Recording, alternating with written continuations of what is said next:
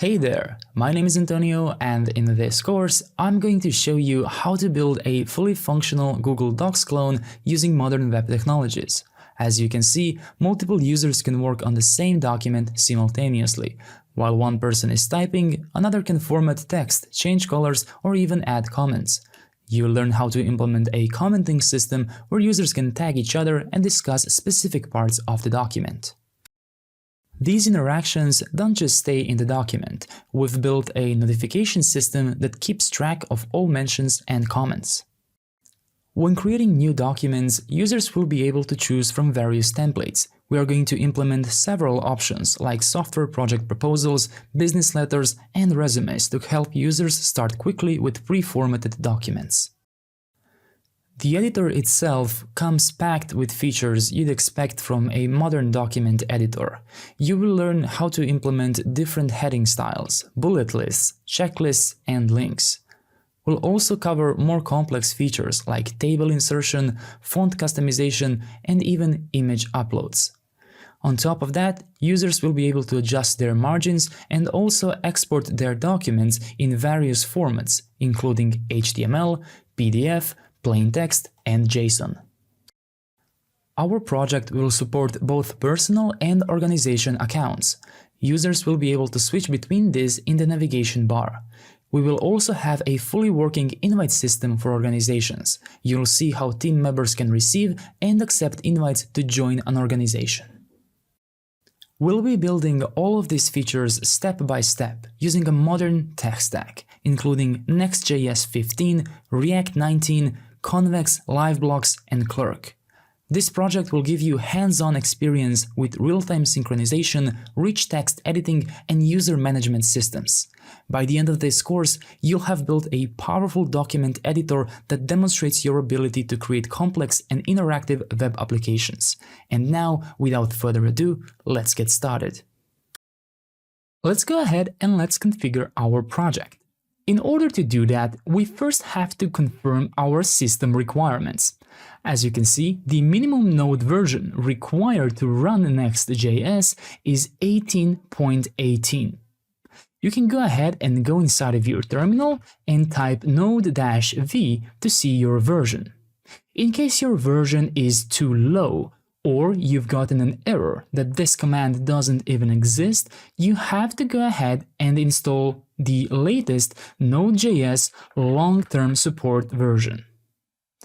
After you have confirmed that, what you can do is also check out your npm and npx versions here. So just ensure you have both of these packages available inside of your environment.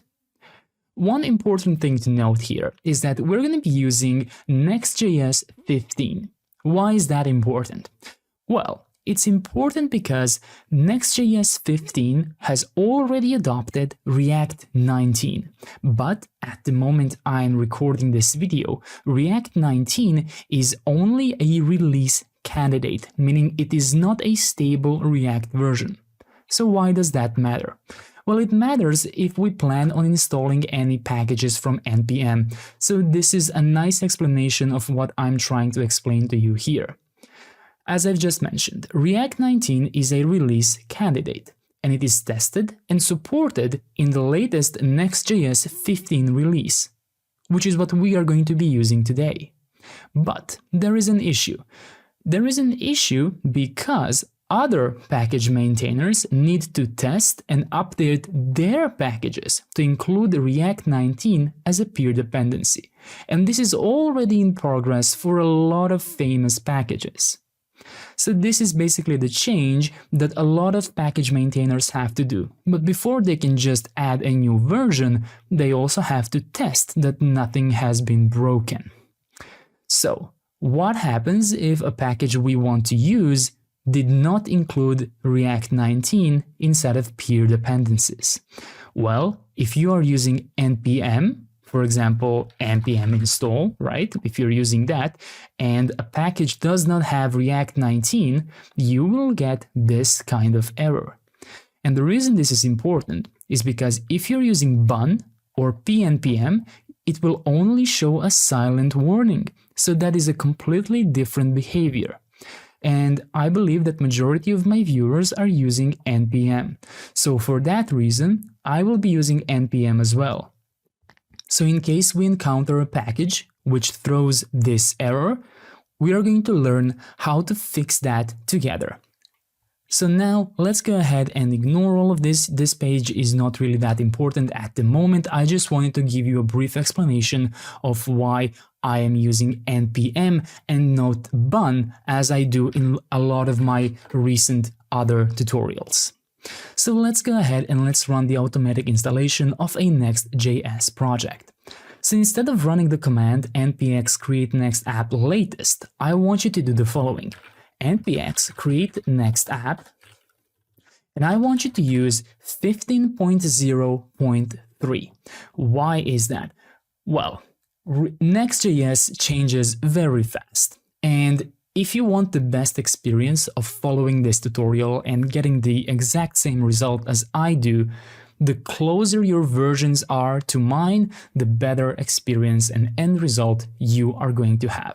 So if you go ahead and run latest here, I don't know when you're watching this video, perhaps that can already be Next.js 16 and a ton of stuff can change. So for that reason, let's go ahead and let's run npx create next app 15.0.3 together. So if you get prompted by this, you can go ahead and press Y. And now let's go ahead and let's name our app. So I'm gonna go ahead and call this docs tutorial. I will be using TypeScript, ESLint, I will be using Tailwind CSS, and I will be using the source directory. So if yours is selected as no, you can use arrow keys to move it left and right to select yes. Also make sure you select the app router. I will not be using TurboPack, so I will leave this at no. And I will not customize the import alias, which is the @ by default. So I will just press enter here, and there we go. We are now installing our project. So I'm gonna pause my video here until this is installed. And there we go. Once you see success and created your project name, you know it has been created. And I just want to show you that I did get some warnings here. I will not be resolving them at the moment. I just want to tell you that in case you are getting the warnings, I'm getting them as well. It's completely okay. We can continue building. So now that we know that we have our project installed, go ahead and open your IDE. In my case, I'm going to be using Visual Studio Code. So I'm going to select open here, and I will select docs tutorial right here. If you get this prompt, you can press yes, I trust the authors right here. And now what I want to do is I want to go over our project structure here, so we ensure that we have the same things installed. So I have the source folder because when we installed our Next.js, we selected yes for the source directory. So inside of the source folder, we can find the app folder where we are going to build our Next.js application. Right now, if you go inside of your app folder, you will see a page.tsx, you will see a layout file, a globals.css, you will see the favicon right here, and you will have some Geist Mono fonts. Besides that, you will have some config files like ESLint, gitignore, nextconfig, and let's go ahead and, well, this is not exactly a config file. Well, I guess it is for your package manager, right? But go ahead and go inside of package.json. The reason I want you to go inside is to confirm that you have the dependencies that I do here. So as you can see, my next version is 15.0.3, and my React and my React DOM versions are 19.0 with the suffix of RC, meaning release candidate right here. This exact number, I believe, doesn't really matter as long as you have installed Next 15.0.3. I think that you will get the exact same version, but even if you didn't, as long as it's 19, that's it. That's what I wanted you to do. You can also pause the screen and just check out these dev dependencies as well, just in case you see that something is obviously wrong, so you can perhaps start again before you go ahead and build the entire project with wrong dependencies. But as I've said, if you have run the 15.0.3, you will most likely have exactly the same things as I do. Great. So besides package.json, what's important is our tailwind.config.ts. So this is important because this was automatically created for us. But usually when you set up Tailwind yourself, right? Because in this, let me see. Would you like to use Tailwind? We selected yes, right? So they've set up Tailwind for us, which means they have added the routes where Tailwind is used. So why am I teaching you this? Well, if you plan on straying away from the structure I will be building in this project, and if you plan to, for example, I don't know, create a new folder inside of source called primitives, like this, and then inside you create your own button.tsx and you start using Tailwind here, keep in mind that Tailwind will not work inside of this folder. Why will it not work inside? Well, because of this Tailwind config.ts. So if you plan on doing any, custom folders inside of the source, which are not pages or components or the app folder, remember that you will have to add it here. So if I wanted my primitives folder to work, I will have to do this exact thing here, right? So I just wanted to kind of briefly explain that. But again, if you are planning on following exactly what I'm doing, you will have no issues. So I'm now going to remove this primitives folder, which I have just created for demonstration. So my entire project will be inside of the app folder and then inside of the components folder, but all of them will be inside of source here. Great, so just double check that your tailwind.config.ts is exactly the same as mine, otherwise you will run into some styling problems. And we can also check the tsconfig here. Well, a lot of things are written here, but I never modify this and I've never really noticed any issues with this being different. Great, let's go ahead and let's start the project now. So in order to start a project, you're gonna run npx run dev. My apologies, npm run dev. And I made a mistake here because I forgot to do something. So once we create our docs tutorial, we have to enter that. So let's go inside of cd docs tutorial right here. There we go. So if I do npm run dev now, there we go. We can now access our app on localhost. So I'm gonna go ahead and copy this. There we go. So Next.js 15.0.3, make sure you have the same version. And I will now go ahead and visit my localhost 3000 here. And what I'm expecting is just a Next.js welcome screen. In your case, you might see a white background. That is because if you take a look inside of our source app folder globals, you can see that they have the color scheme. So media prefers color scheme dark. So if I go ahead and comment this out, for example, there we go. You can see that now it is white. So you can leave it like this for now. And now what I want to do next is set up Shadcn UI, which we are going to use to build our own component library. Because right now we have no components here, right? We only have this page, we have the layout, which we are going to explain a bit later. So what I want to do now is I want to go to Shadcn UI. Let me show you the URL. So ui.shadcn.com. You can go ahead and visit this. So build your component library, and let's go inside of docs here. So what is Shadcn UI? It is not a component library. It's a collection of reusable components that we can copy and paste inside of our apps. What does that mean? Well, it means that we are not going to install Shadcn as a dependency, right? It's not available or distributed via npm, but it is built on top of Radix, right? So you're going to see how this is used in a moment. Let's head inside of the installation. Let's go inside of Next.js here. So this is what I'm going to do. As you can see again here, it tells you to use npx Shadcn at latest, but we are not going to be using the latest version. Let's fixate it to exact version that I have.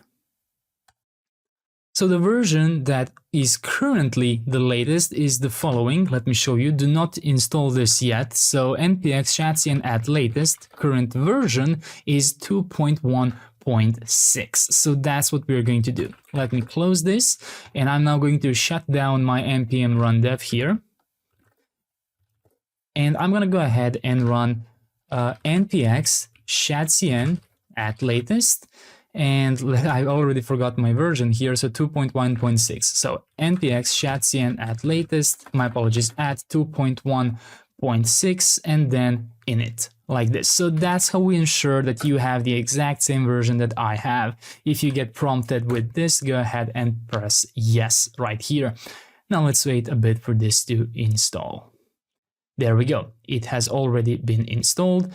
Verifying framework. So framework has been found. Next.js. One important thing to mention is make sure you are doing this inside of your project directory, right? So don't do this outside of your project. It needs to be inside of docs tutorial or whatever you have named. As you can see, I have entered my directory here.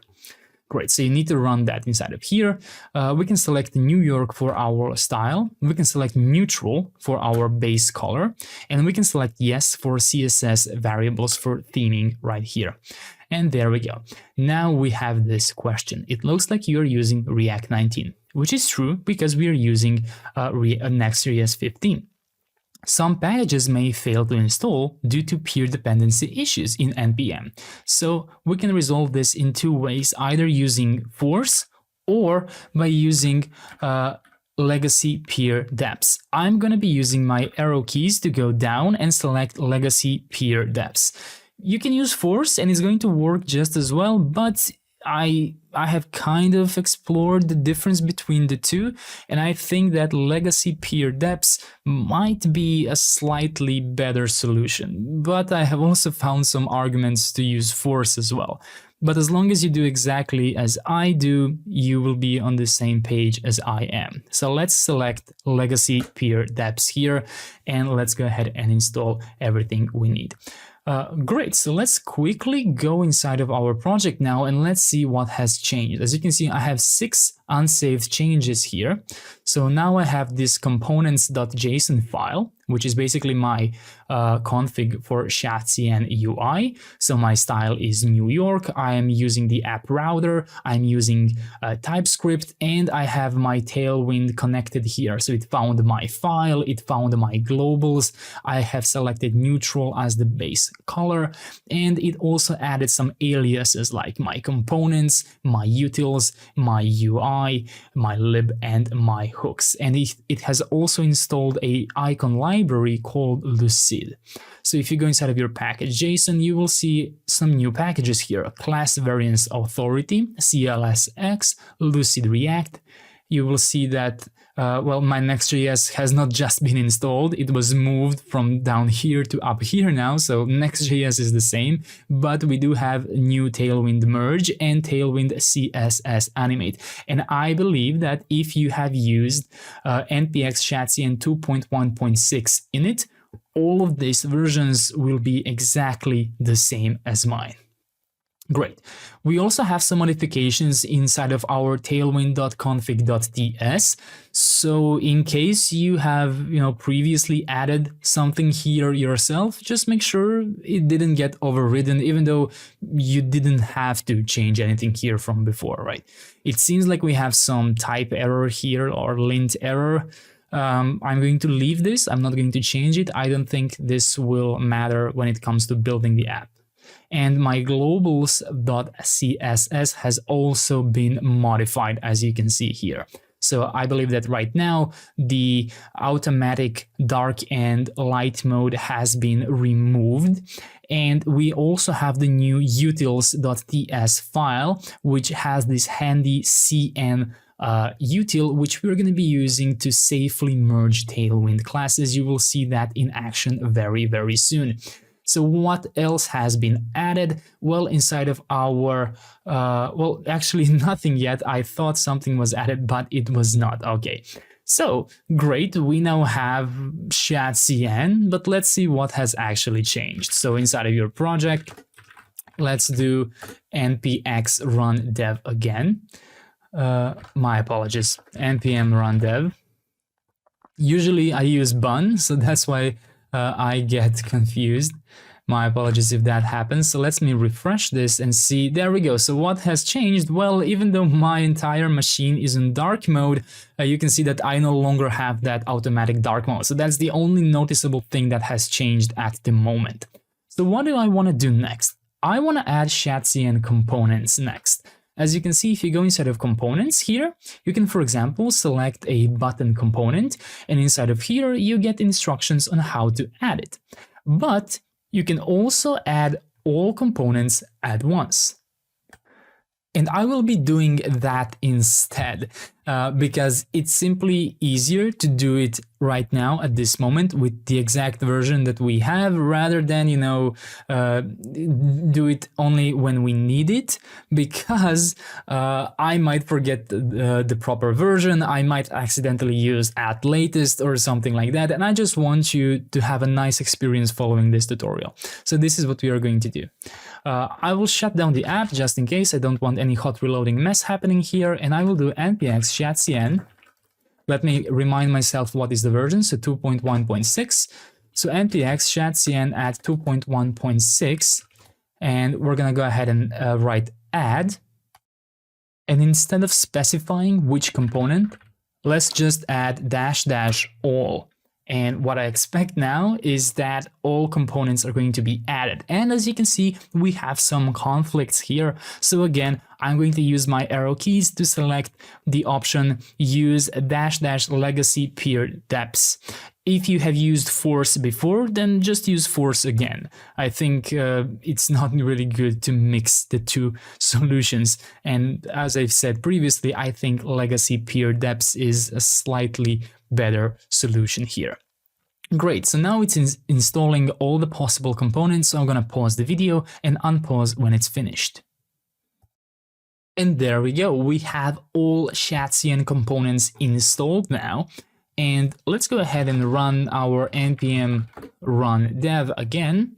Let's refresh our browser to ensure that it's synchronized with our new command, which has just been run. And now let's go inside of source app folder page, which represents what we're seeing right here. And what I like to do is remove the entire thing. And then let's go ahead and build it again. So we're going to do a default export of home like this. And inside of here, we can add a div like this. And let's go ahead and test out our Tailwind a little bit. So first, I'm just going to add a paragraph here, hello world. So what's important inside of this page.tsx files when it comes to Next.js is that they have an export default. If you just did an export const like this and forgot your default export, you are going to get an error here. So whenever you're working with a page file or a layout file, which we are going to explore later, make sure to always have a default export, and you don't need the named export at all. There we go. We now have hello world right here. I will zoom in a lot, so your text will definitely not be as big as mine.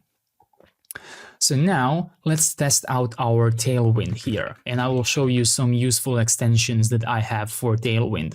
So let's go ahead and, for example, write flex, minimum height of screen, items center, and justify center. And let's see what happens. As you can see, I have centered my text in the middle of the screen.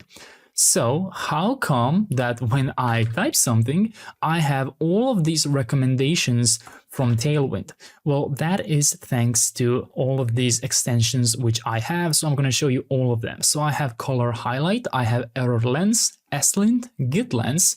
I'm using material icon theme. I'm using Monokai Pro theme. I'm using Prisma, which we are not going to need in this tutorial. I'm using simple React snippets, which you might have seen me do this. So that is where that comes from. And this is the package which I'm talking about, Tailwind CSS Intelligence. Please install this package. It will help you so much. So if you only want a couple of packages from here, make sure it's Tailwind CSS and make sure it's color highlight. I think color highlight is so helpful, and error lens helps me personally, but it might be a choice. So another thing that Tailwind CSS Intelligence will help you with is colors. So if I chose red 500, you can see that it will tell me exactly which color that is, right? So I don't have to guess. Or if I accidentally write something that doesn't exist, it will tell me that it doesn't exist, not by an error, but I will see that there is no color next to it, so I know something is wrong. And if you personally aren't sure if something exists, so for example, justify left, if you hover over this, nothing will happen because this command, this Tailwind class, does not exist. But if you hover on justify center, it will show you the exact CSS happening inside. So that's why I think the Tailwind CSS Intelligence is a very, very useful extension to have here. Great, so we confirmed that our Tailwind is working, and now let's try and import one of the packages which we have just added from Shadcn. So I have 57 unsaved changes here, which are basically all of the components which have just been added. So let's go ahead and try out a very simple one. So your components are located inside of source components here, and then inside of the UI folder. Confirm that you have the button here. There we go, this is my button component. And now let's go ahead and import it. So we can import button from components UI button. And inside of here, I can now add it. Button, click me, like this. And there we go, we have a nice button in the middle of our screen.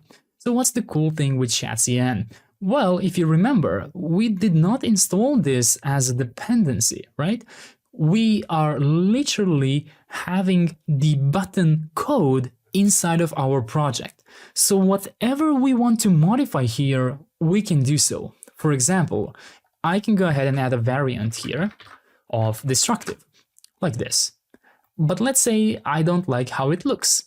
I can go directly inside of the button code, I can go to the destructive variant, and I can change this to green, like this.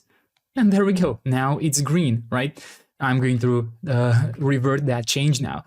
And you can also just as easily, create your own primary BG Blue 500, for example. And you can go right here, and now you can see that we now have primary here. There we go, now it's blue. So that's the power of Shadcn. I have just removed that primary because we are not going to need it. And there we go, we now have an error from TypeScript here. So that's the power of Shadcn, because it gives you full control over your components. You can modify them however you want. You can modify the height, the padding, the radius, anything you want, you can modify here.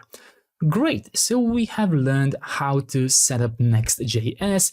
We have explained some issues we might face using React 19 release candidate and Next 15, but we have also learned how to resolve them. We also added a lot of components, a lot of new packages, and we have learned how to add them to the root page of Next.js. So what we're going to do in the next chapter is slowly explore how the structure works, and we are going to add our initial editor using TipTap, and we're going to start building it from scratch to something usable similar to Google Docs or Microsoft Word. Great job. Now let's learn how to create routes, nested routes, and dynamic routes. Head inside of your app folder and create a new folder called Documents. Inside of Documents, we're going to create a reserved file name page, in our case .tsx. What's important inside of this page reserved file names, for them to work and for them to transform this Documents folder into a route, it needs to have, first of all, a reserved file name page.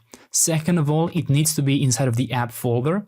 And third of all, it needs to have a default export. So the name of the export default does not matter. So you can call this documents page, you can call this X, whatever you want. It needs to be exported via export default. So I'm going to return a documents page here.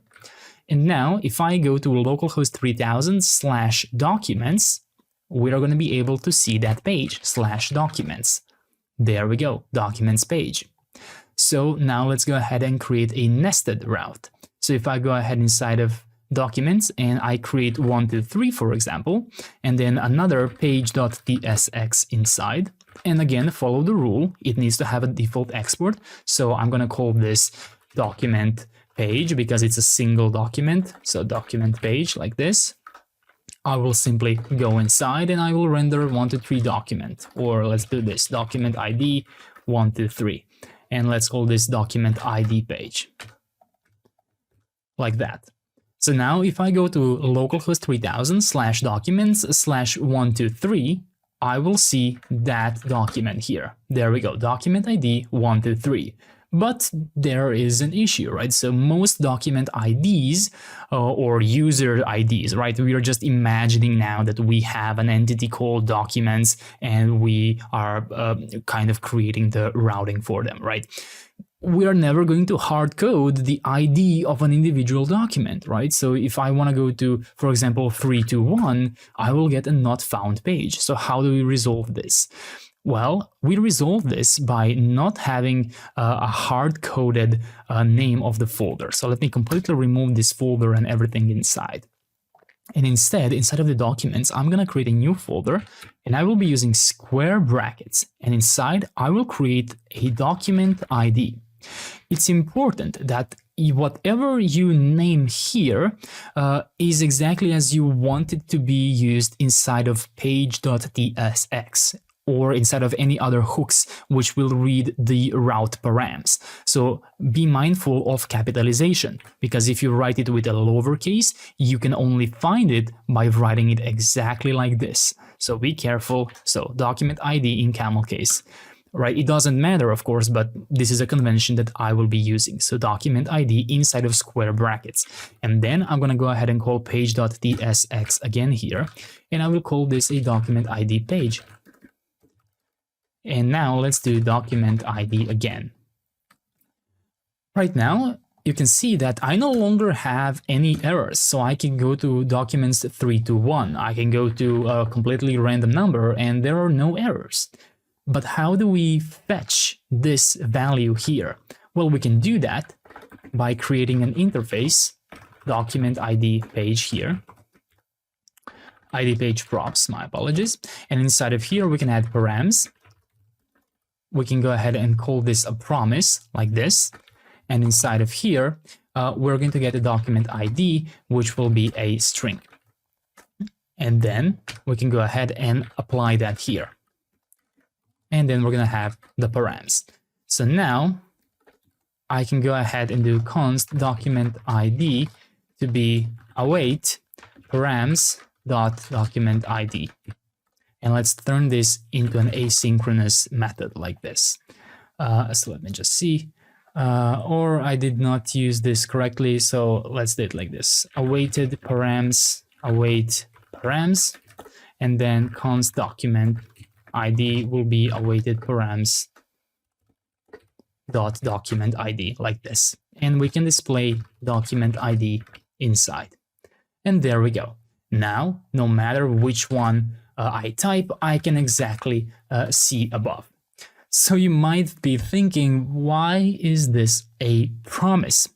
It actually wasn't a promise up until Next.js 15, which is the version we're using for the first time on my channel today.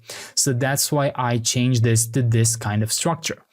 Now, I think that you can still do this, right? So you can still attempt to do this and it will most certainly work.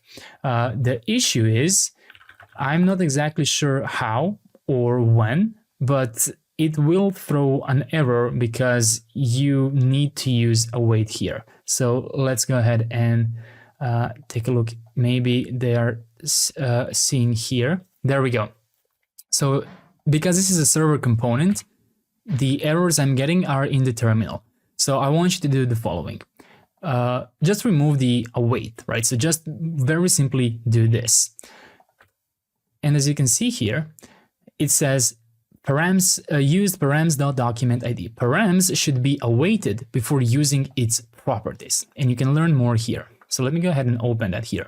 There we go. Dynamic APIs are asynchronous. So in here you can learn, more about why this happens. So there we go. This is what we currently have, right? We just destructured the params and we attempt a direct access of params.id, right? So that's what we are doing here. While that obviously still works, as you can see, it's not how you are supposed to do it anymore, right? So they give you one possible way to fix it. This is if you are upgrading on a large project. So they've created this command which will search through your entire code base and fix that for you. But the fix is this, what we have done initially, right? There we go. They have a nicer solution than I did. So I'm going to go ahead and destructure document ID from await params. There we go. So no errors anymore, still works as intended, and also no more errors here. So let me go ahead and add a lot of empty space here. So we confirm no errors are showing anymore, no matter what I type now. You can see that, oops, let me just go back to my local host, 3000 documents test. There we go. So everything is working. So yes, just as it's written here, from now on, you can access the params using await params. That is the proper way of doing it. And in the client, you can use from React, right? Asynchronous access like that. You can go ahead and read more about this if you're interested about why this is happening, but this is only required inside of Next.js 15. Like that. So this is the first new thing we are encountering. Great, so we've learned how to do that. So now what I want to show you is the layout folder and how does it work. So we already have the root layout here, which basically defines some, root rules for our app. For example, the font, right? Or the class name to the body. And you can see it also initializes the main template, HTML body, and then our children are rendered inside.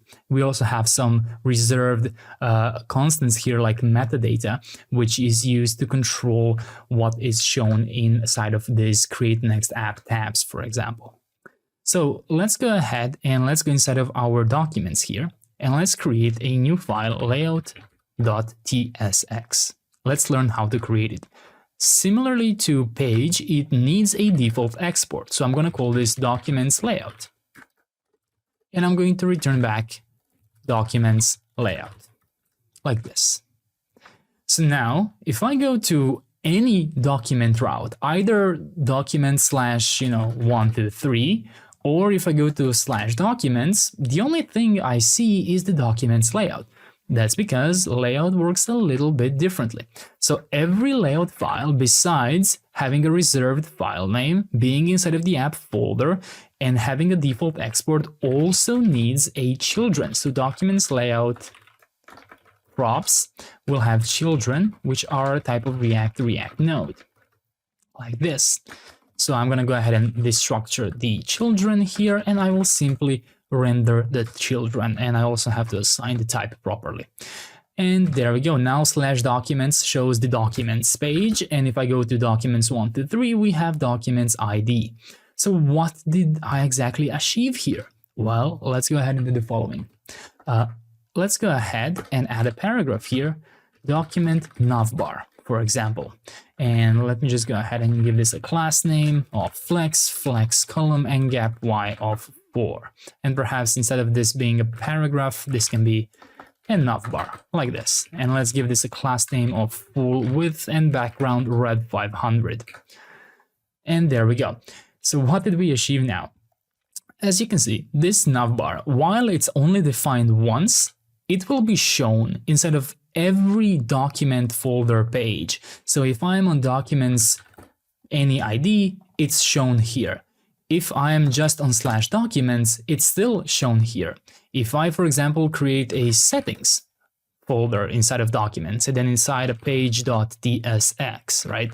And then a documents settings page for documents. And then I go to documents/settings.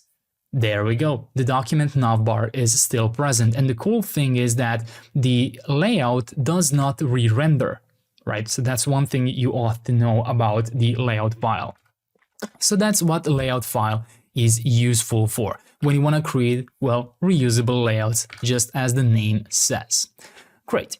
And now I want to show you a different type of folder, which I think will be useful for you to know. So let's go inside of the app folder here. And for example, create an out folder, and then inside of here, create sign in and also create a sign up. And then create a page.tsx in one of them. So I'm going to call this sign up page, div sign up page. I will copy this entire page.tsx and I will paste it inside of the another one. And I will just rename this sign in, right? So now you already know how to access this, right? So localhost 3000 /out/sign in and /sign up. So let's try it out. If I go to /out/sign in, I can see the sign in page, or if I go to sign up, I can see the sign up page, right? But I really don't like this auth prefix here, right? But at the same time, I would prefer having both of these routes encapsulated in a folder called auth, right? That's kind of a completely normal requirement to have, right? I don't want these routes to just be sitting in my app folder, since both of them are auth related. I want to keep them in a folder called auth. But I really dislike that they are part of the URL.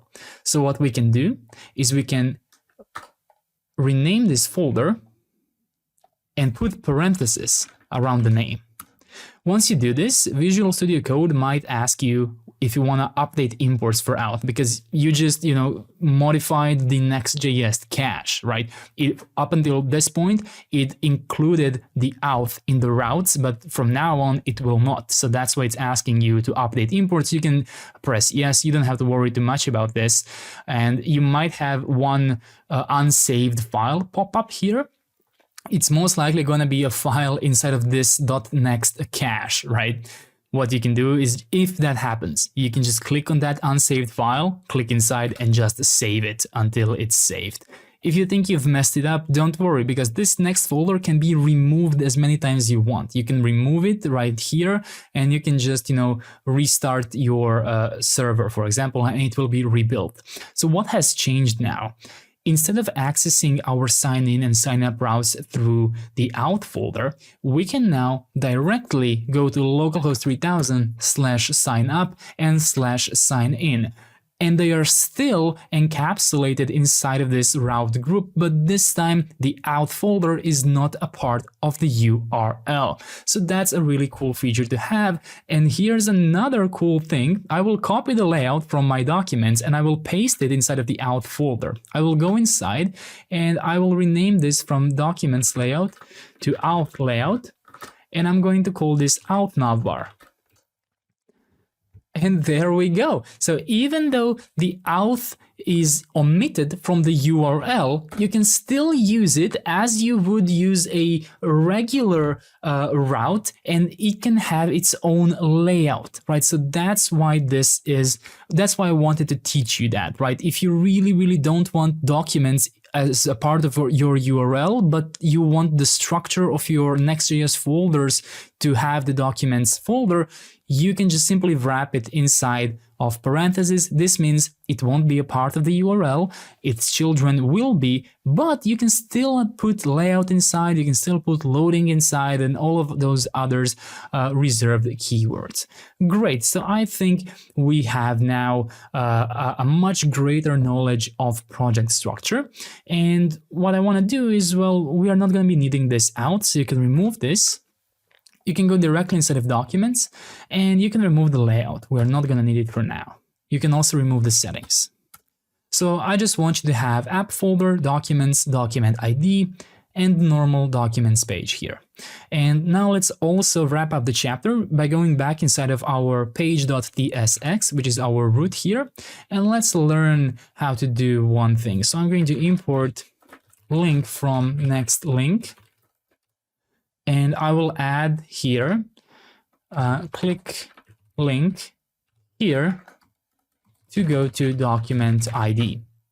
And inside of here, we can add an href/documents/123, like this.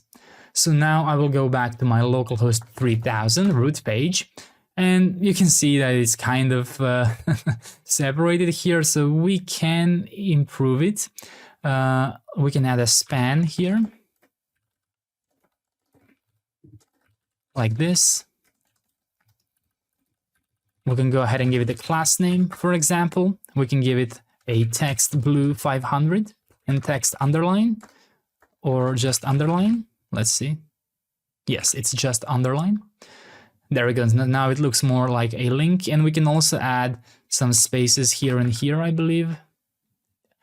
Or we can do a Unicode @NBSP. So we can just add some white spaces. These are just, details. You don't have to do that. But there we go. Now, when you click here, you will get redirected to document ID 123. So let me just collapse this so you can see how it looks like. And I want you to have this on your, root file. So you can simply click on here. If you're ever redirected back here, you can just click this and you will get redirected to a document ID page, because what we're going to be building next is the TipTap editor, and we're going to be doing that inside of the document ID page right here, right? So that's why I want you to have a quick redirect from your root page to the individual document ID. And then later we're going to connect that to the database. So it's actually going to have the whole, screen of documents, and then you will pick and choose which document you want, or to create a completely new one. Great, so you are now more familiar with the project structure. You can play around and create your own routes here. Later on, we will be needing some new reserved files, which we are going to explain when the time comes, but most of them follow the exact same logic as we have explored right now. Great job. Now let's go ahead and let's implement the actual editor component, which will be rendered inside of every individual document ID page. So just as I've left off, ensure that on your root page you have this quick redirect to an individual document 123 page, because this is where we're going to develop, and I don't want you to have to waste time typing the URL every time. Now go inside of source, inside of your app folder, documents, document ID, and inside of here create a new file, editor.tsx. And inside of here you can simply export const editor. So I'm going to be using named exports for components, and only for pages and layouts, I'm going to use the default export. So I'm going to go ahead and write editor here, like that. And then let's go inside of page.tsx. And now let's just import the editor from /editor, like that. And let's render the editor just below our document ID here. And there we go. We now have the editor right here. So what I want to do now is actually add TipTap inside of here. So let's go to the TipTap documentation page. Let's go ahead, and you can use the link in the description to find this page, or simply Google TipTap docs. Now let's go ahead and click on the editor here, and let's click on install. I'm going to select the Next.js option. We have already created a project, and now let's install the dependencies. We're going to have to install TipTap React, TipTap PM, which stands for Prose Mirror, and TipTap Starter Kit. But I want to be a bit more specific with our versions. So I'm going to prepare this here. You can ignore this. I've been testing things out, right? So you can ignore this completely for now. And this is what we're going to install: TipTap React, TipTap PM, and TipTap Starter Kit. But before I run this command, I have opened all of this on npm, so you can see what is the latest version at the time I'm building this video. So for TipTap React, the latest version is 2.10.2. So I'm going to go ahead and add that specific version here, like that. And lucky for me, all of them are the same. Well, it's not actually lucky, I think. Of course, they purposely make that. But yeah, all of them should be the same version. So let me go ahead and try and expand this a bit more. There we go. Oops. So TipTap React 2.10.2, TipTap PM 2.10.2, and TipTap Starter Kit at 2.10.2. So I will just double check. There we go. All of them here are the same. And if you're wondering, TipTap does support React 19. So they didn't have to do any changes for React 19, and they actually have added React 19 in the peer dependencies. But if you go ahead and install this, you will still get the error. So what we have to do is we have to attach legacy peer deps, right? The same thing we had to do inside of our Shadcn components. So I'm going to go ahead and do this again. npm install TipTap React 2.10.2, TipTap Prose Mirror 2.10.2, and TipTap Starter Kit 2.10.2. And then I'm going to add a -- legacy peer deps flag here. Make sure you're doing this inside of the docs tutorial, and let's try this again and see if this time it's going to install without any errors. And there we go. So now, if I go ahead and take a look here inside of my package JSON, I have TipTap PM 2.10.2, TipTap Starter Kit with the same version, and TipTap React with the same version. There we go. So all three of them. I've messed up reading them, but yeah, all three of them are here with the same version. Great. So now let's go ahead and let's actually add the editor here. So what we have to do is we have to import use editor and editor content from TipTap React, and we have to import starter kit from TipTap Starter Kit. So I'm going to go ahead and do that here, like this. And then I'm going to go ahead and define the editor here, like this. And then I'm finally going to render the editor content, like that. And I'm just going to pass in the editor prop, like this.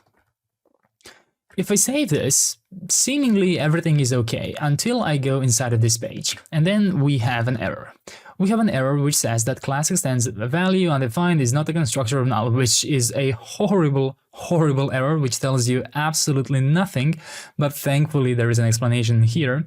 This might be caused by a React class component being rendered in a server component.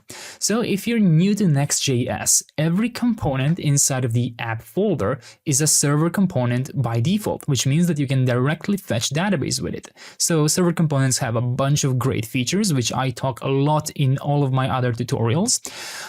So you can go ahead and visit them if you want, an in-depth explanation of them. You can also, visit the Next.js documentation. The problem with them is that they are static. You cannot really use hooks with them, like use editor. So in order to fix this issue, we have to turn this into a client component by adding use client here at the top. Once we do that, the error goes away. And as you can see here, we have our editor.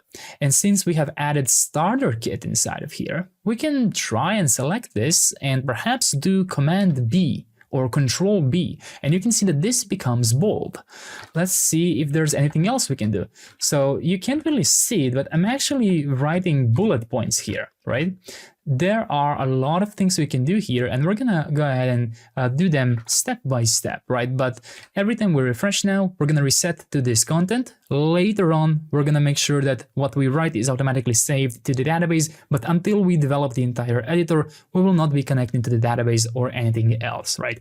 But what we are gonna do is we're going to implement a toolbar so that besides using, shortcuts like Command I to make this italic, we are gonna also have a toolbar at the top to press that button right here. So that's what we're gonna do, and we're also gonna style this so it looks like an A4 paper, just like in Microsoft Word or in Google Docs. Now let's go ahead and style this a bit. So I'm gonna go back inside of page.tsx of the individual document ID. I'm gonna remove the document ID text here, and I'm gonna go ahead and give this a class name, minimum height of screen, and the background of FAFBFD, like that. Then I'm gonna go inside of the editor right here, and I'm gonna add some additional styles. So I'm gonna go ahead and give this div a class name, size full, overflow x auto, background color is gonna be F9 FBFD, px will be 4, When we print the page, I'm going to remove all padding so the document is as clear as possible for PDF reading. So padding will be 0 on print media query. On print, we're also going to use a plain white page. And on print, all overflow will be visible. So make sure you have added these 3 prints right here, because it's very important to make print as beautiful as possible for your docs clone. So now encapsulate this editor content inside of another div and give this a class name of minimum width of max, flex, justify, center, width of 816 pixels, py of 4, on print py 0.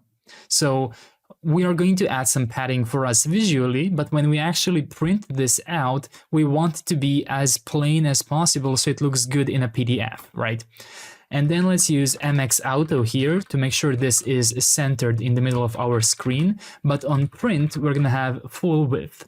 And on print, minimum width will be 0, like that. So ensure that you are having all of these. And already you should see a slight difference. So now this editor right here is centered like that. Great. So now what I want to do is I want to go inside of the use editor here, and I'm going to go ahead and add editor props here. And I'm going to add attributes, and then I'm going to add class like this. Inside of this class, I'm going to add the following: focus, outline, none. So once I've added this, you can see that I no longer get that ugly looking outline every time we focus. So now it kind of looks flashed out, right? Then let's go ahead and let's add on print border 0. Let's add background white. Let's add a border C7, C7, C7, like that. Let's add flex, flex column, a minimum height of 1054 pixels, like this, a width of 816 pixels, a padding top of 10, a PR of 14, a padding bottom of 10, and cursor to be text, like this. So this is the entire class name inside of the inside attributes, right? So I haven't found a way to pass that through this component. You can try and adding it to the class name, it will not work. So this is obviously targeting something else here. So there we go. You can see, I don't know how well you can see, right? I'm going to zoom out a bit, but you can see that we have a paper here, which is definitely different from what I have on the background. What I'm missing is a border. I did define a border color, but I forgot to actually add border class name here. So once I do that, it's definitely more visible than before. Perfect. So now what I want to do is I want to add some style here, right? I'm purposely doing this in style because later this will be dynamic, which means I cannot use Tailwind for that because of how just-in-time compiler works for Tailwind. So we're going to add padding dash left here, and we're going to set it to 56 pixels. And then I'm going to add padding slash right, which will be 56 pixels as well. Right now, this doesn't make sense. Why am I writing this like that? But later, this will be dynamic, both this and this. So that's why I have already separated them. So right now, there we go. You can see that we already kind of look like Word, right? And if you go to, if I am at 100% zoom, you can see how the document looks like. So it definitely looks like the actual Google Docs or Microsoft Word size document. Great, so we have learned how to style our editor both from the outside and from the inside. And if you try printing something, so I'm gonna go ahead and do test print. And if I press command and print here, there we go, you can see I can't exactly zoom in here, or maybe I can. Oh, I can. Okay, so let's see. You can see that we have this added from the print, right? So this is the time it is. We have the actual title of our tab, but you can see how there is nothing else included besides this, so we will have to fix this later, even though this is only in development. So I'm not sure if this little spark is actually an issue, but we're gonna check out print every now and then to make sure it always looks good, right? Right now we can't really, it's not really that impressive, but later on when we add a whole navbar in the toolbar, it's gonna be impressive with how well it's gonna look when it's printed. If you're wondering, what does this flash actually do? It's a helpful util from Next.js in development mode only, which tells you if this is a static route or dynamic route. And you can also close that if you want to. Great. So now that we have added our initial editor here, and you have played around with everything it can do, italic text, for example, bold, unbold, all of those things. I'm not sure what else does it have. Does it have headings? It does not yet. Great. So basically, why do we even have those features? Because of the starter kit. So starter kit is a collection of essential editor extensions. Which extensions are those? Well, basically, inside of TipTap docs, if you go inside of the nodes here, you can see they have a bunch of stuff like block quote, bullet list, code block, document, hard break, heading, horizontal rule, image, list item, paragraph, table, all of those things, right? And they also have a starter kit. Let me try and find the actual starter kit using the starter kit extension. There we go. So this is what's included. Block quote, bullet list, code block, document, hard break, heading, horizontal rule, list item, ordered list, paragraph, and text. And also some marks like bold, code, italic, and strike, and also some extensions. So you can see we have included all of these things with one simple starter kit extension here. You can also, if you want for any reason, you can install any of this individually, and you can add them next to this. So you can do this if you want to, right? And then you can extend it and configure it. But you can also configure everything you want from the starter kit, right? So if you want to play around with this, I'm going to do all of that later. So for now, I want to stop here. We've learned how to style the editor from the outside and from the inside. We've made it look kind of like an A4 paper. I'm quite satisfied with how it looks. And now what we are going to work on is, well, we're going to go ahead and kind of ensure that we have all the necessary extensions, right? Because you should be able to do a lot of things just via a keyboard, but we also have to read a toolbar so that you can click on it. So you don't have to do Command B for bold, but that you can click on something, right? But also we actually have bullet list implemented right now. So you use bullet list like adding a dash here, right? And then adding space. You can see how it disappears because it actually turned into a bullet list. The problem is we don't have styles for it. So it doesn't look like anything, right? So that's the kind of things we have to fix. And we're going to do that in the next chapter. I want you to go ahead and play around with TipTap if you want to, but we're going to stop here.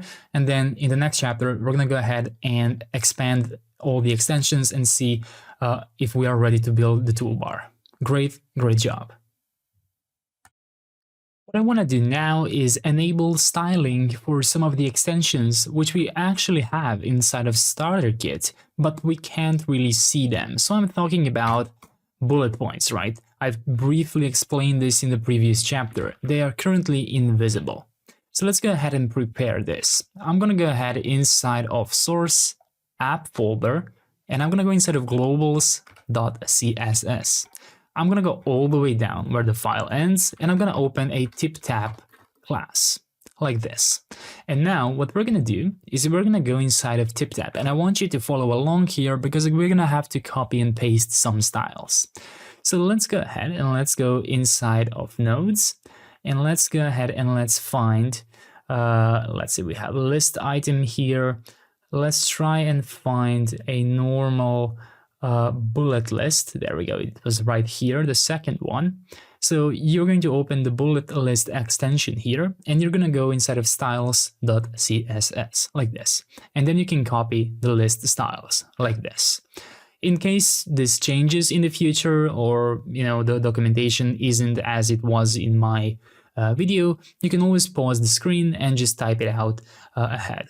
So let's go inside of TipTap here, and let's paste this. So I like to use these comments. So list styles, UL meaning unordered list and ordered list, and then the individual paragraph inside of the list here. So make sure you save this file.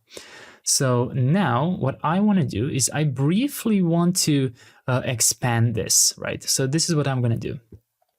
So I'm going to stop this here like this. So I'm going to change the ordered list to only have the padding and the margin here, right? And then inside of here, I'm going to add unordered list and list. So both of them here, and I'm going to open it. And inside of here, what I'm going to do is I'm going to add list style type will be disk, like this. And I'm going to remove list here and just leave the paragraph to be margin top 0.25 EM and margin bottom 0.25 EM, like this. And then what I'm going to do outside of this unordered list and list is I'm going to add ordered list and list. List style type will be decimal, like that. And then I'm going to open a paragraph again, and I can just copy this entire thing actually. So we have now created styles for an unordered list, and here we have styles for an ordered list. And all of that is inside of the TipTap class here, right? So what we did is we copied from here, but then we briefly modified it. So we use this as the general styles for ordered list and unordered list, and then we styled the unordered list to use the list style type of disk, and ordered list to use the list style type of decimal, like that. There we go. So make sure you have this. And now I believe that if you go ahead and try it out, so I'm going to refresh the entire thing. So if you add a dash and add space, it will turn into a bullet list. So list 1, list 2, list 3. There we go. And I think that if I try this, there we go. Numbered list works perfectly. There we go. So that works because we have specified that for ordered list, the list style type will be decimal, and for unordered list, the list style type will be disk. Great. So we now have both our bullet points and ordered list working. Great. So now what I want to do is the following. While we are on the topic of lists, let's go ahead and do the following. Let's see if we already have task list. So task list allows checklists like this. To be honest, I'm not sure if this is included in the starter kit. So I'm going to search for starter kit and I'm going to open it in a new tab. So we have it here. Let's see. I think that task list does not exist here. Great. So let me just go ahead and see. So we type this and a new line and it will magically transform to a task list. So right now, if we try that, it doesn't work. Okay. So it means that we have to install it. So in here we can see the version, so 2.10.2. So I'm going to go ahead and do that. So I'm simply going to add extension task list and extension task item. I believe both of them are exactly the same version, 2.10.2. So let's go back inside of our project here. And let's do npm install like this. But I will also add the proper versions here. So I want you to do the same so you have no errors. So 2.10.2. And for this one as well, add 2.10.2. Let's see if we're going to get errors. I forgot to add legacy depths. There we go. So I have to add -- legacy -peer -depths like this. And there we go. So we now have those two, but we're not done yet. We now have to add task list and task item here. So let's import task list and task item from extension from which we just installed, right? So let's go inside of documents, document ID editor here. And now I'm going to add those two. So task item and task list, and you add them inside of this array of extensions. So after starter kit, I'm going to add task item and task list. And inside of here, it looks like we can configure the task item to be nested, right? So I'm going to add .configure here, nested, and let's enable it like this. And what's currently happening, I believe, I'm gonna refresh the entire thing. If I add this, there we go.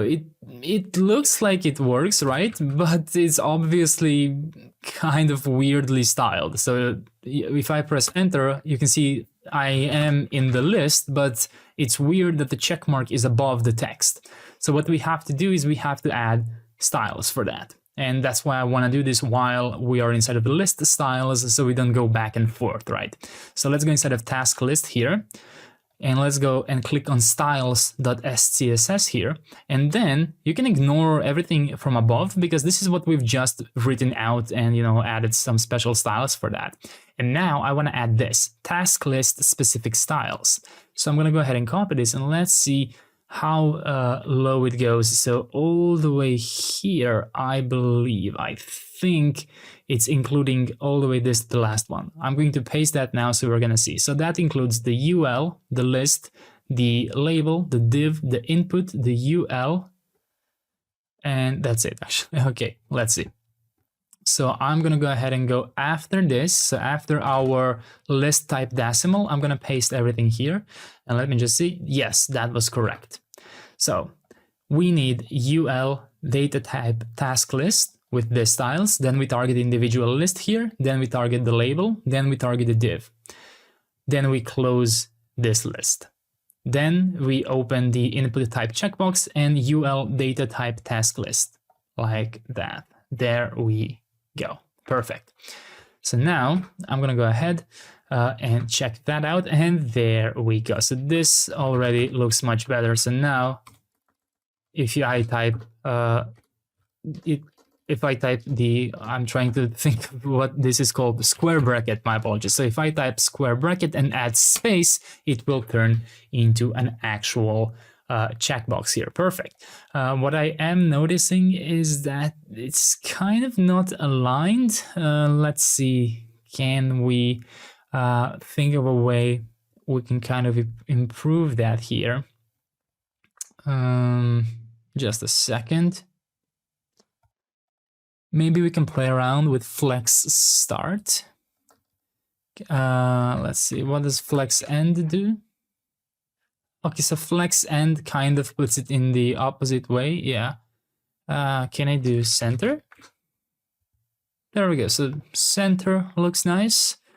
But how does this look if it's multi-line is what I was interested about. Yeah, so this is how it will look. If you hold shift enter, then it kind of looks weird.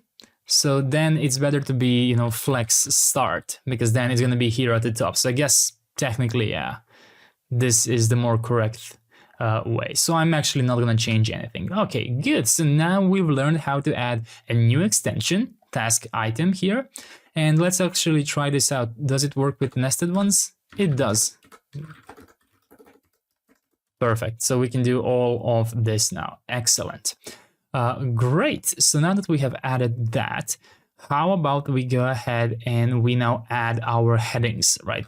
Because let's go ahead and let's see. Is heading included in starter kit here? It is. So headings are included inside of starter kit, so we don't have to manually add them, but we do have to add their styles. So go ahead and click on heading here, or simply find it inside of this extensions.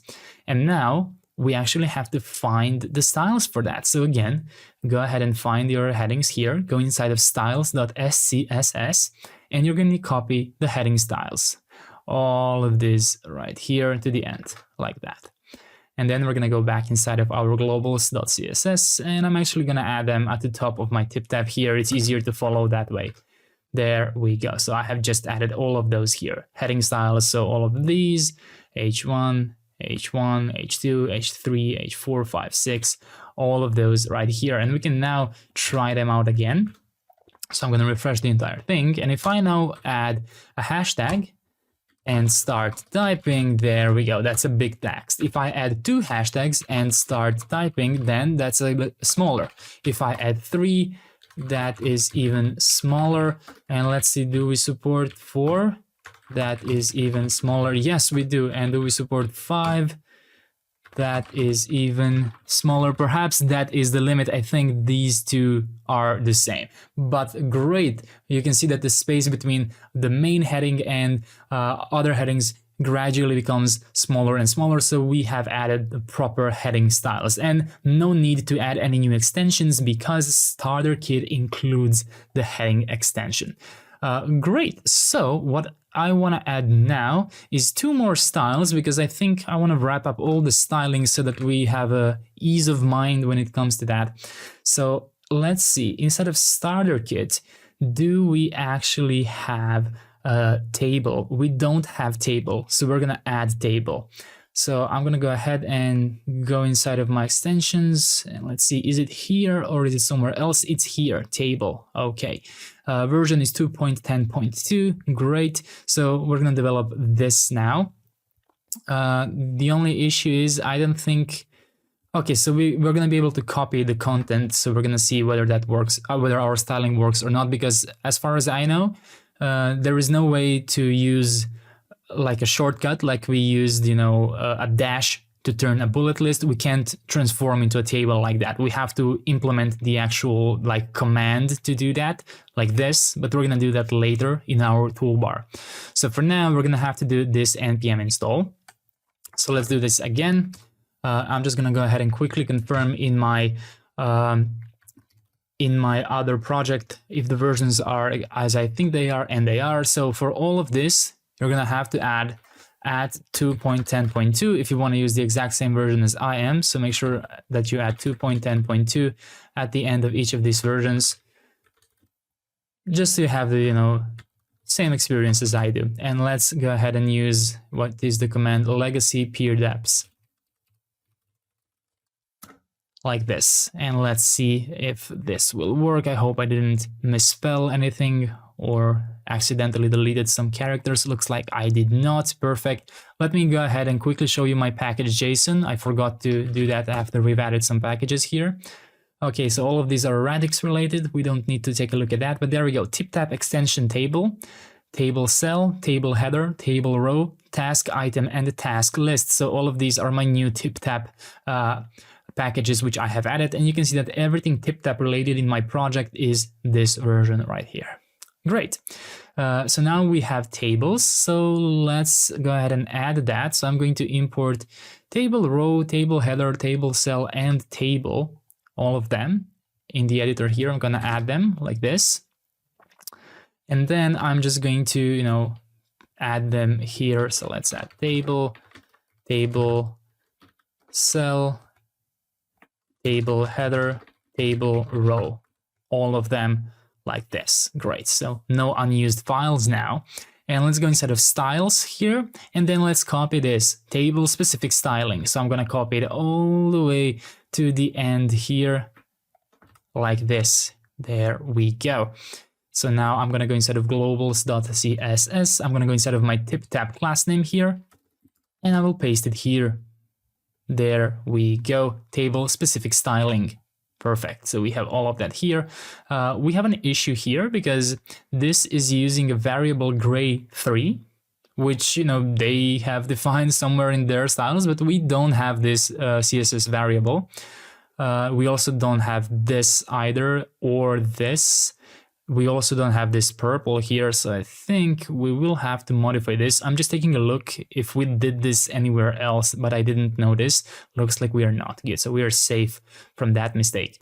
So what I want to do now is, of course, save this, and now let's replace each of this with actual styles we can do. So I'm going to go ahead and replace this border here with just the color black, like this. Gray one, let's see, can I use maybe C7, C7, C7, like this. Gray 2, let's see, C7, C7, C8, maybe. And for the purple one, well, I think we can just use -- primary. We can use primary because we actually have primary defined here because of Shadcn. But, you know, I'm looking at my original source code now, and I didn't even modify these things, and my tables still look okay. So I think this will be fine. I hope so. Okay, so make sure you have just got rid of this unused variables, right? So we can use primary again because we have primary here. Confirm that you have it. If you don't, you can just add your own color here. You can of course play around and change the colors a bit more than I did. Okay, I can do this, great. So how can I do this? This is because of the extension color highlight, right? So for the selected cell after, I kind of want to add, I guess, a darker gray color. So I'm just gonna pick one. There we go. 959596. Let's use that like this. There we go. And now, since we can't really test this out, right? There's nothing I can write here that will render a table. What we have to do is go inside of the table here and go ahead and just copy this initial content here. And then you can go inside of editor and replace the content. So let me see, did I copy? I copied the content key as well. There we go. So just add this. And let's go here and let's refresh. And there we go. You can see that we can now render our tables. Perfect. So you can go ahead and kind of keep this if you want to, and then play around with these colors like the border, the background color, the background here, right? And of course, if you want to, you can go ahead and expand the table even further. You know, you can play around with resizing it and all of those things. But we're going to stop the table here. So what I want to do next is I want to wrap our TipTap styles with images, right? So I think that inside of starter kit, we have image, or maybe we don't have image. Let's see. So what we have to do is we have to find a random image that we can copy and paste. Let's see. I'm going to go ahead and go inside of extensions and find the image. And just try and click copy on any of these placeholder images which they have here and try and insert them. Okay, so I tried to paste them and nothing happens. I think that's enough for us to confirm that we cannot insert images. So let's go ahead and let's install this. I thought that maybe image comes with the starter kit, but looks like it does not. The version is 2.10.2. That's great. So let's go ahead and let's install this. I believe we're also going to have to do 2.10.2 -- legacy peer depths like this. There we go. So now let's try this again. Whoops. I'm going to go ahead and go and try and copy an image. So right click, copy image. I'm going to refresh first. And it looks like I still cannot do it. And I think that that is because I might be missing some other extensions here which enable me to actually do that. So let me go ahead and see functionality. Maybe here, drop cursor. So that's used for dragging the image around. And I think this actually might be a part of the starter kit. Let's see. Yes, it is drop cursor here. So we don't have to install that. So I'm not sure why I am not able to see an image. So I'm just going to go ahead and pause the video and try and debug this myself.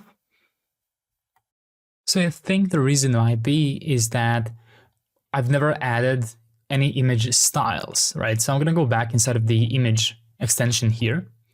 And let's go inside of styles like this. And let's actually copy the image like this. So I'm going to go inside of my globals above the table specific styling. I'm just going to add a comment, image specific styling. And I'm going to remove this with primary. I'm going to modify this to use primary because we have the primary variable, right? So now I have this right here. So I'm going to refresh this and I'm going to go and again try and copy an image. Try and paste it here. Looks like it's still not working. Okay, so I have to go ahead and pause and debug this. Well, I forgot to do a very, very stupid thing. I forgot to add the actual image extension. I think that's the issue. Okay, so let's go ahead and actually import image from TipTap extension image right here. And let's just add it here after starter kit. Let me try this again. So I'm going to copy this. I'm going to refresh this. Let me just... There we go. Okay, I was already scared for a second that is not working again, but looks like it is working. Perfect. So what I want to do now is I want to show you that there actually is a way to enable extension of this, right? And let's see, we can drag the image. Great, so we already have that from the starter kit, but it would be cool to like resize the image. And there actually is a package for that, which is not official, so it's not from TipTap, but we can, I've tested it on my initial project and it did work as intended. So let's go ahead and do this. Let's do npm install TipTap -extension resize image at 1.2.1, and let's see if I'm gonna need to add. Okay, so I need to add -- legacy peer depths to avoid the error here, like that. Great, so we have this, and now we have to import that inside of our editor. So let's go inside of the editor here, and let's import this. So image resize from TipTap -extension resize image. You can see how it's different from all the other packages because it's not an official package, right? But it does work. So I'm just going to add image resize here. I'm going to refresh this. We need to grab an image again. So I'm just going to go ahead and do that. And there we go. You can see that I can now position it. I can center it. I can expand it. This bubble menu is not exactly beautiful, but you know, if you, I think you can probably style it if you go ahead and yeah, I guess you can. So if you target this class, prose mirror selected node, and kind of target this, you can style it, but I'm not going to do that. But yeah, you can definitely style this and make it look a little bit better. Great, so that works.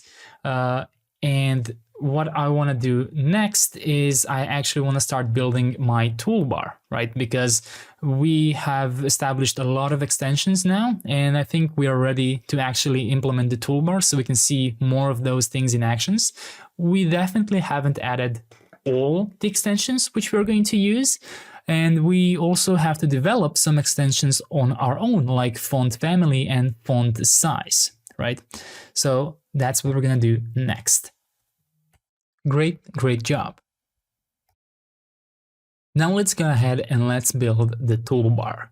So let's go back inside of our document ID page, and let's go ahead and let's encapsulate this. Actually, no need to encapsulate anything, right? Let's just add a toolbar component like this. Let's go inside of document ID and let's add toolbar.tsx like that. Let's export const toolbar right here, and let's return a div toolbar. Let's go back inside of the document ID page and let's import the toolbar from /toolbar. And now you should see the text toolbar right here above. Great. Now let's go ahead and let's style the toolbar. So I'm going to give this div a class name of background f1, f4, f9, px of 2.5, py of 0.5, rounded will be 24 pixels, minimum height will be 40 pixels, flex, items center, gap between each item will be 0.5, and overflow x auto, so it scrolls on mobile devices. So this is the entire class name. And then what we're gonna do, let's just quickly see, can we see it already? And I can already see like a different colored toolbar here. So now what we ought to do is create a toolbar button component. So let's do const toolbar button. And let's go ahead and let's create an interface toolbar button props. Let's give it an onClick to be optional like this, and void is active to be an optional boolean, and icon to be a type of Lucid icon from Lucid React like this. Now let's go ahead and let's use that here. So we can extract onClick is active and icon here. Let's immediately remap the icon to use icon with capital I so we can use it as the actual component here. And then inside of here, go ahead and return a native button element and simply render the icon inside. So that's why it's important to remap the icon from props to a capital I so it can be used as a component. And then let's go ahead and give this icon a class name of size 4. And let's go ahead and give this button the following attributes. So onClick will be onClick, and then we're gonna have class name here, but we are gonna use curly brackets, and we're going to import cn from libutils, and we already have that. Remember, when we added Shadcn UI, we got this cn function so that we can merge Tailwind classes safely and without conflicts. So it's inside of your it's inside of your source libutils, right?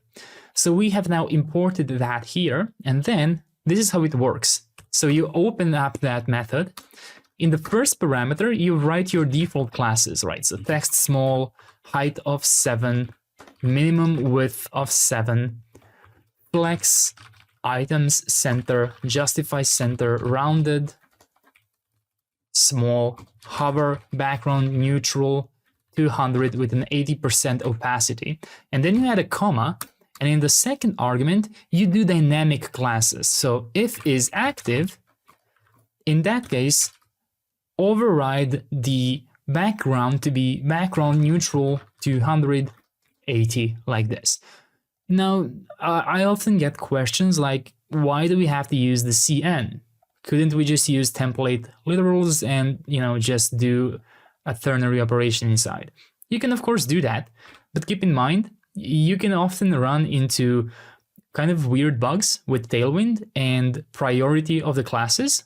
What this package does for you is solves that, right? So a lot of things that you think you don't have to take care of, this util actually takes care of. So I highly recommend always using this when you're doing dynamic classes. And it has a nice syntax on top of everything. Great, so we now have the toolbar button.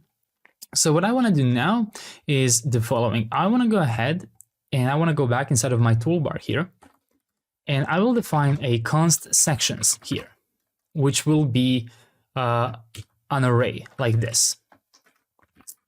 And inside of here, let's go ahead and let's define the type here. So this will be the following. Label will be a string, icon will be lucid icon, onClick will be a void, and let me just collapse this. Right, so for now, we are defining this to be an object, so that's obviously incorrect because we just, set it as an array here. So onClick will be a void, and is active will be an optional boolean. So what sections is going to be a matrix of those, like this. So make sure you put double arrays at the end. So how exactly will that look like? Well, inside of this array, we're going to open up another array like this. And then inside of here, an object. So for example, we're going to have undo. Icon will be undo to icon from Lucid React. There we go. And then we're going to have an onClick method here. And well, I already started typing editor, but we don't really have that yet. So for now, I'm just going to add a console log undo clicked. Okay, so now that you have set up the sections here, we can go ahead and actually render the sections. So inside of here, instead of rendering the toolbar text, we're going to render the first array inside of our sections array. So we're going to do sections first in the array dot map, get the individual item here, and then we're going to render a toolbar button. The key will simply be item.label, and then we're just going to spread the item because the item props right here, label, icon, onClick, and is active, are compatible. So it looks like this is for some reason reading. Oh no, I think this is just my TypeScript server. So restart TypeScript server, and I think now it's okay. So yeah, you can see that this item is compatible with the toolbar button props, right? So that's why we can just spread the props here. So now we have an error here, and it might be familiar. It's because toolbar needs to be a client component, right? Because we are using interactive things inside. So we have to go ahead and mark this as use client.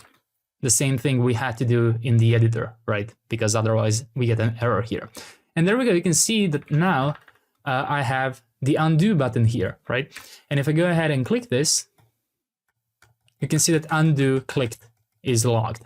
So what is our next step? Our next step is to actually enable the undo, because right now, if you want to, and you start typing something, you change this to bold, you change this to italic, and if you do Command Z or Control Z if you're on Windows, you can see that you can actually undo, and you can also redo things. So history naturally exists inside of TipTap, inside of our starter kit, right? So our starter kit in the editor here actually includes history. So what we have to do now, let's just confirm that. Yeah, so extensions, history inside of the starter kit here. So what we have to do now is we somehow have to pass this editor constant all the way inside of the toolbar here, which is kind of tricky because the editor and toolbar are next to each other in this component hierarchy, right? So we can't really pass it as a prop here. But what we can do is implement a global store. And we can do that using a couple of methods. We can use React context, we can use Zustand, or we can use Yotai, or of course a billion other packages. I personally prefer Zustand, I'm not sure how to pronounce it, and Yotai, but for this project, I'm gonna be using Zustand. So let's go ahead and look at the version that I have. So that is 5.0.1. So I'm gonna go ahead and install that. Also, we have this error here, TipTap error. So we can also fix this in a moment. First of all, let's do npm install Zustand 5.1.0. My apologies, 5.0.1.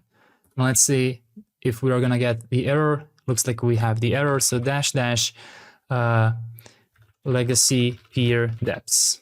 Let me expand this so you can see it in one line. There we go. So npm install Zustand at 5.0.1 -- legacy peer depths, like this. And there we go. So if you're watching this in the future, and you're not getting these errors, that means that, React 19 has been adopted and you no longer have to do this, right? So I'm doing this because as I've explained in the beginning of the tutorial, not all package maintainers have added React 19 in their peer dependencies. And even with that, React 19 is still a release candidate. So I guess there is some mismatch between versions. Great. So now we have Zustand installed. So what I'm going to do is first of all show you my package JSON. So let me just show you that. There we go, Zustand 5.0.1. And then inside of my source, I'm going to create a new folder called store. And inside of here, I'm going to create use editor store.ts like this. And inside of here, I'm going to import create from Zustand. I'm going to import the editor from @tiptap/react. And to be more exact, I will import type editor, and then I will create an interface editor state here to have the editor, which will be either the editor type or null, and set editor, which will accept the editor prop and void. And this can also be null, like this. And then let's create a constant use editor store here, create editor state, like that. Let's extract set here, and let's immediately return an object, right? So if you do this, you are returning a function, but if you wrap this inside of parentheses, you are immediately returning an object. So you can add editor to be null by default and set editor to simply do its thing like this. There we go. And you can also do an export const use editor store. There we go. So that is our use editor store. So what we have to do now is we have to import that inside of our app documents editor right here. So I'm going to import use editor store from store use editor store here. And then what I'm going to do is I'm going to enable it here. So const use editor store set editor like this. And then we're going to go ahead and after our extensions, but before the content or after the content or before the extensions, it really does not matter. You can even do it here. Yeah. So we're going to add on create like this. And you can actually use this autofill on create props like this. And we can destructure this to be editor. So once the editor has been created, what we're going to do is we're going to call set editor and pass it inside like this. So once the editor initially gets created, we're going to have access to it wherever else we use this. So for example, if I go inside of my toolbar and I add that here, not inside of the toolbar button, inside of my toolbar, right? So if I go ahead and add that here, use editor store, from store use editor store here, and instead I get the editor, I can console log editor, and also let's add toolbar editor. Let's go ahead and try that out. So I'm going to open this up. I'm going to refresh, and there we go. In the beginning, toolbar editor is null, as you can see. And then once we load, the editor is actually an editor here. So what we can do then is the following. We can actually go ahead and find our onClick for the undo. And in this arrow function, we can do editor !chain dot focus dot undo dot run like this. So now I'm going to refresh, and then I am going to type something. I am going to bold something, and then I'm going to press undo. And there we go. You can see how history is working here. So how did I know that I have to run this exact thing? Well, you can always visit the actual documentation. So let's open up history here. Let's go ahead and find history. And inside of here, you can find the instructions. And I mean, you can already see that everything kind of runs the same way. But let's go ahead and actually find the commands here.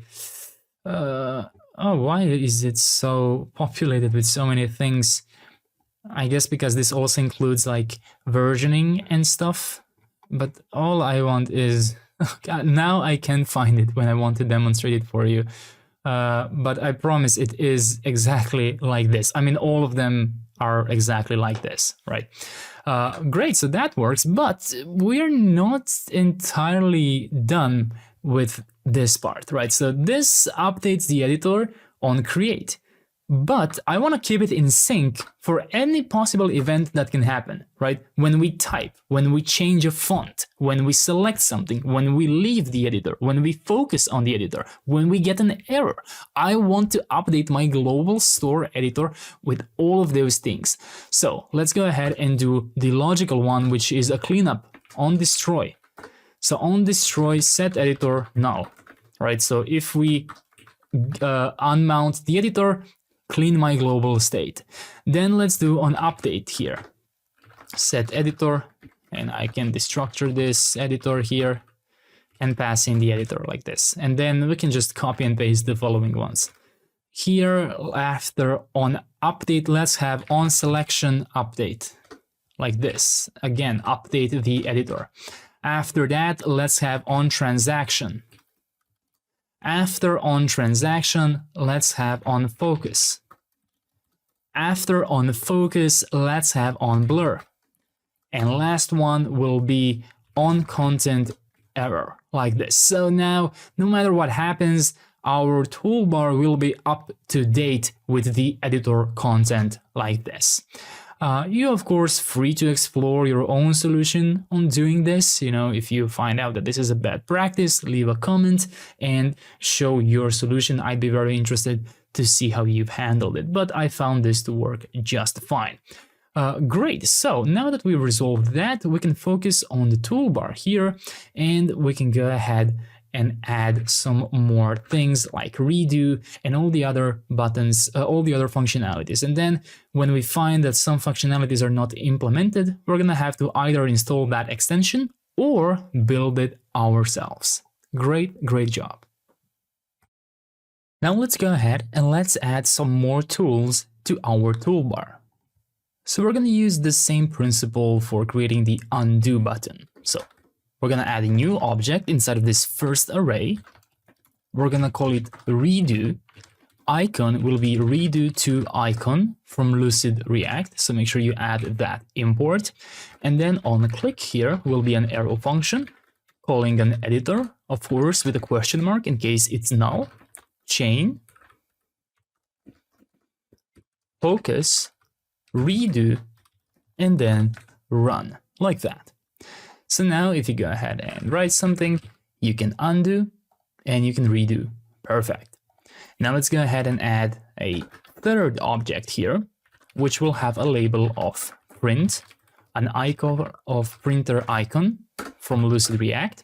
And on click here, we'll simply call window print. So we don't even need editor here. As always, make sure you have your icons imported here. When you click print here, there we go. So we will be needing to do some changes here. For example, we should not show the toolbar in our print query, but we will resolve that later. Great, so we have that. Let's go ahead and let's add a label spell check. Let's go ahead and give it an icon of spell check icon from Lucid React. On click here will be an arrow function. And I didn't really find any cool way of doing this, but what we can do is we can enter the actual DOM of the editor and we can attempt to get attribute called spell check. So this is the native browser spell check, right? Nothing, no third-party APIs here. And then what we can do is editor, view, DOM, set attribute, spell check. And then if current is equal to false inside of strings, like that, set it to true, otherwise to false, right? So for example, right now you can see how this has this red underline, but if I click this, it goes away. And if I click again, it goes back, right? So using pure browser APIs, we enabled a nice little spell check, right? Or at least a very good beginning of a spell check. You could later, of course, expand this to an actual third-party API to give some suggestions or things like that. Great, so what I want to do next is I want to open a next section of here. So right now we have this first array here, right? So now let's add another array here. So another set of objects here. So for example, we're going to add a label of bold like that. And we can add an icon, bold icon from Lucid React. And we can add on click here to be editor, question mark, chain, focus, toggle bold, and run, like that. The issue is at the moment, we cannot see that bold button. And the reason for that is because we have to render that section as well. But before we do that, let's add a separator from components UI separator. So you should have this component because in the beginning of our tutorial, we added all components from Shadcn, and that includes the separator right here. So you can find that inside of your source components UI separator here. Great. So for this separator here, we're going to give it an orientation of vertical, and we're going to give it a class name of height 6 and background neutral 300, like that. And let me just fix this orientation. And why is this vertical is not assignable. Oh, it's good. I misspelled this, vertical. Okay, like that. So now, there we go, you can see how we have a separator here. So what I'm going to add now is the following. Inside of here, I'm just going to add some to-dos. So to-do font family. Then I'm going to add to-do heading. Then I'm going to add to-do font size, like this. And between all of these, we're going to have all of these are going to have their own separators like that. So now we're just going to have 4 very, very small separators, but you can, if you want to, you can actually add a span, for example, to do font size, but it's just going to take a lot of space. So you can just leave it like this in the code. So what we're going to do now is we're going to go ahead and go over sections. And this time, instead of using the first array, we're going to be using the second array block, dot map, item, like this, toolbar button, and simply a key item label and item, like this. And there we go. We now have our bold button here. So if I go ahead and select a piece of text and click here, there we go. It becomes bold and we can toggle it on and off. One thing that's not happening at the moment is when I am inside of bold text, I would expect this to display an active state. And when I move back here, I would expect it to show this kind of state. So what we have to do is we have to go inside of our bold here, and we have to add an isActive element. So we're going to do that via editor, isActive bold. So now if I click here, there we go, you can see how it becomes active. Whereas when I move here, it's not active, and same works, as you can see, when I move my cursor. Excellent, so that works. So let's go ahead and copy and paste this. Instead of bold, we're now gonna have italic. So let's get our italic icon from Lucid React. It's gonna check for italic and toggle italic. Let's quickly confirm whether it works. There we go. Perfect. Now let's go ahead and copy and paste this. After italic, we're going to have underline here. IsActive here will be underline, and we're going to use toggle underline. Okay, so it looks like toggle underline is not working. So I'm going to go ahead and explore why that is. So first, let's add underline icon here from Lucid React. So let's go ahead and make sure we have bold icon, italic icon, printer icon, all of these, right? So I think that the reason toggle underline is not working is because maybe it's not included in the starter kit. Let's see. It is not.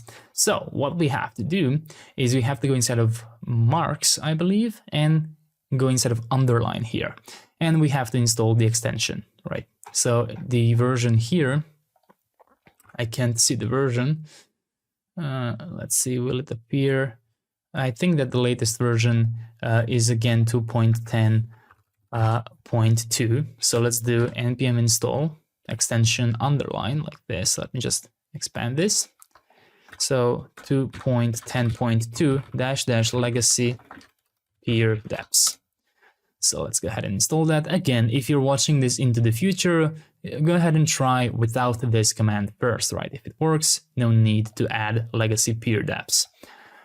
Great, so we now have the underlines, and now we just have to make it work. So let's import this. Let's go inside of our editor component here, and let's import the underline. And let's just add it in the list of our extensions after the starter kit, like that. So now in my toolbar, no more do we have an error for the underline. So if I go here and select this, and click, looks like I have an error. I think I just have to refresh this. So test, test, test. There we go. This is now underline. I can remove the spell check, and it works. The active state also works.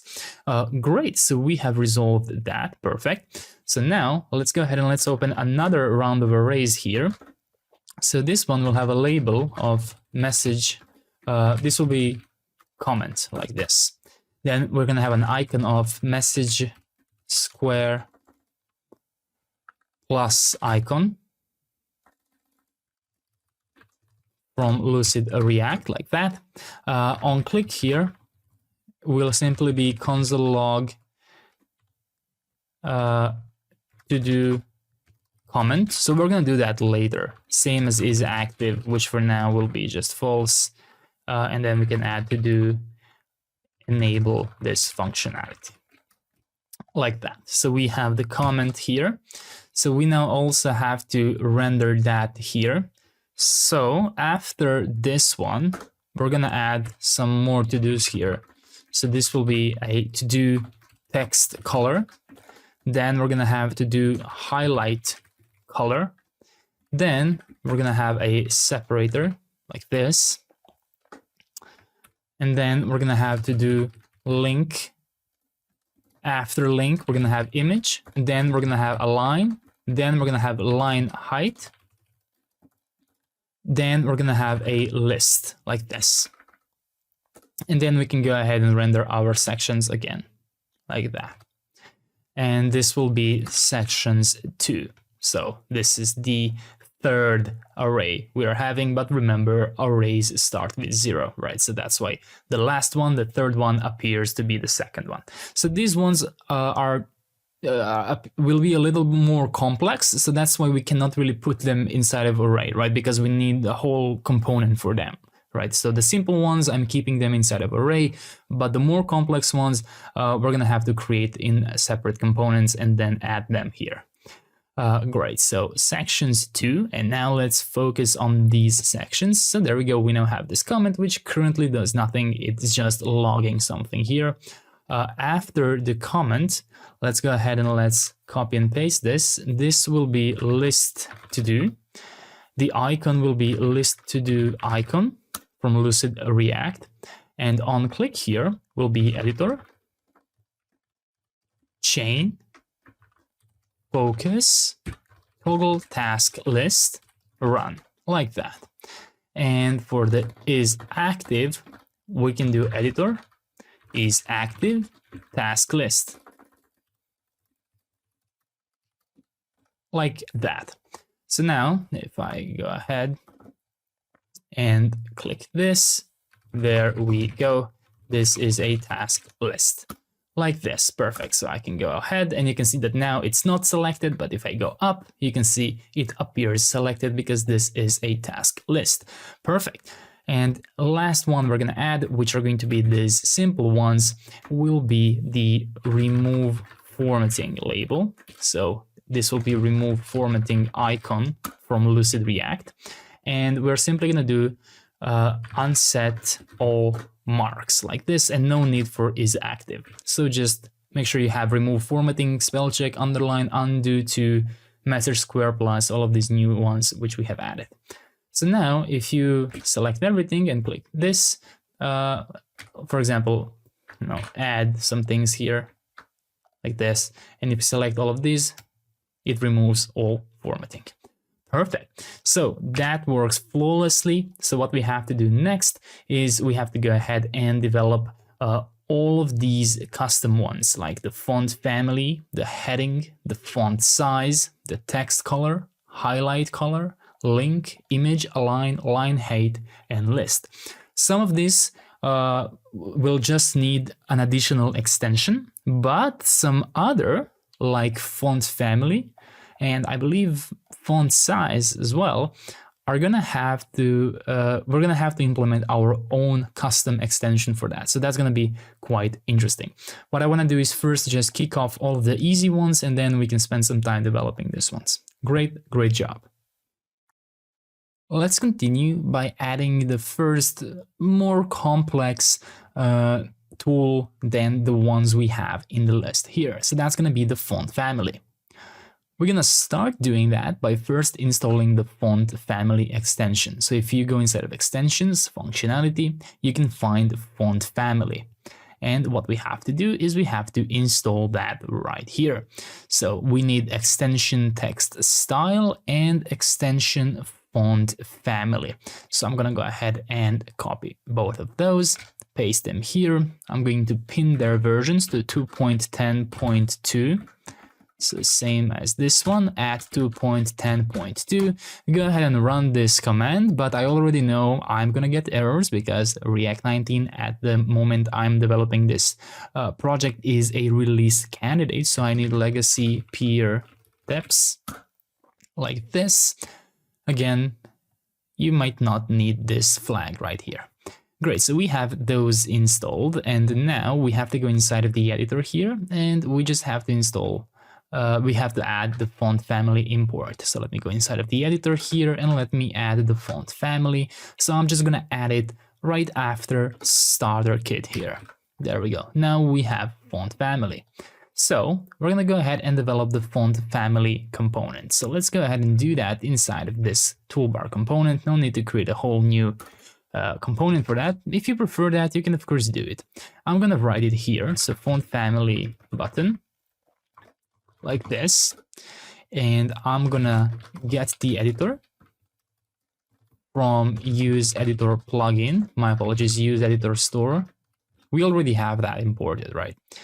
And then what we're gonna do here is we're gonna define an array of fonts we want to use, right? So label Arial and value of Arial, like this, and then you can just go ahead and add any other fonts you really want. For example, Times New Roman, Courier New. So these are, you know, basic browser supported fonts like this. If you want some special or custom fonts, you can always spend a bit more time on this font family and explore what else they offer. You can also add some more interesting fonts if you want to. And you can, of course, follow the instructions of how to add some custom fonts if that's what you want. Great, so we now have our fonts defined here. And what we're going to have to do next is we're going to have to import everything we need from the drop-down menu. So what I'm going to do right here is I'm going to add drop-down menu content, menu item, and menu trigger, all coming from components UI drop-down menu, which we have installed in source components UI drop-down menu. Great, so now let's go ahead and let's continue developing this. So this entire component will be one big drop-down menu like this. Then inside we're going to have a drop-down menu trigger with an asChild property so that it becomes whatever we put inside, which is going to be another button. If you don't put this, you're going to get an error because this is a button and then this is another button inside of that button. So that's why we use asChild here. So we are using a native HTML button here, and let's go ahead and add a class name, and let's add CN. So we already have CN imported, I believe. So now we're going to merge some Tailwind classes. So let's do height of 7, a width of 120 pixels, a shrink 0, flex, items center, justify between, rounded small, hover, background neutral, -200/80, px of 1.5, overflow hidden, and text small, like that. And then go ahead and add a comma. And my apologies, we actually won't be needing anything dynamic here. I guess I planned ahead and thought that we will, but we won't. So if you want to, you can just use normal annotations here, like this. Great, so those are the class names. And now inside of the button, add a span. And inside of here, add a class name, truncate, like this. Now that we have added the I think I might have forgotten to add text style. Let me just confirm. Do I need to add text style? Yes, I forgot to add the text style extension. So we need that as well. So besides font family, we also installed text style. So I will just add that to the editor quickly after font family. There we go. So now let's go back inside of our font family button and let's add editor get attributes text style, like this, dot font family, like this, or we default to Arial, like this. Then add a chevron down icon from Lucid React, And let's give it a class name, ML of 2, size of 4, and shrink of 0, like that. Outside of our button, and actually outside of the trigger at all, add a drop-down menu content. And inside of here, let's give it a class name, padding 1, flex column, mgap y of 1. Inside of here, we're going to iterate over this array of fonts which we have created. So let's go ahead and do fonts.map, and we can immediately destructure from each font a label and the value, like this.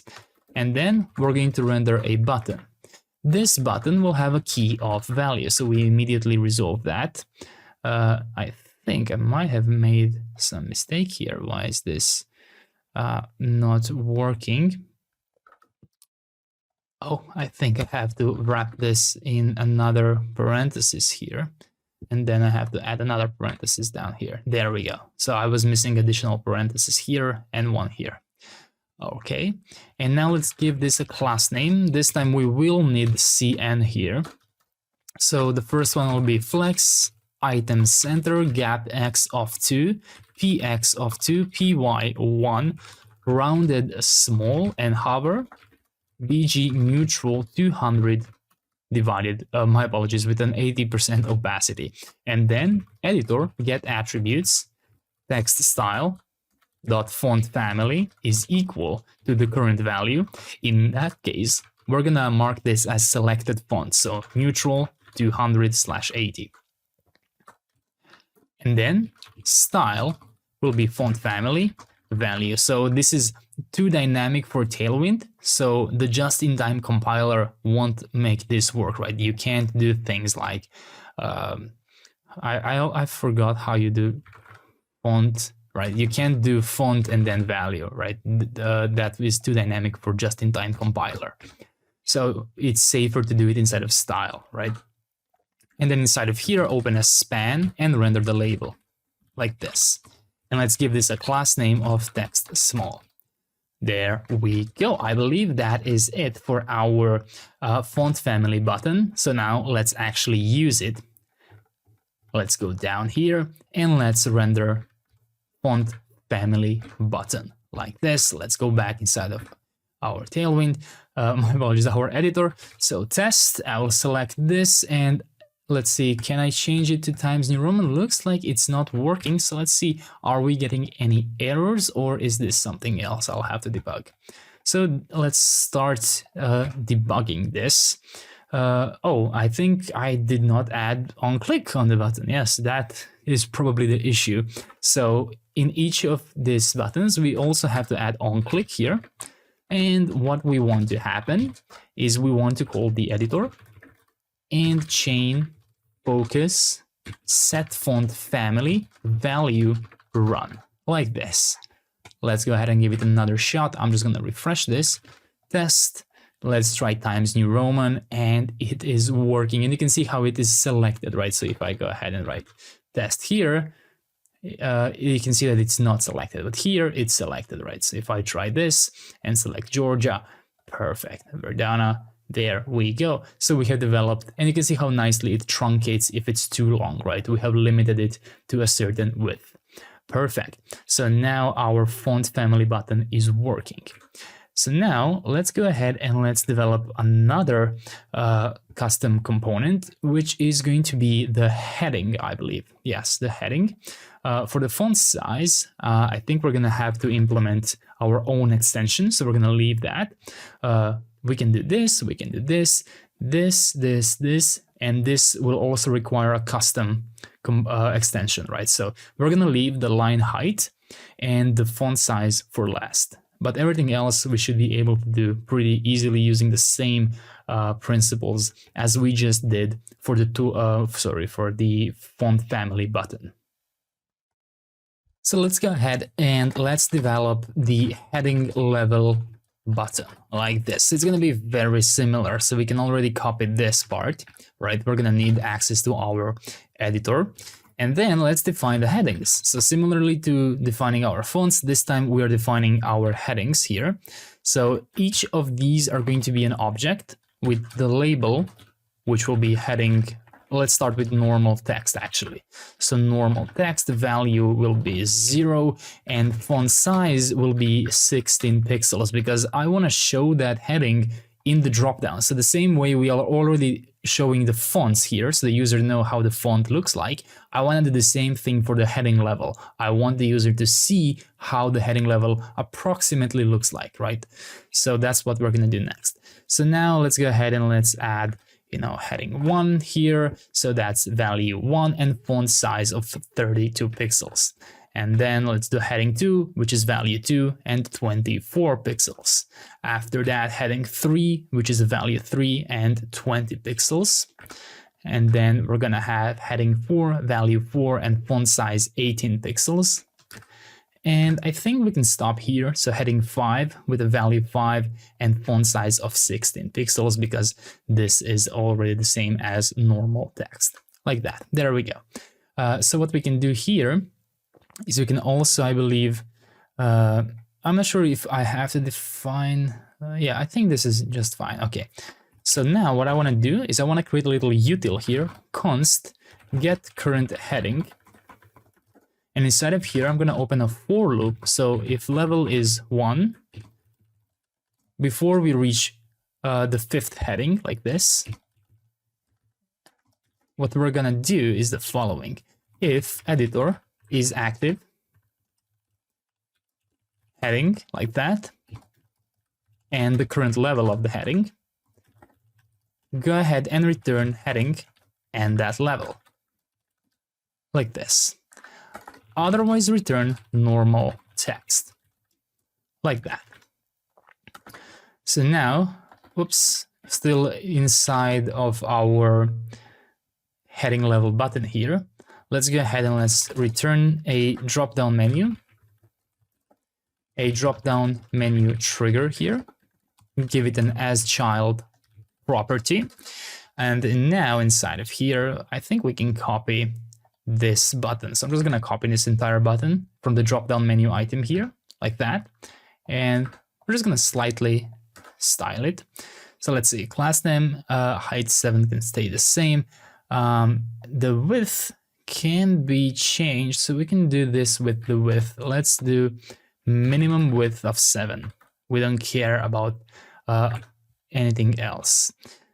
And I think everything else is good, so I'm going to leave it as is, like that. And then instead of justify between, I actually want to use justify center here, like that. Everything else seems okay. Great.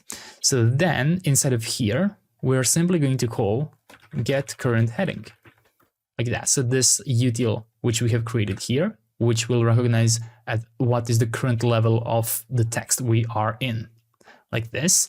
Chevron down icon can stay the same. That is good. And the shrink rule, I think that can stay here. And then inside of here, drop down menu content. Let's give it a class name, padding 1, flex column, and gap y1. Let me fix the typo here like this. And inside of here, we go over our headings. So headings.map, open another parenthesis, and you can destructure the label, the value, and the font size. And then inside of here, we can return our button here, give it a key, my apologies, like this. Give it a key of value, and we can give it a style, font size, like that. So similarly to how we did style font family here. And I think that the class name can be copied from here. So let's copy it, go back here and paste it, but we are slightly going to modify the rule here. So get attributes, we're not going to do get attributes, we're going to slightly modify what is needed for this to become BG neutral. So open parenthesis. If value is equal to 0, and if there is no, or I mean, if the editor is not currently having an is active heading, like that, or if editor is active, heading matches the current level to be value, like this, in that case, we can go ahead and render this, right? So a bit more complex like that. So if value is 0 and the editor is not actively on a heading, or if the editor is active and it matches the current level, then showcase that as currently selected value, like that. I think everything else is good. And then inside of here, we are simply going to showcase the label. And I think that's it. So now let's use our heading level button and let's add it to the toolbar the same way we have added the font family button. There we go, heading level button. So now I'm going to go ahead and try and do this. So if I change this to heading 1, I again forgot to add the on click here. So let me add on click to this button. So if value is 0, what we're going to do is editor, chain, focus, set paragraph. So we are going to turn that into a paragraph, right? Else, editor, dot chain, focus, toggle heading. And we're going to pass in the level to be the current value and run. Now let's see what seems to be the issue here. Let's see, my value here is a number, but the level property here does not seem to be expected. And I think I might know why that is. I'm not entirely sure. Let's see, inside of my editor here, is there something I have to enable first? I think that I might have to somehow enable the headings, because by default, the levels are not available on the heading. You have to somehow enable it. So let me just go ahead and quickly search for that. My apologies, that's not what's happening here. What's happening is that I'm passing a value, which is a type of number, but inside of toggle heading, level is a type of level. So what I have to do here is, well, there are many ways we can do this, but what I think we can do is mark this as level. And I just have to find where exactly do I import the level from. So I think that I can import it from the extension heading package, but I'm not sure if we have that. So let me go ahead and try import type level from @TipTap /extension and then heading. Do I have the extension heading? Because I already forgot. I'm not sure if this comes from the starter package. Let me go ahead and go inside of my package JSON. I don't seem to have that, and I also don't seem to be getting an error here. So perhaps the starter kit has installed that. Nevertheless, I don't feel comfortable using an import that I don't have inside of my package JSON. So what I'm going to do is I'm going to install it. 2.10.2 -- legacy peer depths.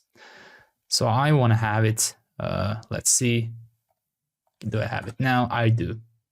There we go. It's right here. So now when I have this package, perfect, I'm going to go ahead and use this type level and simply go ahead and define the value as level here. Let's save this and let's try this again. So this will now be a heading. I will go ahead and select this and click heading, and there we go. It turns into a heading, works with heading 2, works with heading 3, works with heading 4, and looks like heading 5 is not exactly, yeah. Maybe we don't need heading 5. You can of course decide that inside of globals.css. If you remember, inside of TipTap, when we defined our heading specific styles right here, we can manually change how everything looks. So look, you can see that we have individual ones for heading 1, heading 2, heading 3, and then inside of here we seem to all categorize this one as the same. You can modify this if you want to, right? Great, so that is working, and you can see how it changes depending on where my cursor currently is. Perfect. So we have developed another custom component. So let's see what's next. So font size, we're going to skip that because it requires a custom extension. But what we can do is the text color. And we're going to do that in the next chapter. This one is already 20 minutes long, so I'm going to end this chapter here. And in the next one, we're going to be doing the text color and the highlight color. Great job. Now let's implement the text color and the highlight color components. So in order to do that, we're going to have to install a package, React Color. And let me go ahead and see what is the current version of that package. So at the moment, the version is 2.19.3. So that's the version I'm going to be using. So let's go ahead and do npm install React Color at 2.19.3. Let's see if we're going to get an error. We are. So we just have to add legacy here depths like this. There we go. We have that. And we're also going to need to do something else. So we're going to have to add, I believe, 2 extensions, because if I go inside of functionalities starter kit, yeah, we don't have color and we don't have highlight. So we need those 2. I think that's in marks. So inside of marks, you can find highlight. So while I'm here, let's add that. I'm going to do npm install TipTap extension highlight. The same newest version. So npm install TipTap extension highlight at 2.10.2 legacy peer depths like this. There we go. And then I also need color, maybe. I'm not sure where they would put that. I would expect it to be here, but it's not. It is inside of functionality. So color right here. So same thing, we already have text style, so we just need this one. So again, let's do this. npm install at 2.10.2 legacy peer depths like this. There we go.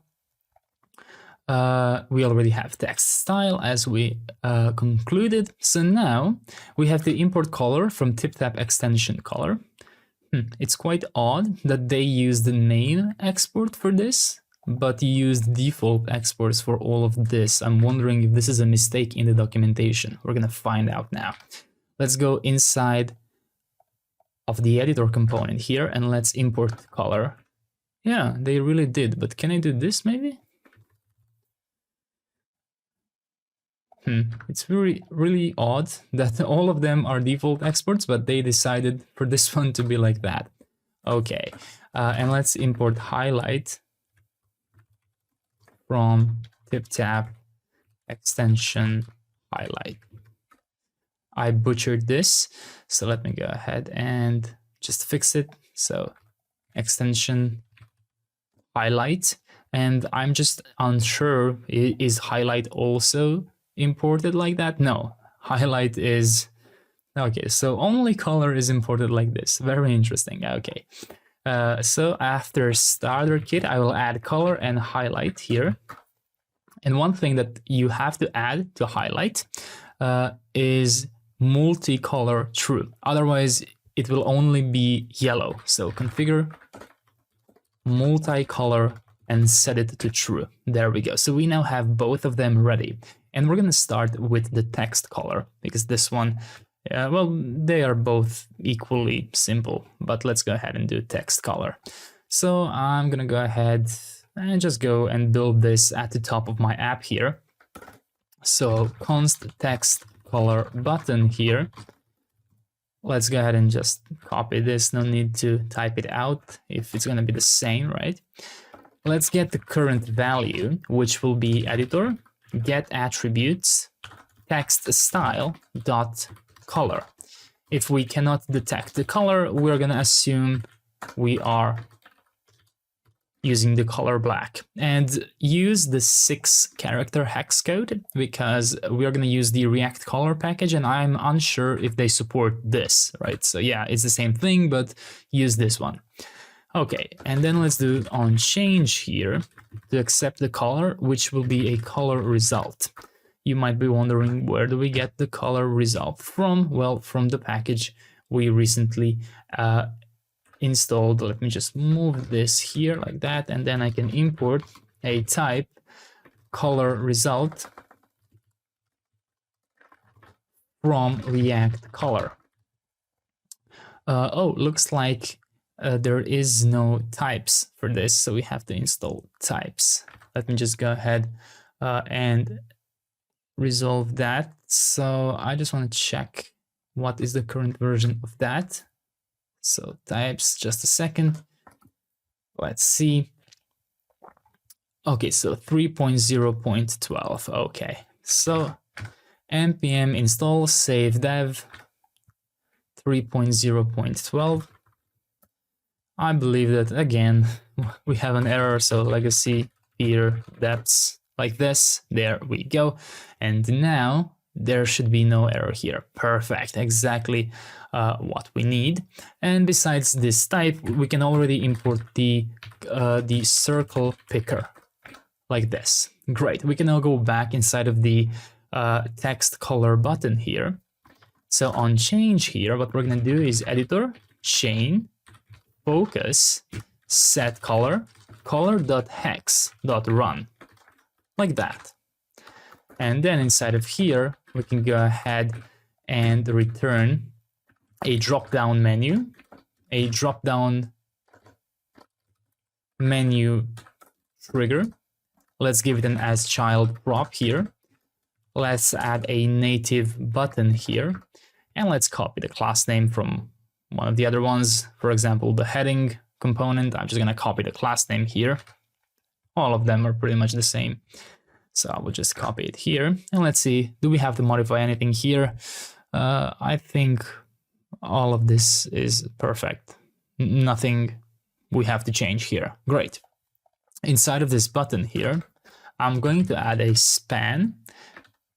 And I'm just going to type in the letter A, and I will give this a text extra small, like this. And then below that, I'm going to add a div, well, more specifically a self-closing div with a class name of height 0.5, full width, and the style, which will be background color, which will be value, like this. And then I'm going to add a drop-down, menu content. I'm going to give it a class name of padding of 2.5. So let me just close this. And inside, I'm going to render the circle picker component. And I'm going to give it a color of value. I'm going to give it an onChange of onChange, like this. So let's see how this looks like right now. All we have to do is we have to render the text color button. So let me go all the way down here. Where do I render it? There we go, to do text color. So text color button. Okay, kind of, not exactly. So I think what's missing here is flex column. So we did have to modify something for this drop-down menu trigger here. And there we go. So now it looks nice. So if I write test here and select this, can I choose a color? And I can. You can see how nicely we can pick our colors here.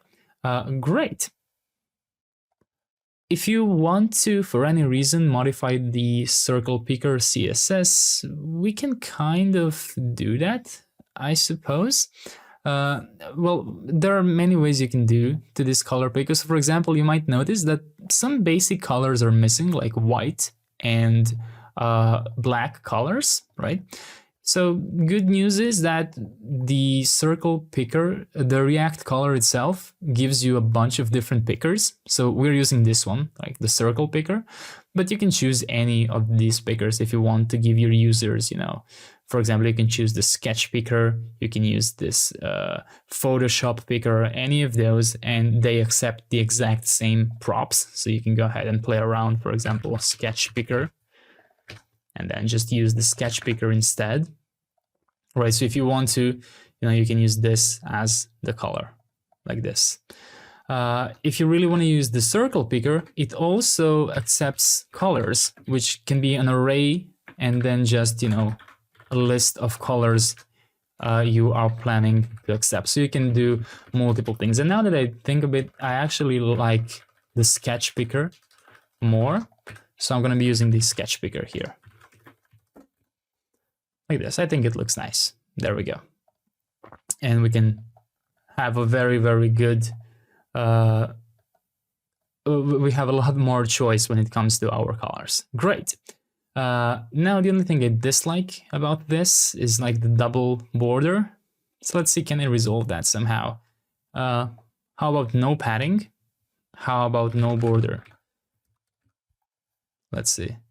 Kind of looks a little bit better. How about padding 0? And maybe yes to the border. Oh yeah, this looks nice. I think we can handle this. Definitely better than the simplistic picker. But yeah, it's your choice. It offers a bunch of nice pickers for you to use. Great, so we developed that.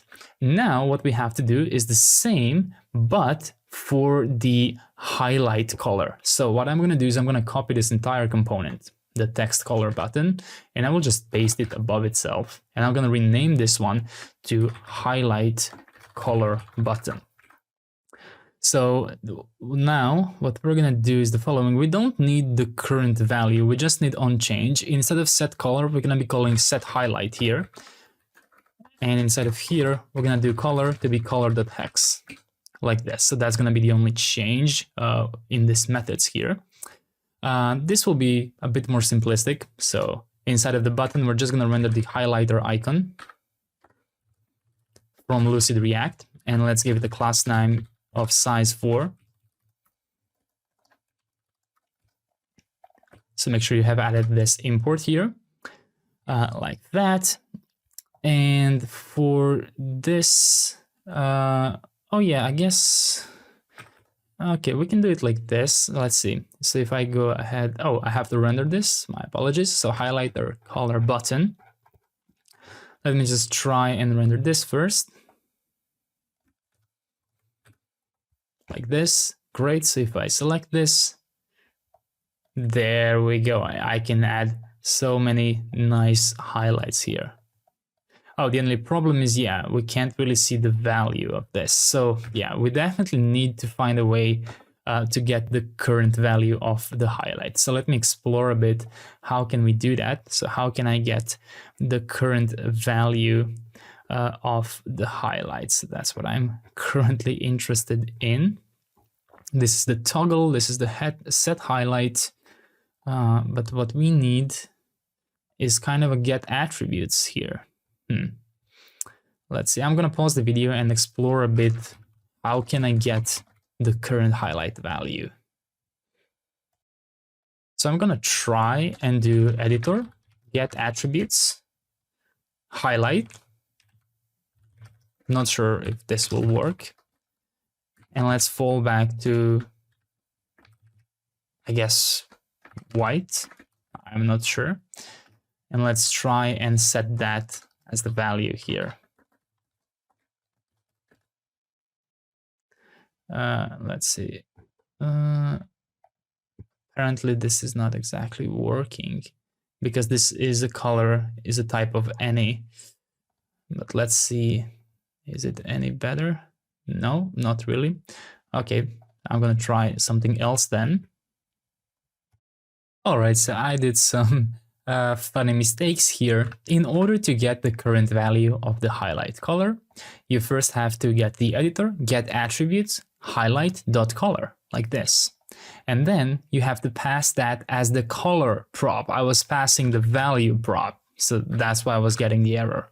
So now we can see that when I select this, I fully control the current highlight color. And for highlight, I can actually assume that the default one is going to be all white, I suppose, or maybe it just doesn't exist. I'm not sure. But yeah, I think this is fine because yeah, it assumes that it's white if nothing else is selected. Great. So we have now added the color and the highlight. Perfect. Great, great job. Now let's go ahead and let's implement the next complex tool here. So that's going to be the link and the image. In order to add link, we first have to add the link extension. So you can find that inside of extensions, marks, link right here. So let's go ahead and let's install that. So I will do this. I will add a 2.10.2 and legacy feeder depths like this. There we go. And besides that, we also have to add it to our editor. So let's go inside of the editor here. I'm going to add the link like this.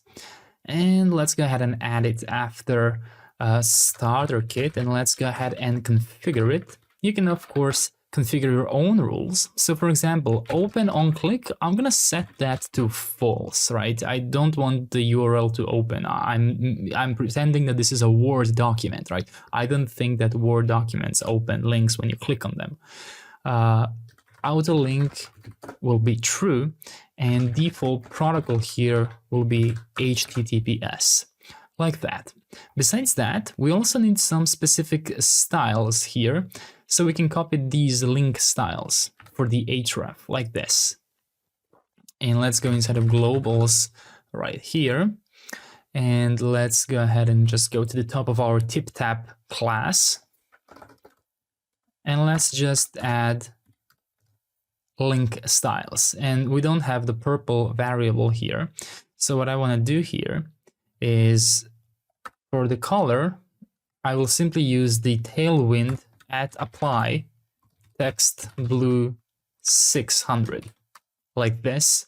And for the hover, I will simply use at apply underline. Make sure you add semicolons here. And I think that already, if you go ahead and try and write something. Okay, it looks like it did not auto. Maybe I have the refresh. Let's try again.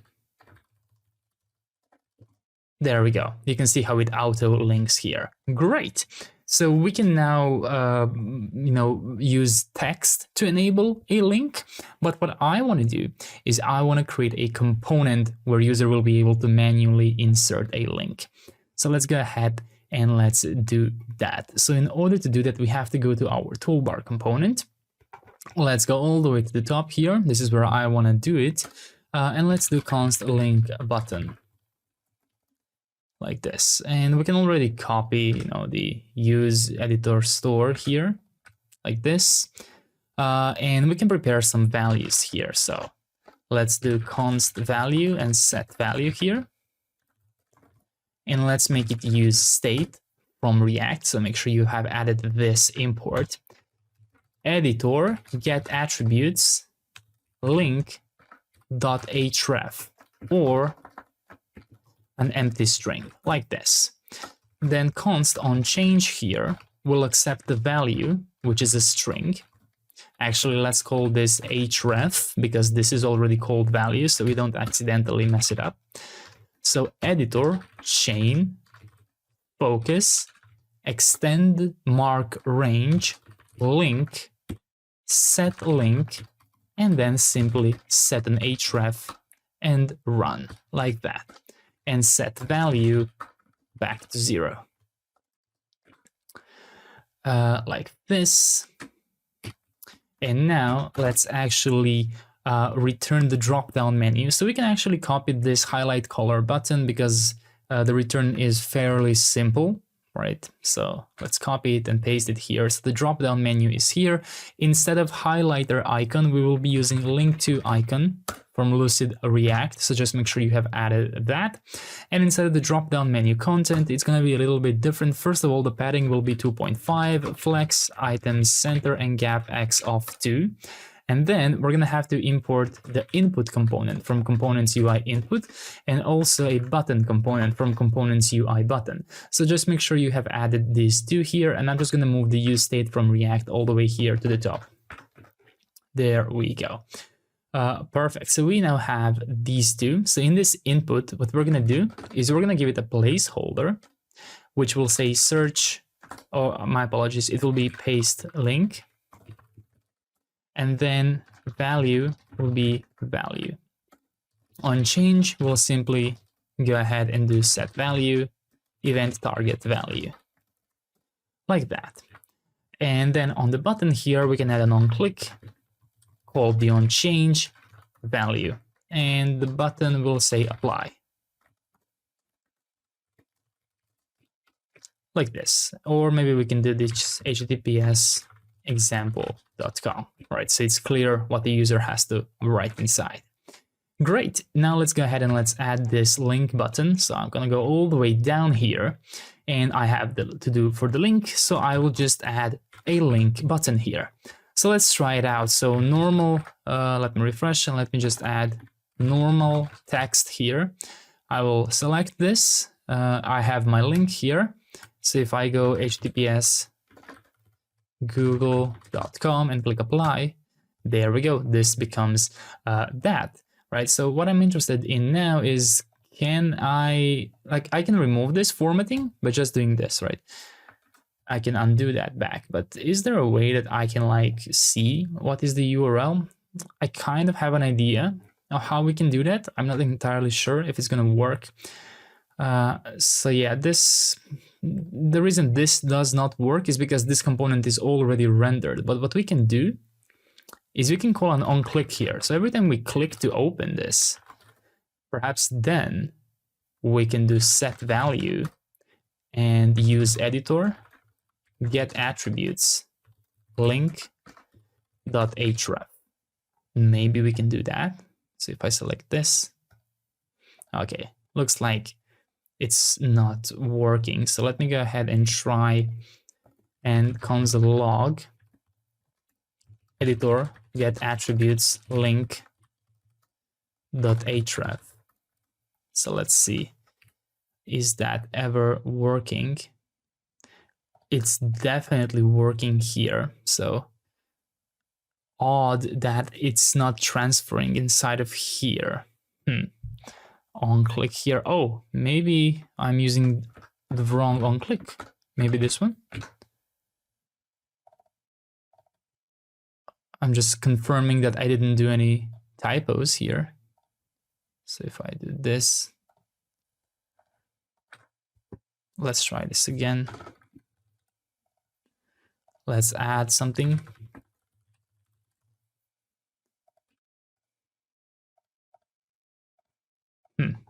Okay, so it looks like it's not working at the moment. All right, so I found a way you can do that. So not on click here, not on click here, but on the drop-down menu on open change, we can call the set value here. But I think we have to be a little bit careful. I think I have to extract the open value here. And only if it's open, meaning if it's currently rendered. So if open, only then assign the value. And I think that should work. So let me refresh this entire thing. Test. I have a bunch of logs here. We can close this, I think. So I will add HTTPS. Oops, I completely forgot how to write URLs like this. And if I try and click here, there we go. Now it works. Perfect, right? And if I go here, for example, nothing. Excellent. So now I can see the exact URL, which is, well, that is inside of my, links. Perfect. So that is working. So we've wrapped up the link button. So just to recap, so just add on open change, get the open, and if it's open, set the value to editor get attributes link.href, right? And this one, honestly, will probably never work. So you can just set it to be an empty string by default. Great, so link button is resolved. So what we have to do next is the image button. That's the next one. So let's go ahead and do that. So, well, let's make these things easier for us. Let's copy the entire link button here. Like this, and let's call this image button. Now, what we're going to do is we're going to change this to be image URL and set image URL like this. And we're also going to prepare is dialog open and set is dialog open because we're going to have a model in this case. And let's mark it as false by default. On change here will be a source, and we're going to use chain focus, and in this case it will be set image source like this and run. Did I add an image? I did. Okay, I forgot that I added that. Perfect. So we have the image here. So this solves if we want to use the input, to add our image, if we want to use a URL. But I also want to add the ability to upload, right? So let's do that here. So I'm gonna go ahead and create a const on upload. And we are very simply going to convert it into a local blob, right? So let's create a hidden input here, which will be document create element, and we're going to call it input. Input type will be a file. Input accept will simply accept anything image related. And then input on change, my apologies, a lowercase on change. And we're going to do const file to be event target as HTML input element dot files question mark first in the array. If we manage to grab that file, we're going to create an image URL here from URL dot create object URL and pass in the file. And then we're going to call onChange with our new image URL. So we're practically going to, simulate that we are entering a URL, which is just going to be a local URL object like this. Great. And then what we have to do is actually click on that input. Great. So that is our onUpload method here. Great. And let's add one more method before we start building. So const handle image URL submit. If we have image URL, we're going to call onChange and pass in the image URL. We're going to pass in set image URL to be reset, and set is dialog open will be set back to false. And now we have to go ahead and actually add our dialogues and all of those other things. So first of all, let's add everything we're going to need from the dialog. So the same place where we added the drop-down menu, we can now add dialog, dialog content, dialog footer, dialog header, and dialog title from components UI dialog, which is another component we got from Shadcn when we added all the components. Great. Looks like it cannot find name set value.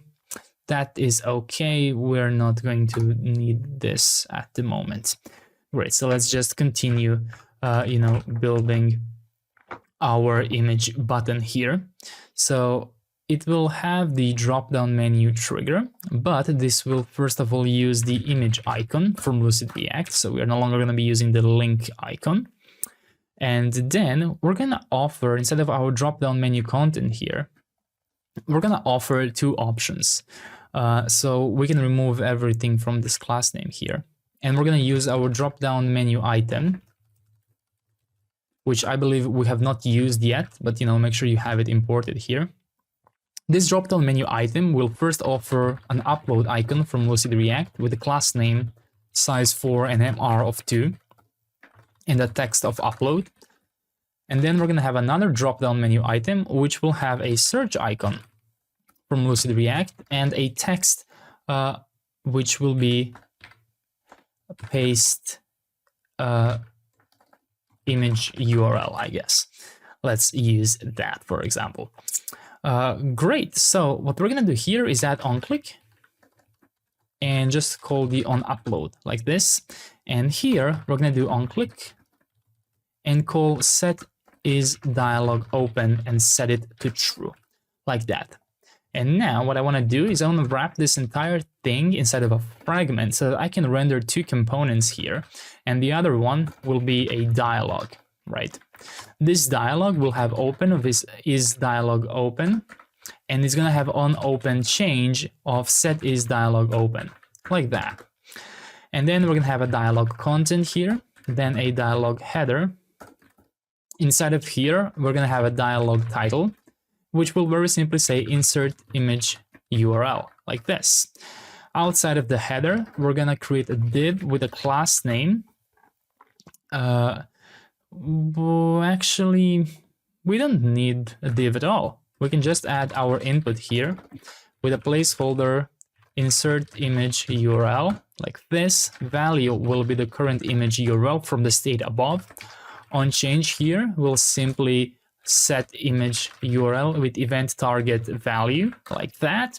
And on key down, let's enable kind of like an enter to submit, right? So if event key is enter, handle image URL submit like that. There we go.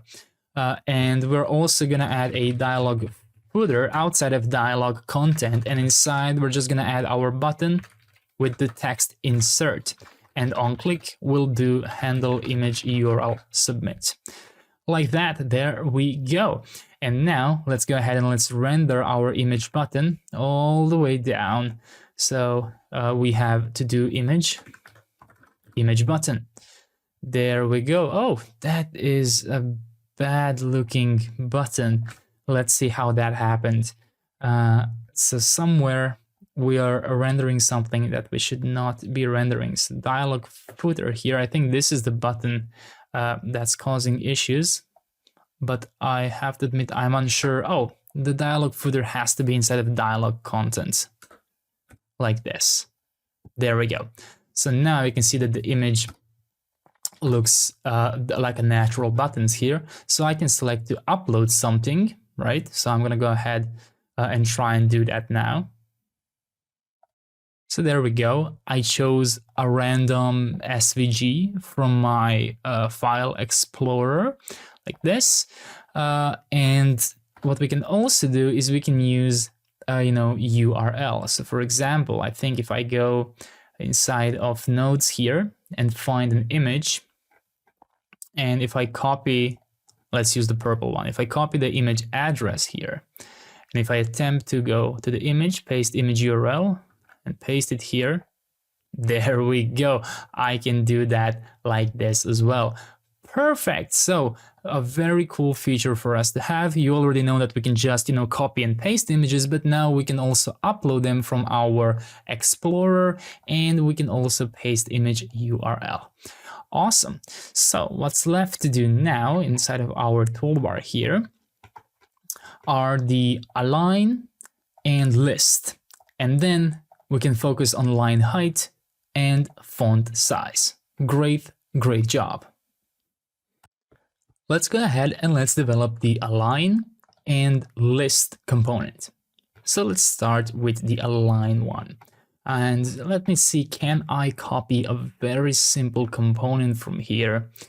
Well, for example, let's copy the link button, or maybe even simpler, let's copy the highlight color button right here.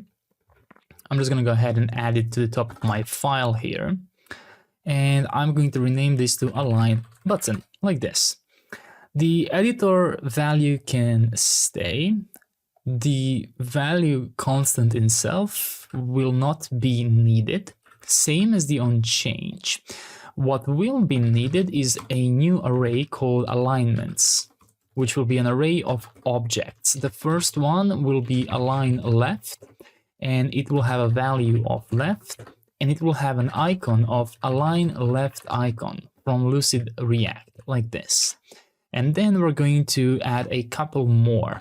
So we're going to add align center with the value of center and align center icon from Lucid React. And then we're going to have an align right with the value of right and align right icon from Lucid React. And last one, which will be align justify with the value of justify and align justify icon, all of these from Lucid React. Great, so we now have that. The drop-down menu button can stay the same, but we're going to modify this to use align left icon. We already have it imported. And now inside of the drop-down menu content, we're going to iterate over our alignments like this. So alignments.map, and let's destructure the label, the value, and the icon. And we can remap the icon to use the capital I so we can render it. Let's open up a button here and let's render the icon and a span, and let's render the label inside like this. Before we go forward, let's go ahead and change the class name of the drop-down menu content to be padding 1, flex, flex column, and gap y of 1, like that. And for the button itself, we're going to give this a key of value. An on-click will be editor, chain, focus, set text align, pass in the value, and run this. And since we have an error, it means that we need the text align extension. So let's see if we can find it here. Perhaps that can be in functionality. Let's see. Text align right here. Great. So we need this. Let me just see. So just a single one, 2.10.2. Let's do it. 2.10.2 legacy peer depths. And there we go.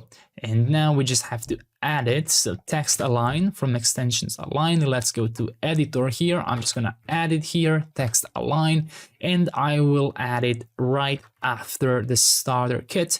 And there we go. Set text align is no longer throwing any errors. Let's go ahead and give this a class name here. Let's open up CN and let's add flex items center gap x of 2. Px of 2, py of 1, rounded small, hover background neutral 200 with an 80% opacity. And if editor is active when it comes to this specific text align, so pass in the value, in that case, we're going to show background neutral 200 with an 80% opacity. Let's give this icon a class name of size 4. And let's give the span a class name of text small, like this. Let's go ahead and let's use the align button here. Align button, like that, and let's try it out. I'm gonna go inside of here. I can already see my button, so if I select some text and click here, looks like I'm getting an error. That's because I have to refresh this here. So let me remove everything here. Can I remove the table? I can. Great. Test. Let's go ahead and select this. Looks like it's not working. So am I getting any errors? I'm not getting any errors. So let's go ahead and let's debug why this is not working. So align button here. Did I add an on-click? I think I did add an on-click here. So it certainly should be working, but perhaps there is an issue of sorts. I'm going to pause the video and try and debug this. So I think that the issue is inside of the editor where we added the text align. What we're missing is a config here. So text align needs specific types, and this is configure, not config. So types, let's add heading and paragraph like this. And I think that now it will work. So if I go ahead and add a test here and select this, there we go. I can now select and align my text in different ways. Perfect. So what's next on the line to do? Let's see. I believe it is a list component. So let's go ahead and let's wrap this up with the list component. So what I'm going to do is I'm going to copy the align button here. So I'm going to copy the entire thing like this. I'm going to paste it here. And I'm going to call this line list button like that. The editor can stay the same. Instead of having constant alignments, we're going to have a constant called lists, because we're going to have two types of lists inside. The first one will be a bullet list, and the icon will be list icon from Lucid React. Is active will very simply be if editor is active is bullet list, and on click here will be editor chain focus toggle bullet list dot run like this. And then we can go ahead and copy this and make this an ordered list. Use this list ordered icon. This will be ordered list, and this will be toggle ordered list, like that. There we go. In regards to the drop-down menu, the icon we're going to be using is the list icon. We already have that from Lucid React. Inside of here, we're going to iterate over lists like that. We are not getting the value.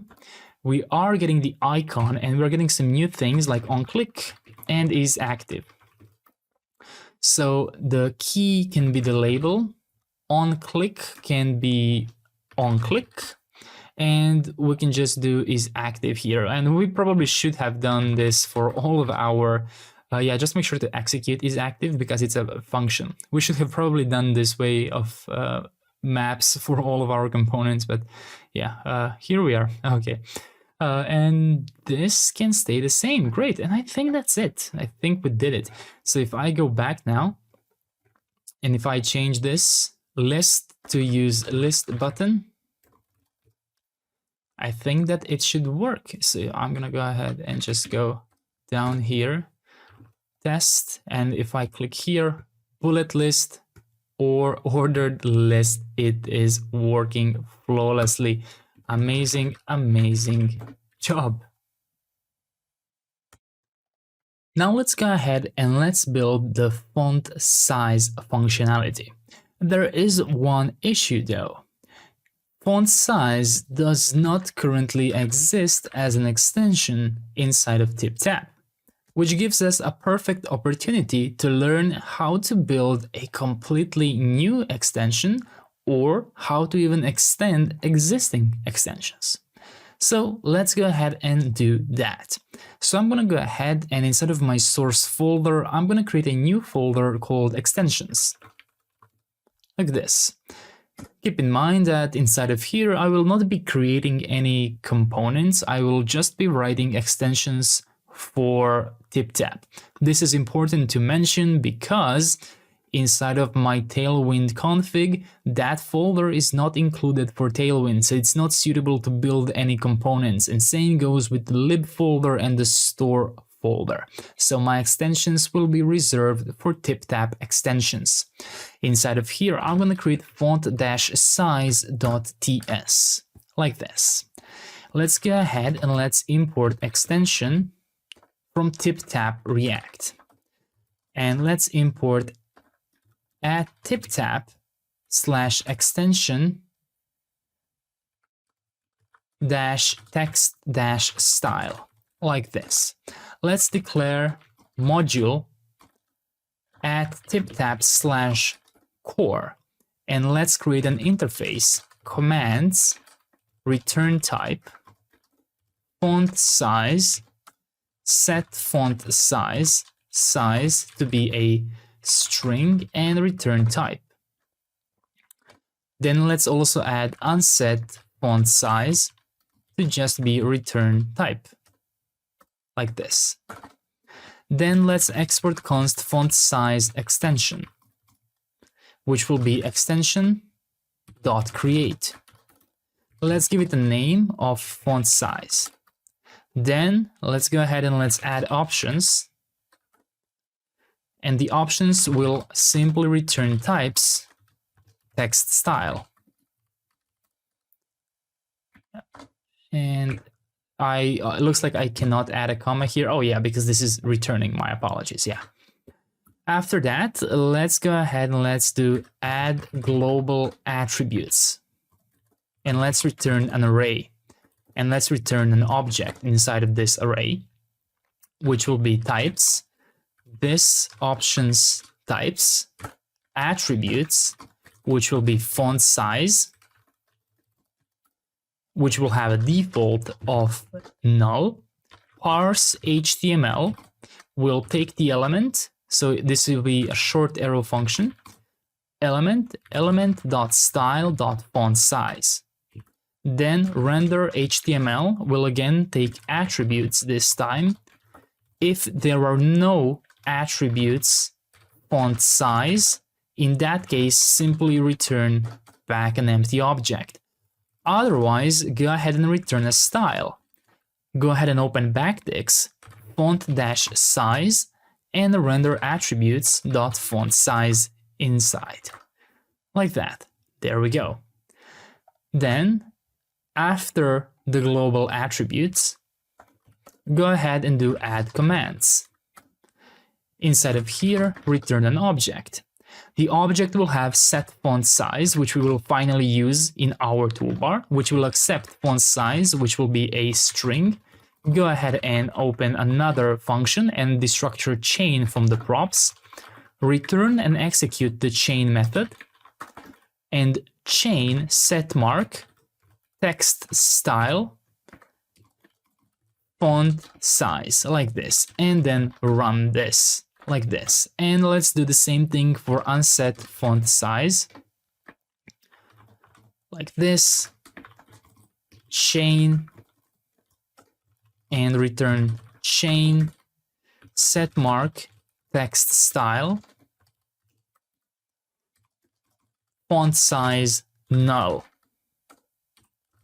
Remove empty text style. And run. There we go. So we have developed our very first custom extension for TipTap. And we've also added the proper types, which we are going to be able to call inside of our toolbar. So what we have to do now is we have to go inside of the editor and we have to use the font size extension. So let's go inside of our editor. And let's import the extension. So I'm going to separate that from the ones above because this is a custom one. So font size extension from extensions font size. And I will simply add it after my starter kit like this. There we go, font size extension. But we're not done yet. We now have to go back inside of our toolbar and we have to develop the actual font size button component. So let's go ahead and let's do that.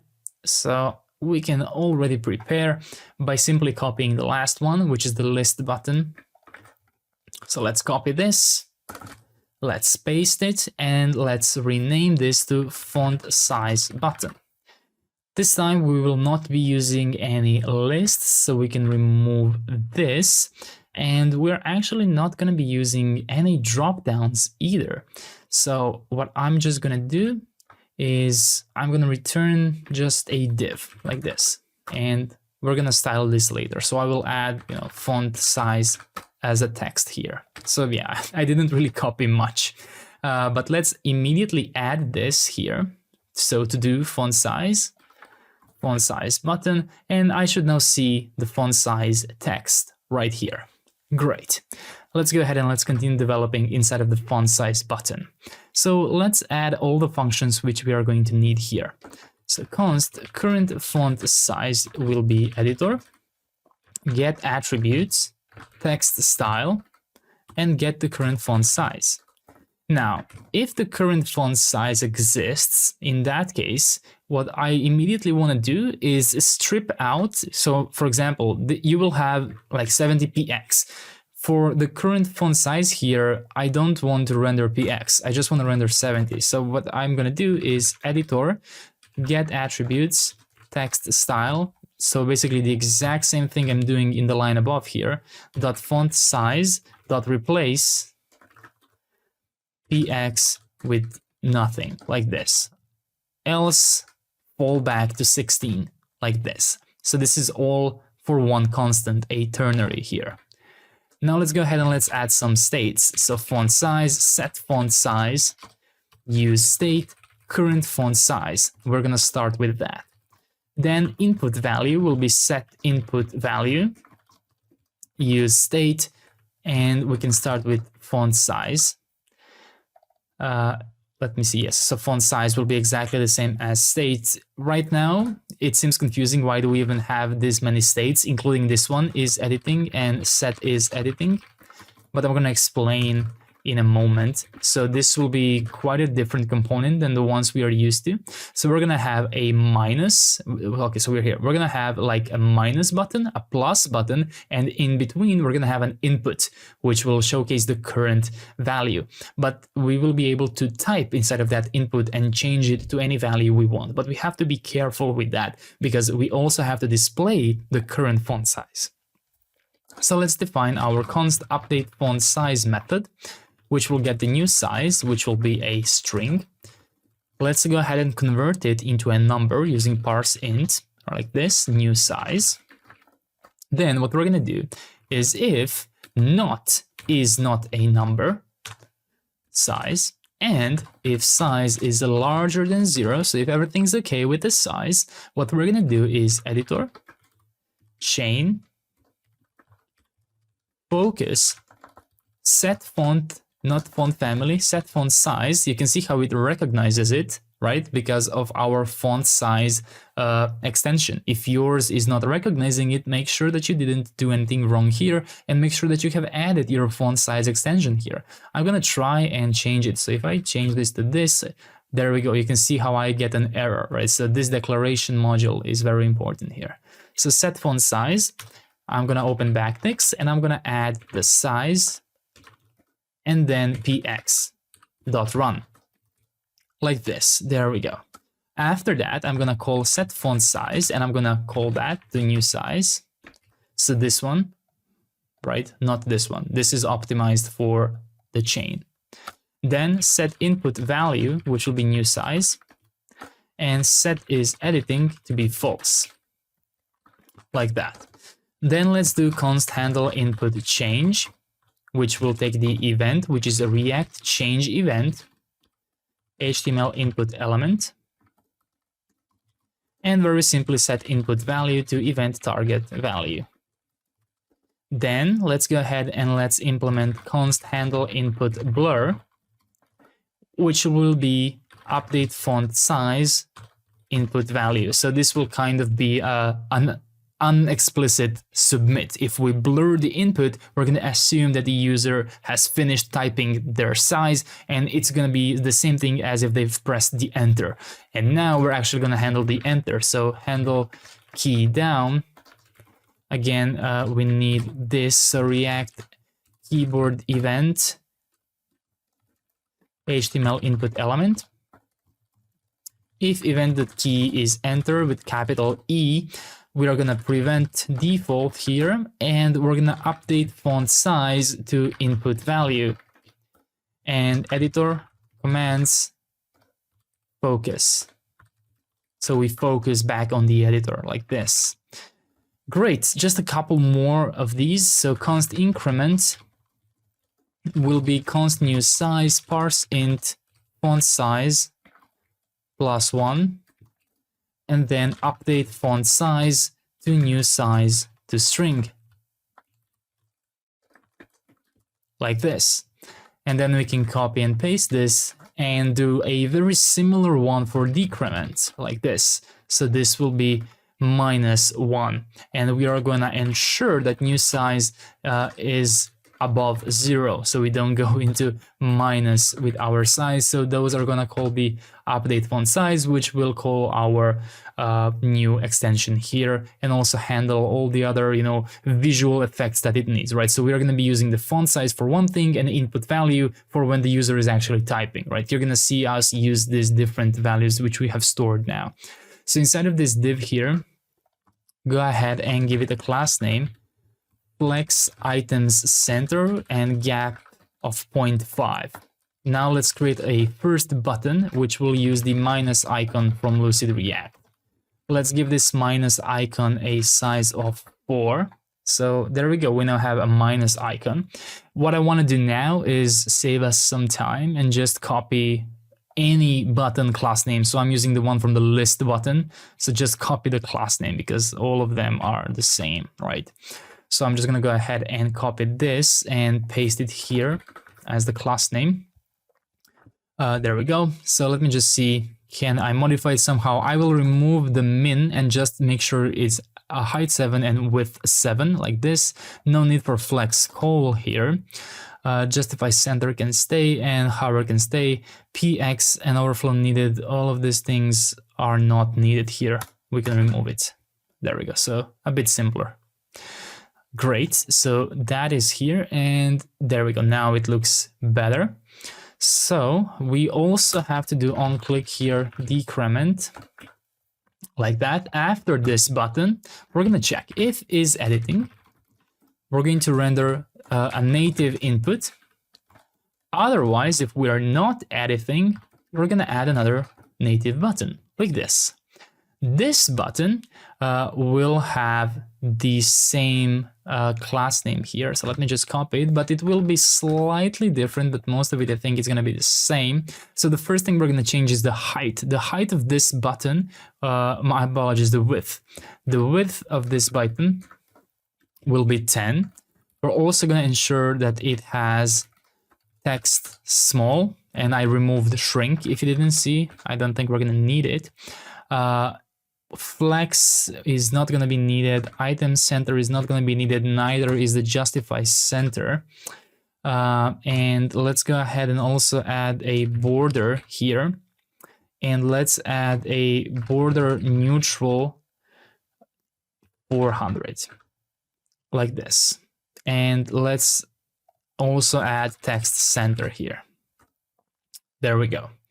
Now inside of this button, I'm gonna add a current font size, and let's give this button on click here.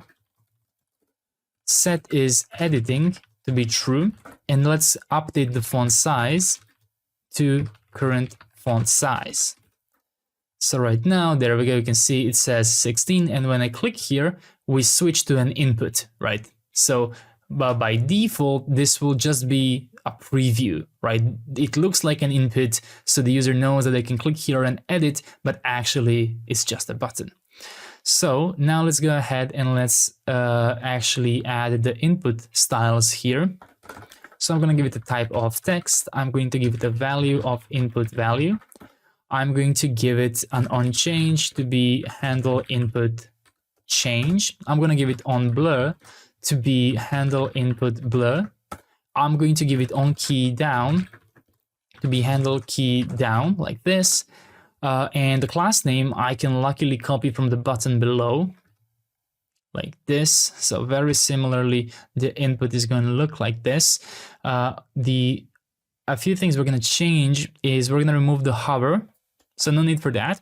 And instead, we're going to add a background to be transparent. And then we're going to add a focus outline none and focus ring 0. So we added that to our input here. So now if I click here, you can see how you almost can't notice that it has turned into an input now, right?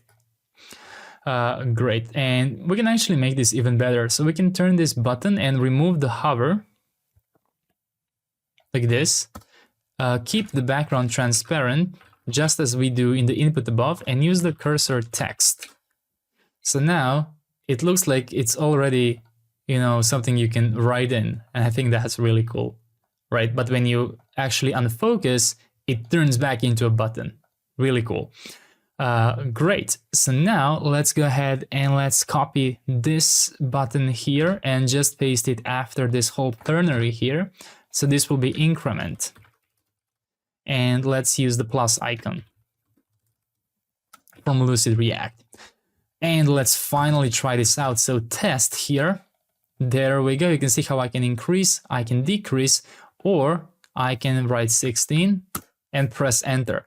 Or I can, for example, write 28 and blur, and it will stay 28. Amazing. So go ahead and choose how you like it for this. I use this trick, you know, I gave it a cursor text and I styled it exactly as my input. So the user almost won't notice that it's actually not an input right now. It's only an input when you double click on it. Why did I even do that? Well, because remember, I needed to display the current font size. So if I have, you can see now it's 22, but if I go down, it's 16, right?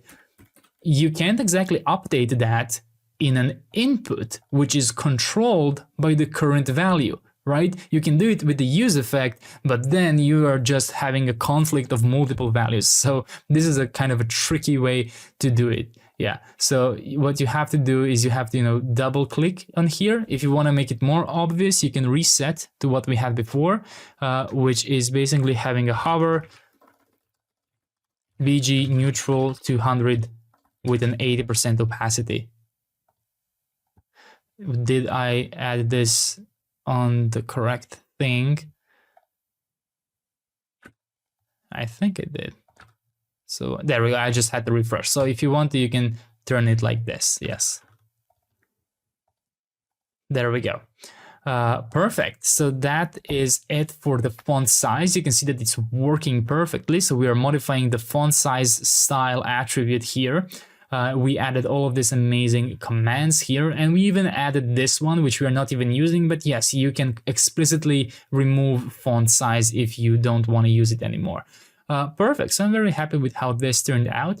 So what we have to do next, which is the last one on the list, and that is the line height, right? So another exercise for us, because the line height does not exist in the current extensions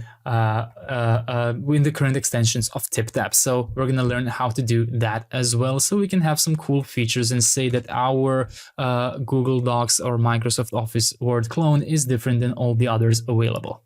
Amazing, amazing job. Just as we've created our custom font size extension, let's do the same thing for the line height. So I'm gonna go back inside of my source extensions, and I'm gonna create a new file, line height.ts, like this.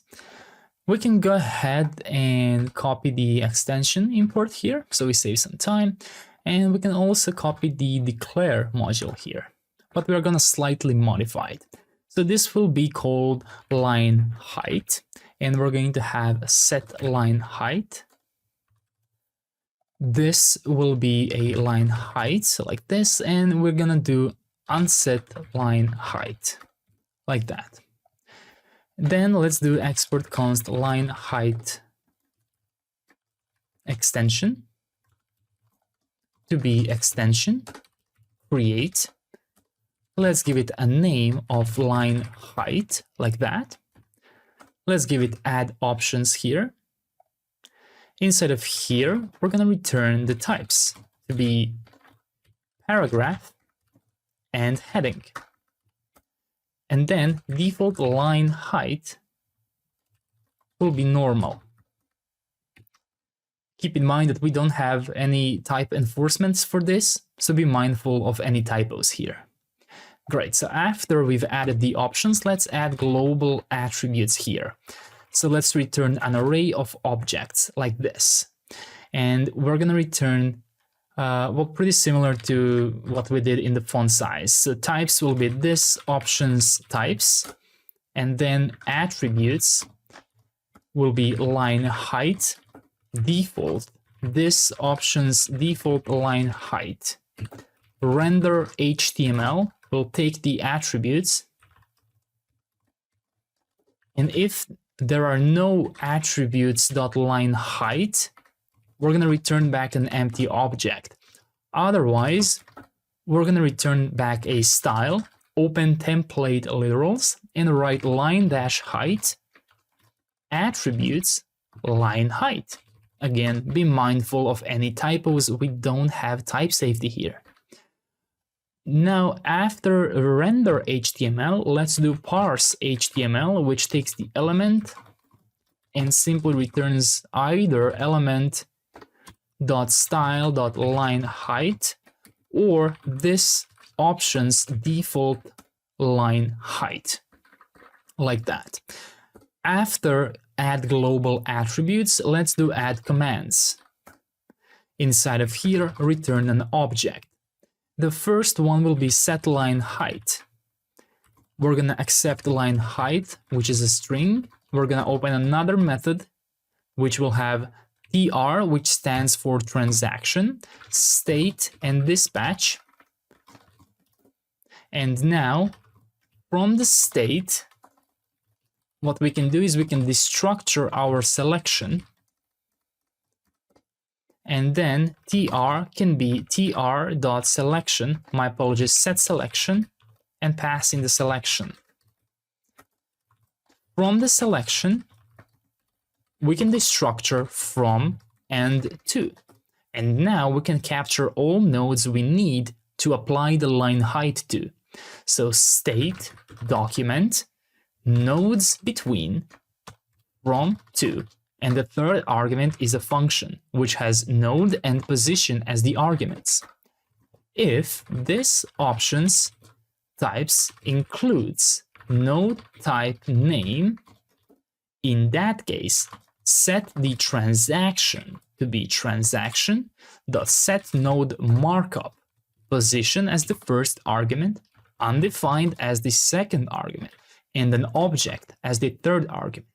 Inside of this object, we're going to spread node attributes, and we're going to add our line height like this. So this is quite confusing, I must admit. You can, of course, the more of these you build, the easier they're gonna become.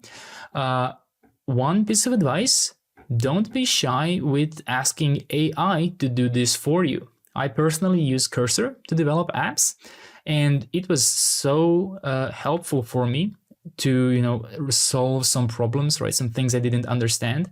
And once you build one working extension, you can always give it to Cursor as inspiration for the next one, right? So one working extension is pretty much all you need, and you can ask Cursor or any other AI to just go wild and create anything else. Great, so where were we? We have set this transaction here. So now we can go here outside, and if we have dispatch, because it's optional, we call the dispatch with that transaction like this, and let's return true like this. Great, so one more thing, alongside set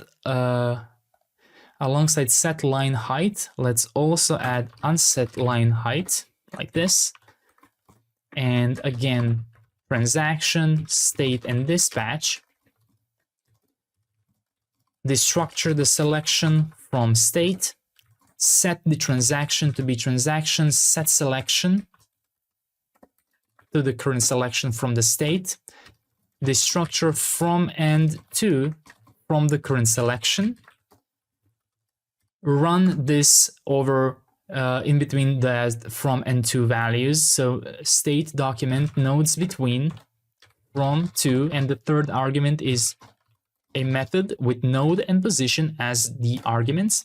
If this options types includes node type name, set the transaction to be transaction set node markup, position undefined, spread the node attributes, and set the line height, and fix this undefined, and we have to set the line height to be this options, and we can again use this one, the default line height, like that. There we go. Now if dispatch the transaction and return true. There we go, no more errors. So yeah, this one is pretty much the same as the one above. As you can see, even this line is the same. I believe that even this line is the same, so we could have copied a lot of things. The only thing that matters is, well, the line height property, which we have changed here. There we go, so we have developed the line height custom extension, and now we have to add it and import it. So I'm going to go inside of my editor here, and I'm going to import line height extension from extensions line height, and I have to add it now right here, line height extension, and I also I have to configure it with types. So let's add heading and paragraph. I think that is correct. Yes, there we go. So we have that now. And now what we have to do, oh yeah, we can also pass in the default line height, but I'm just showing you the options you can pass here, right? So you can change those things, but we also defined those in the beginning, right? But you can also explicitly add them here as well. Great, so what we're gonna do next is we're actually gonna head and use the line height extension inside of our toolbar. So let's go ahead and let's implement the line height button. So for that, we have to revisit our toolbar component here. And let's go ahead and let's copy. How about we copy the align button? Because I think this one will actually be the most similar. So I'm gonna go to the top now, above my font size button. And now I have this double align button. I'm just going to rename it to line height button. So it's going to be similar, not going to be as complex as the font size one, certainly. So instead of having alignments inside, I will be having line heights inside. So I'm going to go ahead and select a label here and make this default with a value, with a value of normal, like this. And then I will have a label single with a value of 1, then a 1.15, which will be 1.15, then 1.5 with a value of 1.5, and then we're gonna have 2 with a label of double, like this. There we go. The drop-down menu can stay the same except the icon, which will be list collapse icon from Lucid React. Instead of iterating over alignments, we are iterating over line heights this time. The key value can stay the same, and instead of set text align, it's going to be set line height here, and there will be no icon destructuring in this one. And for the is active, we can do get attributes, and we can do paragraph dot line height is equal to the current value. That's how we can detect whether the current one we are hovering over is active, right? And we can remove the icon here, and I think that should be it. Let's go ahead and let's use the line height button here. So let me just add it to our last to do here. There we go. So what I'm gonna do now is refresh. I'm just gonna remove everything. Just go and remove this. Okay, so test 1, 2, 3.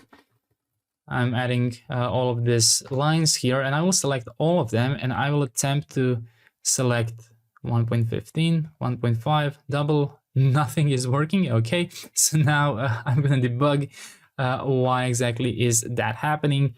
What exactly did I do incorrectly? Alright, so I found the culprit, and it's because of my line height extension configure here where I misspelled paragraph. So now I'm gonna refresh, remove this, test, test, test, test. I'm gonna select all of this, and I will attempt to change this, and there we go. We can change this right now. Perfect. And I also want to see, does this work if I don't add anything here? Do I have to do that? So let's try this again. Test, test, test, test, because that's what actually messed me up. Looks like we don't need to add anything. It will work just fine. And you can see how it can also recognize where we currently are. Amazing. So we just added multiple custom extensions, and we pretty much wrapped up the toolbar. The only thing that's left with the toolbar, I believe, if I search for to do here, is the comment functionality. We're going to do that later when we add collaboration. But yeah, everything else is implemented. Perfect. So our toolbar is finished.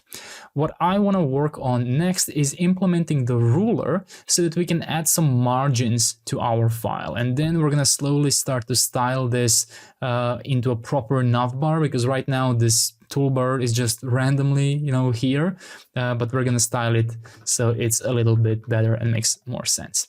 Amazing, amazing job. Now let's go ahead and let's create a ruler, which is going to stand just above our document. The ruler will be used to change the margins of the paper using two markers.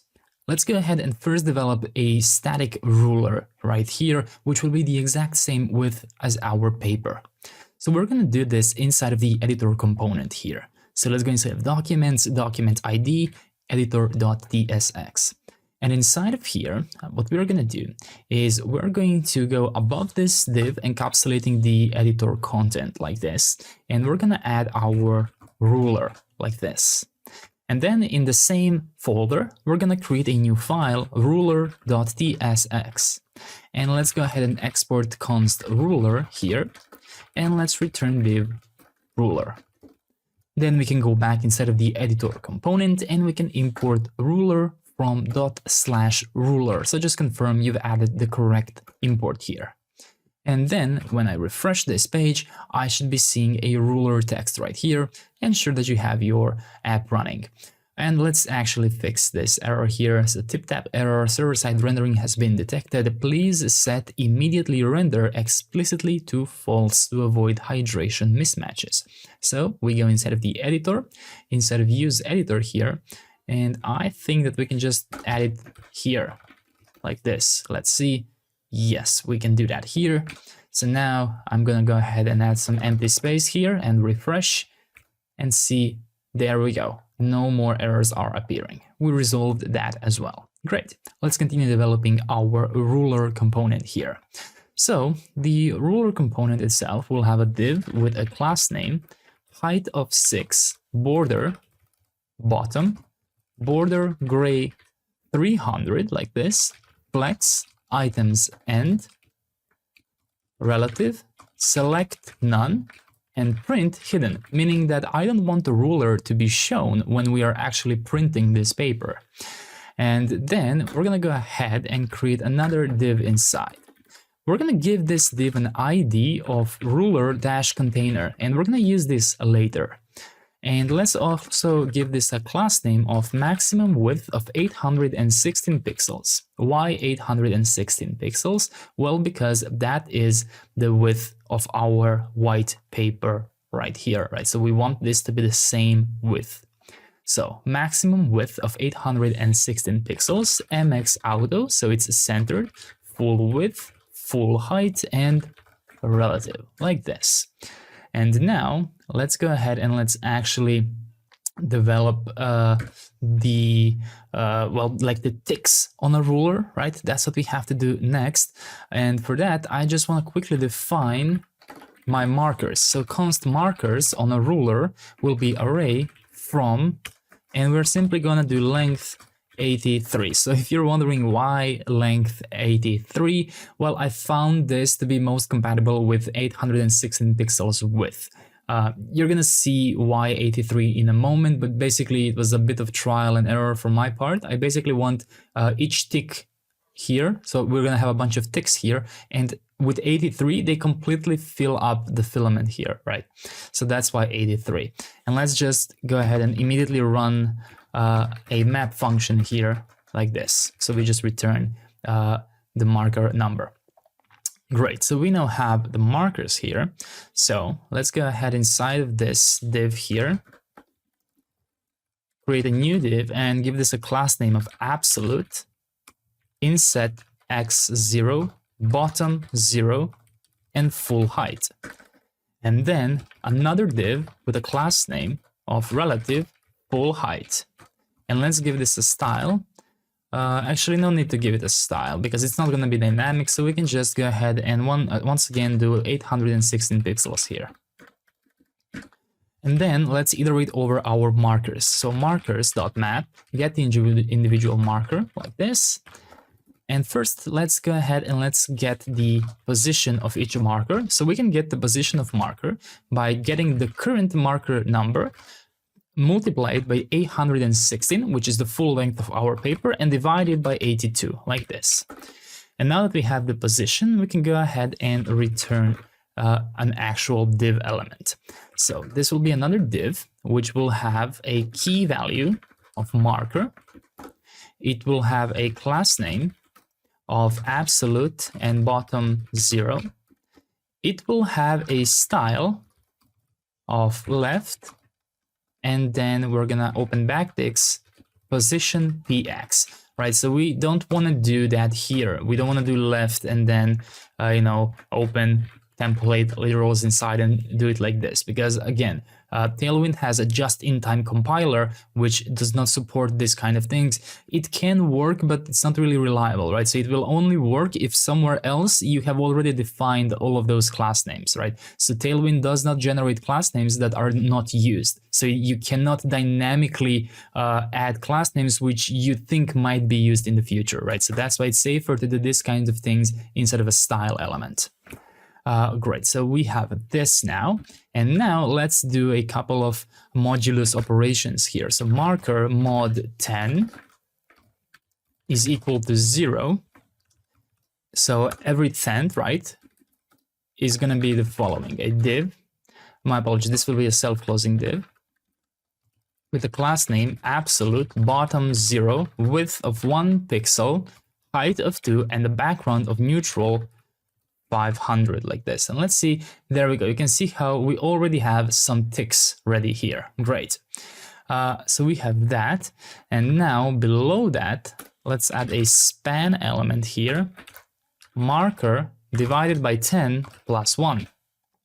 Like this. There we go. 1, 2, 3, 4, 5, 6, 7, 8, 9. Like that. Let's give this a class name of absolute, bottom 2, text 10 pixels, text neutral 500, transform, and minus translate minus x 1.5, like this. There we go. So now they'll align on their ticks like that. Great. So now that we have this, let's go ahead and add some other positions of the markers. So marker mod 5 is equal to 0, and marker mod 10 is not equal to 0, so we don't want to repeat this, right? So we are only targeting this ones, but if those that have a mod 5.0 can also have a mod 10.0, so we have to exclude those from here. So then let's go ahead and do a very similar thing. So these ones will only display a tick, they won't display any text here. So class name here will be absolute, bottom 0, width of 1 pixel, height of 1.5, and the background neutral 500, like this. There we go. You can see how now we have this in between ticks here. And let's do one more here. So any other marker, which is basically means if marker modulus 5 is not equal to 0, so those are all the other positions. In that case, again, we're going to have a self-closing div here, and we can actually copy this entire thing like this and just reduce the height to be height 1 instead of height 1.5. And there we go. Now we have a beautiful ruler right here at the top. So you can see how we used modulus operator here so that we get, every 5th, every 10th, right? So we can display these larger numbers here, and we filled up the entirety of our space here, right? So basically I played around with the length of these arrays, and you can go ahead and try some solutions of your own, but you can see if I add like 83 here, then I'm missing the last tick here. So that's why I put 82 here. There's definitely proper math between this, so you might be laughing at me right now. But yeah, if you know a better solution, you are of course free to implement it yourself. But this is quite a nice way to get a ruler here. Okay, so now what I want to do is I want to actually add blue markers, which we can kind of drag around, so we kind of control the padding of our, application. I mean our paper, right? So let's go ahead and let's implement a marker component. So I'm going to create an interface, marker props, like this. I'm going to give it a position of number. I'm going to give it an isLeft of Boolean. I'm going to give it an isDragging of Boolean, on mouse down to be a void. And I'm going to give it on double click. Oops, I used wrong character here. There we go. So those are the props of our marker, and then let's define the marker. So marker here, we'll have marker props like this. And we can go ahead and destructure all of those. So position is left, is dragging, on mouse down, and on double click like this. And now let's go ahead and let's add a div here. Let's give it a class name of absolute top 0, width of 4, height of full, cursor, EW resize, Z index of 5, group, and minus ML2, like this. Then let's go ahead and add a style element here. So we're going to dynamically decide which side we are going to push using the isLeft property here. So open square brackets and check. If isLeft, in that case, the key we want to move is left. Otherwise, it's going to be right, and the value will be open backticks, and we're going to use our position in pixels like this, right? So this is the same thing as adding left or right, but since we don't know which one it will be, we need to make it dynamic. And you do the dynamic key inside of objects in JavaScript by adding square brackets like this. So then you can do dynamic operations inside. Great. Then let's do on mouse down here to do on mouse down. And let's do on double click here to be on double click. There we go. Now what we have to put inside is a caret down icon, and while you can definitely find carets from Lucid React, I found it much better to have them in React icons. So let's do npm install React icons, and if you're interested in which version I am using, let me just show you. So at 5.3.0 -- legacy peer depths. So again, at the moment I'm recording the video, React 19 is a release candidate, so I have to add this flag. If you're watching in the future and React 19 is stable and completely out, you most likely won't have to add this here.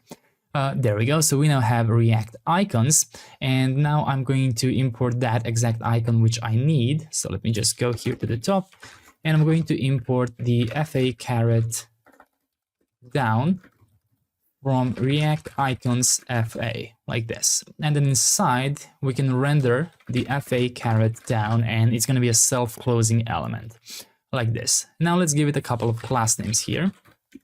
Absolute, left 1.5, top 0, height full, fill, blue 500, transform, and minus translate x 1.5. Like this. So those are the class names for FA caret down like this. And I think we can already render this marker just so we can see what we are developing, right? So inside of the div where we added an ID for the ruler container, go ahead and add a marker here like this. We're going to give it a position here of 56. We're going to give it an isLeft of true. We're going to give it is dragging to be false. We're going to give it on mouse down to just be an empty arrow function, and on double click again to just be an empty arrow function. So it says that marker cannot be used as a JSX component, and that's because inside of my marker here I forgot to wrap this entire div inside of a return. So make sure you are doing that. So I think that right now, if I go back, there we go. You can see that I have my marker here, right? And I also have this cursor, which indicates that I should be able to drag this left and right.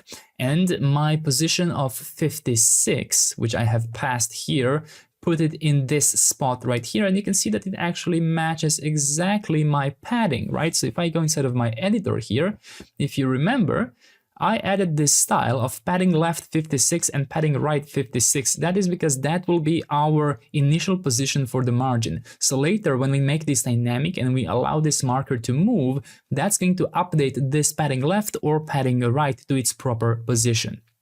So that's why I put 56 here for now. And then you can copy and paste this marker like this, change the isLeft to be false, and also leave this at 56. And there we go. We now have two of these markers right here. Great. So what we have to do now is we have to implement some kind of logic to actually move these markers around. The truth is that we will heavily modify this later. Well, not heavily, but we will modify the way we store the value of the left and right position, because all of this will need to be collaborative, right? So we will have to find a way to share this state with the other users on this page right here, right? We want them to see the ruler changes as well.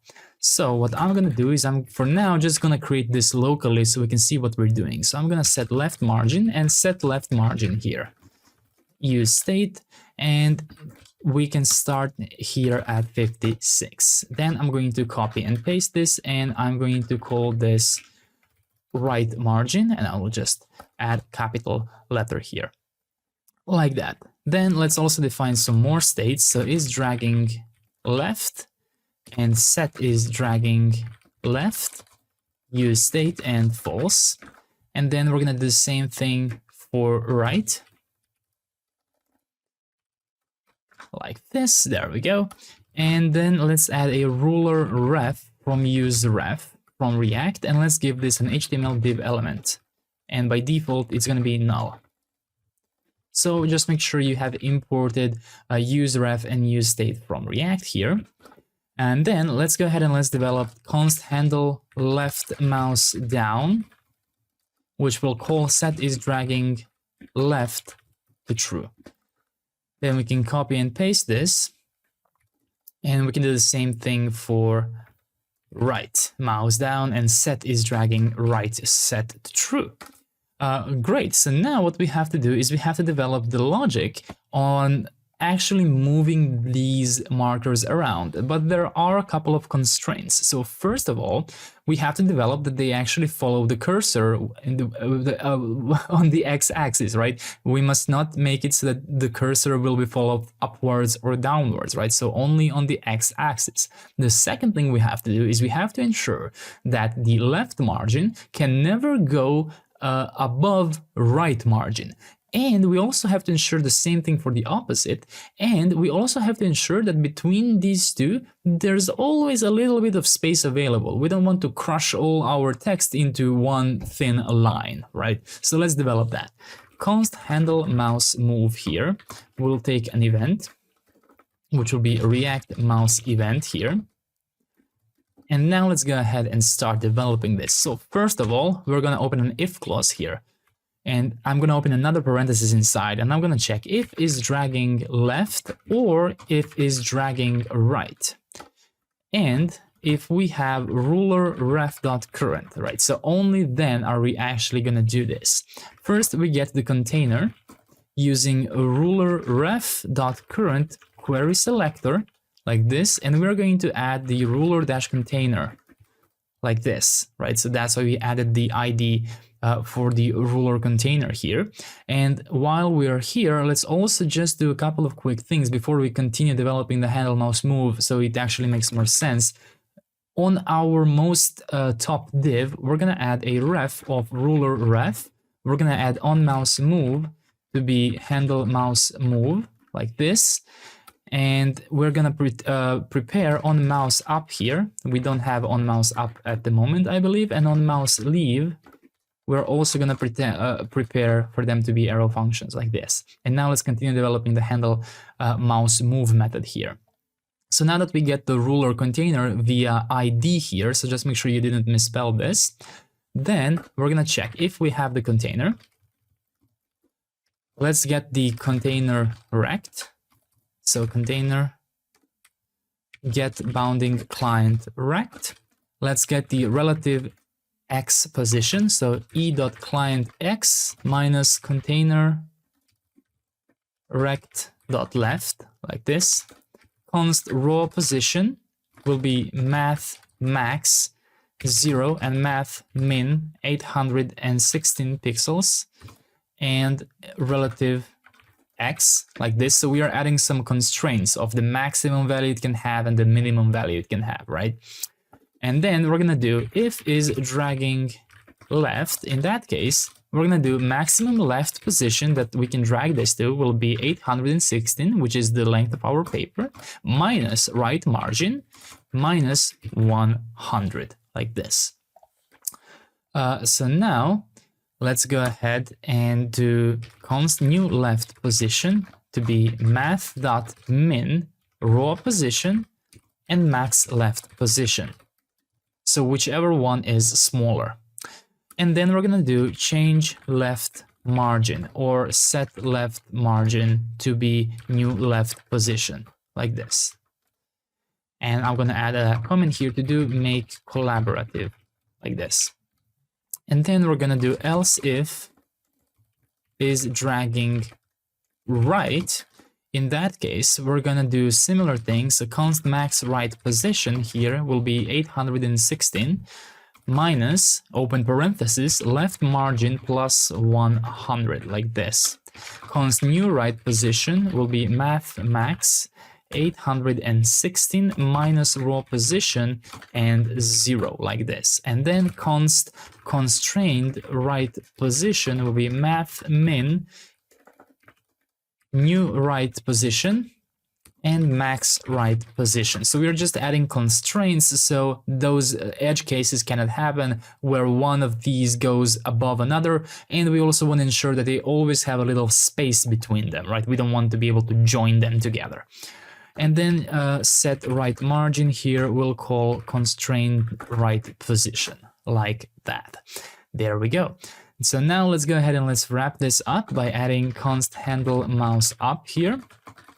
And set is dragging left to be false. Set is dragging right to be false, like this. So that resolves, oops, I scroll up.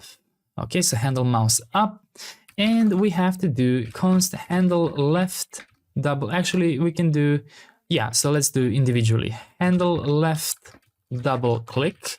So we want to add the functionality to reset these markers to their initial position, and we can do that by double clicking on them, right? So if we double click on a marker, we're gonna do set left margin 56, and then we can copy and paste this and change this one, handle right double click to change the right margin.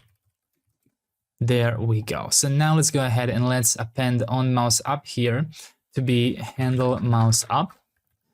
Let's go ahead and add handle mouse up to be on mouse leave as well. So both of them will call this method right here. And then for our markers, for the position here, we can add left margin for the first one, which has the is left set to true. Is dragging will be is dragging left. On mouse down will be handle left mouse down, and we're gonna have handle left double click here, right? And then we can do the same thing here. So right margin, which and it also needs to have is left set to false, is dragging right here. Then this will be handle right mouse down, and this will be handle right double click, like this. So the only thing we are not using at the moment is actually the is dragging prop in the marker, but we are going to add it in a moment. I just want to see if this is working.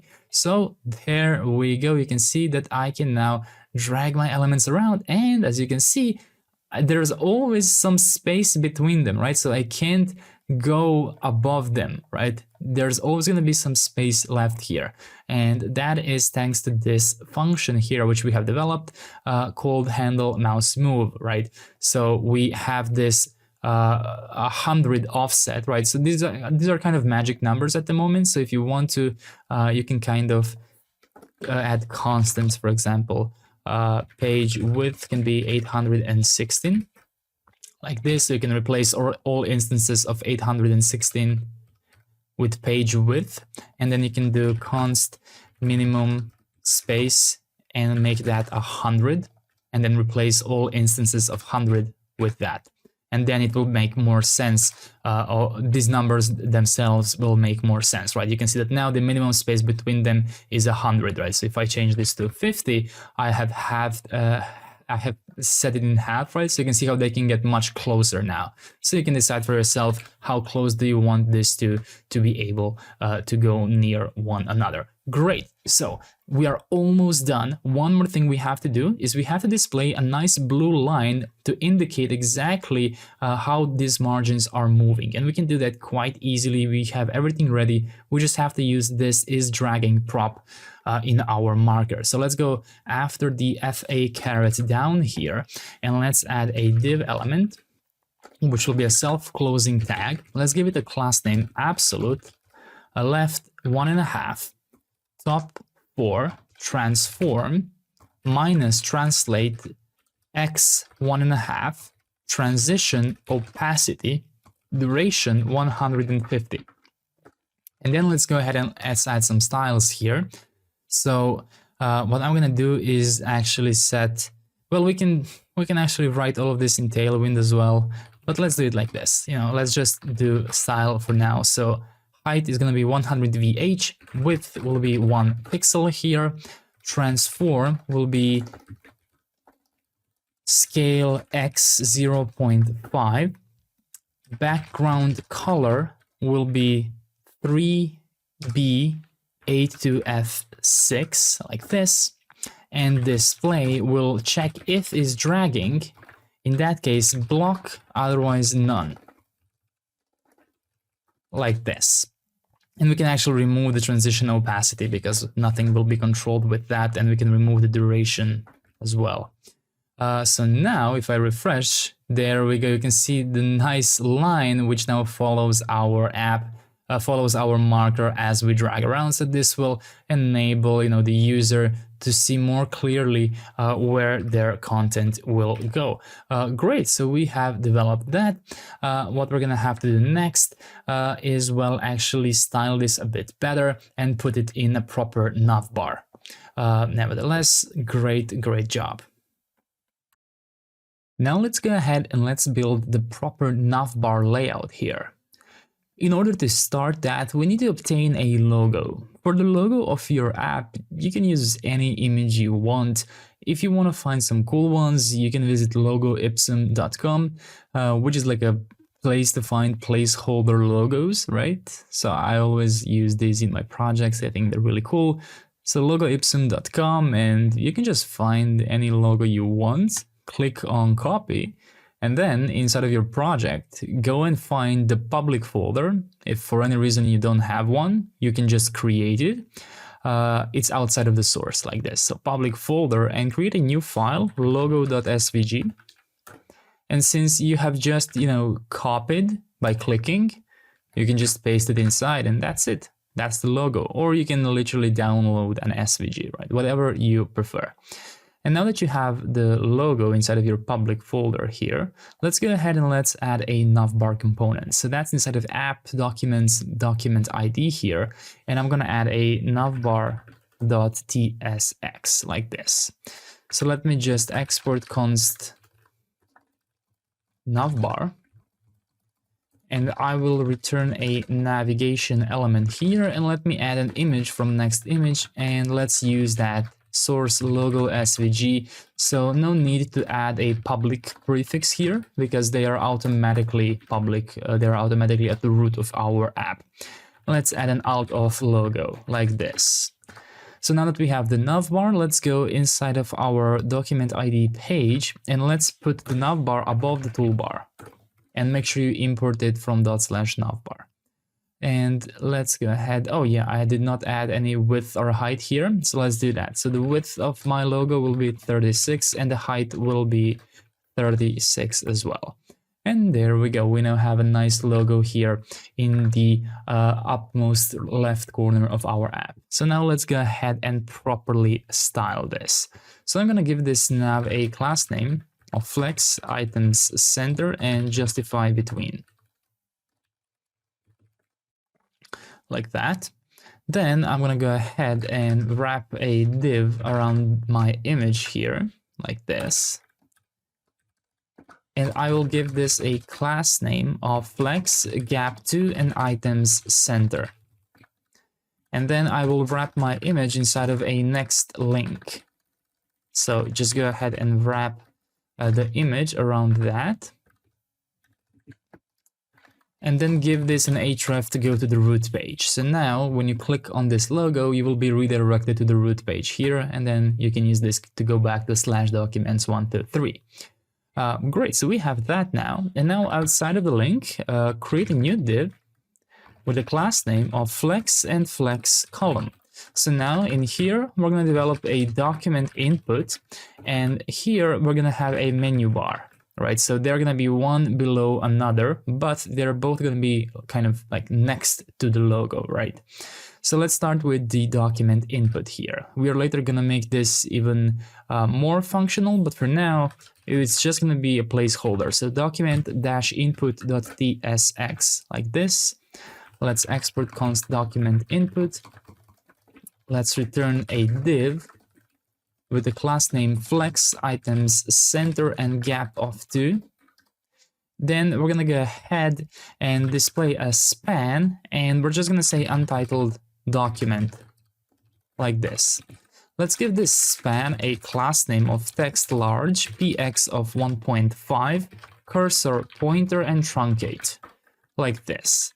And then after the span, we're gonna go ahead and simply render a BS Cloud Check icon. And we can import BS Cloud Check from React icons, which we installed in the previous chapter, I believe. So from React-icons BS Cloud Check, like this. There we go. And now we can go inside of the navbar, and you can actually render the document input from /document input. So there we go. Now you see we have a untitled document text here, and we have a nice cloud indicator, like everything is saved, right? Everything is fine. So that is it for the document input. We are later going to go back inside and develop it. What we can do now is we can develop our menu bar. So in order to do that, we're going to have to import some things from Shadcn UI. So from @components UI menu bar, import the menu bar itself, the content, item, menu, separator, shortcut, sub content, sub trigger, and menu bar trigger. You should have all of this available from the menu bar inside of your source components UI menu bar. Great, so we have this, and now let's go ahead and let's actually develop it. We are again not going to add all functionalities immediately, but we will add more and more of them as we go along. So let's give this a class name of flex like this, and let's add a menu bar here. The menu bar itself will have a class name of border none, background transparent, shadow none, height auto, and padding of 0. And then inside of here, we can add a menu bar menu like this, and we can add a menu bar trigger. And we can add file, for example. So now you can see that we have like a little menu here, and we have a text which says file. And then we can add a menu bar content here. And inside of here, we can, for example, add a menu. Well, how about we do just the menu bar item and just write save. And for example, we can have a file icon from Lucid React and give this a class name of size 4 and MR of 2. So I have imported file icon from Lucid React. I will just move it here like that. And then we go. Now when you click on file, you can see you have a nice little save pop-up here. So that's how the menu will work. So I'm going to stop developing here. Of course, we're going to have some more menus and more options, but for now, this is just fine. And then what I want to do is kind of end it here for the navbar. We can go back inside, but now I want to go inside of page.tsx right here, and let's actually style this a bit better. So we're going to wrap both the navbar and the toolbar inside of their own div here. And let's give this a class name of flex column, px of 4, padding top of 2, gap between those two will be 2, it will be fixed, top will be 0, left will be 0, right will be 0, z index will be 10, background color will be FAFBFD, the same one as above, and we're gonna have print hidden, so this is not visible when printing, right? And then we're going to encapsulate our editor into its own div as well, because now that we set this as a fixed position, what happens is that the editor now goes kind of behind our navbar and toolbar, so we have to push that. So let's add a class name here, padding top 140 pixels, and on print padding top will be 0. Why? Well, because this entire thing will not exist on print. And there we go, now it looks much better. So how did I know that we exactly have to put a padding top of 114 here? Well, that's because when you hover over this thing, there we go, you can see approximately it's 112, so I just added a few more pixels here. If you want, you can be very specific, so you can kind of fix the height if you want to, 112 pixels like this, and then you don't have to worry about it, about this content ever going behind. But we're gonna make sure that on small devices, this doesn't get collapsed, so it never expands the height, right? So it always looks good. But you can already try and zoom out, zoom in. You can see that it's very hard for this to break into multiple columns, right? So we can already test out mobile just a little bit, and there we go. So we can see that we can scroll here. Creating a responsive document can pose quite a challenge, and while there are definitely ways that we can kind of do this, even Google Docs and Microsoft Word give you an actual native application. They actually block you from visiting a Google Docs on mobile, right? So that's why we're not going to focus too much on creating something that even Google wasn't able to do, but we will, take care that it doesn't look broken, right? Great. So now that we have this, let's go ahead and let's see, is there anything else we have to do? Well, I think we are okay for now. We can do the margins, we can do this, all of that is great. Let's see how it looks on 100%. It looks quite good. Perfect. So now what I want to do is I want to go back inside of my navbar, and I actually want to develop this toolbar here. Well, at least I want to add all the menu bars that it is going to have. Great. So now let's add a new menu bar here. All right. So we have this menu bar. So this is a menu bar menu. Okay. So let's end it here, and let's add a new menu bar menu with a menu bar trigger here. And this one will have the text edit, and let's give it a class name. Text small, font normal, py 0.5, px will be 7 pixels, rounded small, hover, background muted, and height of auto. And I should also copy this entire class name and put it in our menu bar trigger above for file, like this. So now there we go, you can see how similar they look. Perfect. And let me just expand a bit.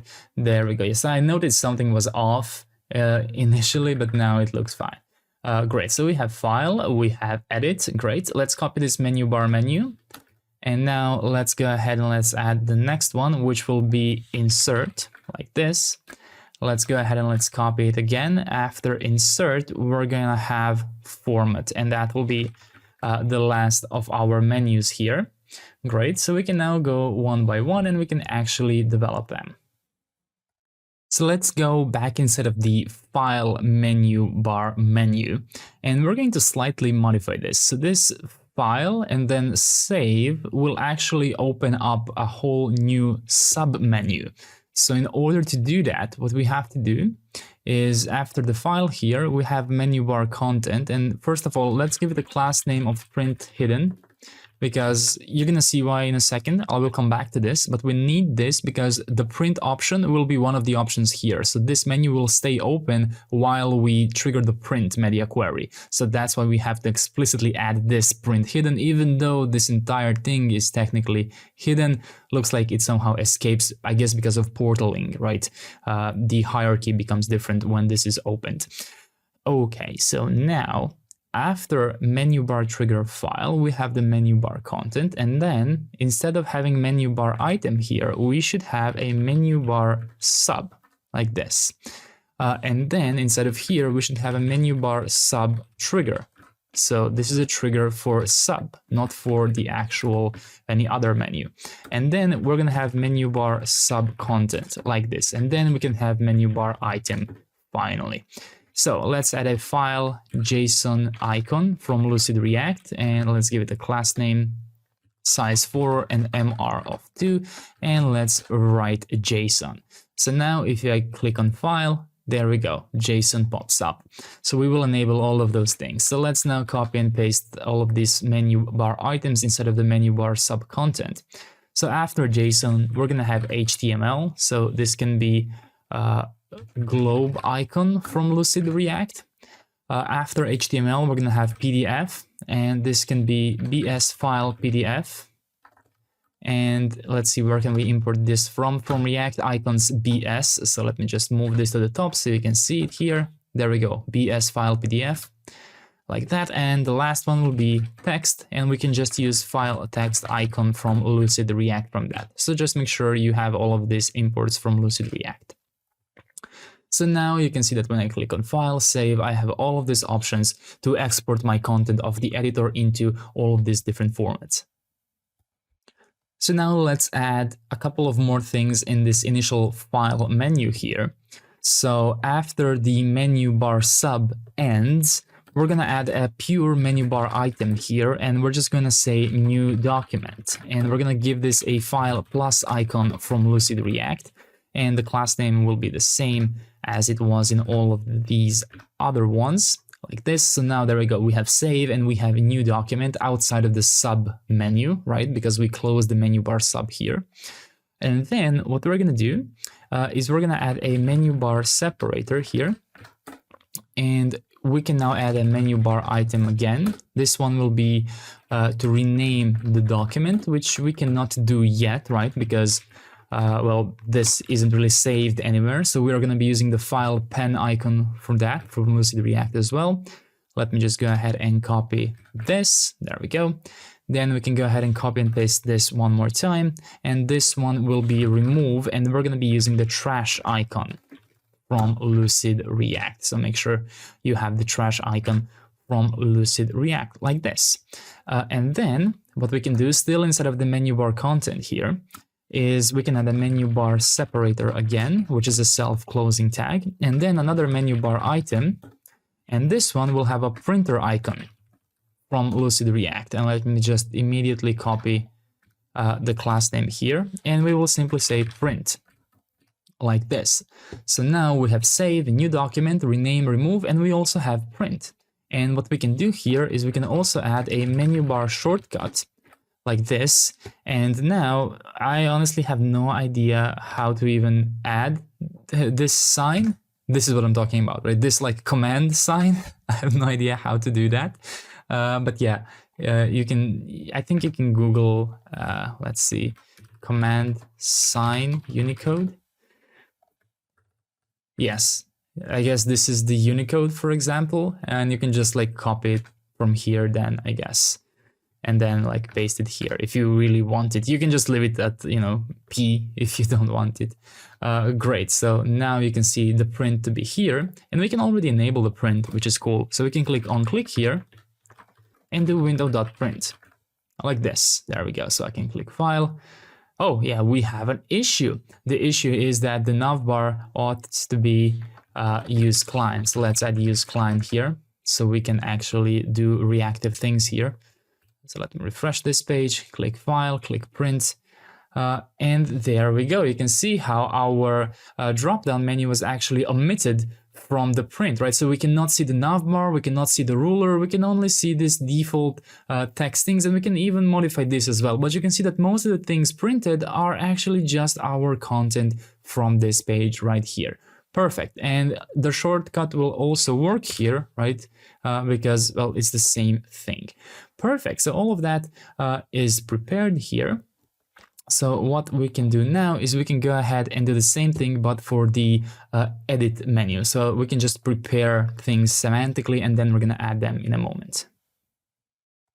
So we can go ahead and find where our menu bar menu for file ends and our menu bar menu for edit starts. And after the menu bar trigger, we can add a menu bar content here, and we can add a menu bar item here, and we can give it an undo to icon from Lucid React, and we can write undo like this. So there we go, we have the undo here, and we can just style a class name, same as always, right here. Make sure that you actually imported this icon. I'm just gonna collapse all of these so you can see them nicely here, like this. There we go. So you can now see all of the files, all of the imports which I have from Lucid React. And we can also add a menu bar shortcut here, and we can again, copy that command icon from above, right? This one, and paste it here, but with a Z, like this. There we go. So we now have edit undo. We can copy the entire menu bar item here and call this redo, and we can also import a redo to icon from Lucid React, like this. This will be command Y, like this. There we go. So we now have undo and redo. Great. So now what we can do next is actually go immediately inside of the insert here. So what we're going to do here is add a menu bar content after the menu bar trigger here. And we're going to open a menu bar sub, like this. And inside of here, we can add a menu bar sub trigger, and it will simply be table. So we're going to add the ability to insert table from here. So menu bar sub content now will give us a couple of menu bar items. And we're going to start by one table, and then we're slowly going to increase that. So 2 by 2, for example.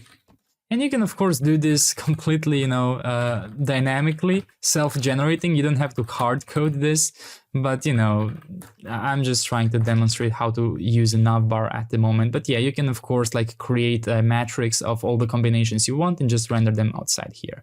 So now insert gives you all of these options for the table. So you will be able to insert a 2 by 2 table, 3 by 3, 4 by 4, or 1 by 1 table here. Great, so of course we have to enable this later.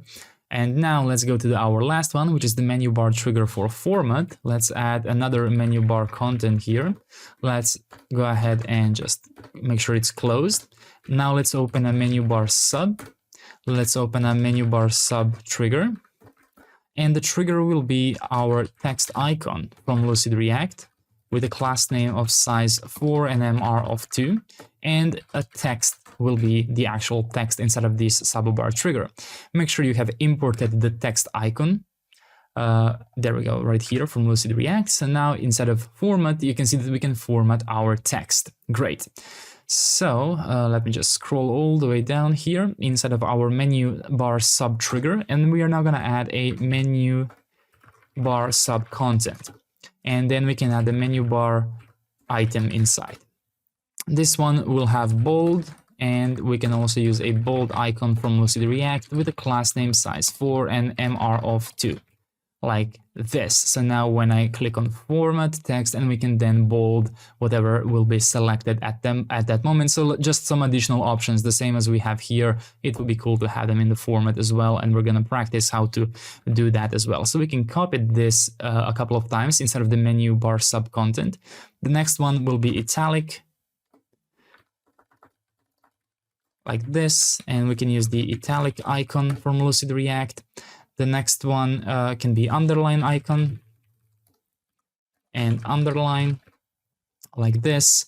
And if you want to, you can also add another one, which will be the strike through icon from Lucid React, right? So strike through icon from Lucid React, all of these. So make sure you have the bold, make sure you have the italic, make sure you have the strike through icon, and this will be strike through, like this. There we go. So now when I click on format text, you can see I have all of this. And the cool thing we can also add here are some shortcuts. So you can go ahead and do menu bar shortcut here, and you can again use that command sign with an S, like this. And let me just copy this. So for this one, it will be a U. For this one, it will be an I. And for this one, it will be a B, as in bold. So there we go. Now all of these have their respective shortcuts here as well. Great.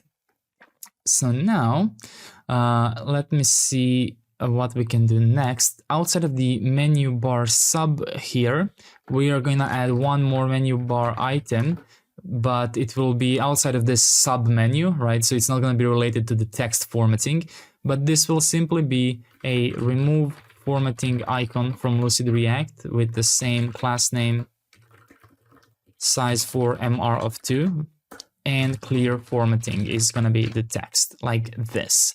So there we go. Now in format, you can either clear formatting or you can do any of these options. And let's see, can I kind of improve this? I'm not entirely sure. Maybe if I wrap this inside of a span and give this a class name of truncate. Can I improve it now? Looks like it's not improved. Max width 50 pixels maybe. Yeah, but then we mess up this. Yeah, so I'm not sure. But oh, I think I know a way that we can artificially improve this. After here, I can add an MBSP, which simulates like an empty line here, empty white space. So I can add like 2 of those. And there we go. Yeah, that improved it. Great. So we have the UI ready for our navbar here. We've added a lot of things here. We even enabled one, which is the print one, which is pretty cool already. So what we're going to do in the next chapter is actually develop all of those things, and we can do them, all of them besides new document, rename and remove. Everything else we can do because it's editor related and we already have all of those functionalities here in the toolbar. Great. Amazing, amazing job. Before we go on and implement everything inside of our new navbar, I've noticed an issue with our ruler here. If you notice, my right side marker is just after the tick number 8. But if I zoom so much that I get an overflow, what happens is that my tick has now moved closer to number 6 than previously, which it was here on 8, right? So we need to resolve that. We need to make these have fixed position. And we can do that by going inside of source, app, documents, document ID, directly inside of the ruler here.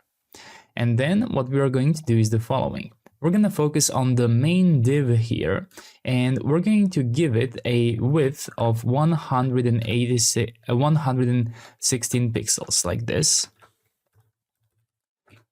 And we are also going to do MX auto here. And then inside of here, we can remove everything besides full width, full height, and relative in the lower container. And now let's take a look at the same thing. So I'm going to go ahead and move my blue tick on the right side directly on number 8. And what happens if I zoom in? As you can see, this time the overflow is working correctly and I can find it here at 8. Perfect. So we resolved that issue of ours. Now what we have to do is we have to implement the entire navbar. So let's go ahead and do that. Let's go inside of our navbar right here, and let's go ahead and do an easy one that we can already do, which is the edit, undo, and redo. So the first thing we're going to need is we're going to have to somehow get the editor inside of the navbar. And we can do that by extracting the editor from our use editor store. From store, use editor store. Let's check if we have marked this as use client. We have. Confirm yourself that you have it. And now we can go ahead and we can implement the undo and redo. So let's find the edit menu bar. There we go. And on the menu bar item, let's add on click here, editor, chain, focus, undo, run. There we go. And then we can copy this thing and paste it here and call redo this time. So now I'm going to go ahead and write some things. And if I click edit, undo, there we go. And redo, both are working flawlessly. Now let's go ahead and let's implement the table insert. So in order to implement that, let's go ahead and create a reusable method here called const insert table. We're going to accept rows and columns, and let's give this a type. So both rows and columns will be a number. And then let's do editor, question mark, chain, dot focus, insert table, rows, columns, and with header row can be false. And let's do run like this. And now we have to use our insert table method. So let's go ahead and find our insert. You can recognize it by those, there we go, 1 by 1, 2 by 2. So on 1 by 1, we're gonna call the onClick here, and we're going to insert rows 1 and columns 1. And you can already guess what we're gonna do for all the other ones. So exactly as the numbers say here, so 2 by 2, like this. Then we're gonna do 3 by 3 here. And then we're gonna do, wrong button here, there we go. And then we're gonna do 4 by 4, there we go.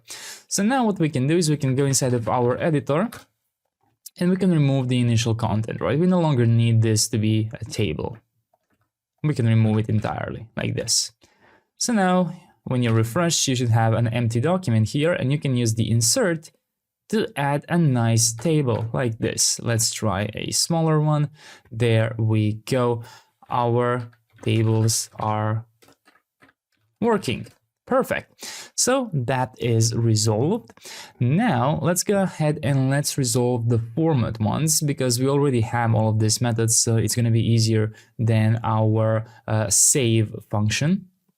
So let's go back inside of the navbar here, and let's go inside of the format. We're already here. Great. Let's find the menu bar item for bold, and let's click, let's right on click here, and let's do editor, chain, focus, toggle bold, and run like that. And now we're going to copy this in here, toggle italic. In here, we're going to toggle underline. And in the last one, we're gonna toggle strike like this. There we go. So let's try it out. I will select this, click on format. Bold seems to be working. Italic seems to be working. Underline seems to be working. And strike through seems to be working as well. And you can see how all of them get selected in our toolbar here. Excellent. So now what we have to do is also the clear formatting one. So let's also resolve that. So we're simply going to call unset all marks here like that. So let me select this and let's click format, clear formatting, and there we go. Everything was removed. Great. So now let's go ahead and let's implement our save methods, right? So file, save, we need to implement this now. So I'm going to go inside of my navbar, I'm going to go to the top here, and I'm going to implement a reusable onDownload method. So we're going to use this for each of our download ways. So first of all, let's add some props here. So blob will be a type of blob, and file name will be a string. And then let's go ahead and create a URL from the blob.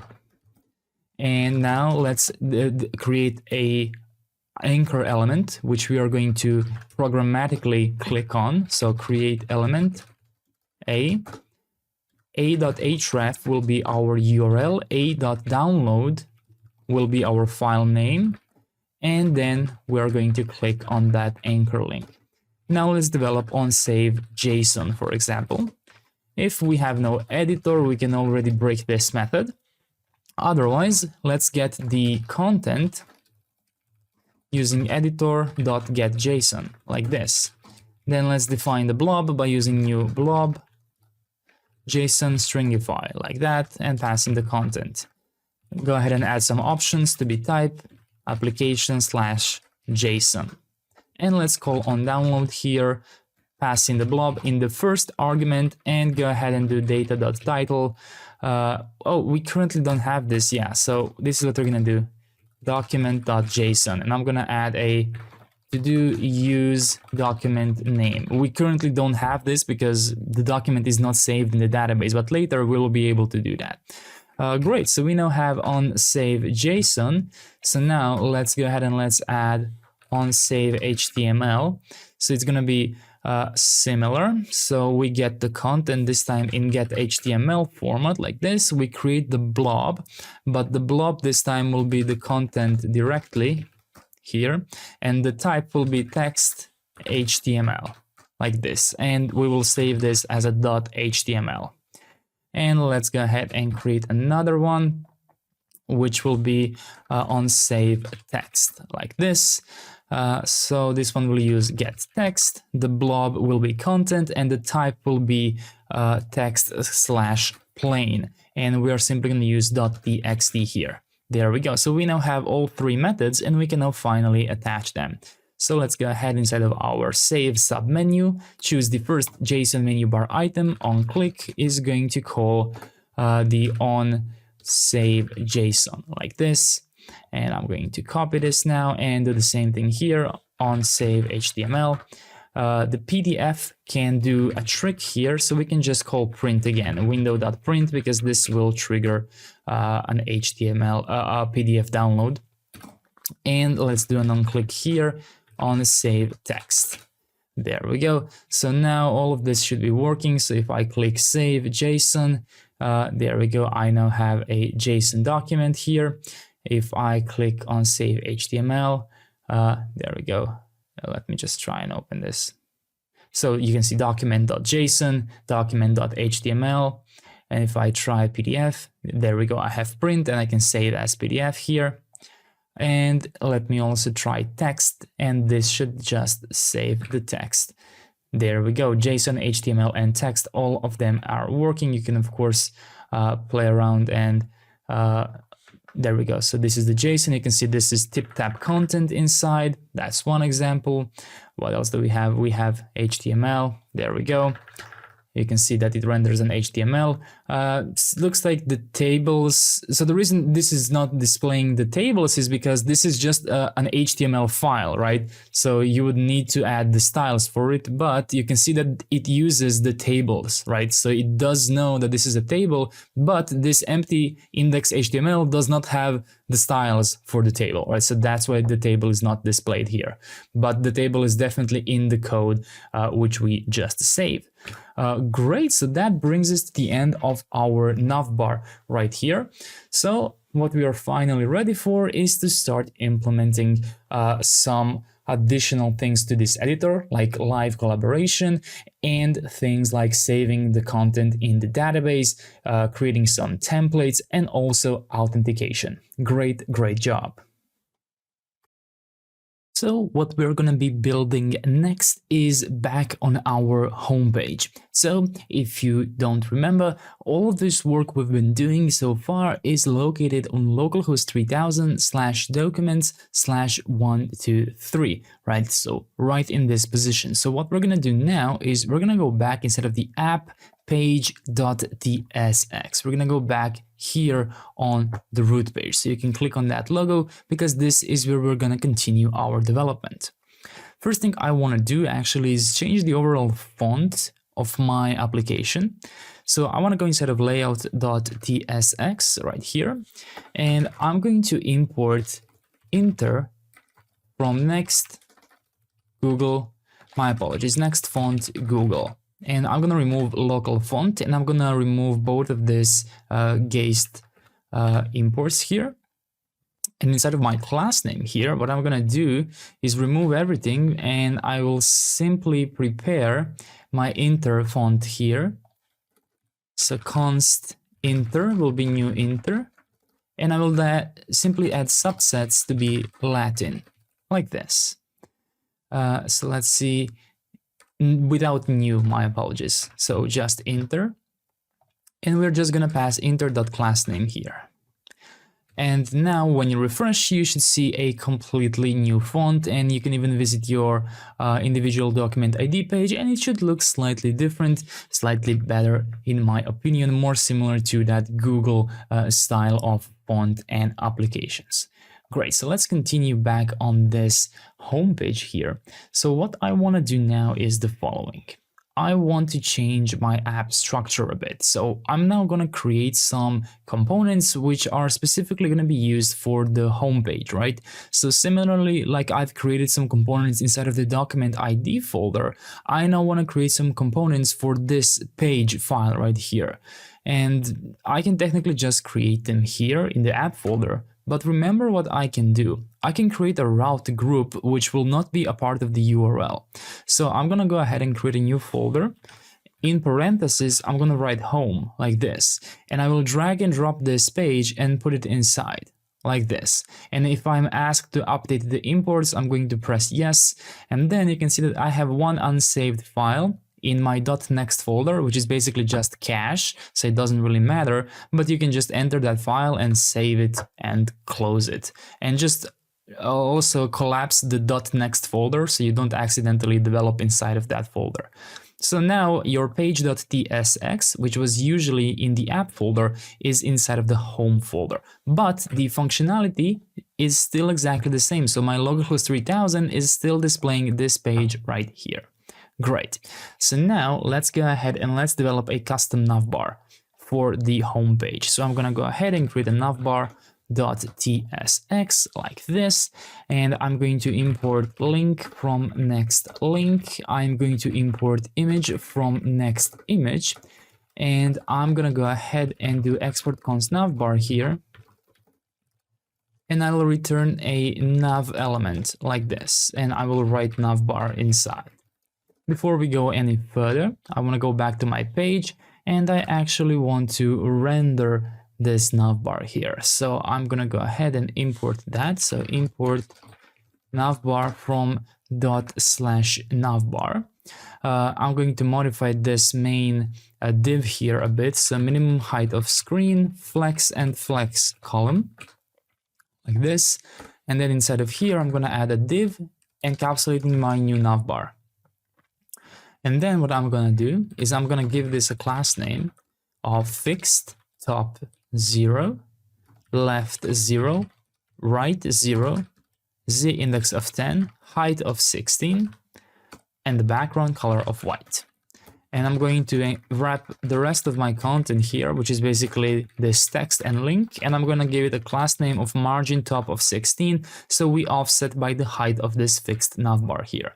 So there we go, now we have the text navbar here, and then we still have this little shortcut for us to go back to a document. So now let's go ahead and actually develop the navbar here. So I'm going to go back inside of my navbar, and now we're going to do similar to what we did in our document ID navbar, which is add an image. But let's first style this. So I'm going to give this nav element a class name of flex, items center, justify between, full height, and full width, like that. Then I'm going to go ahead and add a div element with a class name flex, gap 3, items center, shrink 0, and PR of 6. And then I'm going to add a link, which I've already imported. I'm going to give it an href of root page, and I'm going to add an image component. The source here will be my logo.svg, which we have already previously used. Alt will be logo, width will be 36, and height will be 36 as well. And then we can add an h3 element here, docs, like this. And let's give this a class name of textxl. There we go. So now we have a nice little element in our app here. Great. So what I want to do now is I want to quickly go back to my page.tsx, and I think that I have forgotten to add a padding of 4 here, like that, in this navbar. There we go. So I want the docs to be just a little bit separated here. Great, so that is my navbar, and now inside of that navbar I want to develop a search input component, right? So after my navbar, I'm going to have a search input component. So let's go ahead and do that. I'm going to go inside of home, and I will create a new file, search-input.tsx, like this. I will export const search input here. Let me return div, like this, and I will just write search input, like this. Then I'm going to go back inside of the navbar, and I'm going to render it here, search input from /search input, just like that. And now, as you can see, we have a little bit of an issue because my logo is here, but my search input is all the way in this corner. I want my search input to be here in the middle. So what I'm going to do is I'm just going to add an empty div here at the end, because this will later basically be my avatar to log in, log out, and change organization, right? So for now, this is just an empty div, and there we go. You can see that now this is centered inside because of our justified between. So let's go inside of the search input and let's continue developing from here. I'm gonna give this div encapsulating my future search input a flex1, flex items center, and justify center class name here. Then I'm going to open up a form element. I'm going to give the form element a class name of relative, maximum width of 720 pixels, and a full width. And then I'm going to add my components UI input right here. So there we go. You should now be seeing an input here. Great. Now let's go ahead and let's give this a placeholder of search like that. You should now see the text search. And now let's add a class name here. So I'm going to change MD text base. So we override the size of my text inside of here like that. Then I'm going to change the color of my placeholder, which is currently kind of gray. So I'm going to use placeholder text neutral 800. There we go. So just a bit darker. Then I'm going to go ahead and give this a px of 14 on both sides. So I want a lot of empty space here and I want some empty space here, because we're going to have a nice search button icon here and we're going to have an X icon here to clear our current search. All right, now let's add a full width here. Now let's add a border none. Then let's go ahead and modify the drop shadow, which happens once we focus on this. So focus dash visible, and now go ahead and add shadow dash and open square brackets like this. And now we're going to type inside of here, right? So right now, nothing much has really changed, but you can see we have some odd shadow here. And now we're going to improve that shadow. So go ahead and write the following: 0 underscore 1 pixel underscore 1 pixel underscore 0, and then another underscore RGBA and open parentheses, and inside write 65, 69, 73.3 like that. Then add a 0 underscore 1 pixel underscore 3 pixels underscore 1 pixel RGBA 65, 69, 73, and 0.15 like this. And I just realized a small mistake here. So in my first RGBA here, it goes 75, 69, 73, and then a comma like this, and then 0.3 like that. Great. So now that we have this, we are finished with the shadow. Let's add a background color of F0, F4, F8 like this. Let's add a rounded full class, and let's add a few final ones: a fixed height of 48 pixels, a focus visible ring 0, and focus background color of white like this. So this is the entire class name. And now you can see that we have a much smoother and nicer looking search here, and the effect is almost identical to Google's, right? So that's why I really wanted us to do this specific shadow here. So again, just make sure you don't use 73.3, but instead add a comma after 17.3 like that. Since I seem to be having a lot of this very long lines of classes, I'm going to make it easier for you, and I'm going to turn on wrap text. So word wrap, I'm just going to turn it on. And then you can see that you can always see my entire class name, right? So if you want, you can pause the screen. I hope this will be easier for you this way. Okay, so now that we have this, let's go ahead and let's add some icons, right? So after our input, I'm going to add a button from components UI button. So let me just fix this typo here. So let's add a button from components UI button. Make sure you have both of these imports here. And inside, we're going to add a search input.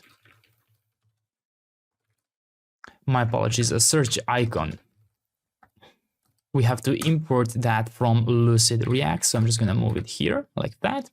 And now let's go ahead and give this button a couple of attributes. So first of all, a type of this button will be submit, variant will be ghost, size will be icon, and then we're going to have a class name, absolute, left 3, top 1.5, minus translate, y 1.5, and then we're going to override the SVG size, so end underscore SVG inside of square brackets, colon, size 5, and then rounded full, like this. And then you can see how we have a nice button with the search icon inside, just like this. Great. So you can see how this already has a Google-like material feel. Great, so we have that. And now what I want to do before I implement the next button is just add some functionalities here. So let's go ahead and do that. I'm going to go ahead and add a value here and set value to use state from React. Like this, and then I'm going to define an input ref to be used ref from React, and default value will be null, but let's give it also a proper type, which is HTML input element, like this. Let's define a handle change method here to be event React change event, HTML input element, like that, and set value event target value, like this. And this will have to be a string, like this. Well, we can just do it easier. We can just put an empty string in the beginning. There we go. So now that we have this, we can attach those things to our input. So let's go inside of our input here, and let's pass in the value to be the value. Whoops. Let's pass in the onChange to be onChange, and let's pass in the ref to be input ref. And this is handle change, not on change, right? There we go. So now our input should be controlled, but we have an issue here. That is because we did not mark the search input as a client component. So we have to mark it as a client component, and there we go, no more issues now. So now we have a controlled input. Great. So now we can go ahead and finalize this part. So I'm going to do this. If we have value, meaning we have typed something, I'm just going to copy this entire button and add it here, but I will modify it slightly. So the type, this is important, the type needs to be button. Don't forget to do this, because if you put a button inside of form element, it will automatically be considered a submit button unless you explicitly give it a type of button. And since this button will be used to clear our input, you will clear your input on every enter press. So just be mindful and put the type button here. And the icon is going to be X icon from Lucid React. So just ensure you've added that. Great. And now we're just going to modify this to be absolute and right 3. So now you can see that when you have a text, the X button appears. When you delete it, it does not appear, like that. Great. So let's go ahead now and let's implement the handle clear method. So const handle clear method here will be an arrow function, which will set value to an empty string, and it will call input ref.current and call the blur, and just use the question mark here like this. So the handle clear method now will be called here on this X icon. So if you write something and click here, there we go, it will be deleted like that.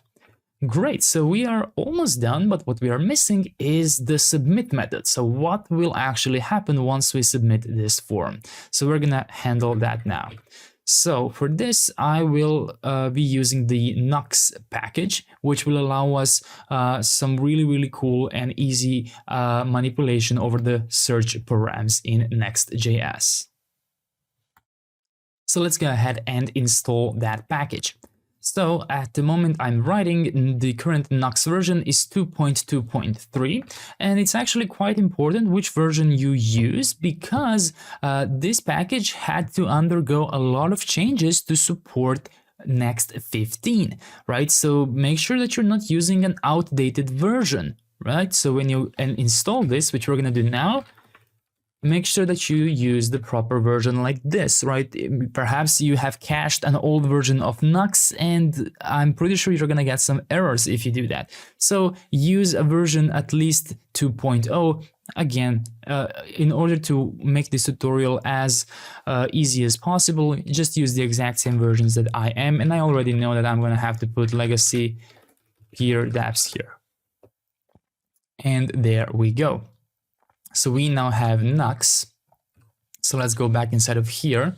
And what we have to do now is we have to do one thing which previously we didn't have to do with Nux, which is we have to go inside of our layout.tsx, and inside of here, we have to import the Nux adapter like this from Nux/adapters/next/app. Like this. So now we have the Nux adapter, and I'm gonna go ahead inside of my body here, and I will simply add the Nux adapter. Just like that. Now let's go ahead and let's create our hook, which is going to control the search params using Nux. So inside of my source folder, do I have hooks? I already have hooks here. I assume this is from my from Shadcn, right? Because we did not create any custom hooks here. I believe we can, I think, confirm that if I call use mobile, there we go, the sidebar uses use mobile. Great, yes. So this was definitely added here with our Shadcn add all components functionalities. Inside of this hooks folder now, create a new file, use search param.ts like this. And now we're going to import parse as string and use query state from Nux. And we can export function, use search param, make the key a type of string, and simply return use query state.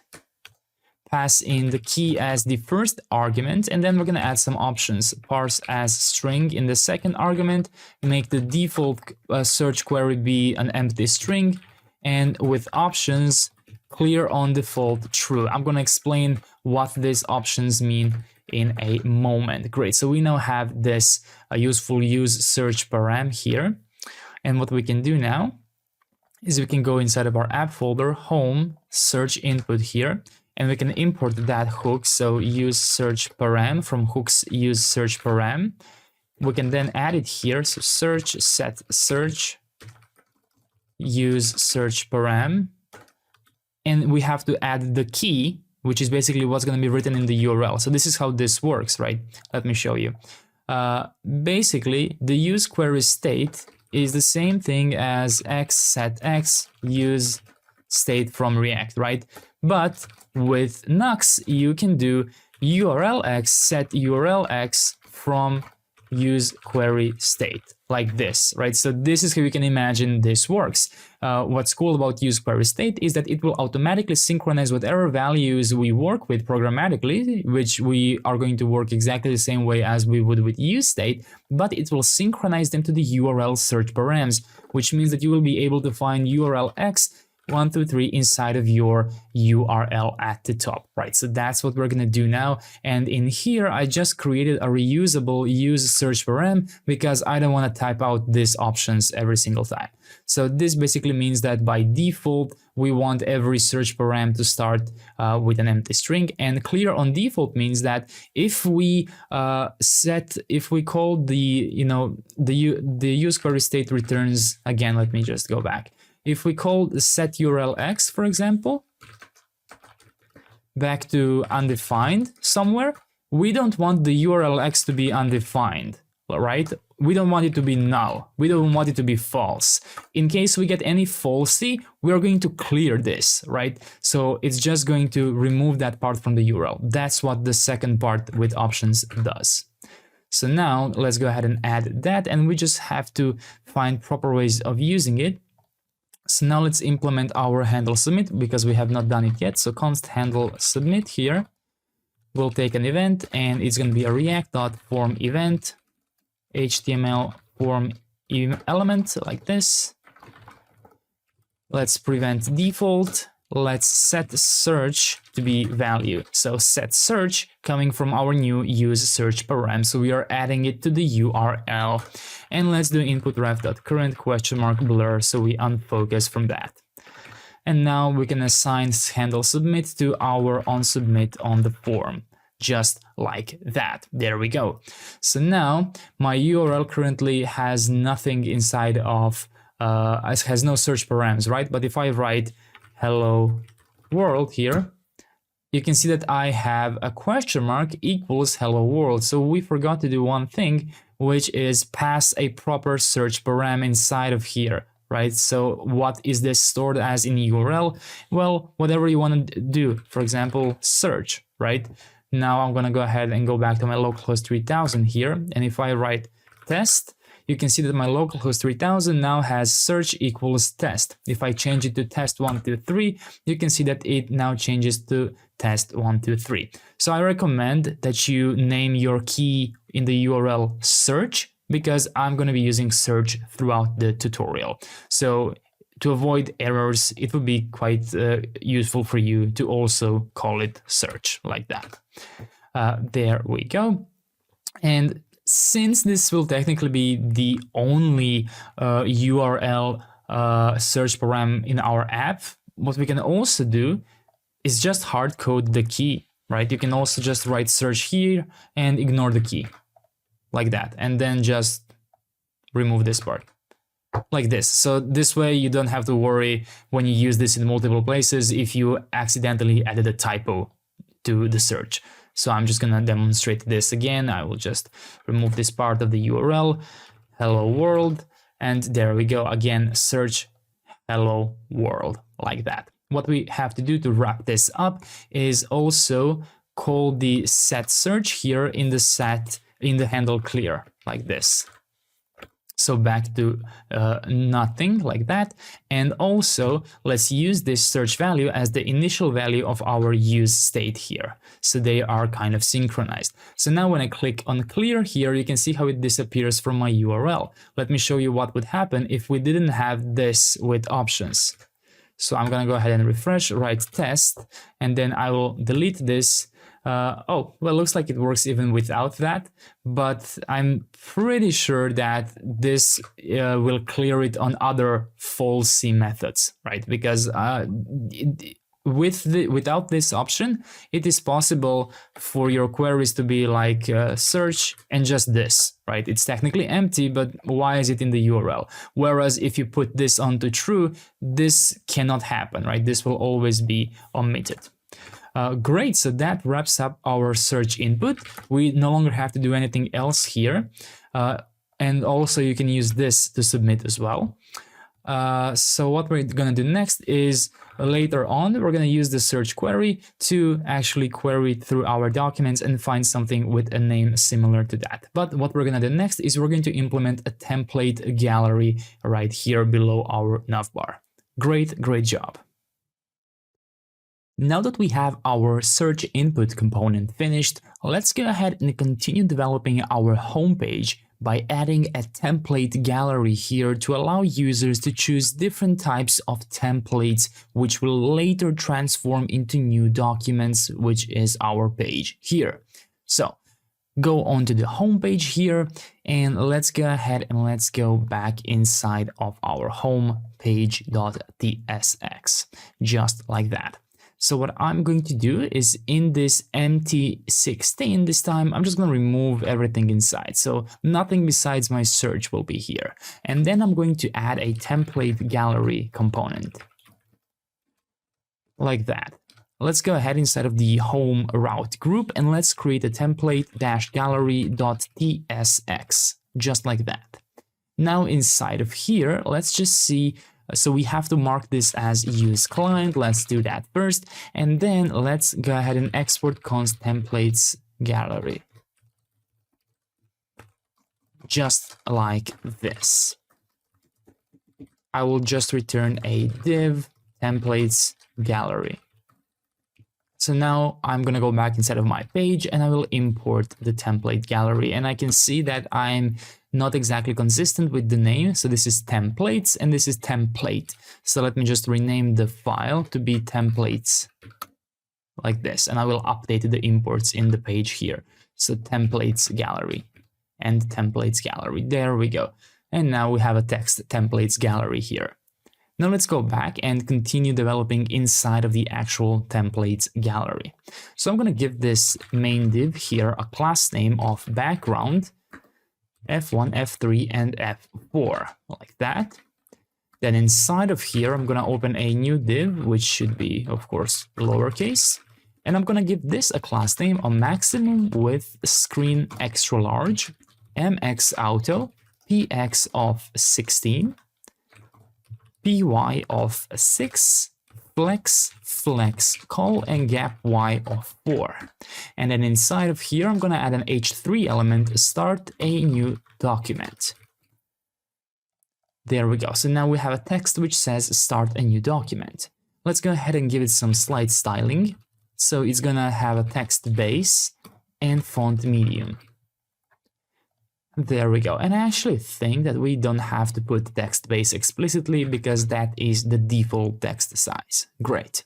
So what we need to do now is we have to import our carousel component. And we already have the carousel component from components UI carousel, which we added from Shadcn UI. So it should be located inside of your source components UI carousel right here. So now that we have the carousel, let's go ahead and let's actually create it. So we're going to go just below the H3 element and I'm going to add my carousel here. Then inside, I'm going to add a carousel content and I'm going to give the carousel content a class name of -ml4. And then inside of here, what we have to do is we have to iterate over our templates, right? So currently we don't have any templates, so let's just go ahead and do this. Const templates, let's make this an empty array and let's simply add a single object inside. I'm gonna give this an ID of blank. I'm gonna give this a label of blank document, like this. And I'm gonna give it an image URL, and let's see. I'm going to use /logo.svg because that's an image that I have inside of my public folder and you should have it as well because we've used it many times already. So we are going to use this as kind of the only template that we have at the moment. So let's go over our templates.map. We are going to get the individual template here and then we're going to render the carousel item. So the carousel item will have the following attributes: the key, which will be the template ID, and the class name, which will be the following: basis 1.5, on small devices basis 1/3, on medium devices basis 1/4, on large devices basis 1/5. On extra large devices, we're going to have a basis of 1/6, and on 2XL devices, we're going to do the following: basis. Now, unfortunately, there is no 1/7. That does not exist. So what we have to do is we have to open square brackets like this and add 14.28571. Of course, you can probably use a smaller amount of decimals, but this was, ChatGPT generated class name for 1/6. But you can see they also use this amount of decimals in these ones, so I guess it is appropriate to use this one here. And let's also add a PL of 4. So let me zoom out a bit so you can see this is of course just one command like that. There we go. So now inside of the carousel item, what we're going to do here is we're going to add a class name, cn, which we are going to import from libutils, like this. And we're going to have some dynamic classes here. So in the first one, we're going to have an aspect ratio of 3 quarters, like this, flex column, gap y 2.5. And then we're going to go ahead and for now, this is what we're going to do. We're going to have a constant is creating set to false, which will later be dynamic.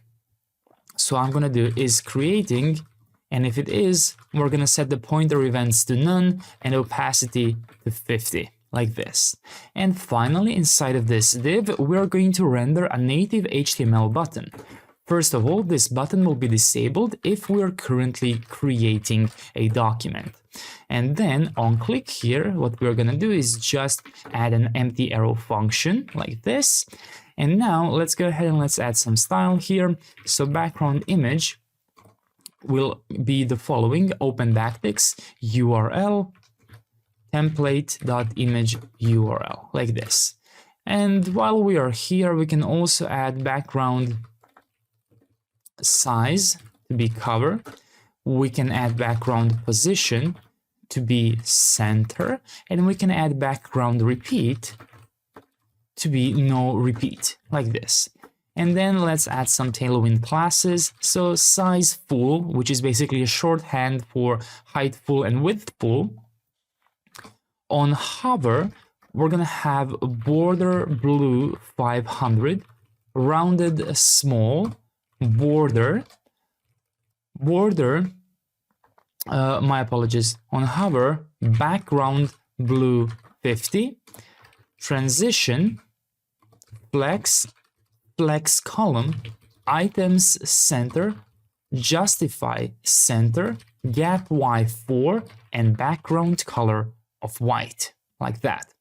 And then finally inside of here, we're gonna have a paragraph which renders the template.label, and this will have a class name, text small, font medium, and truncate. So now, there we go, you can see that we actually have our document right here. But we do have to modify one thing. This paragraph here should not be inside of the button. It should be outside of the button below it, like this. So now we just have to modify a few things here, it seems. First of all, this button can be a self-closing element, so we can close it here, like this. There we go. That's the first thing. The second thing is, I'm not sure if this should perhaps be centered. Maybe it's better if this is centered, but we're gonna work on that later. So what do I want you to do now? Well, I want you to actually find some proper images for our templates. And I have prepared for you this public gist, which I will share in the description of the video, or you can of course visit the source code and look at my public folder.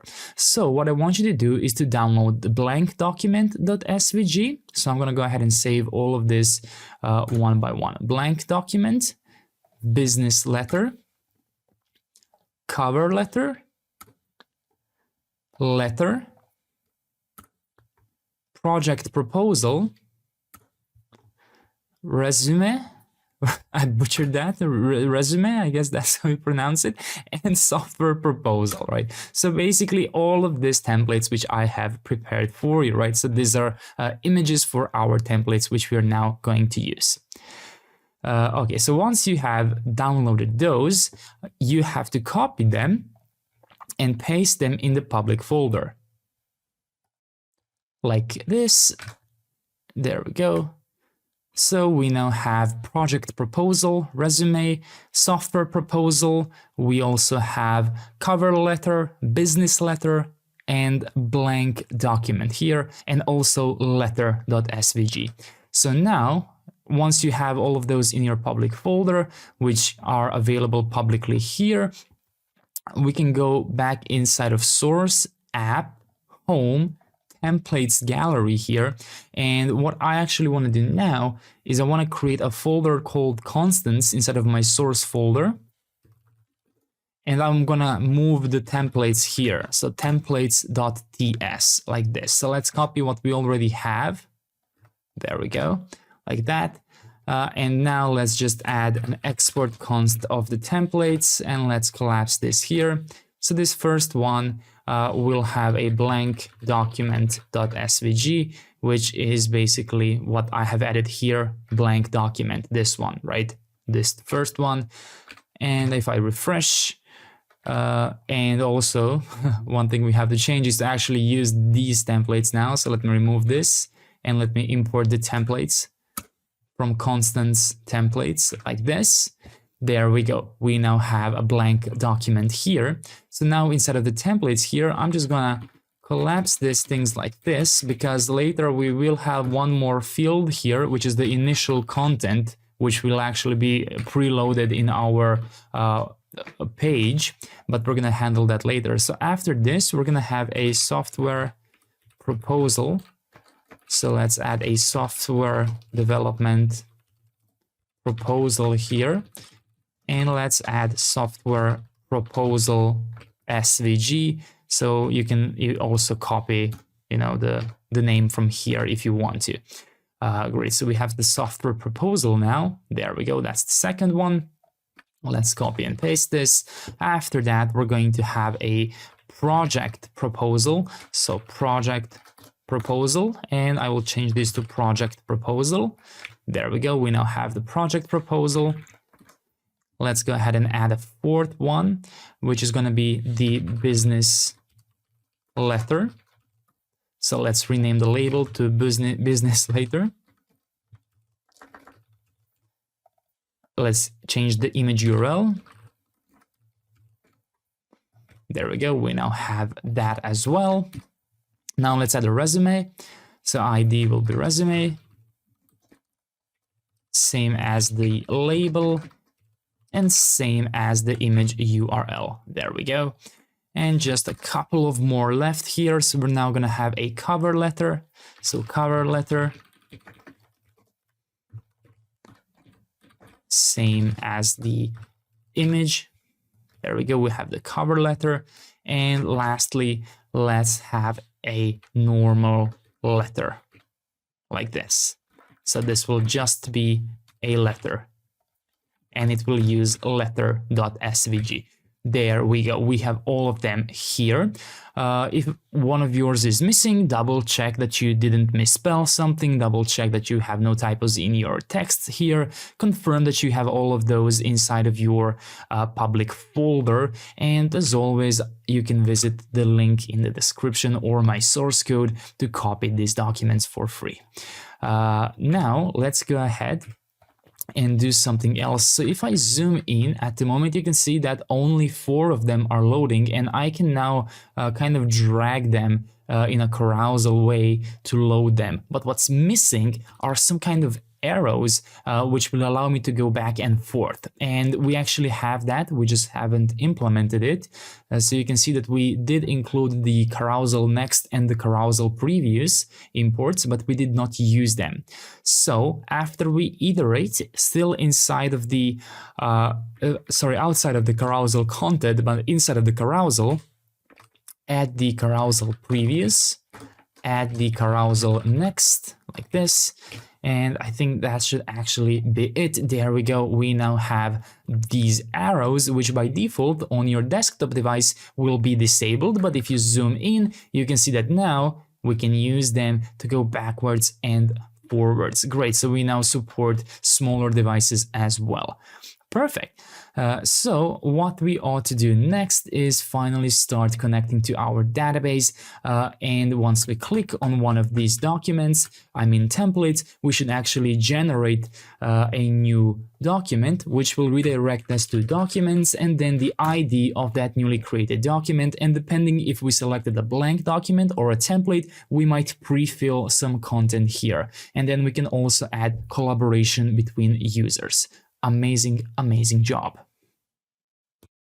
Now that we've wrapped up our template gallery, we can finally go ahead and create our database and actually enable this gallery to create a new document in our database. By doing that, we will be able to store the content we are writing in each and every document, and we are also a step closer to live collaboration in those documents. So let's go ahead and let's add a real-time database to our project called Convex. Head to convex.dev, you can also use the link in the description, and go ahead and log in or create an account. Once you have created your account, you will be redirected to Convex dashboard. As you can see, I already have one project. This is from my initial development of this very project that we are building. So what I'm going to do is I'm going to click create a new project, and I'm going to call this docs tutorial like this, and I will click create. Once we have created that, we can leave it as it is. Later we can play around with this. I recommend that you actually keep this dashboard open because we will come back to this. But for now, you can just head back to convex.dev, and this time let's go inside of the documentation. Inside of the documentation, let's select our Next.js here. So we already have created our Next app, so no need for that. But what we do need is to install Convex. So let's go ahead and do that. And we will be using a specific version as well. So I'm going to expand this, and I will write npm install convex at 1.17.3. like this. And I forgot to run legacy deps, so let's just run this again with legacy peer deps like this. So we are installing Convex at 1.17.3, which at the moment I believe is the latest version. Let's click on the versions here. There we go, 1.17.3. I just had to refresh because it was displaying 1.17.2. So yes, this is the version I will be using in this project. Great, so we now have Convex, and now we have to run npx convex dev inside of our app. So yes, we will have to running both our frontend using npm run dev and our Convex separately using npx convex dev. So make sure both of those are in the same project here. So what would you like to configure? In our case, we can choose an existing project. So let me just use my arrow keys to go down and select choose an existing project. If you're running this command for the first time, you will most likely first have to log in to Convex, right? You will get a redirect back to the Convex dashboard. You will have to log in with your GitHub, and you will basically have to log in an account which has these projects right here, right? Let me just go into docs tutorial here. Okay, so and once you submit your account, once you are successfully connected with your terminal and your Convex account, you can go ahead and select your project. So in my case, that is docs tutorial. Like this, and there we go. So now you're going to notice that inside of our .environment.local we have Convex deployment and we have next public Convex URL. So all of that here is set for us. On top of that, we also have the Convex folder where we are going to generate our schema, our API, and all the other things we are going to use. So let's go ahead and try and do something. So this is what I'm going to do. I'm going to go ahead and immediately learn how to build a schema here. But just before we can do that, let's do this, creating a Convex client provider, because that is kind of, without this, we can't even run Convex inside of our project. So let's do that first. I'm going to go inside of source, and I'm going to go inside of components, and I will create a convex-client-provider.tsx like this. So I'm not doing that inside of the UI folder, I'm doing that directly inside of components here. I will mark this as use client right here, and then I can go ahead and just copy everything from here like this. So we are importing the Convex provider, the Convex React client, and React node from React right here.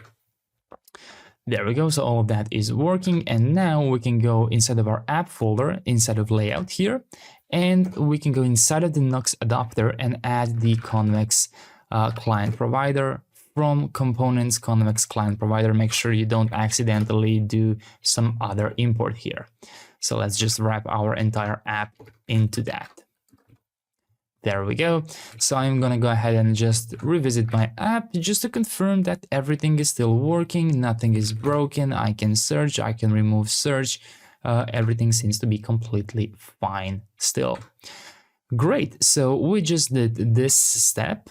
And now we're gonna go ahead and do this, but instead of us populating the database using a JSON file, I want us to immediately learn how to actually create a schema and how to create an API endpoint using Convex.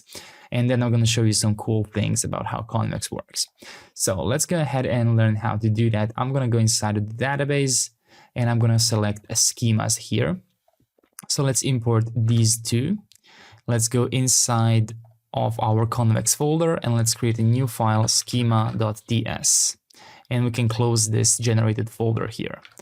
Let's add define schema and define table from Convex server, and let's import v from Convex values here. And then let's go ahead and we can just copy this here and remove everything inside. So we are defining the schema right now. And for example, let's define, let's actually immediately do documents like this. So documents will be define table, and we're gonna give each document a title, which will be a string like this. And the moment we save this, you can see that if we accidentally create a wrong schema, we are getting errors, right? For example, in this case, I was missing a default export. For example, this, right? So I just did const test, right? Something like that. When I save, you can see that I'm getting errors. So the npx convex dev is actively looking at our changes. So we have to export default the defined schema here, and then it will automatically synchronize that with the cloud. So now if I go inside of my docs tutorial project, right? You can see that immediately I have the documents here. And the cool thing is that I can actually click show schema and I can see the very thing that I have just written here, right? So I can debug much easier in this way. So what I'm going to do is inside of these documents, I'm going to add a document and I'm going to give it the title of test like this. And we can actually copy these a couple of times. So test 1, test 2 like this, and let's click save. There we go. We now have 3 documents inside. And now let's go ahead and learn how to fetch those documents. So instead of Convex, I'm going to create a new file, documents.ts, like this. And let's go inside of our documentation here, reading data like this. And we're going to import the query from /generated server like this. And we can export const list task. We can copy this entire thing, but we're going to slightly modify it. So I'm going to call this get documents, or we can just call it get like this. And we're going to query documents. You can see how type safety already works here, and we can immediately return them. We don't even have to do anything besides this. And there we go. We just have a working get query here, and you can see that it will return the ID, creation time, and our custom field title, which we have defined right here. If I were to add something else like room ID and make that a string, you can see that then this get changes to include that room ID. But let's remove that for now. We are not going to need it. And I'm just let me just double check if my data is still okay, because I just added that room ID. Yes, everything is okay. And the cool thing about Convex is that it's a completely real-time database, right? You don't have to do absolutely anything to make it more real-time than it is. So every single user connected to your application will see all changes in real time. Every time you rename a document, every time you create a new document, all of those things will happen in real time to all users on your platform. So that's a really, really cool thing about Convex. On top of that, there's a billion other things of why I absolutely love working with Convex. But for now, let's learn how to actually call this API endpoint, which we have just created. So I'm going to go inside of source, I'm going to go inside of app folder, inside of my home here, and inside of page. I'm going to go ahead and mark my home as use client like this. And then inside of here, I'm going to call documents to be use query from Convex React like this.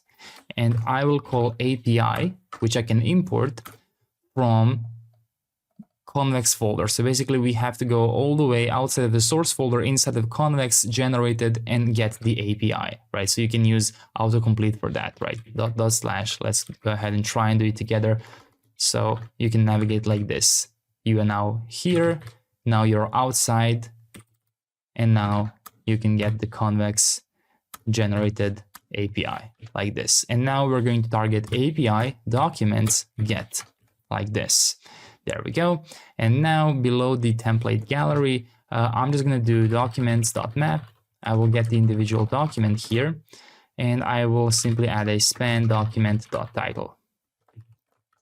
And make sure to put a question mark here for documents map iteration. I'm going to tell you why in a second. So let me go ahead and try this. And there we go. We have test, test1, and test2. Great. And what we can also do is if documents is undefined, in that case we can return a special loading, right? So if documents are undefined, that means they are loading. So there we go. You can see how now I have a loading, and then we load. We have some errors here. That's because I did not assign a key here. So that will be document underscore ID. And there we go. Test, test1, and test2. Great. So what I want to do now before we end this chapter is create a proper schema for my documents, because right now I have just created this so that you can see how Convex works. So now let's go ahead and create a proper schema. So the title can actually stay the same. We will be needing that. And then let's add initial content, which will be optional string. So that's if we are using a template, right? If we are using a template, we're going to have some initial content inside. Basically, if we are selecting any of these, they will have initial content. But if we are selecting a blank document, then there will be no initial content for the user. Let's add an owner ID, which is basically the person that created this. And we're going to add authentication in a moment. But for now, this will just be a required string.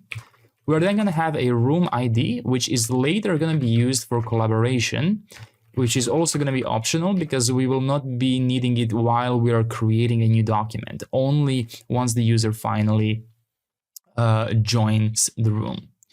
And then let's go ahead and add an organization ID, which is also optional. So we're going to be using the organization and room ID to enable collaboration with permissions. So we are going to be very strict with who can visit our room. Only people within our organization who we will be able to invite, and those invites will actually be sent to users' emails, which is very, very cool. You will also be able to modify users' permissions like admin, member, all of those things. So it's going to be very, very useful. And now let's go ahead and let's add some indexes or indices. I'm not sure what's the multiple of index, and you can learn more about them here. So basically, index is an optimized way to fetch specific collections, right? So we're going to create the first index here, index by owner ID. So basically, we need a optimized way to fetch all of the documents that we own, right? Without using filters. We are using an index on our owner ID. Then let's add an index by organization ID for the exact same use case, but if we are searching within a specific organization.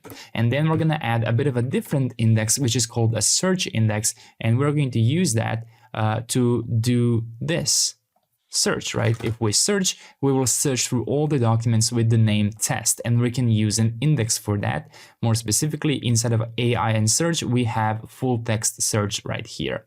and then we can define search index here and define by what field do we want to search. And we can also go even granular and search within a specific organization ID or specific owner ID. So let's go ahead and do the following. Let's add search index, and we're going to call the index search title. And then we're going to say that the search field is the title field, and filter fields are going to be owner ID and organization ID. So we don't look through our entire database, but only for this specific owner of that document or their organization ID.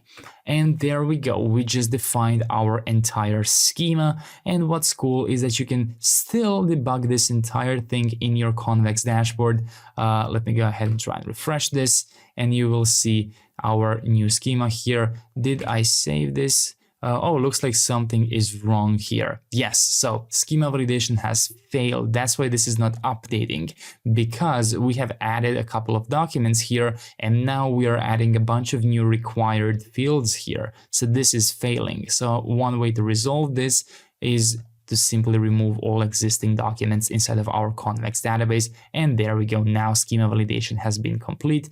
And if I click show schema, you can see that it has been updated. Great. On top of that, you can also explore all of the functions you write. You can see that in here we have documents get, and you can see the exact code here, which we have defined inside of Convex documents. So we have the entire get method written here exactly, so we can see if something was wrong here. We can follow the execution time, the cache hit rate, the errors, the function calls. We can schedule runs if we want to, and there's so many other things we can do here. We can do file upload, we can do cron jobs, we can even do some AI methods here. Basically, one of the most useful dashboards I have ever seen when it comes to databases. Definitely amazing job by Convex. And of course, to end the chapter, amazing job by you. You have set up our database, you have set up our schema, and what we're gonna do now is we're finally gonna go ahead and enable these things to create a new document, and then we're going to list out those documents here in a table. Great, great job. Before we go on and learn how to create API endpoints which will be able to create new documents, we first have to add authentication to our application. So let's go ahead and learn how to do that by following the Convex docs. Let's click on authentication and let's select Clerk. Let's go ahead and let's create a Clerk account by following this link. So just go ahead and log in inside. Once you are logged in, you will be redirected to Clerk dashboard. And once you are inside, go ahead and click Create Application. You can see that I already have a bunch of projects here, so now let's go ahead and click Create Application. I'm going to call this Docs, like this, and you can go ahead and enable any kind of login you want. You can add login via Slack, via Linear. You can go ahead and disable Google. You can enable Google. You can turn off email or turn it on. You can add username. You can add phone numbers. So all of those things work out of the box with Clerk. So feel free to play around and build it yourself. I'm going to be using the normal email and Google here. I'm going to call my application Docs and I will click Create Application. But there are a couple of more steps that we have to do. So let's go ahead and do the following. While we are already here, we can already start doing this. So I'm gonna do the following: npm install clerk Next.js. So I'm gonna be following these 3 steps here, and I'm not gonna do this one because we have to combine this with Clerk. But these 3 steps are actually okay to follow. And here's an important distinction. If you follow Get Started in Convex, they will tell you to use Clerk React, right? That's because this is an instruction for Clerk with React app, not specifically with Next.js. But Clerk has their own packages for Next.js, so that's what we're going to be installing right now. So after you've created your account and created your first project here, you're gonna go ahead and install Clerk Next.js, which at the moment is 6.5.1. So let's go ahead and do that. I'm gonna do npm install at Clerk Next.js at 6.5.1, and I'm going to add -- legacy peer deps right here, and that should install my Clerk. There we go. So what we're gonna do next is go back to Clerk here, and let's add these values to our .environment.local. So we need our next public Clerk publishable key, and we need the Clerk secret key. So let's go ahead and do that by going inside of .environment.local, and let's add them here. Next public Clerk publishable key and Clerk secret key right here. And after that, let's go ahead and let's add a middleware.ts file so that we can access Clerk in server components and auth routes. Keep in mind that if you're using source directory, we have to create middleware in the root of our source directory, right? So usually you would just create it in the root of your project, but if you're using source directory, in that case, we have to create it inside of here. So let's create a new middleware.ts like this, and let's just paste the content inside. If it's been some time since you've used Clerk, one big distinction has happened. Previously, their middleware used to protect everything by default. That is no longer the case. So what this middleware does is it simply adds Clerk to your Next.js environment. You can think of it like that. It will not protect any routes yet, right? So this is just adding it to the middleware, and you can see that if I go to my localhost 3000, I can completely access this page. There we go. Nothing has happened. Now let's go back to Convex and Clerk, and let's see what else we have to do. So we created an application and we even installed some packages, and we can now do this, create a JVT template. So let's go back inside of Clerk right here, and inside of our projects here, let's go inside of configure. I'm going to zoom in a bit, and let's find JVT templates here. So my account, my project, and I'm looking at configure, and let's click on new template, and let's select Convex right here. And you can pretty much save this entire thing. You don't even have to modify anything. So click save and then go back inside of the Convex here, because we will have to copy one thing from here. If you follow the instructions here, you can see they also give you a note: do not rename the JVT token. It must be called Convex, right? So if you've accidentally done that, you can create it again, but do not change the name here. And looks like we have to copy the issuer URL. So let's go ahead and copy our issuer URL. It is right here. I will just click copy. There we go. What do we have to do next? We have to create auth.config.ts inside of our Convex folder. So let's go ahead and do that. I'm going to go inside of Convex and I will create a new file, auth.config.ts like this. And then let's export default. Let's return an object and let's add providers here. An object again, domain, and I believe this is where we paste our issuer URL, and then we add our application ID to be Convex here. So this Convex name, I suppose, needs to be exactly the same as the name of the template. That's why they give you a hint to not rename the template, and you have to copy the issuer URL and put it in the domain field right here. And let's go ahead and see if this is working. So I'm going to go ahead and clear this and do npx convex dev again. I suggest you do the same so you can see from scratch, is everything okay? Convex functions ready. This means that everything is working nicely alongside Clerk and Convex. Great, but we're not done yet. So let's see. We already did this, but we did not install Clerk React. We installed Clerk Next.js. And we also grabbed our publishable keys here inside of .environment.local. We have our Clerk publishable key, and we even have our Clerk secret key. Now what we have to do is we have to modify this component. source components Convex client provider. What we have to do now is we have to combine this to work with Clerk. So let's go ahead and do the following. I'm going to go ahead and I'm going to import Convex provider with Clerk from convex/react-clerk like this. And I will also, let's see, do I have to import anything else? I will also import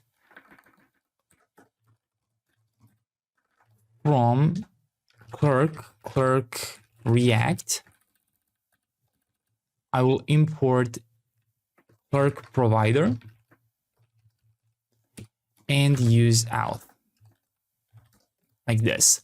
I'm just a bit confused because I seem to be having this, but didn't we install the Next.js version? Oh, I can't really look here because in my package JSON, I don't have Clerk React, but in here it seems to be available. So I just want to make sure that I didn't accidentally install it somehow. But I think this will just work normally. So let's go ahead and try this. So what I'm going to do is I'm going to wrap my entire app here inside of this Clerk provider. So Clerk provider like this. And I'm going to give it a publishable key here to be process.environment. And then we can just copy the one from .environment.local here. So next public Clerk publishable key like this. And we can put an exclamation point at the end so we get rid of the TypeScript error here. And let me just check one thing. I'm really interested in this Clerk package. So I installed Clerk Next.js. Can I import the Clerk provider from Clerk Next.js instead? I think I can. Yes, so we can do this instead. I'm not sure why the package React is available, except if having Next.js automatically means we also have Clerk React installed in peer dependencies. That could be the reason why. But I think they share exports together, so I think this will work fine. So let's go ahead and let's switch this to Clerk Next.js because that's the package we have explicitly installed. So that's why I want to use it. So now instead of using the Convex provider here, we're going to switch that to be Convex provider with Clerk like this. But we do have to modify something. We have to add use out here to be use out. And let me just collapse these attributes and let me collapse the actual children inside, and there we go. So we have added use out and client to Convex provider with Clerk. And I believe that we can now remove the Convex provider itself. There we go. So right now, I believe that still nothing significant should change. You can see that I can still both fetch my data. I mean, they are empty because we removed the tasks, but you can see that it still loads for a second, meaning that I am allowed to fetch the data and I can still see this screen. So still, even though we have added authentication, nothing has really changed. And this is what we're going to work on now. So instead of Convex React, we're going to import authenticated. We're going to import unauthenticated and auth loading. So 3 of these: authenticated, unauthenticated, and auth loading. And now what we can do is we can choose to only render the children if we are authenticated, for example. So simply encapsulate the children inside of authenticated. And then for unauthenticated, we can display a paragraph which says, please log in. And for auth loading, we can return a paragraph loading auth. Let's try it out. You can see that now it says, please log in. If I refresh for a moment, I have loading auth, and then it says, please log in. So how do we log in? Well, thanks to Clerk, very easily. All we have to do is from Clerk Next.js import sign in. And then inside of the unauthenticated, we can go ahead and add a div and render sign in inside. And let's give this a class name of flex column, items center, justify center, and minimum height of screen. And there we go. As you can see right here, we have our sign in component. Let's see what the error is about. The sign in component is not configured directly. The /route is not a catch-all route. It is recommended to convert this route to a catch-all route. All right, so I'm gonna go ahead and explore a bit how this, why this is happening. But I think one reason might be is because we are using this. So I think if I switch to React to Clerk React, I think that now, yeah, now I don't have that error. Yeah, so perhaps this could be the fix, because I think that if we're using the Clerk Next.js implementation, it expects a different kind of structure, right? I think it expects to be in, as you can see here, a catch-all route, something like this, right?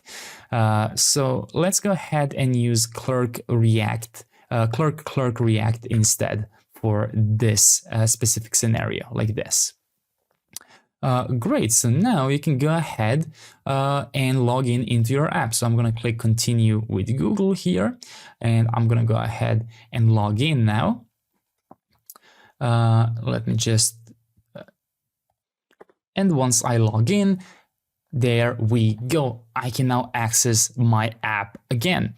Great. So let's go ahead and add the ability to log out so we can test this out multiple times. So I'm now going to go inside of source. I'm going to go inside of my app folder, home, navbar. And what I'm going to do is, instead of using this empty div, I'm going to use the user button component. And we can import user button from @Clerk Next.js, like this. So now there we go, we have the user button of the currently logged in user, and as you can see, we can do a lot of things here. We can add additional email addresses, we can update our profile picture, we can even work with security here, and we can of course log out from here, and we will be redirected back to the login page, and we will no longer be able to access any page at all. So if I try to go to /documents123, for example, you can see that I'm not permitted from doing that. So what I want to do now is I want to implement a full screen loader. So let's go ahead and quickly do this before we end the chapter. So inside of source components, I'm gonna add a full screen loader.tsx. I will create an interface full screen loader props to accept an optional label and an optional class name here. I will export const full screen loader like this, and I will immediately destructure these props. So full screen loader props. Let's get the label and the class name here. And then very simply inside of here, we're going to add a minimum height of screen. We're going to add flex column, item center, justify center, and gap of 2. And then inside of here, we're going to add a loader icon from Lucid React, and we're going to give it a class name of size 6, text muted foreground, and animate spin. And then below that, if we have a label, we are simply going to render it. So add a paragraph here, label. And let's give this paragraph a class name, text small, and text muted foreground.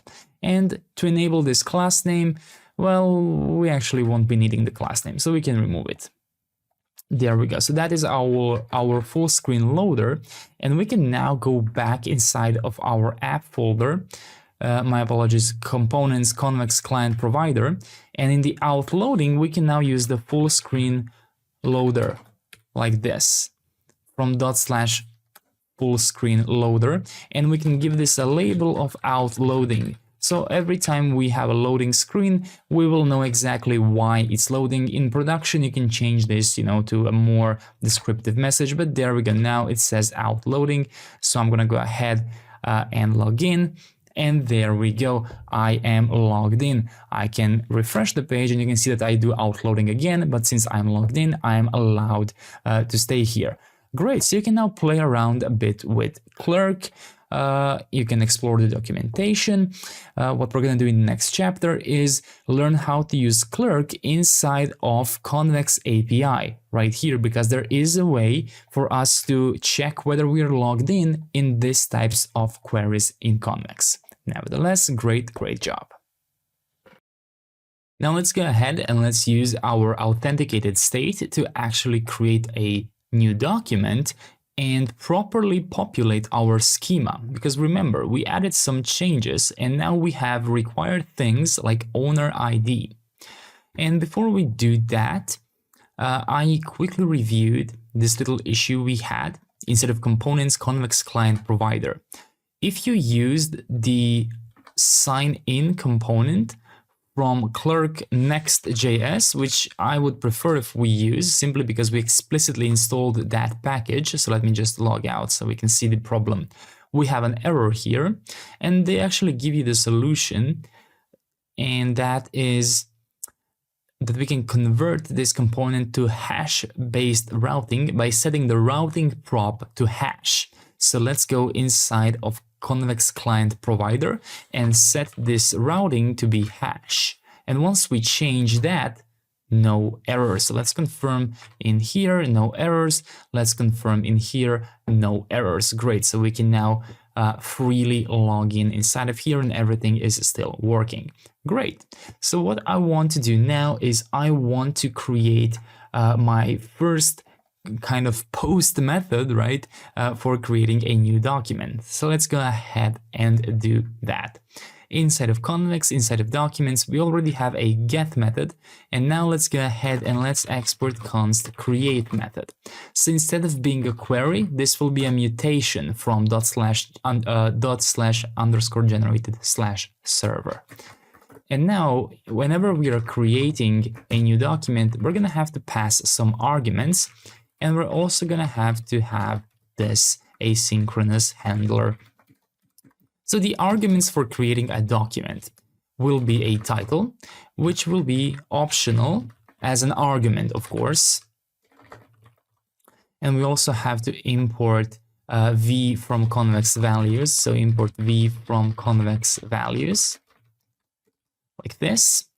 So besides having the title, we are also going to have initial content, which will have the exact same optional state, like this. There we go. So those are our arguments, and then inside of this handler, we can destructure them. So we can have the context and we can have the arguments in the second argument, like that. And now we can check whether the user is authenticated or not by using const user await context out get user identity. If there is no user, we can throw new convex error, or you can just either throw like a normal error, or you can throw a convex error from convex values. And inside of here, I'm gonna pass unauthorized, like this. And then let's go ahead and create our document ID here, because why am I calling this document ID? Well, because when we do context database insert, what returns from here is the ID, right? So let's go ahead and insert inside of documents title. If we have our arguments.title, then we're going to use that. Otherwise, we will use untitled document.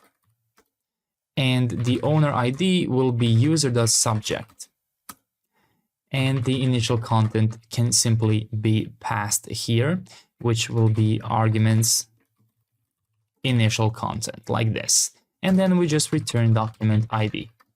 Or we could have simply just return this entire mutation here, like this. There we go. So that's how we authorize with Clerk and Convex inside of our backend here. So what we have to do now is we have to go inside of our templates gallery and create this document. So I want you to prepare your Convex dashboard. So let me just go ahead and see, do I have the dashboard somewhere? Okay, I will just go back here and log in. And I will go inside of my docs tutorial here. So right now I should have no documents here. And now I'm going to go back inside of my create next app. And let me just close everything else since we're no longer going to be needing it. And now let's go back inside of our source app folder home templates gallery right here. And let's do the following. Let's add const router from use router from next navigation like this. I will just move this to the top here. Then let's go ahead and let's add const create to be use mutation from Convex React. Let me move that to the top here as well. And use mutation will call the API from //convex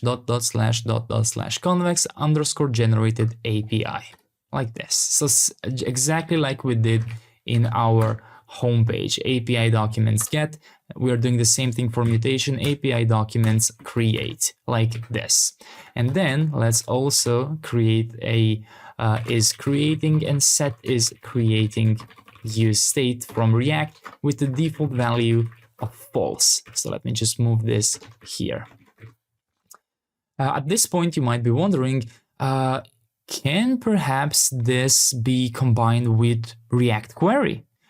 It actually can, yes. If you go inside of the documentation, you can find the instructions. Let's see, where exactly is it? I'm not sure, but they do have instructions. There we go, 10 stack query. As you can see right here, you can combine use query with convex query. If you want to, you can explore it after you finish the tutorial. I would highly recommend that you follow at the moment exactly how I am doing it. But, you know, in case you saw these two values which we have to control ourselves and thought to yourself, oh, use query will handle that for us. Well, good news, they actually do combine with use query, but I will be doing it this way for this project. So let's continue developing this now. Let's create const on template click. Let's accept the title and initial content like this. Let's set is creating to be true, and let's call create, and let's pass in the title and the initial content like this. Then when we successfully create this and get the document ID back, we can call router.push /documents document ID. So we can immediately start editing that document. And in the finally method, we can set is creating to false. Now let's go ahead and assign the on template click here to the button right here. On template click, and we're going to pass in the first argument template.label. And in the second argument, for now, just an empty string, because we actually did not create anything inside of our templates in regards to initial content. So now, if you go ahead and refresh this, and you click on any of these, you can see how they are disabled for a second, and then you get redirected to this page, and your URL is actually consistent of the ID which you can find right here in your documents table. So we have successfully created a new document with empty initial content and with an owner ID and the title of blank document right here. Excellent. So we successfully did that. What I want to do now is I want to find a nicer way of rendering those elements right here, because right now they're just blindly displayed like this. And then later we're gonna go ahead and actually, if you want to, we can do this now, but it doesn't really make sense to do it now. I'm talking about the second argument in on template click, which we've set to be an empty string. Let me go ahead and add just a second. I'm trying to write this. Okay. I'm gonna add a comment here to do, and I'm just gonna write add proper initial content like this. Or maybe can I just do it here?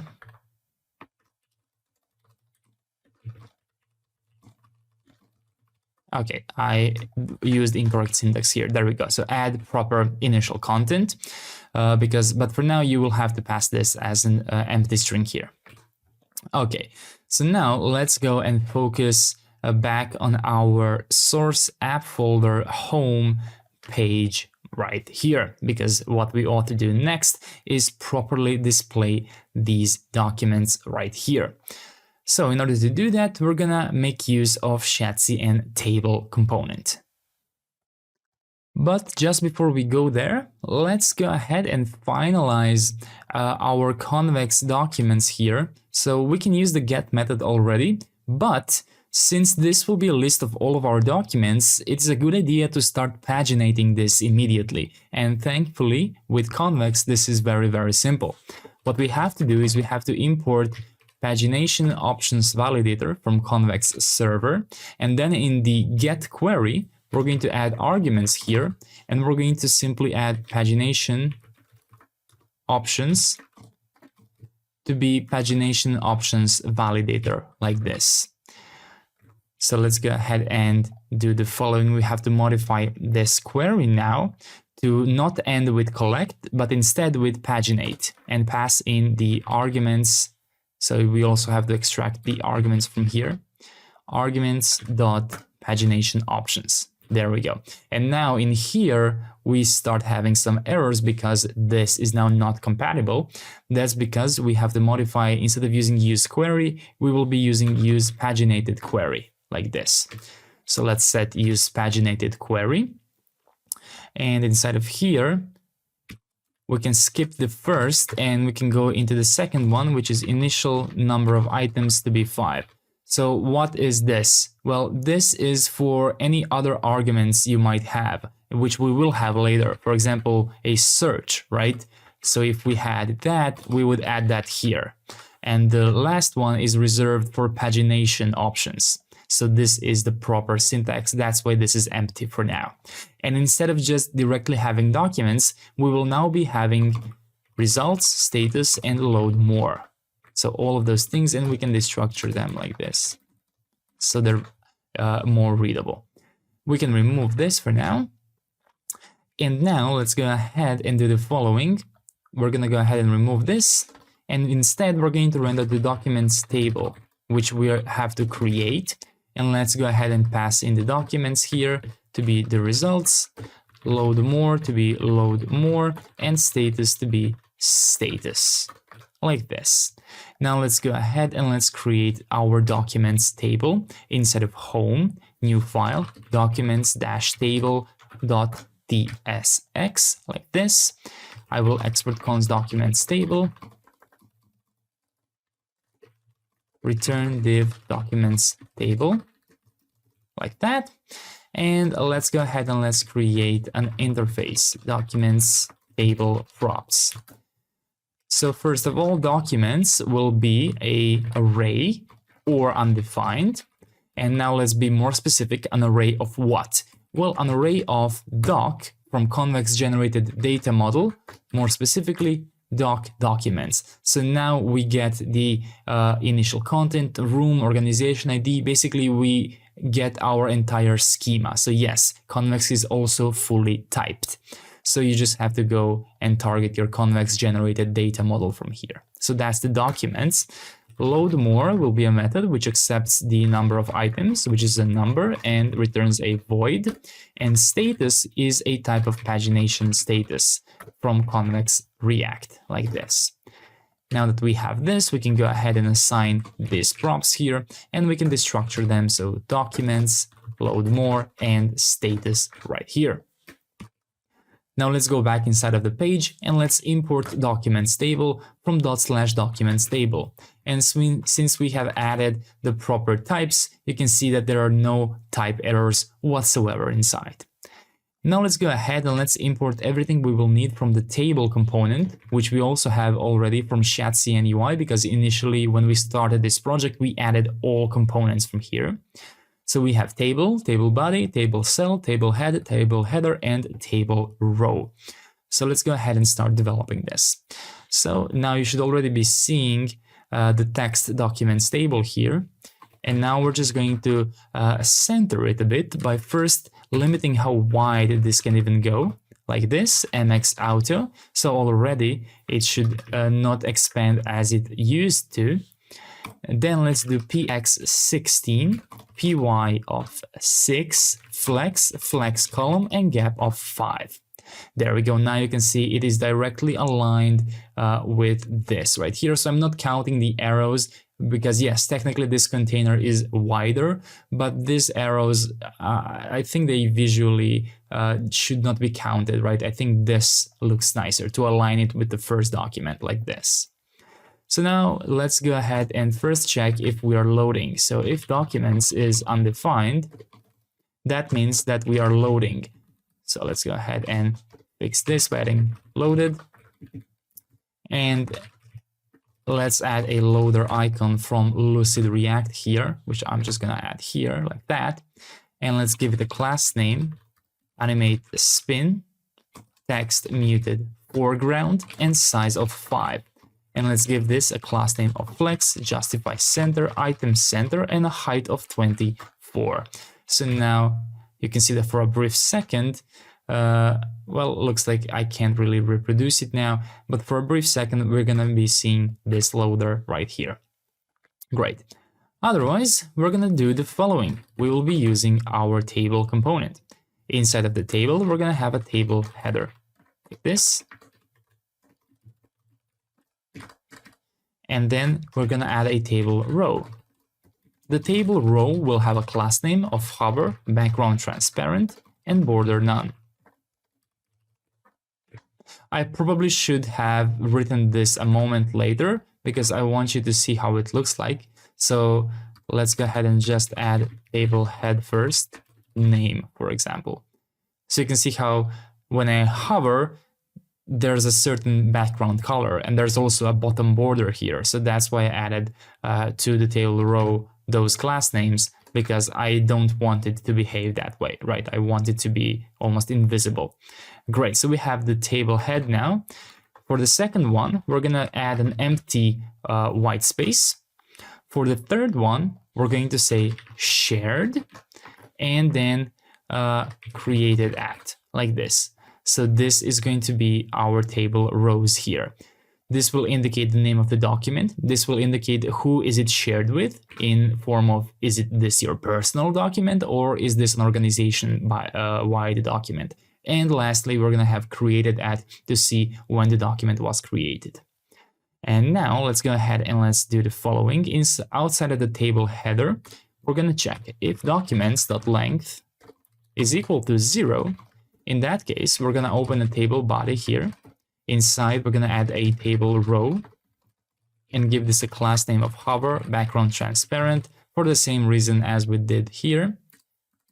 And add a table cell here, no documents found. And let's go ahead and give this a call span of 4 and the class name, height of 24, text center, and text muted foreground. And then if we have more than one document, we're going to go ahead and add a table body here and just say documents. So right now we have documents here, but if I go into my database, for example, and if I remove this document from here and then go back, you can see that now immediately it says no documents found. So that's the cool thing about Convex, is that it works reactively in real time. So no matter which computer, which user from my organization deletes a document, I will immediately see that update here without refreshing my app. And same is true for creating a new one. You can see how it was immediately created before we were redirected here. Great, so in order to display a document, we're gonna go ahead and do this, documents.map we are going to get the individual document here, and we're going to render document row component, which we are yet to create. So the key attribute here will be document underscore ID, and we're going to pass in document prop. So now we have to create the document row component. Let's do that in the same folder structure here, document-row.tsx, like this. And let's go ahead and prepare by importing table cell and the table row from table. Let's create an interface, document row props.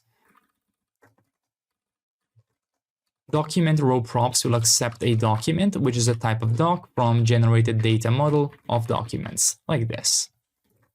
And then let's go ahead and export const document row here. Let's destructure our props document, and let's go ahead and return a table row element here, like this. Then we can go back inside of the documents table and we can import the document row from /document row, like this. So now you should, well, see nothing because we didn't really render anything yet. So let's go ahead and first just give it one class name, cursor pointer, like this. So now, well, we still can't see anything because we still have to expand this document. So let's add a table cell here with a class name of width 50 pixels, because inside of here, we are going to render an icon, SA Google Docs. And we can import this from React Icons. So let's go ahead and import SA Google Docs from React Icons SA. And let me just see, did I do this correctly? SA Google Docs, like this, with lowercase d. There we go. And let's give this icon a class name of size 6. And let's give it a fill. How about we do blue 500? And there we go. We now have our first look of how this table cell will look like. And now let's go and create another table cell here. And let's give this one a class name of font medium. And on MD devices, the width will take 45%. So inside of here, we're going to render document title. So there we go. Now this says blank document right here. After that, we're going to have another table cell. This table cell will do the following. It's going to check for text muted. It's going to have text muted foreground. It will be hidden on small devices, and it will be then visible again via flex attribute on medium devices. It will center the items inside and have a gap too inside. And now what we're going to do is the following. We're going to check if document has an organization ID. In that case, we're going to render a building 2 icon from Lucid React, which will represent, okay, this is a shared document. You have to be careful, right? Otherwise, we're going to import a circle user icon from Lucid React. So make sure you have both of those here, like that. And both of them will have the same class name, which will be size 4, like this. So if you want to, you can collapse this like this. So that's the first thing we're going to do. And then just below that, we will check again for the organization ID. And we're going to say either organization or personal, like this. So there we go. Since I created this document and not an organization, it says personal and it uses the circle icon. And let's go ahead and do the last thing here with a class name, text muted foreground and hidden, an MD table cell, like this. And inside, what we're going to do is we have to display the creation time, right? What I want to quickly check is if we have datefns installed. We do have datefns installed because of Shadcn. And I believe that if I search for datefns throughout my project, okay, perhaps some peer dependency uses it. In case you don't have datefns, you can install it. npm install datefns, use the version that I have, 4.1.0, legacy peer depths, right? But if you confirm that you have it, no need to do that. So what we can do now is we can import format from date FNS like this. And inside of this table cell, we can do format, new date, document, underscore creation time like this. And let's use the following format: 3 capital M's, 2 lowercase d's, comma, and 4 lowercase y's like this. And now we should have, there we go, November 27th, 2024. There we go.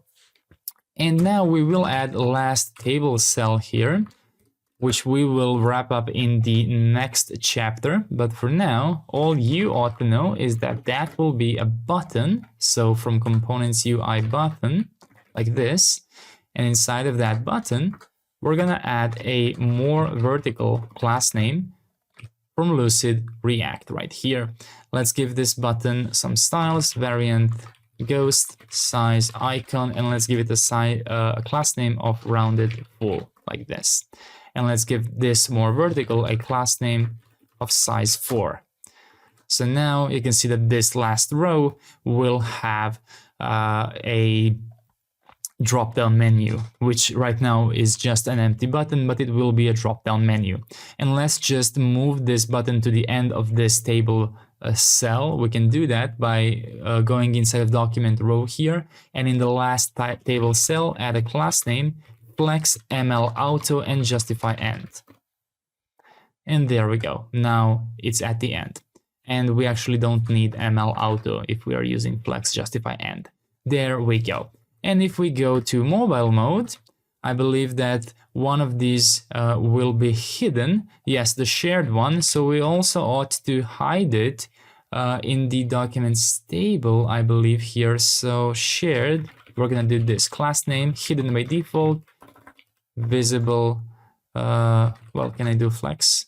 Let's see. Okay, this looks just fine. If I zoom in now, there we go. And okay, so we're also gonna hide this. So we can repeat that here as well. There we go. So this is how it will look like on mobile. And then on desktop, looks like I've messed it up. Can I use block? Can I use table? Okay, let me just go ahead and pause and see what are their default displays. I think the default display is table cell. There we go. So that is working. So on desktop, we have table cell here, but if we, move to mobile, let's use the responsive one. Yeah, it will collapse and it will not be visible. Great. So we did some very good progress here. What we're gonna do next is we're gonna add a button to enable pagination, because right now, while we do load the paginated query, we never really use load more and status in the documents table. They are unused. And we also have to wrap up the more vertical drop down here, which will allow us to rename and delete a document. Great, great job. Now let's continue developing our documents table here by enabling the drop down menu right here. In order to do that, we're going to replace this with the drop-down menu component. So let's go ahead and create that. So inside of the home route group, we will add a document menu.tsx. Let's export const document menu. And we can just return what we just deleted from the component before it, like this. Then we can go back inside of the document row and we can import the drop-down menu. My apologies, it will not be drop-down menu, it will be document menu from /document menu. So make sure you properly import that. You can remove the unused button in the document row component and the unused more vertical icon. And now we also have to pass some props to this drop-down menu. So let's go ahead and do this. Let's pass in the document ID to be document underscore ID. Let's pass in the title to be document.title, and let's pass in the on new tab to be on new tab click. And we can already develop the on new tab here. So let's go ahead and do it. Const on new tab click will accept an ID of the document. And what we're going to do is window open / documents ID and underscore blank, like this. And now we have to go inside of the documents menu, and let's actually create the interface and props for this. So interface document menu props will accept a document ID, which is a type of ID which comes from documents like this. So make sure you add this import, the same one as we've been using for doc, right? And now we also have the title here, and we have on new tab, which is a function which accepts the ID. And it returns a void like this. So let's go ahead and destructure those. So document ID, title, and on new tab. There we go. So now let's also import everything we're going to need from the drop-down menu. So drop-down menu, menu item, menu content, and menu trigger. Let's wrap the entire thing inside of a drop-down menu like this. And let's wrap this in a drop-down menu trigger and give it an as child prop so we avoid hydration errors, because drop-down menu trigger is a button. So what would happen is that we would nest a button element inside of a button element, and that causes hydration errors. So we give it an as child prop, which then enables it to become this button. And then let's add a drop-down menu content here. And then inside of here, we can start adding some items. And the first one we can already create is the open in a new tab item. So let's go ahead and do this. On click here, we are simply going to call on new tab and pass in the document ID like that. And let's add the external link icon from Lucid React. So make sure you have added this import here, and let's give it a class name of size 4 and MR of 2. So now if I refresh this and click here, there we go. It says open in a new tab, and it will open the document in a completely new tab. There we go. Also, I think that maybe you actually can do this with router. I'm just not entirely sure how. I mean, if you want to use the router from use router navigation. I just did a quick search. I paused the video, and actually I did not find any good way of doing that. So this solution is completely fine. Okay, so we confirm that our document menu drop-down item to open in a new tab is working as intended. So what I want to do now is I want to create the delete functionality. So for that, let's quickly go back inside of our Convex documents, and let's add export const remove by ID to be a mutation, and the arguments for the will be ID, which is a VID documents here. And then we're going to have a handler, which is an asynchronous method, which has context and arguments like this. So the first thing we're going to do is check if we have the user using await context user. How do you do it? I already forgot. Context out to get user identity like this. If there is no user, we can throw new convex error, unauthorized. Just a reminder, you can also throw normal errors if you want to, for whatever reason. And now let's go ahead and let's actually remove it. So first thing we're going to do is we're going to fetch it to see if we are the owner of that document. So context database get using arguments ID. If we cannot find that document, we will throw new convex error, document not found, like this. And now let's check if we are an owner using document owner ID equals user subject, like this. If we are not an owner, in that case, we are going to throw new convex error here, unauthorized. And finally, await context database delete arguments ID. There we go. So what we have to do now is we have to create a reusable remove dialog. Let's go ahead and do that. I'm going to go ahead and create this inside of source components, and I will create a remove dialog.tsx like this.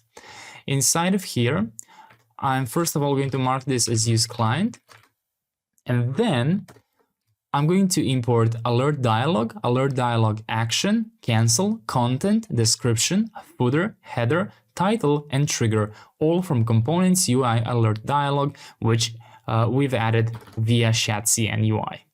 Let's create an interface, remove dialog props, to accept a document ID, which is a type of ID from .. Convex, documents like this, and children, which is React node. Let's export const remove dialog like this. Let's get the props, remove dialog props. Let's get the document ID and the children right here. Inside of here, let's go ahead and let's return the alert dialog like this. Let's add the alert dialog trigger component and give it an asChild prop and simply render the children inside so we can turn whatever button we want into a remove dialog trigger. Then let's add the alert dialog content here. Let's go ahead and give it an onClick event stop propagation. This will be quite useful because most of the time we will be opening this kind of dialog inside of a drop-down menu and inside of an item which by itself will be clickable later on. So this will later redirect to something. This is good. I forgot that we have to add the redirect. But basically we have to add the stop propagation to make it behave normally. Now let's add the alert dialog header inside of the content, and let's add the alert dialog title here, asking, are you sure? Below that, add the alert dialog description with a more descriptive text. For example, this action cannot be undone. This will permanently delete your document, something like that.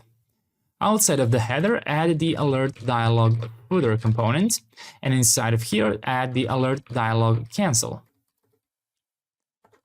Make sure you close that, and inside simply add the cancel text, and let's go ahead and do an onClick here as well, and simply stop propagation here as well, because that's another clickable element here. And then inside of here, we're gonna add the alert dialog action, and this one will say delete, like this.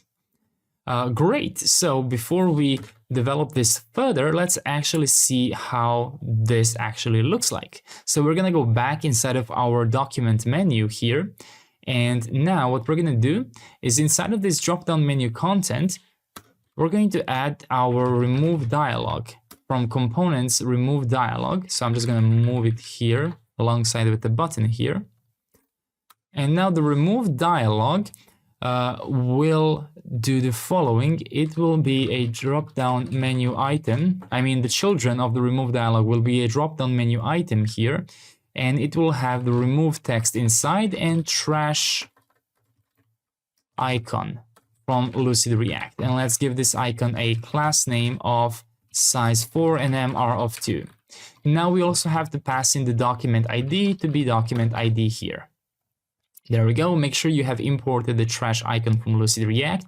And now you can see that we have the remove option. And when we click on it, you can see that it briefly opens the alert dialog and then it abruptly closes. That's because we are opening it inside of the drop-down menus. And that's why we took extra care for this propagation resolves here. And we have to do the same thing here. So in the drop-down menu item, add the onSelect here. Get the event and stop event propagation here. And then do the same thing for onClick. So for this drop-down menu item here, in which the remove dialog is wrapping. So now, if you try this again, looks like it's still not working. So let's go ahead and see what else could be causing this. So we did add onSelect, we did add onClick here. Perhaps something else is afoot. I'm gonna go ahead and debug a bit.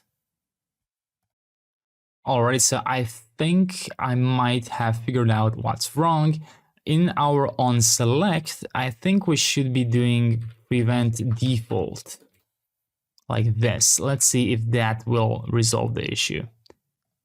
There we go. So once we block the onSelect on working as it usually works, we can now see our alert warning us that this action cannot be undone. So in the drop-down menu item in the document menu, which is encapsulated by our new remove dialog, the onSelect should be prevent default and the onClick should be stop propagation. Now let's go back inside of the remove dialog and let's actually develop this. So I'm going to add a remove method here called the use mutation from Convex React. So I'm just going to move it here. And inside of use mutation, we should be calling API. API from Convex generated API. .documents.remove by ID, like this. And if you want to, you can also add is deleting or is removing, set is removing, use state from React, and false by default. So let me just move this here, like this. And now what we can do is the following. We can go ahead and disable the alert dialog action if is deleting, like this, and then on click we can get the event, and my apologies, is removing. First of all, let's stop propagation, and then let's set is deleting, set is removing to true. Let's use the remove mutation, passing the ID to be document ID. Go ahead and get, well, we actually don't need then, we just need finally here. And on finally, set is removing back to false. Like this, and I think this should work just fine. Let's go ahead and try it out. So right now, I'm gonna go ahead and select remove, delete. There we go, no documents found, but if I click, it creates a new one.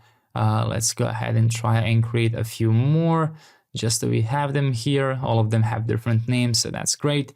Let me try and remove the project proposal. There we go, you can see how this immediately updates our UI. That's so great about Convex. Great, so that is working. And now we're gonna create a similar thing, but for updating, or I mean more specifically renaming our document. So let's go ahead and let's develop the update by ID method. So it's going to be similar to remove by ID, so we can copy it and we can paste it here. So let's call this update by ID. Same arguments here, same logic here, document not found, we are not the owner. And then finally what we're going to do is we also have to extend the arguments with a new title, so that will be v.string like this, and then await context database patch and simply pass the new title, and that is it. That's all we have to do. So arguments.title like this. There we go, that's our update method. And now we have to develop the rename dialog. So it's gonna work similarly but also a little bit differently. So let's prepare by copying our remove dialog and let's rename this to rename dialog. Now the fundamental difference here is going to be the type of component we're using. So in the remove dialog we were using alerts, but now in the new remove dialog we're not going to be doing that. We're going to be importing dialog, dialog content, description, footer, header, title, and trigger like this. So let's go ahead and let's rename this from remove dialog to rename dialog. Be careful, they're similarly named, so make sure you are building this inside of the new rename dialog like that. So instead of using the alert dialog, well, I think it will be easier to just remove the whole thing here. So let's add our dialog here like this. Then let's add a dialog trigger with an asChild prop and render the children inside. That will stay the same. Then we're going to have the dialog content option, and we're going to have a native form element. Then inside of that, a dialog header, then a dialog title, rename document. Below that, we're going to have a dialog description, which will be a bit more, well, descriptive. Enter a new name for this document, for example. And then we're going to go outside of the dialog header and add a div with a class name my4. And inside of here, we're going to render an input from ./UI input because we are in the components folder, so no need to go to components, right? Because this is shorter in this case. So yeah, if you want to, you can also use the dialog like this, however you prefer. Okay. Now for this input here, we're not actually gonna make any drastic changes here, so we're just gonna add later some attributes here.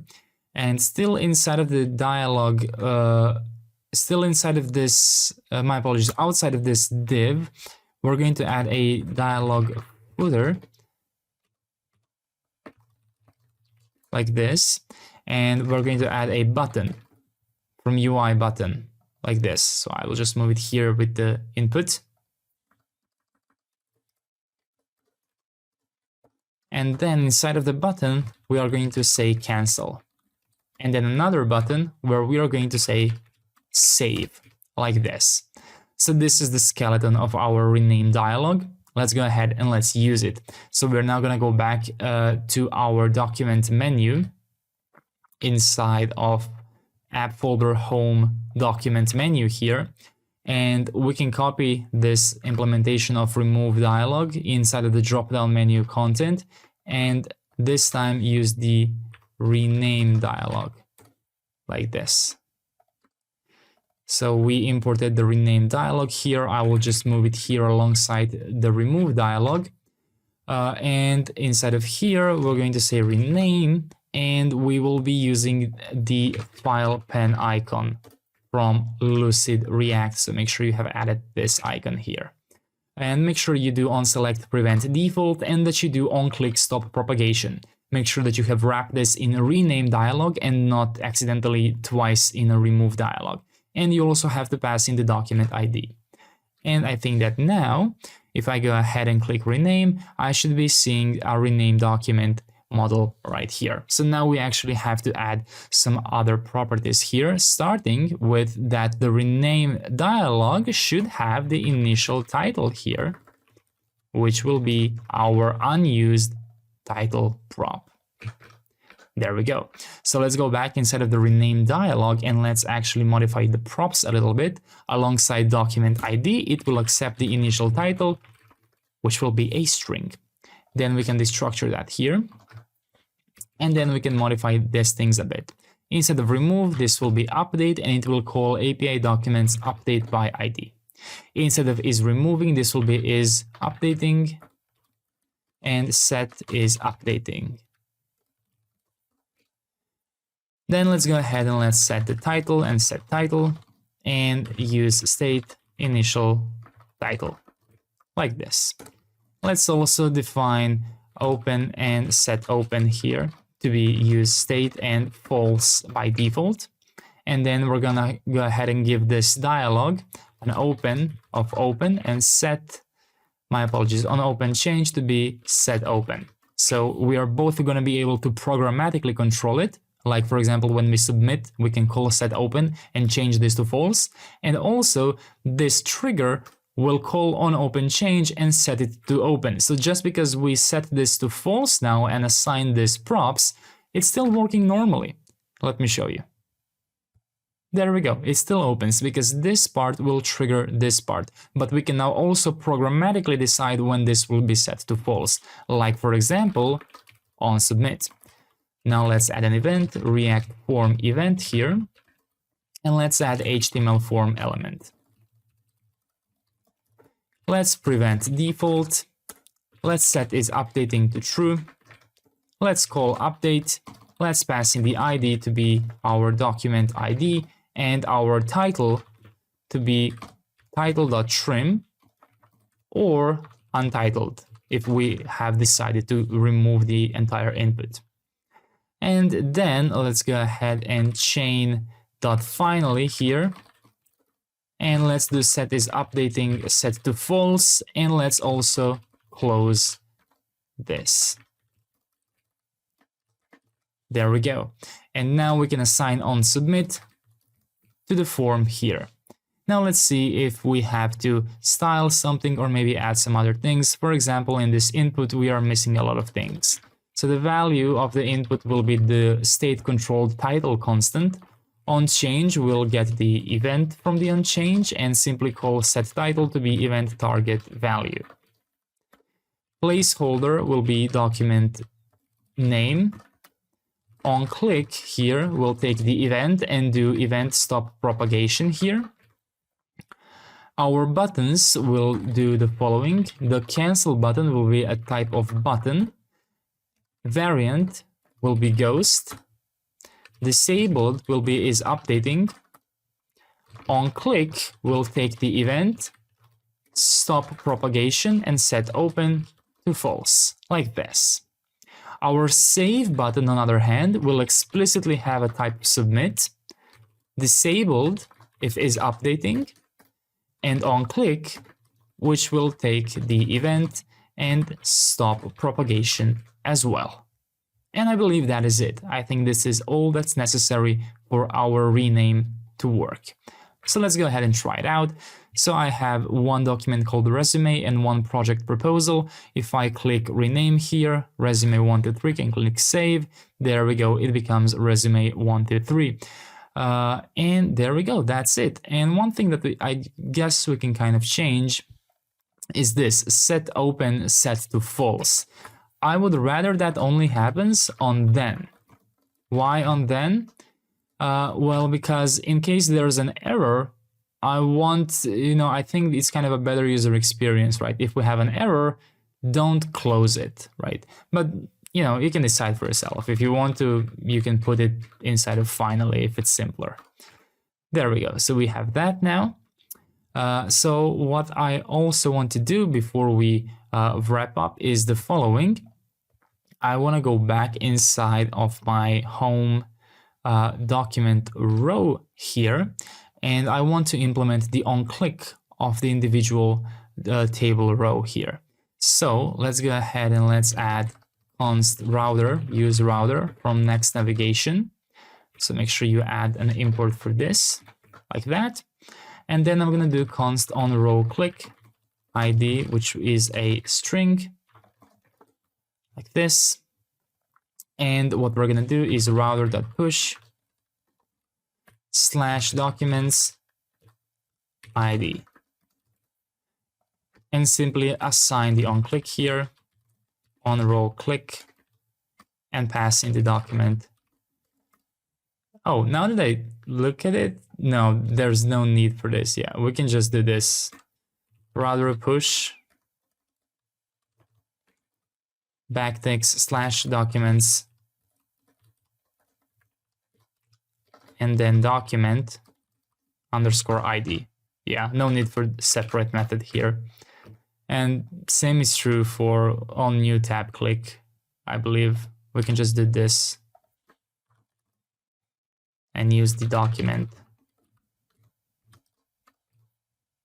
and remove the semicolon. There we go. So no need to define those methods. If you want to, you can, but we can explicitly call document ID here. So I guess, yeah, maybe we in the document menu, technically, if we have document ID, we can also do that here. Yeah, so however you prefer. If you want to, you can keep them in the on new tab click. It really doesn't matter. But now the table row itself will be clickable. So if I click here, I should be redirected here. So what I want you to do is to confirm that now when it's clickable, you can still do things. You can see we do have some issues. So in my rename, it looks like I can type in an input, but when I click on my on any part of my dialog, it redirects me, so it kind of propagates. So I think that we can resolve that, for example, in the rename dialog here, by capturing that somehow. Let's see, on click event stop propagation. Let's see if that resolves it. So if I click on rename, there we go. I can now click around in my document and it will not redirect. Looks like it eventually did redirect, but that's okay. I guess I clicked outside of it. Great, so we have that resolved, and let me just see, on click here does not exist. Okay, so yeah, this is the best we can do so far. Great, so that works now. And I think we also now have the same issue. Do we have? No, we don't have the same issue here. Okay. Let's just confirm does open a new tab work. So all of this seems to be working nicely. One thing I want to do is I want to wrap up the pagination so we can close this chapter, and then in the next chapter we can implement the search logic. So let's go ahead inside of our home, inside of page here. So we are using results, load more, and status in the documents table. So let's focus exclusively on the documents table here. And what we're going to do is the following. We're going to go all the way to the bottom here, and we're going to add a div and a class name, flex items center, and justify center. And then we're going to add a button from components UI button. So just make sure you have added that here like this. And this button will do the following. It will have a variant of ghost. It will have a size of small. It will have an on-click, which will call load more. And now the number of items to load will be 5. And it will have a disabled status if status is not equal to can load more. Now I'm going to collapse all of these attributes for you. A lot of you ask me why don't I just use prettier to do this for me.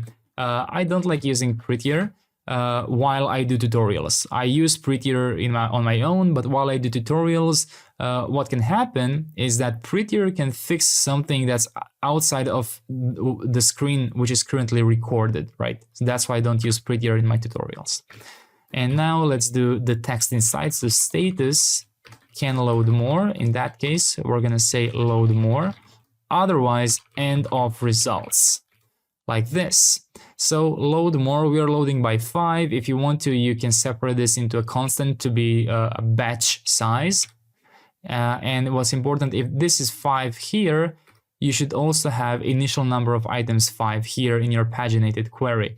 So right now you can see that this says end of results. So I'm going to go ahead and play around and create a bunch of these documents so that we can actually load more. Let me just fill them up as much as I can.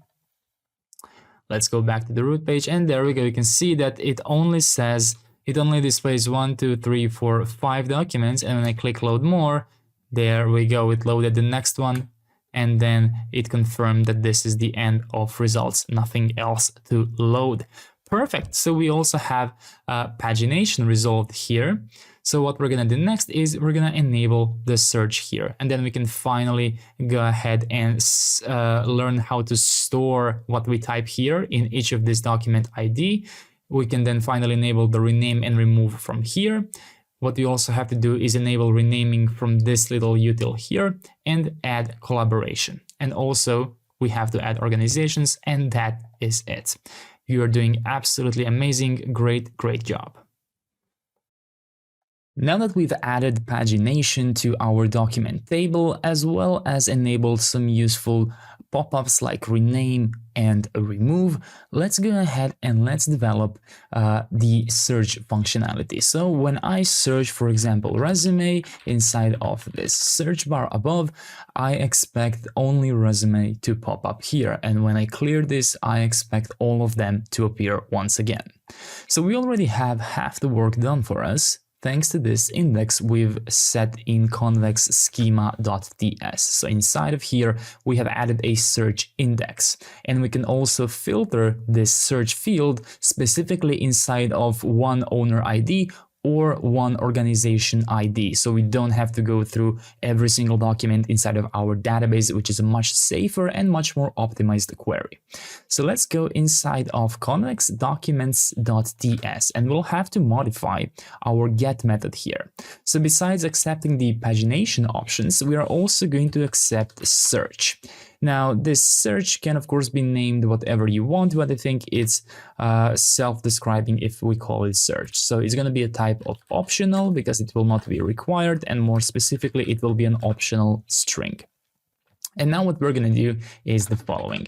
I am going to run separate queries depending on if we have search and if we don't have search. So this is what I will do. First of all, I'm going to protect this route because I just noticed this route is not protected. So let's await context out get user identity. And if we don't have the user, we are going to go ahead and do throw new error or convex error, which will be unauthorized.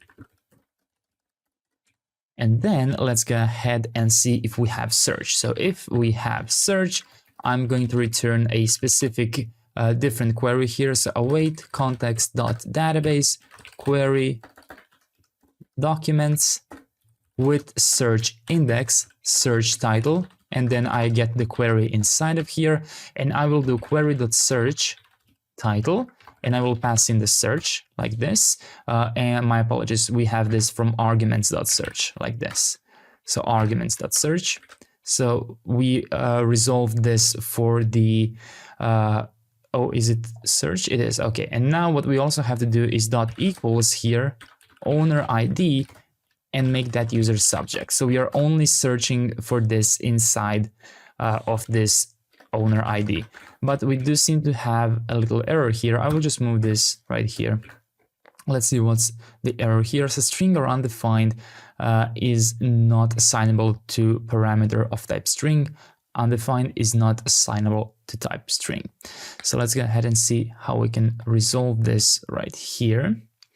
So search is an optional string here. Perhaps there's something I can be more specific about in my schema here. So search field is title, owner ID. Oh, so if arguments.search, I thought that should be enough for this to be protected, but for some reason it is not. I'm not sure why this doesn't work, but let's try destructuring the search in here immediately and then check for search like this. Oh, now it works. Okay, that's interesting. I don't know if this is some JavaScript thing that I'm not aware of, or maybe just convex type thing. Feel free to correct me in the comments if you figure out what it is. Maybe I'm not seeing something very obvious here, but yeah, you can just destructure search directly from the arguments then. And from here, you also then have to add pagination options as a destructured thing and remove the arguments.pagination options. There we go. So now you should have no errors here, and you can double check that your npx convex dev has the last message convex functions ready. There we go. So now we have enabled the special if clause if we pass a search. So what we can also do now is also improve this query, because right now we're just paginating everything. And one thing we forgot to do here is also paginate this, right? So what we're gonna do is we're gonna chain.paginate here and pass in the pagination option. So yes, we can chain pagination with searching as well. And it's as simple as this. Keep in mind that in this query, I'm immediately returning this, right? So don't accidentally wrap this inside of curly brackets, because then this doesn't return anything. You can see the error. You have to explicitly write return. So you can do it like this if you want to, or you can just not use curly brackets like this. So let's do the same thing here. So what we're missing here is the following. We just have to add with index here. And let me collapse all of this here. So await context database.query documents. Then we're going to do index, and then we're going to do paginate. So with index is going to be by owner ID like that. which is not in their own parentheses, so like this, by owner ID, then we get the query, and then we're gonna do query equals owner ID to be user.subject. There we go. So now both our non-search query and our search query are protected with both the owner ID only and owner ID here. So right now nothing should change. If you created all of these accounts in one account here, you should be able to only see these accounts here. Like, you shouldn't see anything different. But if I, for example, log out now, and if I log in into a different account, you should see that now I have no documents here, right? Because I'm now in a different account. So I can create a new document here, and it's going to be the only document I have. And then if I sign out, and if I go into another account of mine here, I can see all of my older ones. Great, so it should work the same for you, and that's all thanks to this new with index, which we have added here.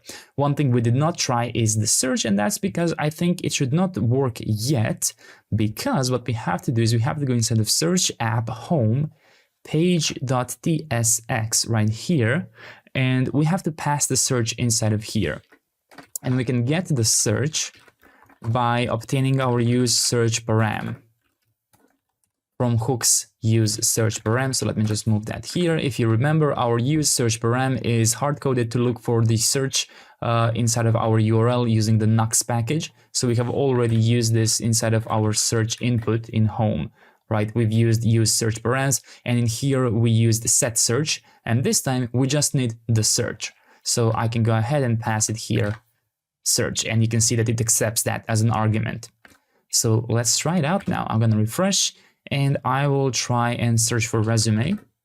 And there we go. It only gives me resume and resume 1, 2, 3. And if I clear everything, there we go. It goes back. Perfect. So that seems to be working. The pagination seems to be working, and we are done with search. What we got to do next is add organization. So you can create a document inside organization and not for your personal account. And then when we have organizations, we will be able to add collaboration for those people within that organization. Now let's go ahead and let's implement the organizations feature. And we can do that quite easily thanks to Clerk. So head to your Clerk dashboard for your project, right? So in your Clerk dashboard, once you log in, make sure that you are in the project where we configured our keys and all of those things. Go inside of configure and find organizations, I believe, or maybe just let's use the organizations tab here and click enable organizations. So it is in configure, organization management settings, and click enable organizations. There we go. So now organizations have been enabled for our project. And if you want to, you can also explore some permissions, roles, and everything else that the settings tab offers. But for our project, this will be more than enough. Do not close this tab yet, because we will have to do something with our JVT templates in a moment.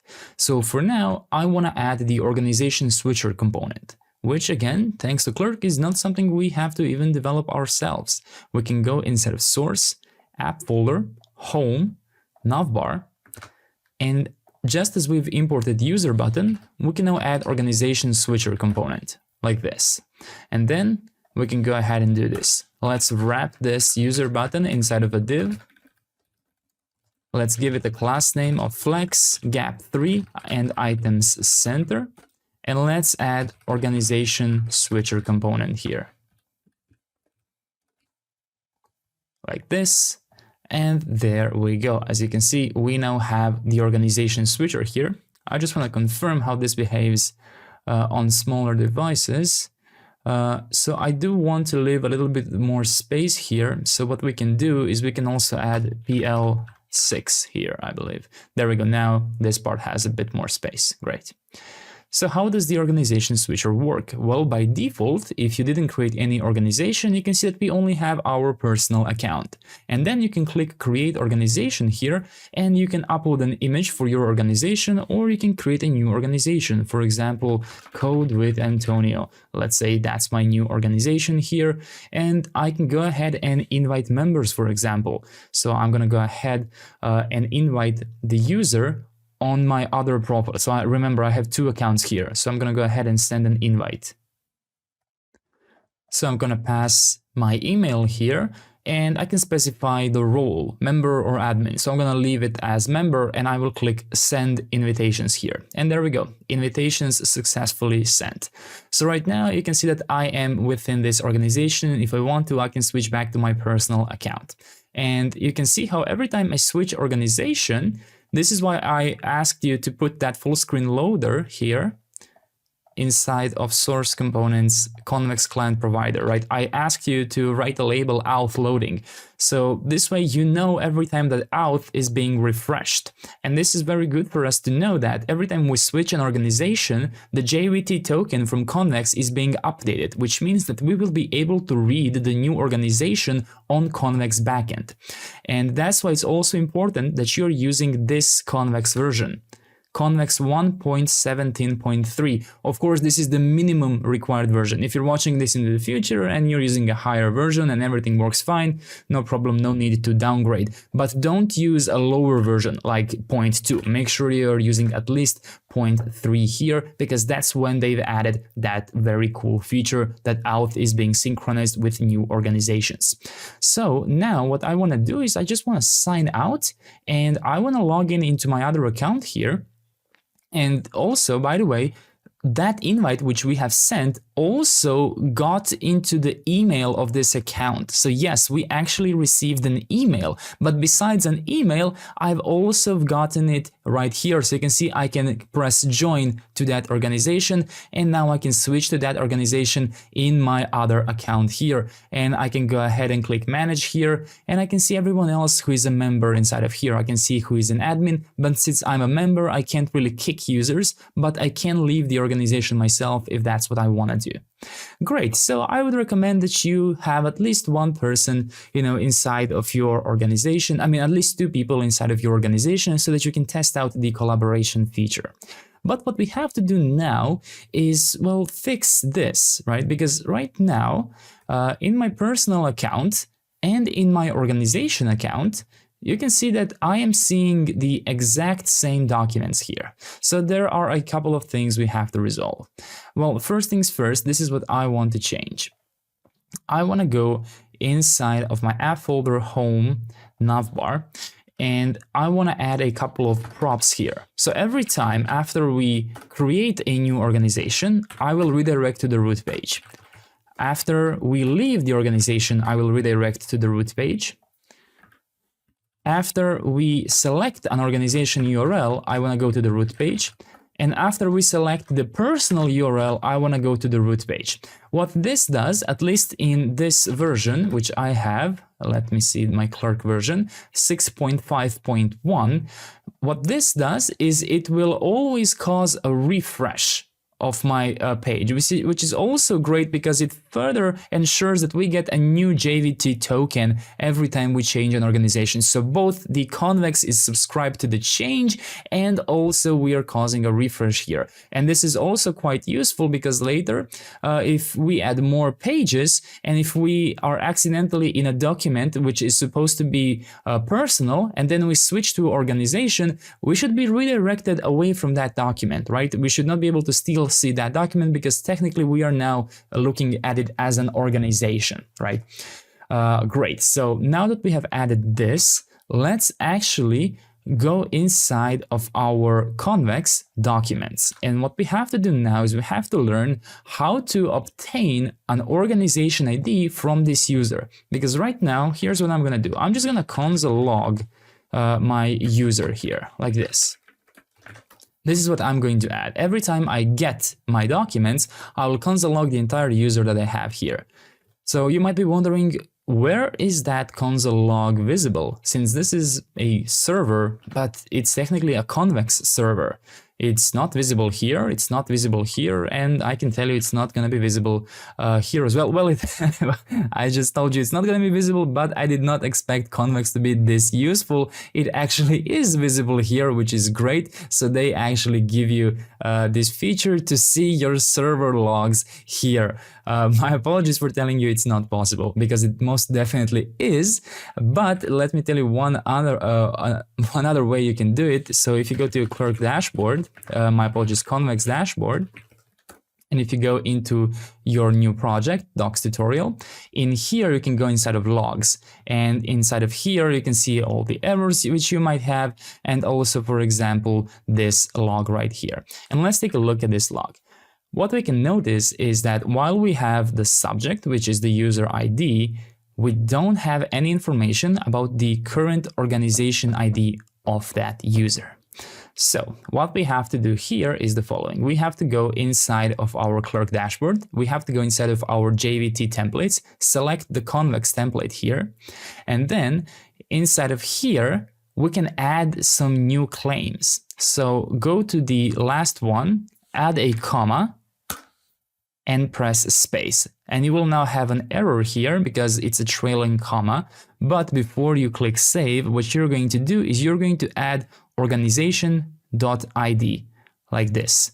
And you're going to map that under organization_ID like this. And there we go, no more errors. So this is the field which you have added. You can also manually write it, or you can use, the claim by clicking here. So just leave it like this and click on save right here. You can also always reset it if you think you've messed it up. And there we go. Once you save, it will be, I think, alphabetically moved to its position. So there we go, organization ID right here. So now let's do the same thing. Let's refresh again. We still have that log, and let's check it out now. So I'm going to go all the way down right here, and there we go. You can see that now I have the organization ID, but it's currently null. So let's see what happens if I switch from my personal account to Code with Antonio here. I initiated the get method again, so I will close this. Let's go down here, and there we go. You can see that now our organization ID is synchronized to our backend, which means that we can safely rely on this method right here to get our current organization ID. And depending on that, we can change the query to only fetch by certain organizations. And we don't have to do anything inside of our schema because we have already added the organization ID field, and we already added the organization ID index here. And we also enabled search within organizations as well. So all we'll have to do is modify this get query, and then also we'll have to modify the create query here as well. So let's go ahead and let's modify our get query. And we're going to start by, after confirming that we have the user, we're going to get the organization ID by checking if we have user.organization_ID. A bit of an issue, if you could call it that way, is that custom claims don't really have a defined type. You can see that we don't get an error, but it is just set as a JSON value or undefined, right? Because this can be anything, because this is a custom claim, right? This is not what's initially added here. We added it. By any chance, if you're watching this into the future and this becomes the standard here, obviously you don't have to add it. But at the time I'm making the video, the organization ID is not included in the Convex JVT template here. So we check if we have the organization ID, and if we don't, we're going to mark it as undefined like this. And we also have to define exactly what this will be. What we can do is we can write as string, either string or undefined like this. So when you hover, you can see that organization ID will be either string or undefined. Not the prettiest solution. Feel free to make a prettier one, but it needs to be a string or undefined. Make sure it's not JSON value or undefined, and make sure it's not string or null, right? So it needs to be string or undefined. Great. So what we're going to do now is modify our query a bit. First, I'm going to add if we have search and if we have an organization ID. If in case of that, we're going to return await context.database query documents with search index, search title. We're going to get the query. We're going to immediately return query search title, search, and then we're going to chain equals, instead of owner ID, we're going to now look within this organization ID. Like this, there we go. And of course, paginate with pagination options, like that. And then we can just chain this into an else if, even though I think we don't have to do it because both will return and break, right? So I think we can also, however you prefer, if you want to, you can do it like this. If you want to, you can chain else if here. Let me try like this. So if we have search and we have an organization, we will run this query. If we only have search, we will run the owner ID. And then what we will do here is this will run in the end. So if we neither have the organization ID nor we have the search, then we load personal things. But what we also have to do is if we are just loading by organization, so we only have an option to load from organization if we are searching, right? But we need an option to just check for if we have an organization ID. And in that case, I think you can just copy this one, add it here, and change the index to be by organization ID, and change this to be organization ID, and this inside will be organization ID. And remember to paginate. So yeah, I think all of this will work just fine. So this is search within an organization. This is your normal search. This is if you have no search, but you are inside of an organization. And this is if you are searching through your personal documents. If you want to make it easier for you, you can write a little comment for that. For search within organization, for example, personal search, all docs inside organization. And this will be all personal docs. There we go. So let's try it out. Right now, if I'm within an organization, I should not be able to see anything. If I search for something like resume or maybe blank, right? I should still not be able to see this. Even if I create a new document, I should be redirected here, but I should still not be able to see anything, and I should still not be able to search for them. But if I switch to my personal account, I should be able to see 2 blank documents, and I should still be able to search. There we go. Let me just try a different one so I can confirm.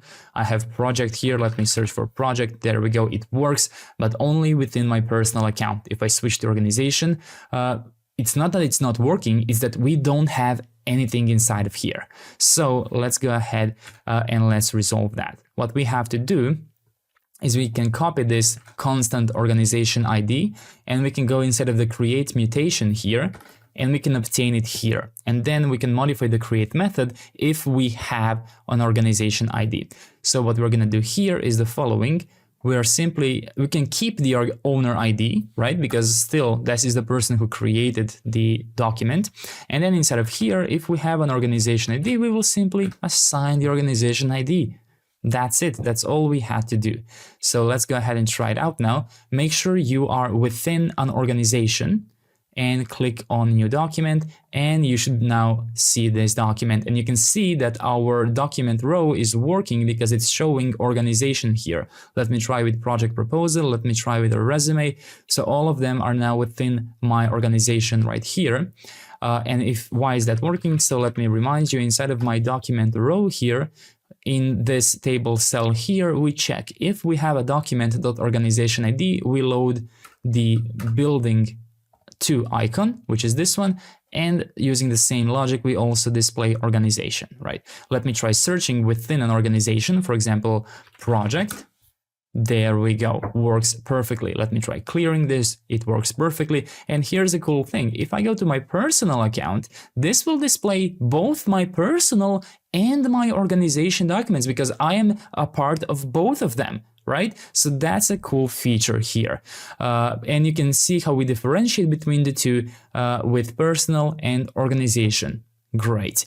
So we just implemented this, and now what I want to do is wrap this chapter up by one thing. So right now I'm noticing that, let me try and removing, oh yeah, let's kind of improve our methods here. For example, let me show you what you could do. So this will depend on you and what kind of logic you want to implement.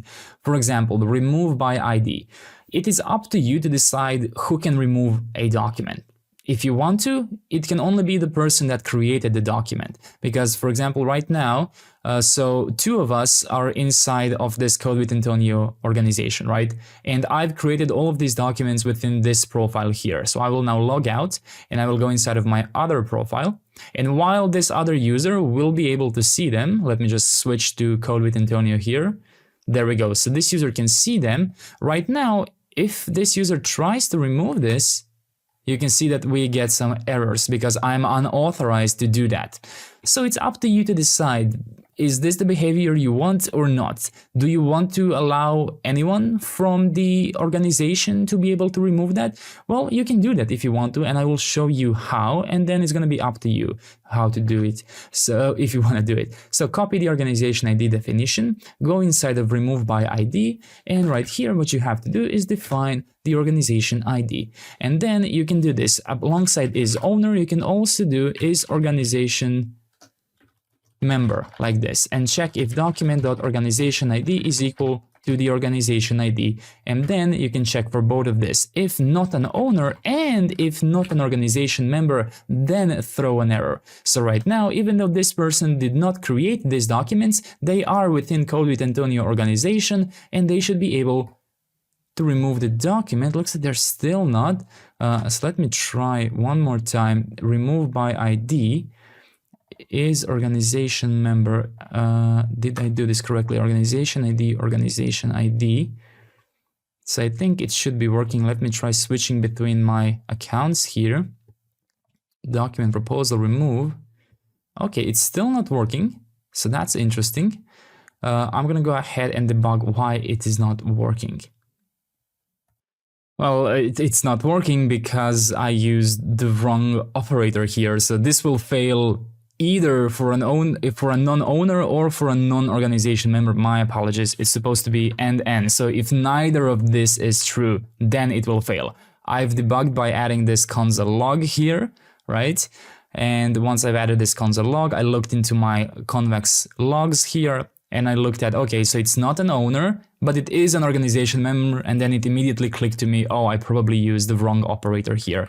So that should now work if you go ahead and try it again and delete it. There we go. Okay, this time it works. And you can use the exact same logic for your update by ID, for example. If you want every member who is a part of the organization to be able to do it, this is how you do it here. So I will just copy, I will just copy all of these lines here and just add them here. There we go. So now, even though this person did not create any of these documents, they should be able to rename them. And it is possible. Great. If you want to, you can go even more specific. So right now we are only checking if this is an organization member, right? By checking the organization ID. But let me remind you that inside of this Convex JVT template, what you can do is you can add additional custom claims. For example, you can see the role of that user within that organization. Because remember, we have admins and we have members. For example, you want to allow every admin within an organization to delete this. So then you can add an organization role and you would use the same thing here. Instead of getting the organization ID, you would get const organization role, user.organization role or undefined, right? You can already see how you would do that. So for example, you can use that as an exercise. If you want to add a third logic here is organization admin, and then you would check for that, for example. But I think most common behavior is that anyone within an organization can rename and delete files, right? So great, we have added that. One thing that I kind of want to do here is that I dislike the errors we have. I think it would be great if we could capture them. So let me go ahead and show you how you can do that, because we already have this package installed. So you can go inside of your app folder, your layout here, and you can import toaster from components UI Sonar, and you can just render it like this, your toaster, and that's it for the toaster setup. And then, for example, if we go inside of our remove dialog, you can import use toast or toast from Sonar. Yeah, so just toast from Sonar. So you should already have this installed, and you should have the toaster component. That's because we added all components from Shadcn UI, right?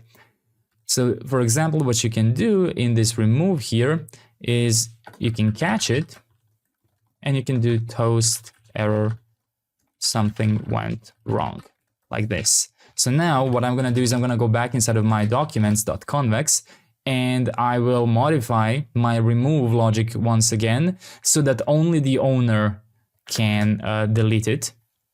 So now I should get a nicer error than the one from before. So let me click remove. There we go. So something went wrong. This is a much nicer error. This is still logging the error, right? But what's important is that user sees this error because they will not see this in production. They will see this, and that's what we want. Great, so I will now revert this change here, and if you want to, you can also, chain.then here for a toast.success document removed, like that. So let's try removing a document. There we go, document removed. And you can do the same thing inside of, for example, the rename dialog. So I'm just going to copy these two things, find the rename dialog. I believe we have a update method here in the onSubmit. So I will just chain this two. I will import toast from Sonar. I will move it to the top, and that's it. We don't even have to test it. We know that it works exactly as it's supposed to. And then I believe we also did one in the template gallery here. So what we're gonna do is on template click, when we create it, I'm gonna just leave the catch here, and for this one I'm just gonna copy it and add it here, and I will remove this one, and we have to import toast from Sonar. There we go. So now we just added, I believe, a much nicer implementation of notifications here. So if I create a new one, there we go. Oh, it says document removed, document created, and in the rename dialog, document updated. There we go. Okay, so that's what was missing. And before we end the chapter, just one very, very easy thing I want to do. I want to add these features, the organization and the user button in this screen, because right now we are missing those things here. So let's do them very quickly. So I'm going to keep my navbar open where I have them right here. And what I have to do is I have to open my navbar from individual document ID here. So we have to go all the way to the end here, and we have to add our, well, this thing, right? Basically just copy the organization switcher and the user button here. Actually, you can copy the div encapsulating them as well, like this. And you can find the last closing nav div and simply add it here, like this. And import the organization switcher, import the user button. From Clerk Next.js, I will move that here. And now, there we go. You should be seeing both of those here.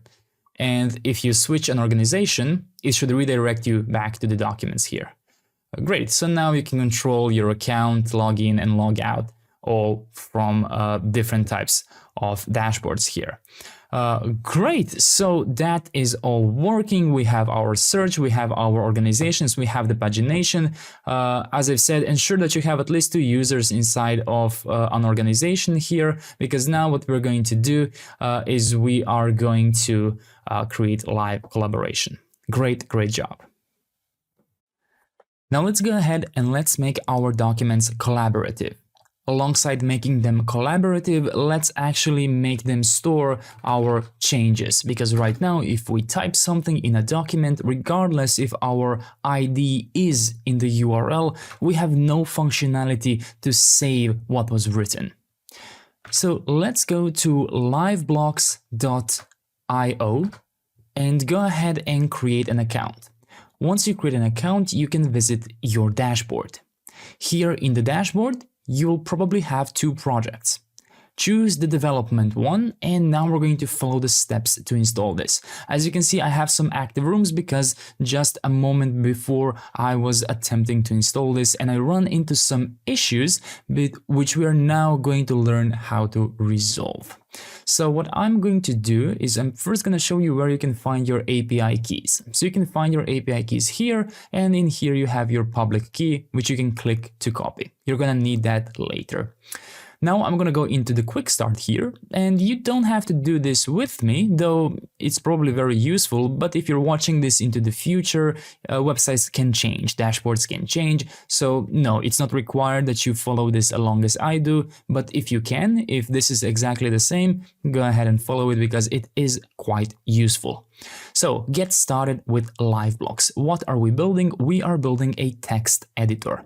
And if you're interested, you can use Liveblocks for so many interesting things here, and they have such simple integration, which literally takes you step by step on how to do it.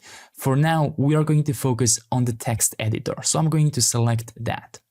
And you can see that they have support for TipTap, Lexical, Slate, Quill, Blocknote, all of those things. In our case, we will be using Liveblocks TipTap. More specifically, Liveblocks TipTap for Next.js. And this is where I ran into the first problem. And the problem is because of React 19 release candidate. So here's a quick tip. If you are using anything other than npm, meaning if you're using bun or yarn or pnpm, which also means that in all of these previous chapters, you never had a single issue with installing peer dependencies, right? You never had to run that flag -- legacy peer deps. You will have no issues.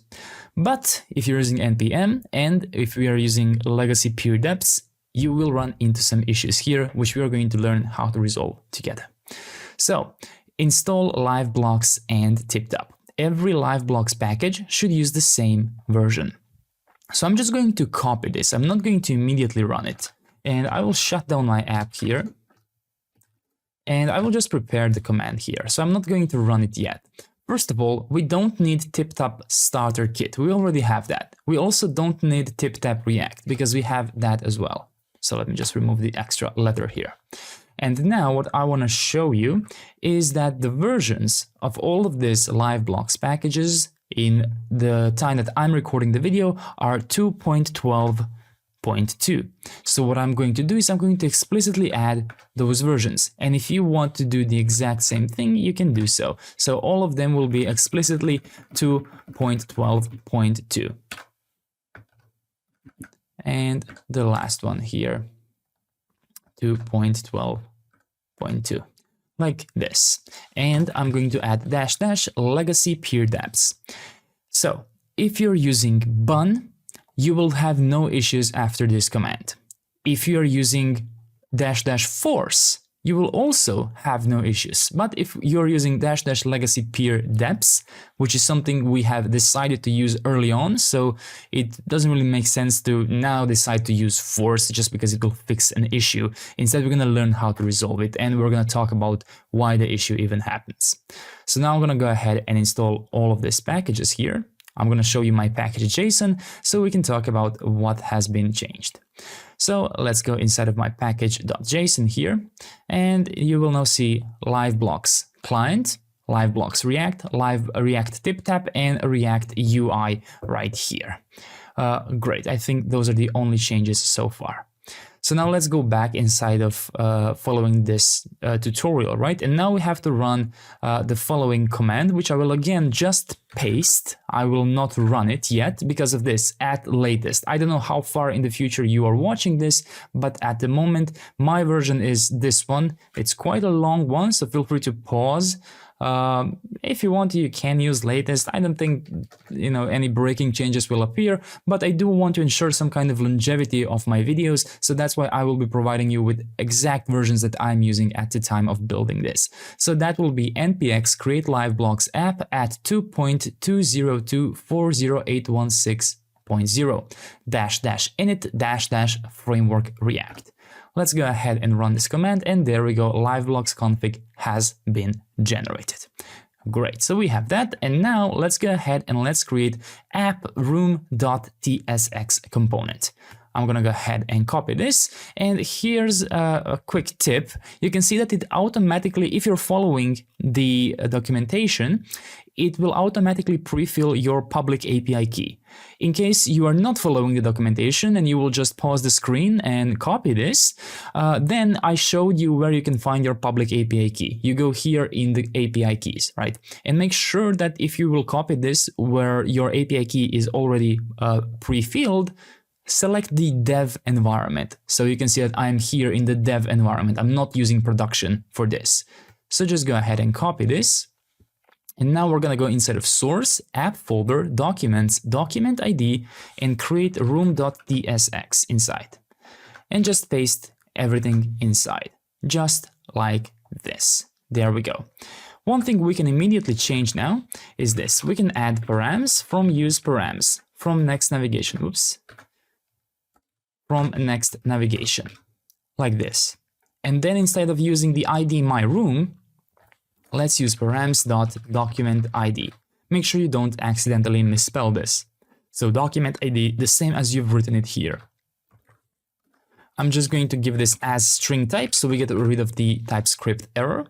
The key can stay like this for now. Don't worry, we are later going to change this into its proper environment variable, and we're not even going to be using the public key. We will be using a secret key, so don't worry about that. And now, if you try running your app, you will unfortunately run into an error. So let's go ahead and do npm run dev and npx convex dev.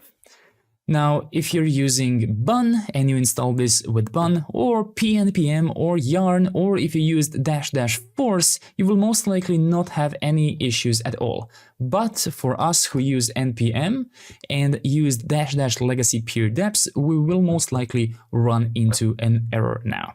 So I'm just gonna go ahead and wait for my application here to load. I will refresh a few times and I will attempt to go into my application here, into a project here. And looks like this time I'm not getting any errors.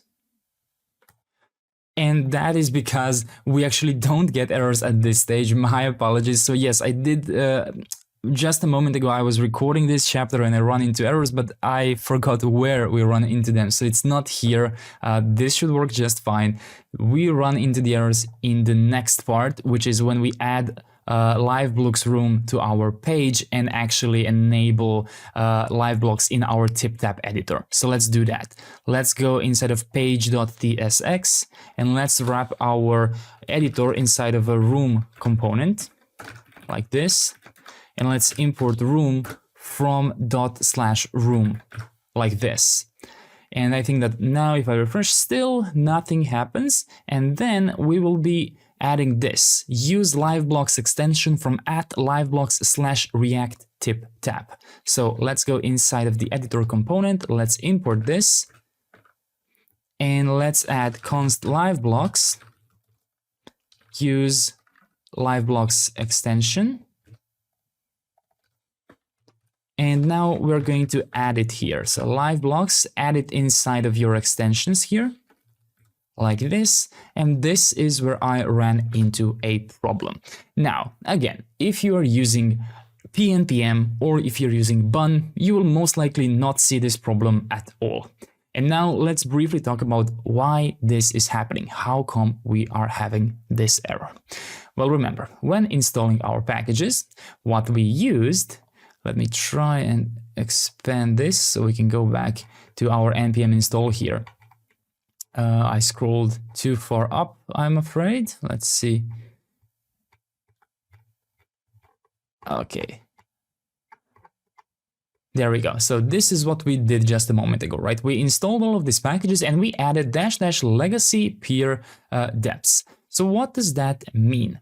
If you take a look at this package, Liveblocks React TipTap, you can see all the dependencies which they have in here.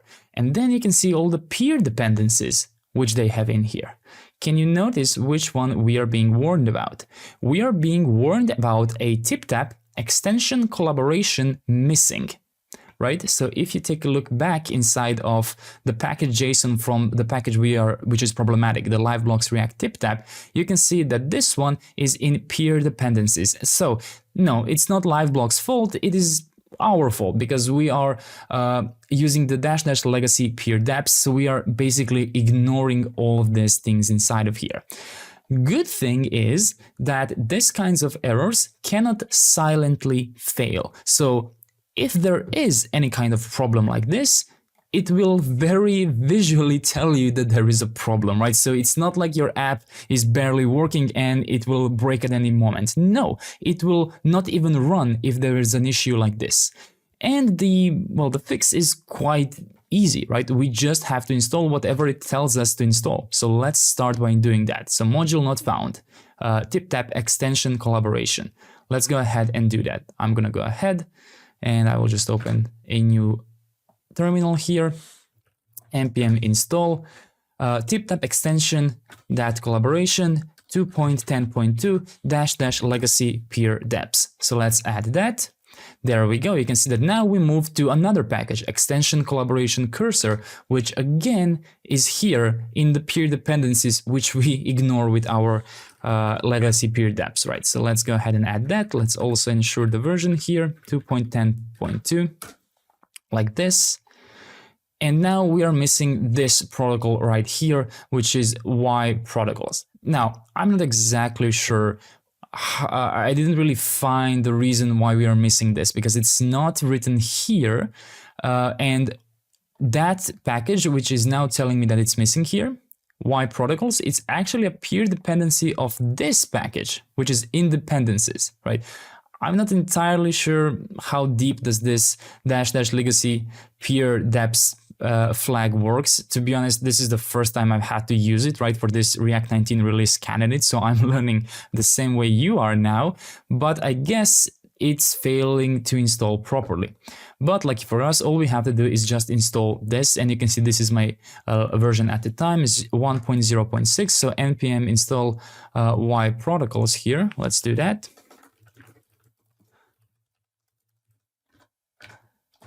-- legacy peer depths, like this. Let's install that and let's see if there's anything else we have to do.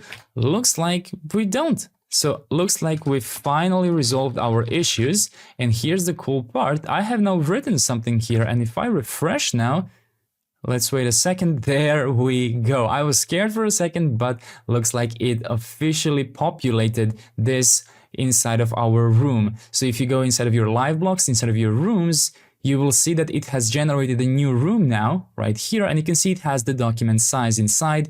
And if you go inside of text editor here, I think you will be able to see the exact content inside. You can even see it in a JSON TipTap format. There we go. So it's official, we resolved it and it works. Let's take a quick peek at everything we've added. So the Liveblocks config is auto-generated with that npx command. Package lock is package lock. You've seen us add the use Liveblocks extension to the editor. You've seen me wrap my editor in a room, and you've seen me create a room with my public key. And I've added the ID to be each document ID. That's why that's the name of this room here. So this is the same as my Convex document ID. And in my package JSON, I have added Liveblocks client, React TipTap, and React UI. I have added extension collaboration and extension collaboration cursor because without those, it was simply failing. And I have also added Y protocols. So in one way, by having those errors, we now have even greater control of exact versions of our packages here. So perhaps you can look at that as a good thing. What's important is that it works. And if you happen to have any more issues, if it's telling you that it's still not working, what you can do is you can run this whole thing, which we got in the quick start here. Let me just show you. So text editor here, this entire npm command, if you want to, you can go ahead and try and run it again and simply use -- force. It's not ideal, but I'm pretty sure that I've tried, and with this -- force, I had no issues at all, right? But force and legacy peer depths works differently.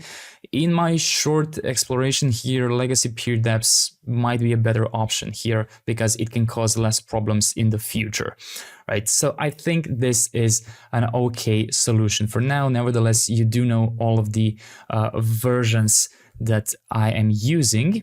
One thing that I will do, since this React 19 stuff just came out, I will do my best to update this project's source code to as stable as possible, right? And then if you have access to the source code, if you're a pro member, you will be able to see all the changes I've done. And I will record some additional chapters for that on my platform. But great, we've got it to work. So what do we have to do next? We have added the room, we have added this. Let's see if we have any issues here in our console. As you can see, I believe that, first of all, we have a duplicate extension called image, so we can resolve that. And here is Liveblocks telling us that the history extension is enabled. Liveblocks extension provides its own. Let's go ahead and let's resolve that. So inside of our editor, we have to go to StarterKit, run configure, and we have to turn the history off because Liveblocks has its own history. So our undo and redo should still be working nicely. Let me try. There we go. It still works nicely, but now it uses the Liveblocks version of that. So it's automatically collaborative here. Great. So that is working. And let's see what else do we have to do here. We added this. We already have immediately render set to false. We did that in the beginning. So what I think we have to do now is the following. I want to add these to my layout.tsx. Let's go ahead and copy this. So basically, well, you will see now if you are not looking at the documentation. Let's go inside of source, app folder, layout.tsx, like this. And okay, I will just add this. So React UI styles and React TipTap styles. And I think nothing should really change now. But what I am going to do is the following. I'm going to copy my document URL here. And I have another browser open here. You can see that I am in a completely different account here. So what you can do is you can, I'm using Arc. And in this Arc spaces, I can be logged in different Gmail accounts, right? So either attempt to do that or go ahead and open a new browser, like use Chrome on one and use Safari on another, or Mozilla and Chrome, right? Whatever you can do, or just use incognito mode to test out another account. And what I'm going to do is I'm going to copy the ID, the entire URL from the first document, and I'm going to attempt to join with my other logged in user here. And as you can see, here is the collaborative environment. So I can see that another user is right here.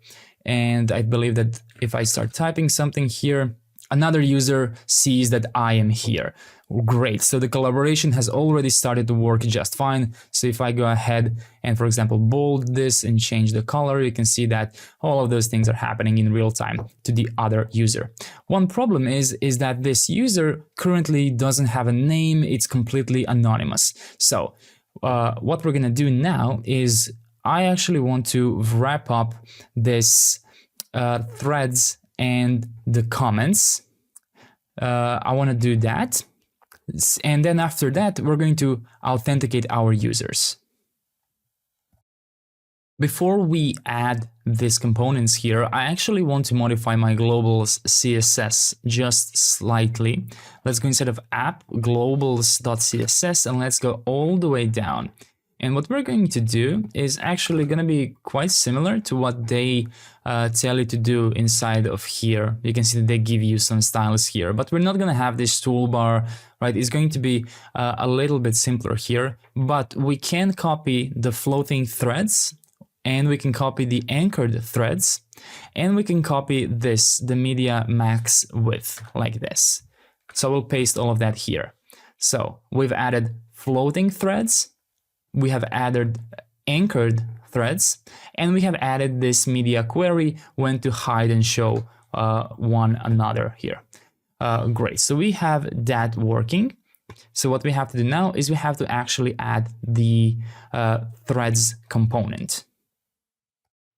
So I'm going to copy this entire thing here, and I will go inside of my documents, document ID, and I will create this under threads.tsx like this. And I will paste it inside. So I'm getting used threads, anchored threads, floating composer, floating threads, all of that inside of here. This is my query to get the threads. and I have added all of these class names here, which we had defined in here. Let's check out, no, we can't really see this now, so we have to go inside of the editor. And let's add this right here, threads, from /threads. So just make sure that you have imported this and pass in the editor to be editor, like this. I think that should be it. So now let's try out and see if everything is still working here as intended.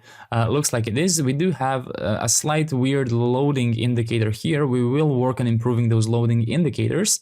But what I can notice is that no errors have appeared, which is great because we did add some new packages here in the threads. So I thought, oh, maybe we were gonna have to do some peer dependency resolving, but looks like we do not. So how do we test out threads? Well, it's using this button right here. The problem is we did not enable that button to do anything because we didn't have the functionality to, right? But now that we have added Liveblocks to our extensions, we can revisit our toolbar component, and you can see I'm already left here in these. So basically we go inside of the toolbar and we have the sections, right? We have the first section, and then we have the second section, and then we have the third section, which has a label comment, icon of message square plus, and on click to do comment. So now we have to do that. Let's go ahead and do the following. On click, we are going to do editor, chain, focus, add pending comment, run. And for this, we're gonna do editor is active, Liveblocks comment mark, like this. So let me just refresh for good luck, and let's select something here, and let's click this, and there we go. I can now write a comment here. Let's try it out, and the comment will be visible right here. And the cool thing is that that is immediately available to the other user here as well, so they can also see those comments. They can also react to these comments, and they can also reply to these comments. The only issue is that all of these users right now are anonymously talking to one another. So what we have to do next is we have to find a way to authorize those users. But as far as I'm aware, we have resolved everything we have to do from this quick start. What's left is this, to authenticate and out our users. We can do that in the next chapter. And of course, we also have to properly name these documents because all of them now have their title as untitled document, which is not true. We also have to improve our loading states a bit, but the main parts of our apps are already getting all together here. Great job. What we have to do next is implement Liveblocks authentication, because right now all of the users are anonymous, and even though they can interact with each other, no one really has any idea who these users are. And perhaps more importantly than that, this random user, which is not even in the same organization as I am, was able to access my document. So now we will be fixing that. So let's go ahead and do the following. I'm going to go ahead and I'm going to go prepare inside of my .environment.local my Liveblocks secret key right here. Let's go ahead and immediately obtain that. So inside of your Liveblocks dashboard, go inside of API keys here and click on reveal key for the secret key, of course, and add it here. Again, I'm using my development project here. Great. Now let's go ahead and also install a package which I believe we don't yet have, which is Liveblocks node, and it will be the same version as all of the other ones. So let's add npm install at liveblocks/node at 2.12.2 -- legacy -- peer oops, not dash like this. So Liveblocks node at 2.12.2. There we go. We now have node here.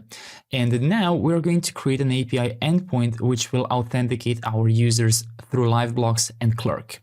So let's go inside of the app folder and let's create an API folder. inside of here, using the same way of building client routes, we also build API routes that way. So we're going to create a folder called Liveblocks -auth, like this. And inside, instead of having a reserved page.tsx, we will have a route.ts. And that's how you create API endpoints in Next.js. Now let's export asynchronous function post, which will be the method we are using here. And let's prepare by importing a couple of things.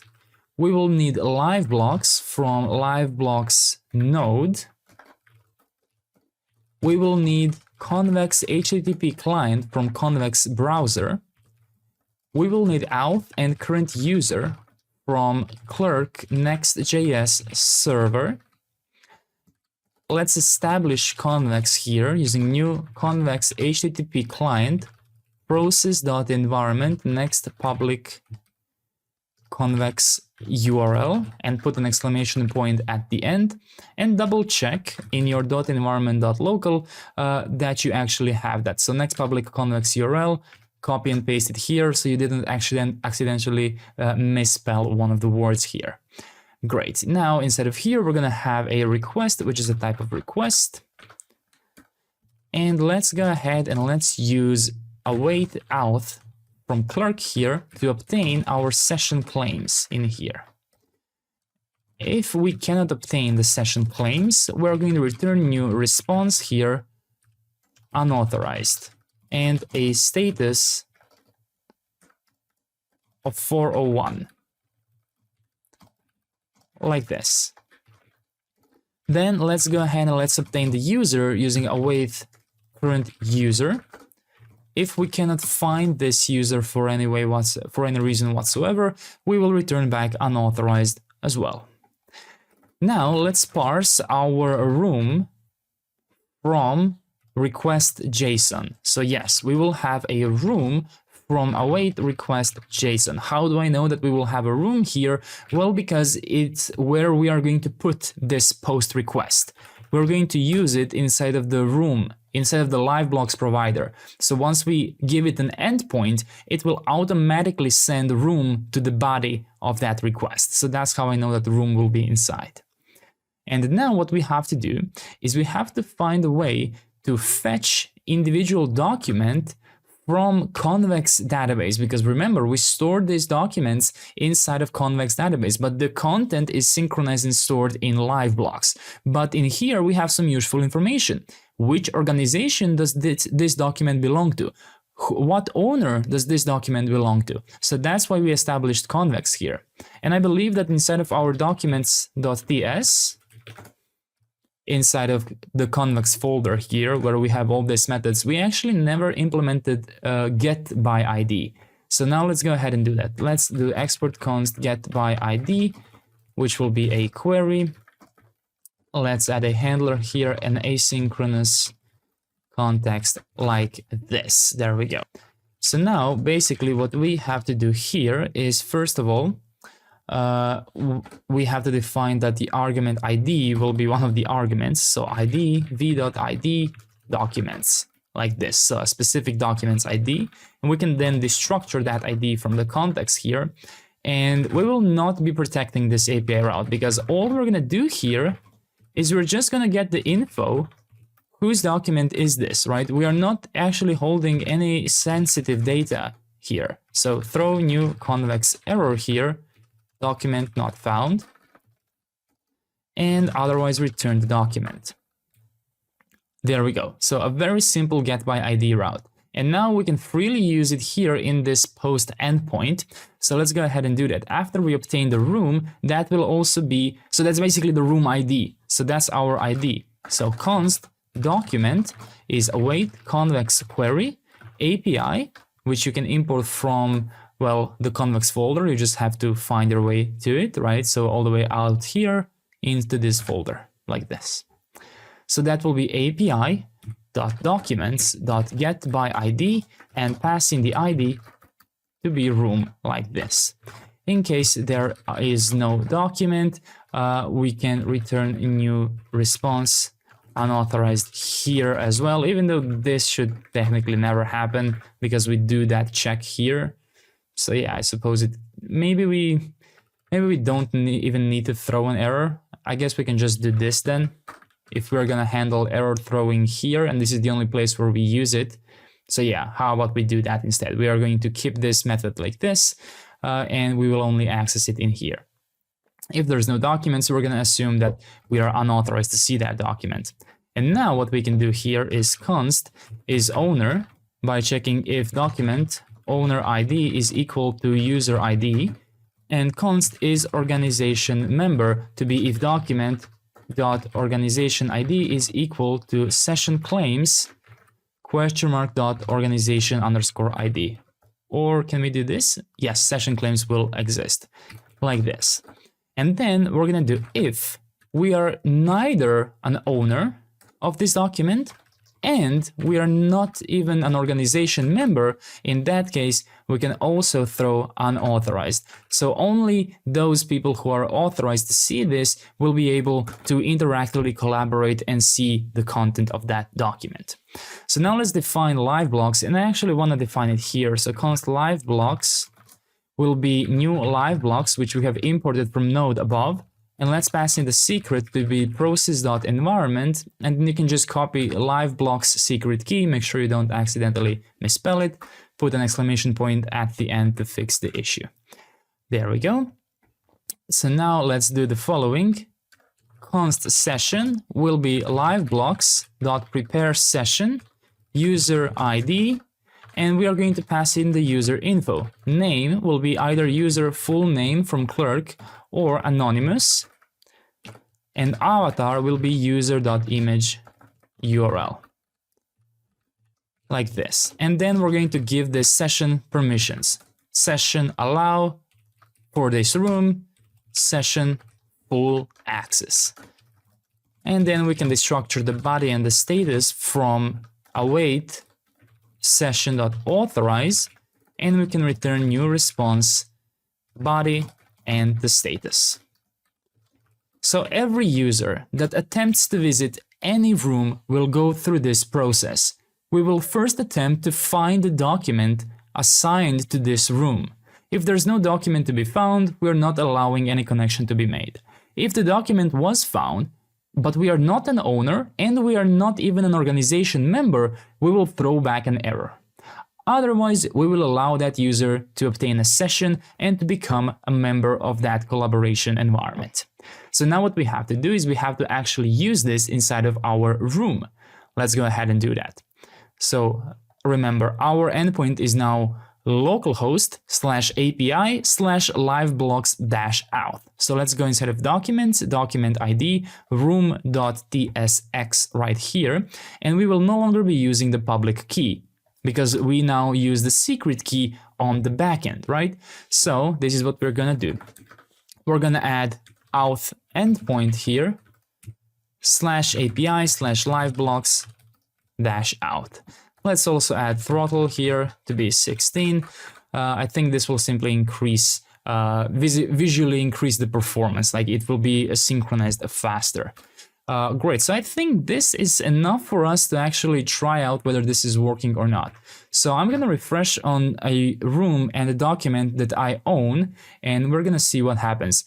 As you can see, it seems to be loading just fine. There we go, post request to API Liveblocks, and it returned 200 because I am permitted to see this room because I am on my first account where I actually created all of this, right? This resume 1 to 3, I think that's the room. You can see that I created this room. But let's now try this random user, which I used, and I just copied the URL. If I refresh now, let's see what will happen. Looks like this user can access it as well. So we seem to be having an issue here, and it's good that I tried it because I was almost certain that we will not be able to do it. So now it's time to debug why exactly is this user able to do that. I'm gonna go back instead of Liveblocks out because the whole point of this is that that user cannot do that, right? So let's try and do some things. I'm gonna go ahead and check out console log is owner and is organization here. Perhaps I'm doing some invalid logic block here. Let me try and refresh this like this. Oh, I think that, oh, is organization member is true. That's interesting because I'm not an organization member here. Document organization ID, session claims organization ID. So I'm going to go ahead and debug this a little bit, why this is happening. Okay, I think I understand why this is happening, and it's quite an interesting issue. So I console logged session claims because this is what we use to check if we are an organization member, right? And it's very curious that I receive is organization member set to true, but my session claims doesn't have the organization ID. And I was wondering how is that possible until I realized that this document here is in my personal account, which means that it does not have an organization ID, which means that we are comparing undefined with undefined. So that is the issue. So we have to check if document organization ID exists in the first place, like this. Let's try it now. So I will refresh on myself here. This should work.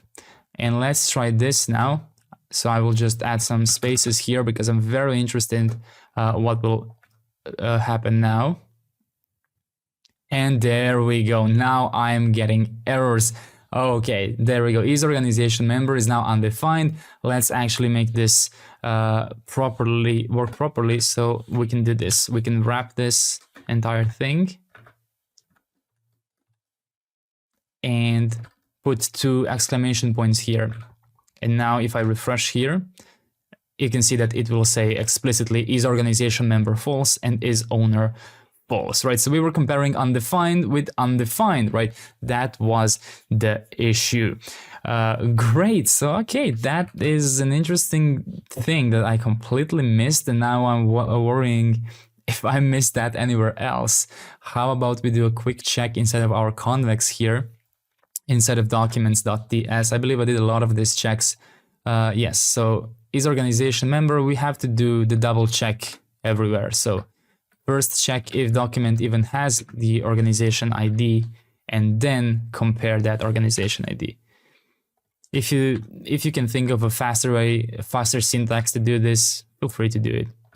So I will just copy that here for the update ID and I will copy it here for the remove by ID. So the reason we didn't encounter this before is because our front-end UI does not allow someone else to even see the option to remove or delete something and that they're not a part of organization, right? So that's why we didn't encounter this.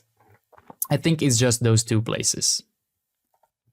So now what I want to do is I want to handle this error which happens in the other user more gracefully, because right now you can see it's getting these errors, it's unauthorized, but it's not exactly a nice user experience because this can happen if you get kicked out of an organization, for example, right? So it's not just malicious users who will try to do this. So we need to handle these types of stuff gracefully. So what I suggest we do is we create a global error boundary with a reserved file name error.tsx like this. So now that we have this, we have to mark this as use client because the error boundaries work with client as a client component. Let's simply do an export default error page. And inside of here, let's return a div with a class name, minimum height of screen, flex column, items center, justify center, and space y6. Now let's add a div with a class name, text center, and space y4. Inside another div with a class name, flex and justify center. And then let's create a class name, background rows 100, padding of 3, and rounded full. And inside we're going to render alert triangle icon from Lucid React. And let's give it a class name, size of 10, and text rows 600. So now if you stumble upon an error, which this should give me, okay, so it looks like even though I got unauthorized 401, I was hoping to get redirected to that error page. Yeah, so okay, I was hoping we will see the error page now. So here's what you can do. I think you can just go inside of your layout here. So go inside of your app folder layout.tsx and just throw an error. So throw new error. Whoops. Okay, maybe not in the root layout. Let's try throwing it inside of documents, document ID page. How about we try throwing the error here? There we go. Okay, now we can see the error page. So for now, just inside of your document ID page, throw an error so that you can see what you're developing, because otherwise we'll just blindly developing the error screen. And then later we're gonna see how we can redirect the user to this screen once they've been told they're unauthorized. Okay, so what we're gonna do now is go here, add a new div, add a class name, space y2. We're gonna add an h2 element, something went wrong, like this. We're gonna give this a class name of text extra large, font semi-bold, and text gray 900. We're gonna add a paragraph, error.message, and we can extract the error from the props here. So we have error and we have reset. So this automatically comes from the error page. Error is a type of error, and it can also have a optional digest, which is a string, and the reset is a method, like this. So render the error.message here, and then outside of this div, open a new one with a class name, flex item center and gap x of 3, and inside render 2 buttons from components UI button. The first one here will have an on-click, reset, and class name, font medium, and px of 6, and it will render try again text. Then we're gonna have another button here, which will say go back. It will not have an on-click. It will just have font medium. It will have a variant ghost. It will have as child prop, because inside we're going to be using a next link element with an href to go to the root page. So just make sure you've imported next link. And now, there we go. This is our error page, and it's showing oops, because that's what we threw in an error. So if I changed my error here and refresh, that's the error it shows. Try again, we'll try again, and go back will redirect you to this root page. Great, so we can now remove the error from the document ID page right here. Great, so we have just added the Liveblocks authentication, and let's see what the difference is now. So here's what I'm gonna do. We can resolve the error of us not being allowed in a certain document in a moment. I mean, the error is happening, we are just not having a pretty UI for the user to see. But what's important is this.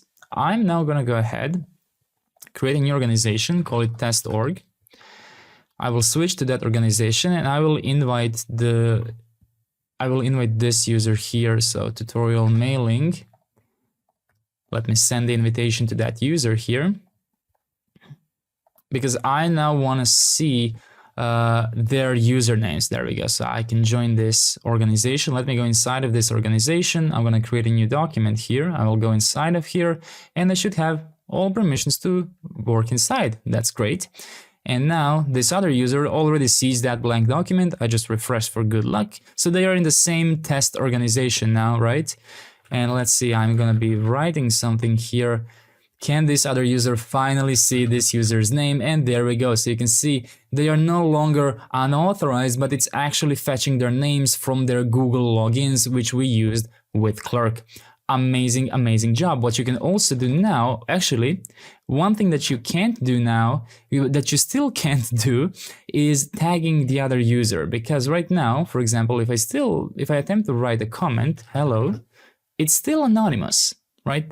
So there is one more thing that we have to do. So we're going to do that in the next chapter. And then we're also going to add some avatars here to show you who is currently active in this room. And we will also implement a notification system so you can see if someone tags you, because the Liveblocks has a tagging feature, but it's currently not enabled. Great job. Now let's go ahead and let's implement proper user mapping here. So in the previous chapter, we did enable collaboration in a sense that we saw two different cursors typing here. But what we weren't able to do is properly see our names when we are writing something. So we are definitely authorized to see this document, and we did share the user info, if you remember, in the Liveblocks auth here. We do share our user info, but for some reason none of that is visible at the moment. So let's go step by step where we left off, and let's develop this. So I'm just gonna remove this console log because I no longer need that. And also, let's change this client-side suspense in our room component to use the full screen loader. And let's give it a label, room loading, like this. So now when you visit this page, you have out loading, and then you have room loading. I just don't like how the full screen loader wasn't exactly full screen. So let me just wait a second. What we have to do is we have to change the structure here. Instead of page, the room should encapsulate this entire page, not just the editor, right? So when it comes to loading, I don't want anything to be visible besides my room. There we go. So now the room is encapsulating the entire thing, including the editor. And now when you refresh, you have out loading, and then you have room loading, and then you are inside.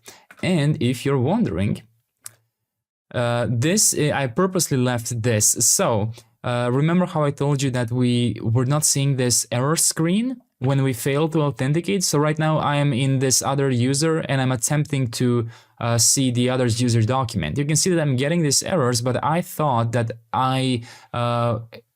for some reason I will never see the error screen. Well, the thing is, Liveblocks does the attempt multiple times. So I think after it fails for the 5th time, that's when it will actually throw an error and it will fall back to our error boundaries. So I think we actually don't have to do anything here. We can just let it stay like this, and after a certain time has passed, it will show the error screen. And I think this is quite useful because, there we go, you can see that now it works after 5 attempts. Because, for example, maybe we weren't able, to load access because, I don't know, Clerk was down, or Convex was down, or Liveblocks was down, right? So it's good that we do 5 attempts. You can see that it takes quite a lot of time for it to completely give up. But once it does, you're almost certain that, yeah, it was definitely something wrong with your access here. Great, so we have resolved that. Now I will focus working on this where I have all the proper access. And what we're going to do is we're going to go back inside of room here. And now we're going to go ahead and develop a way to fetch our users. So for that, we're going to add a new prop to the Liveblocks provider, which we will call resolve users, like this. And for now, let's just return an empty array, and we will also need resolve mention suggestions, which we can also return an empty array.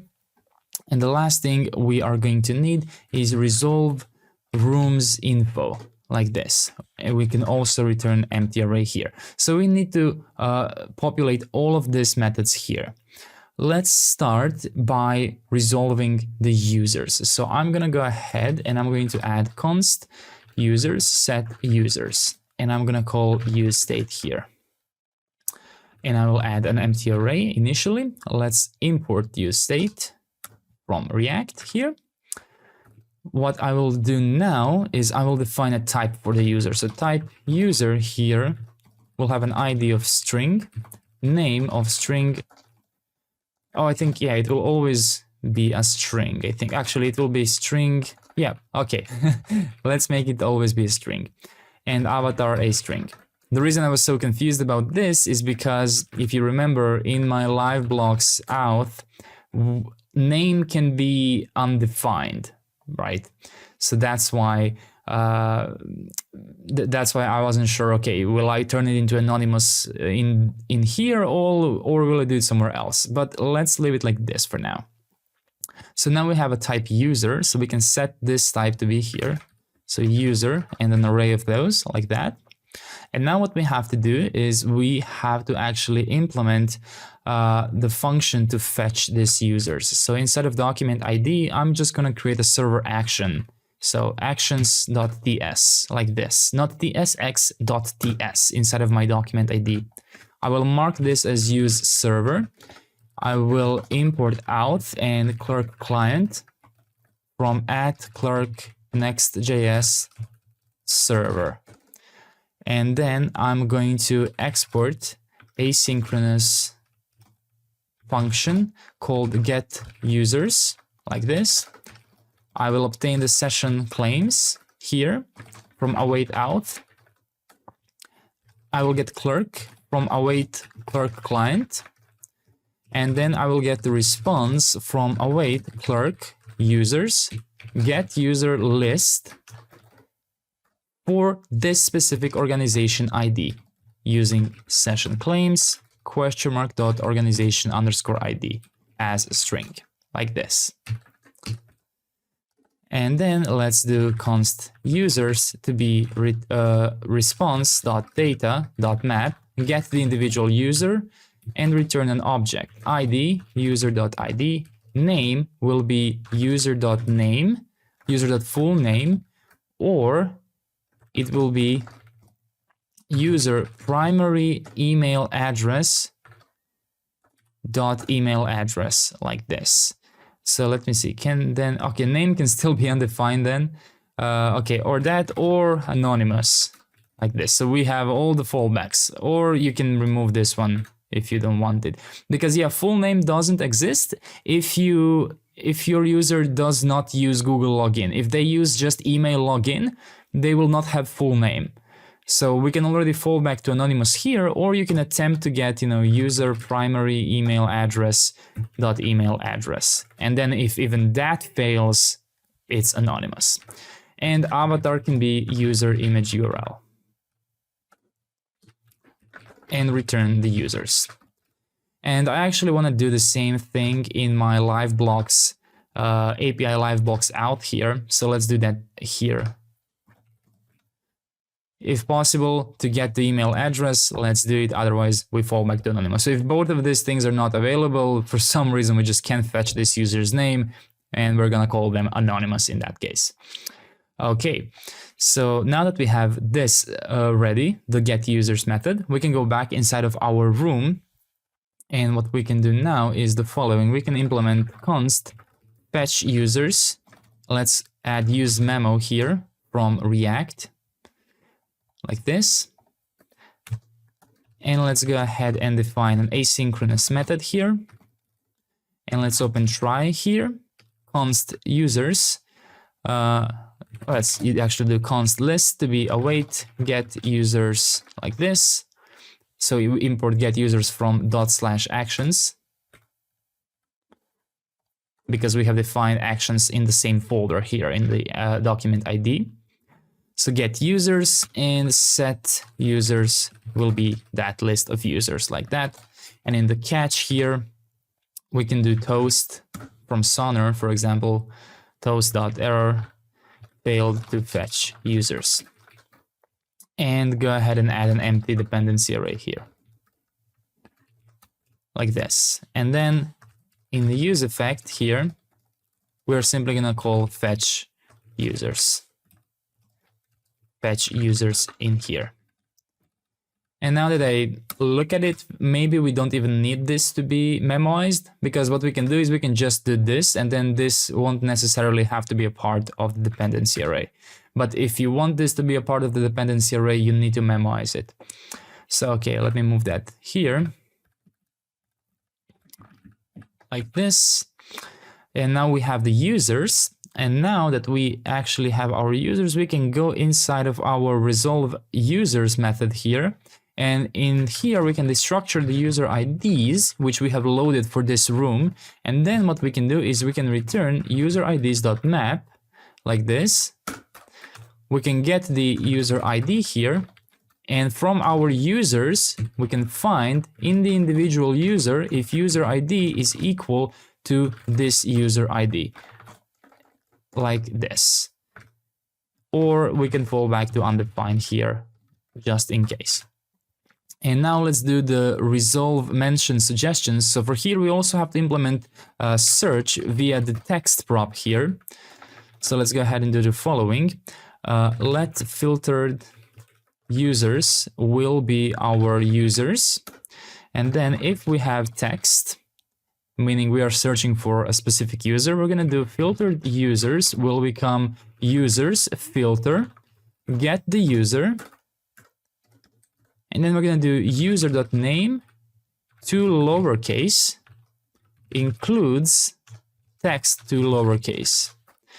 Though I think that we don't have to add a question mark here because we've made name required, right? There will always be a way to call a user something, even if that is anonymous. And then let's do return filtered users.map, get the user, user ID. And I think that this already should be enough for us to try and mention someone.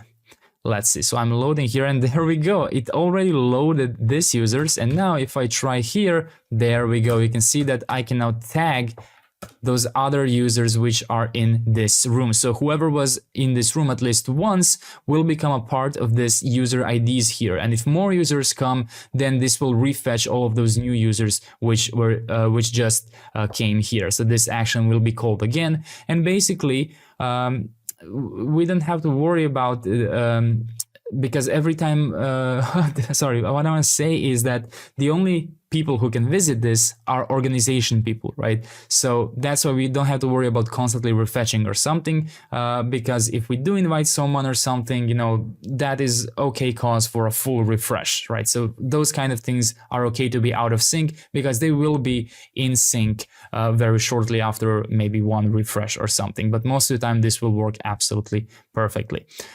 Great. So this seems to be working as intended. So now what I want to do is I want to go ahead and I want to add little avatars so we can see exactly who is in this room. Let's go ahead and let's go inside of our documents, document ID here, and let's create a new file, avatars.tsx. Let's define a constant avatar size to be 36, like this. And now let's go ahead and let's define one avatar. So const avatar. Let's create an interface, avatar props. It will have a source, which is a string, and a name, which is a string. Let's go ahead and assign the avatar props here, and let's destructure the source and the name. Inside of here, we are going to style the avatar. Let's give this a class name. Group -ml2, flex shrink 0, place content center, relative, border 4, border white, rounded full, and background gray 400. Besides the class name, let's use the style prop to add the constant values. So width will be avatar size and height will be avatar size. The reason I'm separating those in a constant is because we are going to have more components here in a moment. So it's safer to put it in style than to potentially break Tailwind with their just-in-time compiler rules.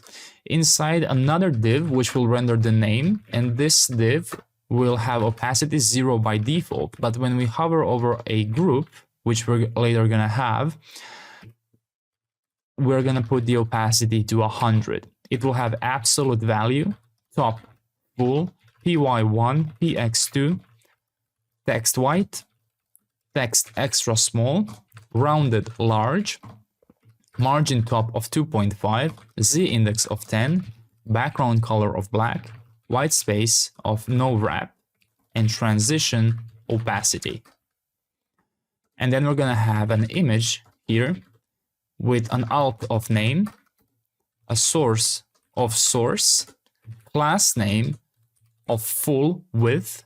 Actually, we can use size full and rounded full. And that's it. That is our avatar component.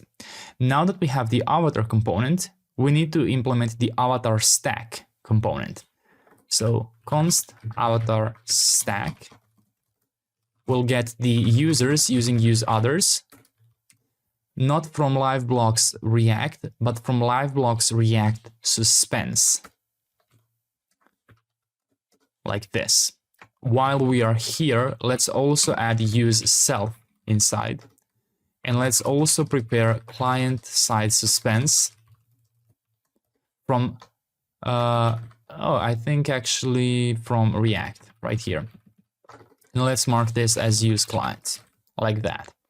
Inside of this avatar stack, we get the others, we get the current user using use self. And if there are no other users here, we are not gonna display ourselves only, right? So we're just gonna hide this entire avatar stack. Otherwise, let's go ahead and let's return a fragment and a div, which will hold our avatars with flex and items center. First, we're going to render ourselves, so current user, and then we're gonna display a div with a class name of relative and ml of 2 and an avatar here. The avatar will have a source of current user info avatar. It's not currently typed. We will fix this in a moment. And the name will be you. We will fix this in a moment. This is because we have to add this inside of the Liveblocks config here. You can see that inside of the info, we did not add the name and the avatar. Actually, we can do that right now. So go inside of your liveblocks.config.ts. It should be in the root of your application. So not inside of the source folder, it should be here. But you know, wherever it is, find the file, find the user meta, and for example, enable the name and the avatar and save. And the moment you save this, you can see that now we can see the avatar here. And we know that this will be an avatar because of our Liveblocks auth file, because in here we define the user info with name and avatar. So make sure you didn't accidentally misspell these things here. Great, so we now have this. And now what we have to do is we have to render other people's avatars. So let's add a div with a class name here of flex. And let's do users.map. Destructure the connection ID and info from each of these users. And then return an avatar for each of the user. Give it a key of connection ID. Give it a source of info avatar, and give it a name of info.name, like this. And then what we're gonna do is add a separator here from components UI separator, like this. And now one more thing which we are going to do is finally export const avatars. And avatars will do the following. Let me just fix this.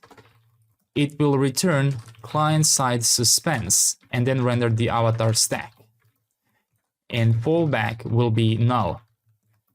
Basically, what this means is that all of these methods, useOthers and useSelf, they cause a suspense to be triggered, which means that inside of our room, this full screen loader will be showing. And we don't really need that, right? So we don't really need the entire room loader to still be showing while we are just loading the avatars. So that's why we are wrapping it in its own suspense. So then, regardless if the avatars are still loading, we can already start typing in our document. So that's why we are doing that. Great. What we have to do now is we have to render the avatars here. So let's go ahead and do that. We can do that inside of documents, individual document ID, and find the navbar here. And now let's just go ahead and import the avatars from /avatars like this. And let's go all the way down where we have our organization switcher and user button here. And let's simply add avatars like this. So right now, as you can see, no one besides me is in the room here. But if I go inside of this other profile here in the test organization, there we go. You can see how I have 2 people here, but I've messed up my separator. So let's go back inside of the avatars here and let's properly add the separator here. Let's give it an orientation. I think it should be horizontal. My apologies, vertical. And give it a class name of height of 6. So now we can see how in here we have all the users who are in the room, and then we have a separator for our usual options here. Great, so now we can always see who is in the room. So if I leave here, you can see that my other user here now will not see anything, because it makes no sense to just display our icon, because we can already see our icon here. So it's just going to be confusing. And that's why we also put the separator inside of there, so that we can render it depending on if we even render that component or not. Great, so we just populated our users, we populated our mentions. So yeah, we can now go ahead, and mention other users here. Hello, for example, we can do all of those things. What's left is in Liveblocks side is to add an inbox system, so users can individually see the notifications that they're tagged somewhere. And also we need to enable the margins because they're still not doing anything. Nevertheless, great job. Now let's go ahead and let's implement the inbox functionality. So we're going to go ahead and do a similar thing as we did with the avatar. So let's go inside of app, documents, document ID, and create an inbox.tsx inside. Let's go ahead and mark this as use client. Let's go ahead and let's import client side suspense here, and let's export const inbox here, which will only be responsible for rendering our inbox inside of a client side suspense. And down here we're going to develop inbox menu component, and then we will render the inbox menu inside of here like this. And the fallback can be null for now. Now let's go ahead and actually implement the inbox. So for this, we're going to have to import a couple of things here. Let's import bell from Lucid React. Let's be more specific. Let's call it bell icon. And let's import inbox notification from Liveblocks React UI and inbox notification list from Liveblocks React UI. And let's also import use inbox notifications from Liveblocks React. So all of those things. Now let's go ahead and let's do the following. Inside of the inbox menu, we're going to get the inbox notifications from use inbox notifications hook. Now we need to add imports for our drop-down menu. We've already used this component a couple of times before, like this. So let's go ahead and use the drop-down menu here. Let's add drop-down menu trigger. Let's give it an as child prop. Let's use a button component. The button will have a variant of ghost. It will have a class name of relative, and it will have a size of icon. Inside of a button, we're going to have a bell icon with a class name of size 5, and we're going to have an inbox notifications.length check. If it's more than 0, then we're going to render an indicator for those inbox notifications. Let me just check. So if inbox notifications.length inbox notifications is possibly null, that's interesting. So it can be undefined. Okay, then we'll just use this. Inbox notifications.length. Okay, so let's see what is the issue here. I think it matters where we import use inbox notifications. Yeah, because if we use it from /react, then it can be undefined. But if we use it from /suspense, then we no longer have that issue. Great, so let's just confirm that we're using Liveblocks React Suspense for the hook here. Great, so now that we have the inbox notifications, we can go ahead and add a span, which will be a little badge, which will basically tell you how many notifications you have. And let's give this a class name of absolute minus top minus 1 minus right 1 size 4 rounded full background sky 500 text extra small text white flex items center and justify center. Great, so that's the bell icon.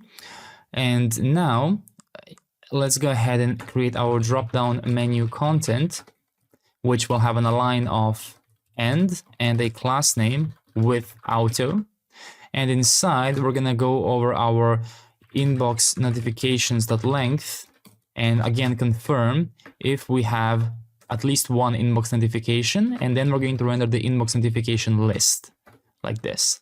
Otherwise, we'll render a div which will say no notifications and give this a class name of padding 2, width of 400 pixels, text off center, text small, and text muted foreground, like this.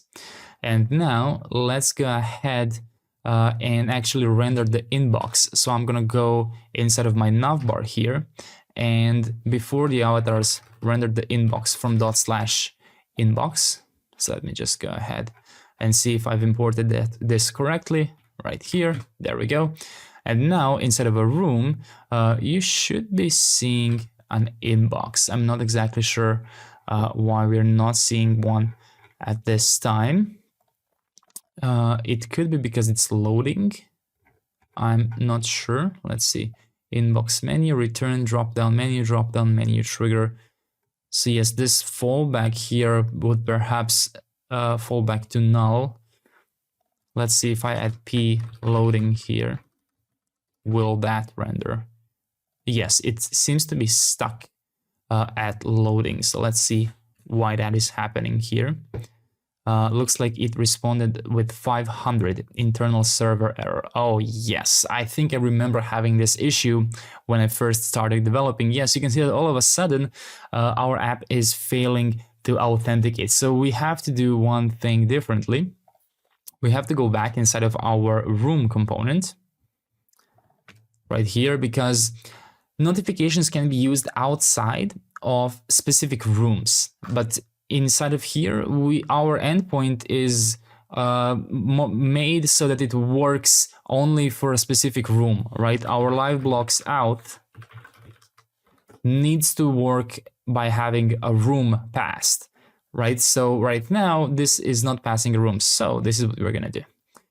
We already have the params in this room component. So we're going to modify this because this doesn't have to be a string. It can also be an asynchronous arrow function. Let's get the endpoint to be /API Liveblocks out like this. Let's make the room be params document ID as string. Make sure you don't misspell this. So double check that it's the same one you're using here.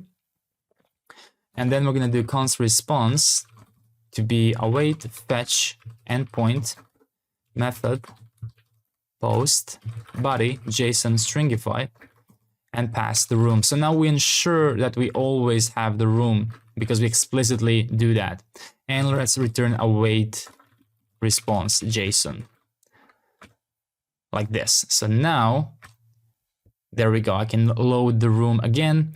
And there we go. You can see that we now have our notifications here. So let's go back inside of the inbox and let's bring this back to null, so we don't have this, ugly loading status. And let's continue developing the inbox. So inside of the inbox list, we're going to iterate over our inbox notifications.map, get the individual inbox notification. And inside of here, we're going to render that inside of the inbox notification component. Let's give it a key of inbox notification.id, and inbox notification will be inbox notification. So now when you click here, there we go. You can see that someone mentioned me in this room. I believe I mentioned myself here. So that's why I get a notification here. And I believe that my other user, who is in another room here, will have even more notifications here. There we go, 2 notifications, as you can see. So you can see I even have the threads here. So yes, this user has more notifications. But we have an issue. We are not loading the names of our rooms, and that is because in our room.tsx, we did not do this. We did not resolve the room's info. So now let's go ahead and let's do that. So in order to do that, we have to go back inside of our Convex documents. Let's go at the top of our app here and let's export const get by IDs. Let's call this a query, arguments, IDs, which will be an array of document IDs. Let's add a handler. Let's destructure the IDs from the arguments here. And what we're going to do is we're going to prepare the documents array for const ID of IDs.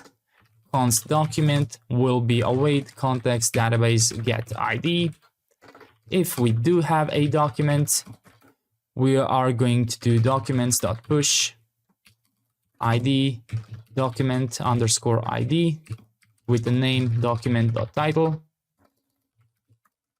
Because in our schema, we have defined the title to be the name of the document, right? Else, if the document doesn't exist, that could mean it was removed. So we are going to keep the ID here to be the current ID, right? Which we are iterating over, and the name will be removed document, or we can just call it removed or deleted, whatever you want to call it. You can maybe give it a special sign like this. And this will be documents like this. And finally, return documents. There we go. So we have developed our get by IDs method. And now we have to go back inside of source, app folder, documents, document ID, actions. And inside of here, import Convex HTTP client from Convex browser. And we can copy the same thing we had in our route here. So basically we need to initialize Convex here like this inside of our actions now. And now let's just develop the method we need. Export asynchronous function get documents like this, IDs, individual ID from generated data model. And this will be a type of documents and an array of those. Return await Convex query API documents get by IDs. Like this. And we also have to import the API. There we go. So now we have our get documents method, and we can now go back inside of a room. So let's go inside of our room component, which is inside of our documents, document ID, room.tsx. And now let's import that from the actions. So that will be get documents here, like that. And let's see, where was I? Okay, resolve rooms info. So basically what we have to do here is we have to make this an asynchronous function. We have to destructure the room IDs, which are needed. And inside of here, we're going to do const documents, await, get documents, pass in room IDs as ID, documents, and array. Make sure you have imported this ID type. I did it automatically. There we go. So ID from Convex underscore generated data model, the same thing we had to do previously here. Once you have that, once you have the documents, go ahead and return documents.map, get the document, and return an object, ID, document.id, and name, document.name. Because inside of our get documents, let's take a look at our Convex function. We already only push name and ID. So that's why this route isn't protected, because it's only giving the most basic information here. So now, if we try and refresh, I think that this should already be working just fine. There we go, in blank document, in blank document. And what you can do here is actually a little issue, as you can see, because once I click here, I should be seeing a menu, but I'm not seeing it. And it's basically a conflict with Z indexes. And you can fix it by going inside of source app, inside of your globals.css, and let's go all the way down here. And basically what we have to do is we have to target a very specific div. So div, open square brackets, data, radix, popper, content, wrapper, Z index 50, and make sure to add important here. And now, if you click more, there we go, you can see the option to delete modification. You can also mark them as read, and you can delete them completely. There we go. So what I want to do now is kind of fix this, this flashy way the bell appears, and we can do that by going back inside of the inbox right here.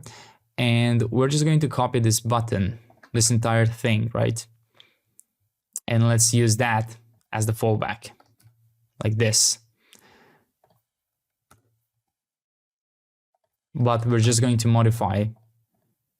It doesn't need to have a span. It can just be an empty bell icon like this. So this is my fallback, a button encapsulating the bell icon. So now when I refresh, you can see that it appears normal, right? But you don't even know if it's loaded or not. So what we can do is we can make it disabled in this state. So it's not even clickable, right? So now you will kind of be able to notice here, you can see how it was disabled for a second, and that was basically the loading state. Just one thing I want to add here is another separator. So let's just go ahead and do that. So in my inbox menu, I can do that. I can go ahead and put this in parentheses, in fragment, and then I can add a separator from components UI separator, and I can give it an orientation vertical, and I can give it a class name of height of 6, like this. There we go.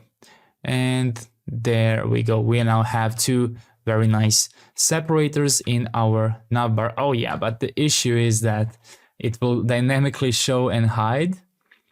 So I guess that we can do the same thing here in our fallback menu. Copy the separator here. Let me just see. Did I do this incorrectly? I did not. Okay. So after the button here, we're going to add it. And let me just indent all of that here. So now even in the loading mode, there we go. It's visible. Great. And let me just check inside of my avatars that I have the same one. Yes, it is the same one. Great. So we now have this developed. And now what we ought to do is, well, implement these margins right here. Great, great job. Now let's go ahead and let's implement our margins. So first of all, what I want to do is I want to go inside of my liveblocks.config.ts. And inside of here, I'm going to find the storage. And inside, I'm going to add left margin to be a number. And then I'm going to add a right margin to be a number as well. Now we ought to go to room.tsx, and you can see how already we are having some issues here. That's because we have to provide the initial storage here. The initial storage will have left margin set to 56 and the right margin set to 56 as well. I'm going to collapse my props here so we can see them in a more readable way. And now what we have to do is we have to go inside of our editor component right here. And now we have to fetch from our Liveblocks store. So in here, instead of it manually being written 56, we will be using the store. In order to do that, we need to import use storage. So let's go ahead and add that. I'm going to import use storage from Liveblocks React. Let's see if we can import from Suspense as well. I think it's better to do from Suspense. I'm not sure. Let's try first without Suspense, like this. Use storage. And then I'm going to define left margin here to be use storage, get root, root left margin, right margin, use storage, root, root, right margin. So we have left and right margin set here. So now let's go inside of our editor here. Let's change this from normal quotes to, So let's change this from normal quotes to be backticks. And then let's change this to be left margin. And we can also fall back to 56 in case these cannot load for any reason whatsoever. And now in here, let's replace this with right margin. So just make sure to fall back to 56, right? So right now, nothing should really change. The margin should still be exactly the same, and your app should still be working just fine. And now, finally, let's go to our ruler component, ruler.tsx. And now we have to import use storage again. So let's import use storage from Liveblocks React, and let's also import use mutation from here as well. So now instead of having state for this, we're gonna replace it. So const left margin will come from use storage, which will give me a root left margin. And then I'm gonna have a const, and we can call it set left margin here, which will be use mutation, destructure the storage, get the position, which is a type of number, and call storage.set left margin to the new position, like this. And then you can remove this and make sure, let's see, something is missing inside of my use mutation here. And that is the dependency array, which is here at the end. So that's what we need. So right now, let's see, so left margin is possibly null. So what I want to do is I want to pull back this to 56 here, so we get rid of those errors. And let's confirm that our set left margin can still be used. So I no longer need to do this. I can remove the to do from here, I believe. So let's go ahead and try it out. I think that now we should be able to programmatically move our left margin, and we can. And what's cool is that it's immediately reflected, there we go, to another user. So I'm between two different accounts here, and you can see that in real time, you can't even notice how well it works. Great, so now we have to do the same thing, but for the right margin. So let's go ahead and, well, we can copy all of this. Let's call this right margin. Let's call this set right margin, and let's remove this. And it should work exactly the same. So I'm gonna go ahead and refresh this. And now we should be able, oh, looks like I am doing something wrong here. Yes, I forgot to call right margin here. There we go. Let's refresh again. And right now I believe everything should work just fine. There we go. We can now control our margins from here, and it is immediately reflected to all other users that are watching this channel. And it's also saved, right? If I refresh, it will remember my margins. Great, so we finally brought these margins to life. Perfect. I believe this brings us to an end of Liveblocks integration. What we're going to play around with next is enabling us to rename the document from here, giving us some saving indicators here, enabling these two buttons, and of course searching through our code for anything left for to do. For example, we still have to add the template click initial content. That will be quite easy to do, don't worry. And we also have to use document names here. So just a couple of more things we have to do before we are able to deploy the project. Great job. Now let's go ahead and let's enable us to rename the document from here, and let's also fix this few issues which we have. So in order to do that, we're gonna have to fetch the document from our database whenever we visit this page, because right now the only fetching that is done inside of documents document ID is actually the room, right? The Liveblocks room. Nothing else is being fetched. We actually have no idea what document this is. And you already know how to fetch documents, right? We do that in our home page. For example, here we call use paginated query.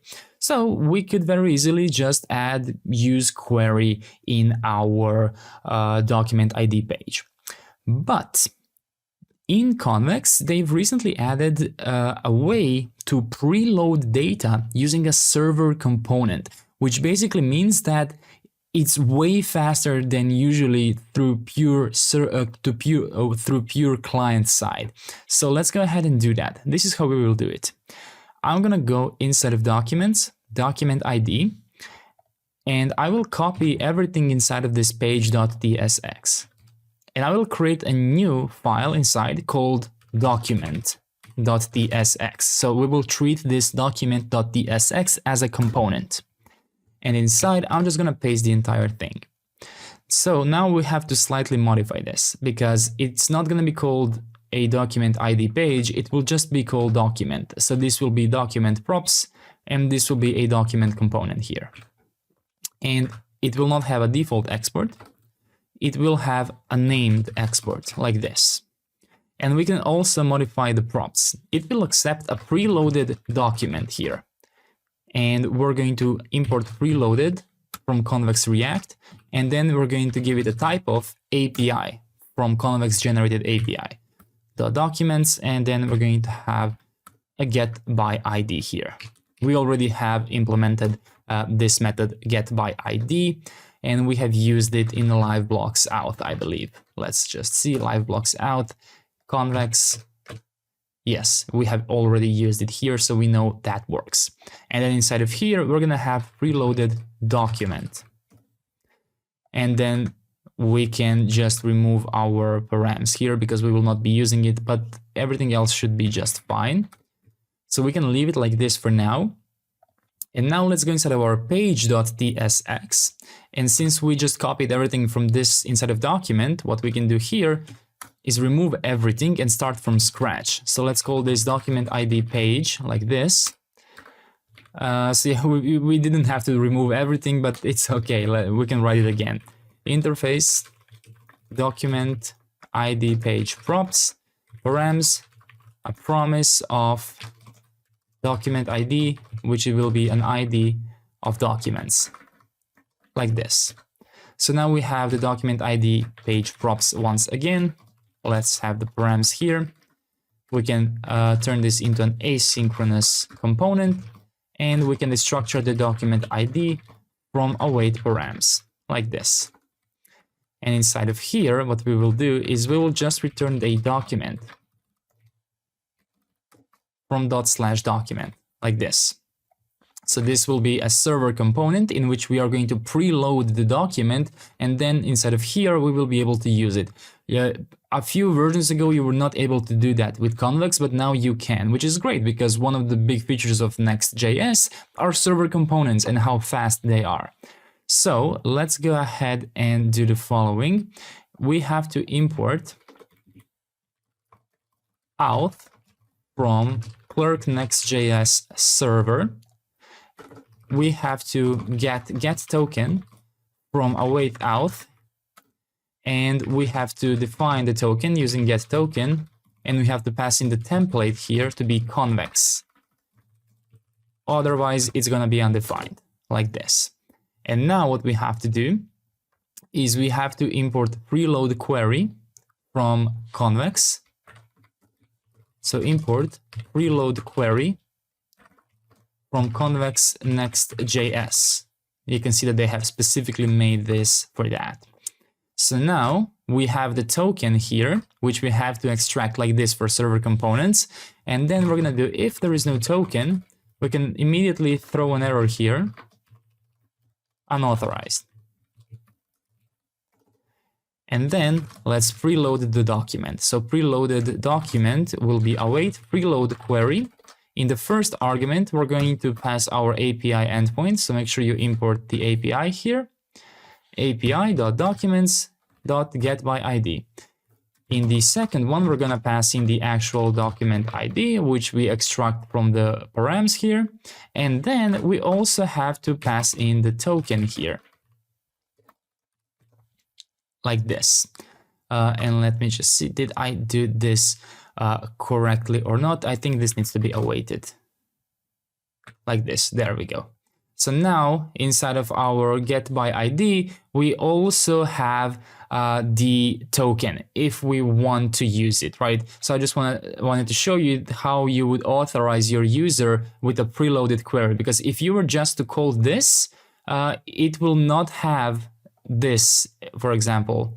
You would not be able to get the user without get user identity, because most of this are called in a client component where we attach the token through use query. But with preloaded query, we don't do that in server components. So I just showed you how you can do that with Clerk and Convex. But in our case, getById is not even protected, because we just because we use it in Liveblocks out and we don't get any sensitive data from here.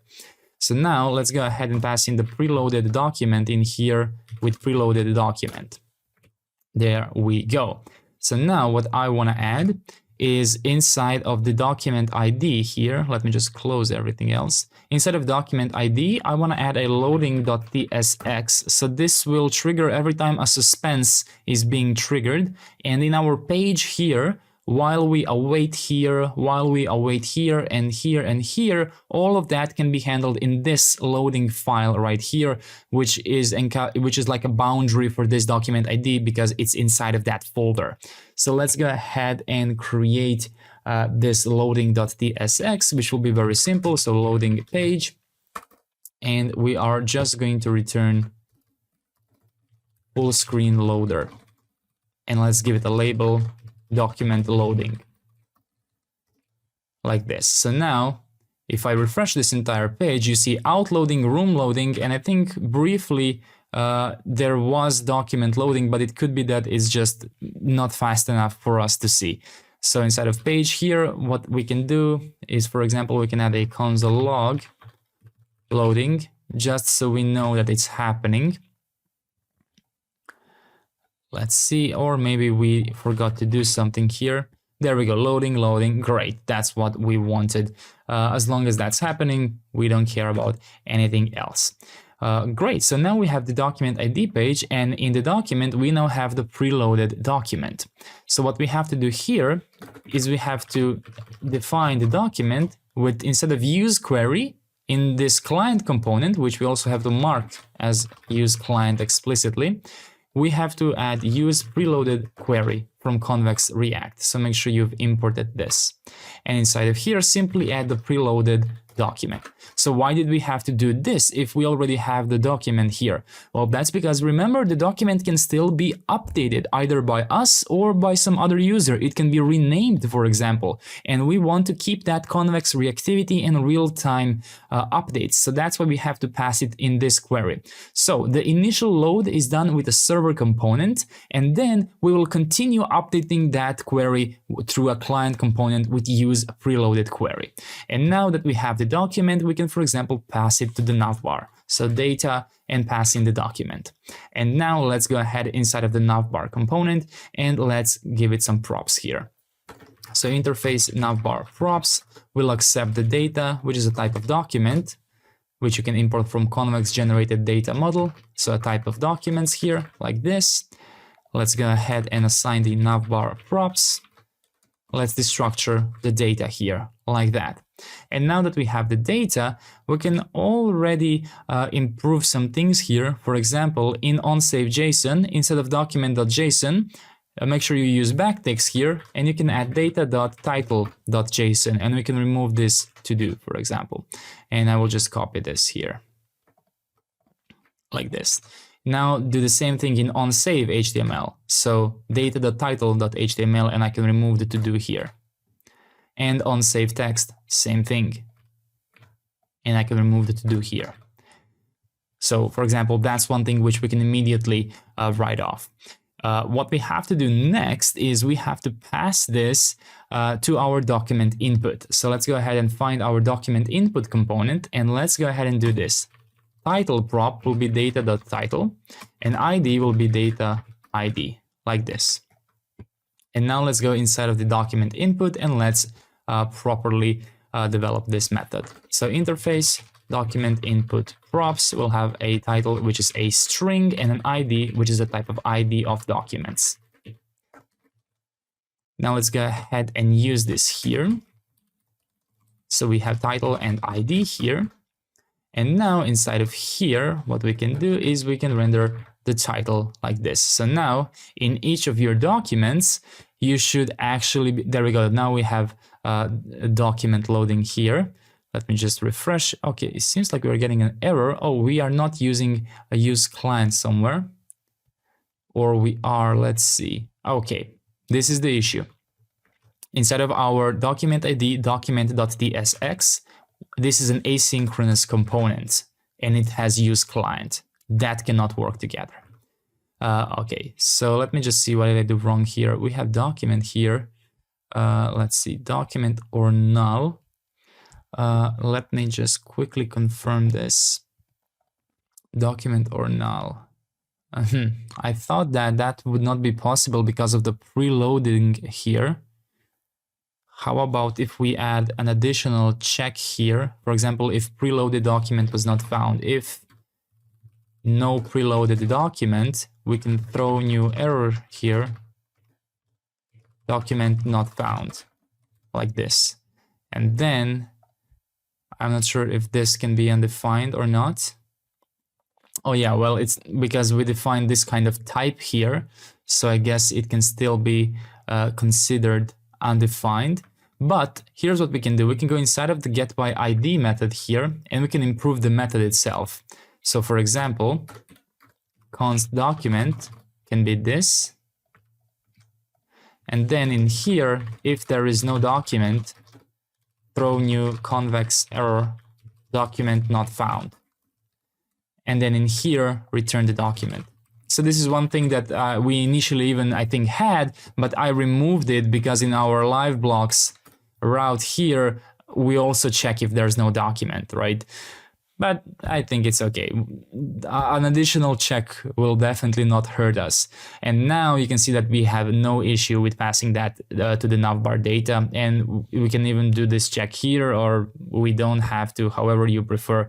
So let's go ahead and refresh.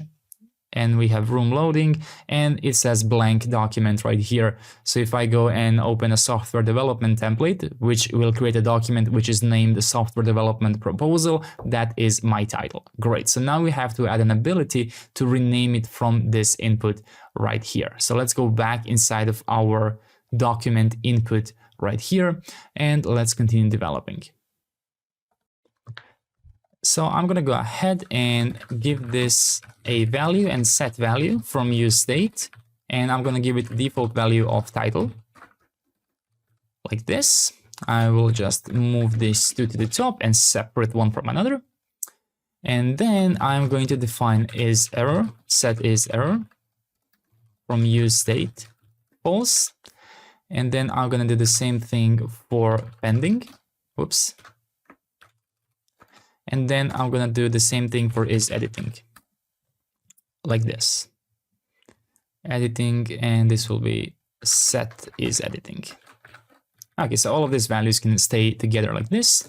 I will define my input ref here to be useRef with an HTML input element type and null as default. Make sure you have added the useRef import here.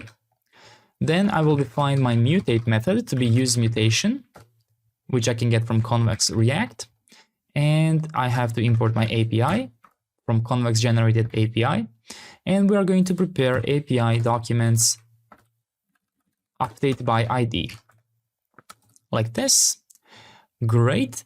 So now let's go ahead and let's use these values in our div here.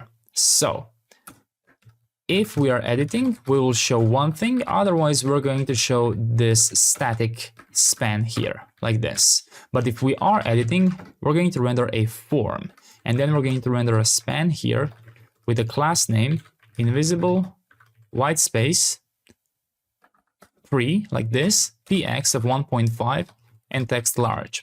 So basically we're doing a visual trick here, because what I want to do is I want to have an input which will expand as I type new characters for the name of my document. And there are many ways you can do that, but this is, I've tried like a different solutions for this, and this somehow works the best. It is the most visually pleasing one. Everything else is kind of jittery and jumps around.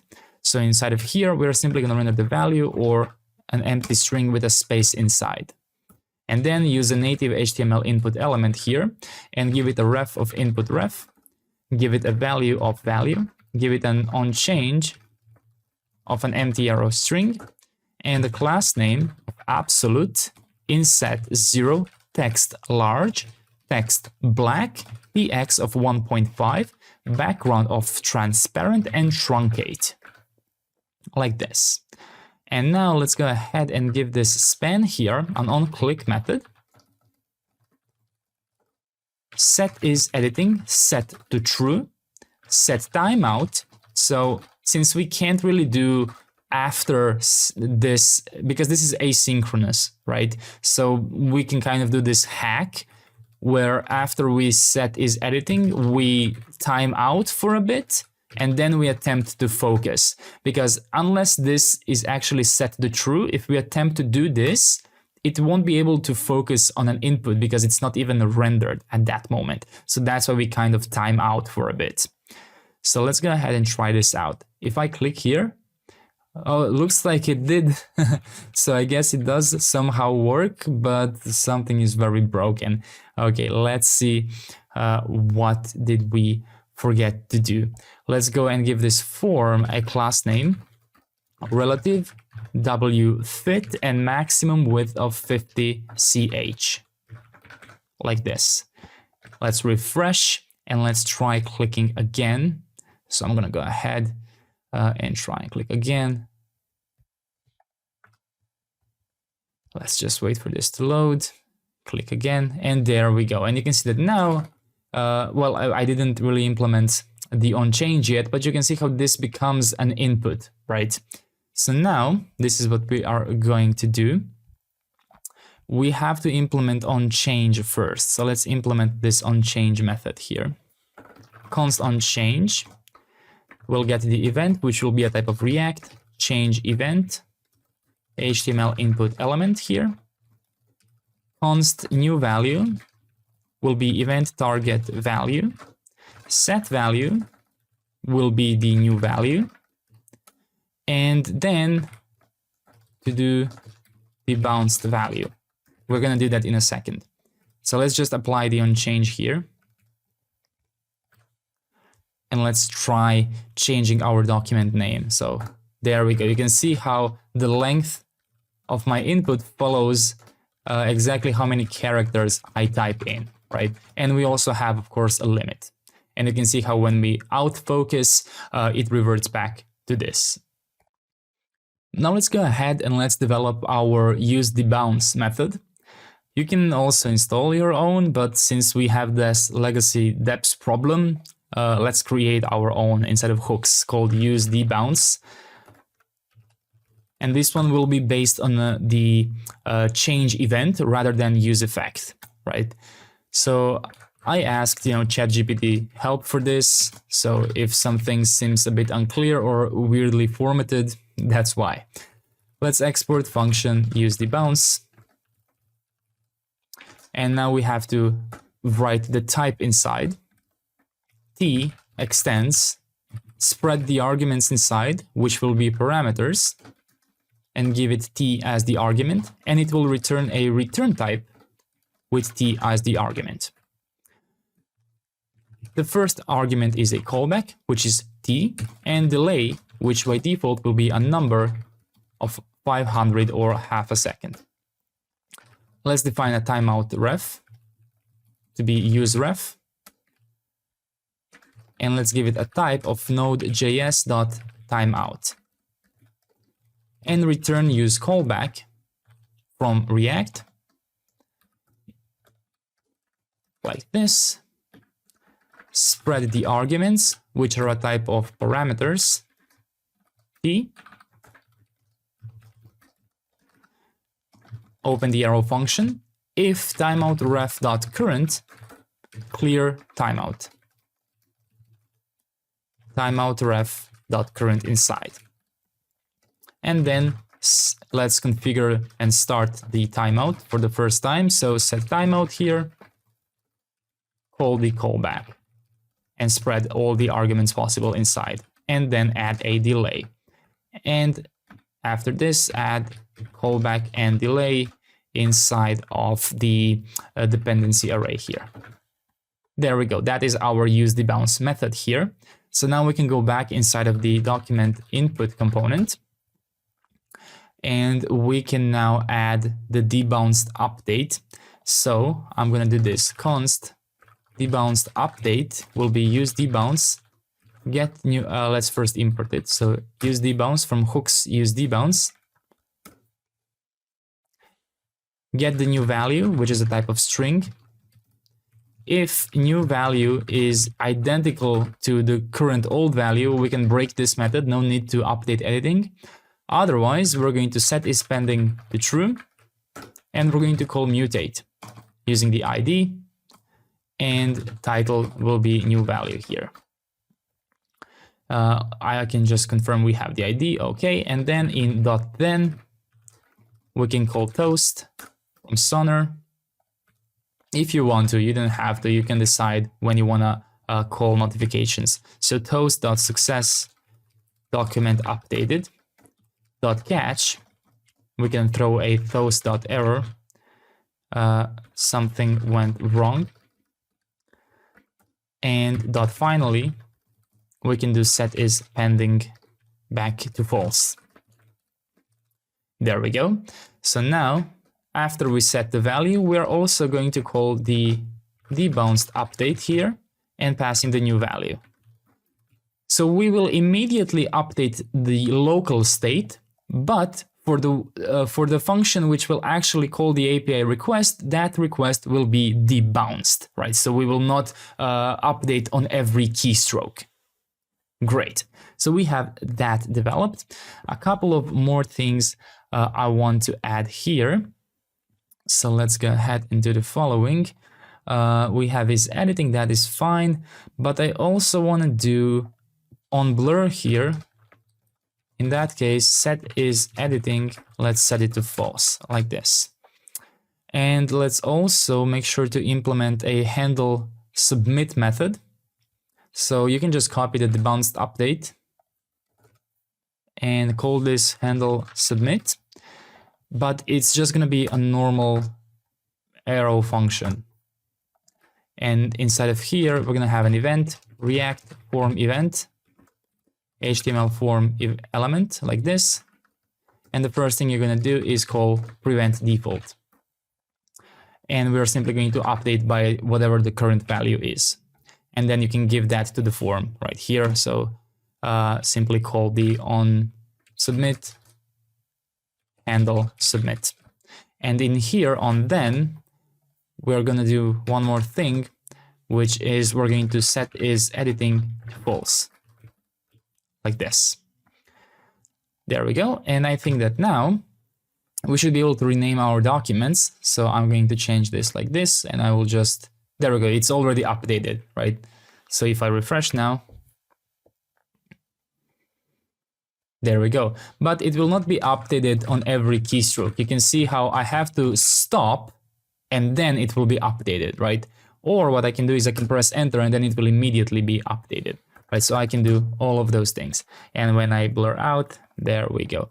And what's cool about it is that it will be immediately updated to the other user as well. So if I go here, this user is in blank document. Let's refresh their status a bit. If I change this to 1, 2, 3 like this and go back here, there we go. It's back to 1, 2, 3. Great. So it works in real time. Our whole app is so fast and real time. I'm very happy about that. And now let's add some proper cloud icons here, because right now it always shows that we have a perfect connection, but there are cases where we might not have the perfect connection. So let's go ahead and do this. How about we add const status from use status from Liveblocks React. And we can actually remove the is error here. And for the is pending, okay, let's keep is pending. Yeah, that's fine. So now this is what we're gonna do. Make sure you have imported use status from Liveblocks React. I don't think we have to import from Suspense. I think this can work just fine. So this is what we're gonna do now. We're gonna define a few values. Const show loader will be if either is pending from updating the document, or if status is connecting. Whoops, how did I go all the way down here? Or if status is reconnecting, like this. And show error will be if status is disconnected, like this. And then this is what we can do here. If not show error, let me just see, if not show error and if not show loader, in that case, we can render the BS cloud check. If show loader, we can render the loader icon and give it a class name, size 4, animate spin and text muted foreground, like this. And let's see, what did I set for error? So if we are disconnected, if is error, in that case, we can add BS cloud / icon from React icons -bs, like this. And we can give both of this a class name of size 4. So we did not define is error. Oh no, we defined show error, like this. So now I think that we should have some nicer and more logical states here. So let me try. You can see while it's updating, it's kind of rotating. Great. And if you want to, you can add the is error state, and then you can add it to the show error logic here. Great. So we now have that. That seems to be working great. What we have to do next is we have to enable a new document, rename and remove, and we can do that in this chapter because it won't take almost any of our time. So let's go ahead and go inside of the navbar component, inside of the individual document ID right here. And we have this new document, which we can very easily add because all it requires is just a mutation. So let's go ahead and do that. Inside of here, I'm going to add const mutation to be use mutation from Convex React. We need to also import the API. So let me just move things where they should be. Okay, like this. Make sure you added your API here. So mutation will be API documents create, like this. There we go. And we can define const on new document. Mutation title will be untitled document. Initial content will be empty. Then we're going to get the ID. And what we're going to do is the following. First, let's get our router from use router from next navigation. So just make sure you have imported this. Is this okay? It is. And then we're going to do router.push /documents and then the new ID. And we can also do toast from Sonar. Again, it's up to you how many notifications you want to show and when. So toast.success, document created. Or you can catch the error here, toast.error, something went wrong, like this. And attach the on new document now to your menu item for the new document. So on click, on new document. Let me refresh. And now if I click file, new document, there we go. I'm redirected to the new document and it's called untitled document. Great. So now what we have to do is we have to import the remove dialog and the rename dialog. So let's go inside the navbar here and let's add those two imports from our components because we made them reusable components, right? You should have the rename dialog and the remove dialog because we use both of those in the document menu. There we go, from here. So this time we are using them inside of the navbar. So let's go ahead and do that. Let's start with the remove dialog. What we have to do is we have to find our remove and with menu bar item with remove text and trash icon here. And what we're going to do is we're going to wrap the menu bar item inside of the remove dialog. And we're going to pass in the document ID to be data._ID. And what I'm going to do here is give it an on-click, stop propagation, and I'm giving it an on-select, prevent default. So now, let me refresh again. If I go and click File, and I click Remove, I should be able to remove my document, and there we go. You can see once I removed it, we have an error because this document is no longer found, and I can now go back to my list of documents. You can of course decide how you want to handle that inside of your remove dialog if you want to. Then you can redirect back to lists if that's what you prefer, right? You can handle this however you want.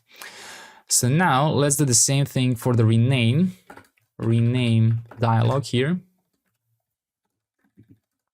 And let's give it the document ID here to be data ID, and let's give it initial title to be data.title. And let's copy these two methods and let's assign them here like that. So now I'm gonna go inside of a random document here, and while we can already rename it from here, it's nice to also have this reusable model here, and it's immediately updated and it works perfectly. Great. So if you want to, I think it would be cool to have a router here, use router in the remove dialog, import it from Next navigation.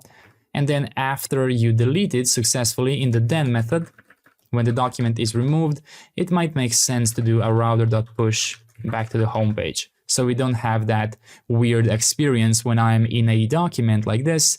I do remove. Oh, looks like it's not working. I guess that's because it catches the error faster than it redirects, right? So let's go ahead and go to localhost 3000 here, and let's see, will this work? Remove, yes, okay. You can play around with this, see if you can somehow get it to not catch that error. I think that one thing you could do is go inside of the server, inside of documents, document ID page, and perhaps you could remove this.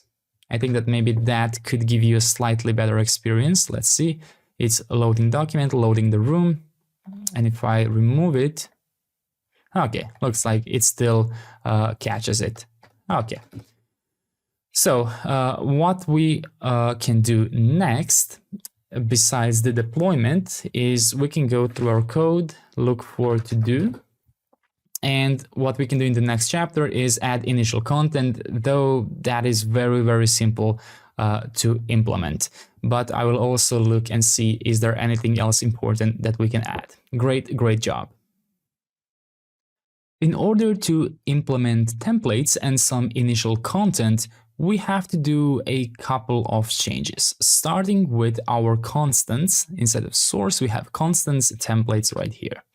So what we have to do is we have to add initial content to each of these. And I recommend you use backticks like this. And then what you can do is simply enter any kind of initial content using HTML. You can also use inline styles if you prefer. A good friend of yours is ChatGPT, who you can feed this style of document to and tell it, okay, now create me a software proposal, now create me a project proposal and stuff like that. Another way you can get, except typing it out yourself like this, you can literally create a new document. We can go ahead and create a project proposal for name like this, and then make a list, and then you can insert a table, and you can go ahead and click file and save this as HTML, and then you can add that HTML in the initial content. So what I'm gonna do now is, well, it doesn't make sense for you to watch me type out the initial content. What I'm gonna do is I'm gonna add something I have for project proposal here. You can pause the screen if you really want to type it out, but this is just very, very basic HTML, nothing special here. Same for the business letter, some basic things. For the resume, I'm also gonna just do some basic thing. You can, if you really want to, pause the screen and follow it along, but you can just copy the same thing from all of these others and then edit it later to your preferences. And the last one here that I have is the letter. There we go. So now we have the initial content in each of our templates here, except this one. If you want to, you can add it here and just set it to be empty like this.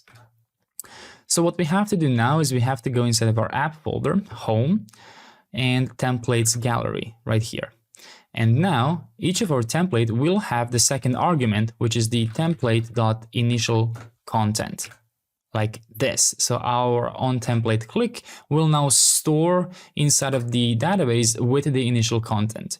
I seem to be having an error here, and that is because I have to restart my TypeScript server. There we go. Now there's no issues. So right now what I'm going to do is I'm just going to show you this with data in Convex.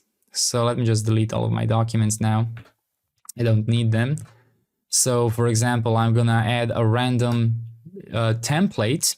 And if you take a look inside of my data, I have initial content inside. So this part works. What doesn't work is actually loading that data here. So for that, we have to go step further and go inside of source, app, documents, document ID, and go inside of the editor. And now we have to modify our editor to accept initial content. So let's create an interface editor props initial content and give it a string or undefined. And then inside of here, go ahead and add editor props initial content like this. And then in the use Liveblocks extension, you can add the initial content just like that.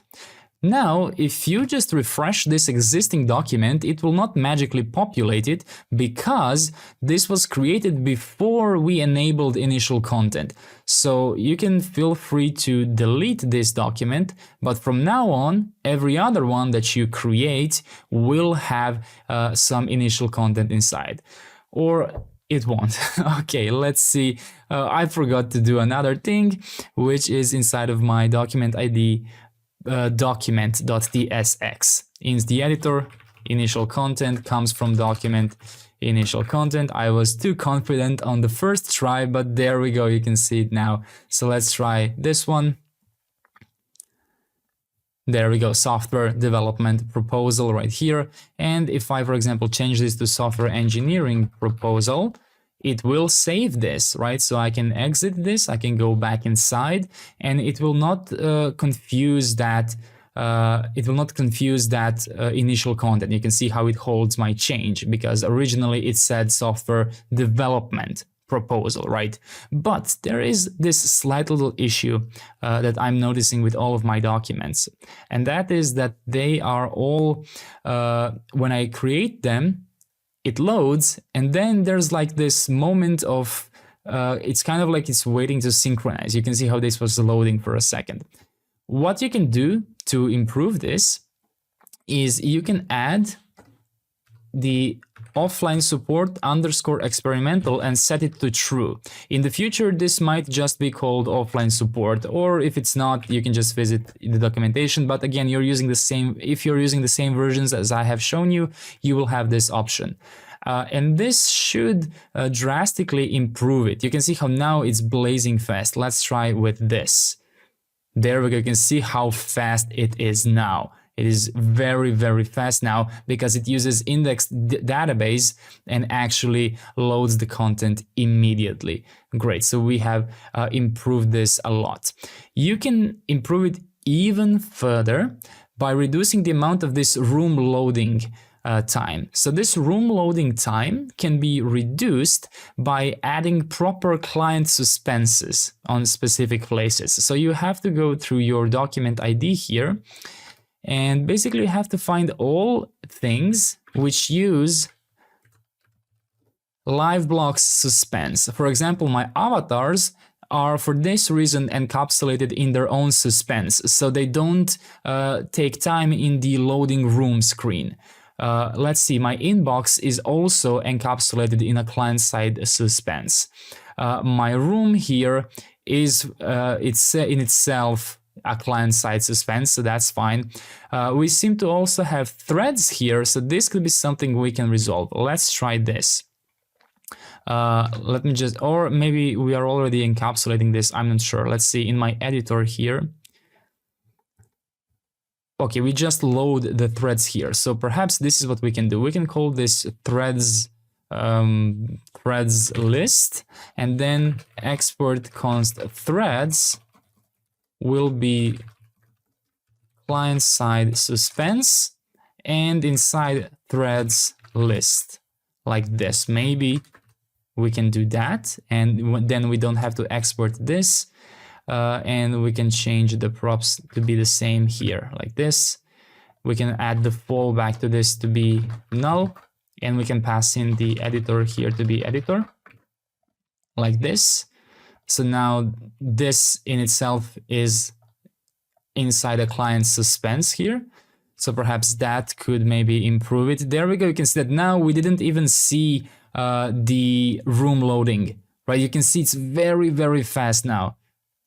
Extremely fast application. You can see how fast, and this is in development mode. It's going to be even faster when we switch to production, and all of these things will and can get cached even further. Great. So I'm extremely satisfied with this speed. Also with searching, everything is blazing fast. Amazing. So I think we have covered pretty much all the features here. I will of course take a look again at the app once again after this chapter, but here's one thing that I really wanted to do but never got the time to. It's about the number 56, specifically when we use it like these magic numbers in paddings and in the room here and in the ruler. It's just a magic number that I don't like, and I feel like it can easily be misplaced. So let's go inside of source, constants, and let's add margins.ts, and let's export const left margin default to be 56, and let's export const right margin default to be 56 as well. And let's start with our ruler. So I'm going to import both of those here. Import right margin default and left margin default. And now let's use it here. So in here we have left margin default and right margin default. I basically don't want to see the number 56 anywhere. So left margin default and right margin default, like that.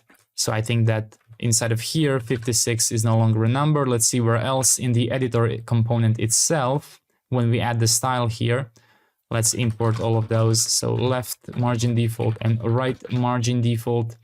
So inside of here, what we can do is this. I think we can do that here.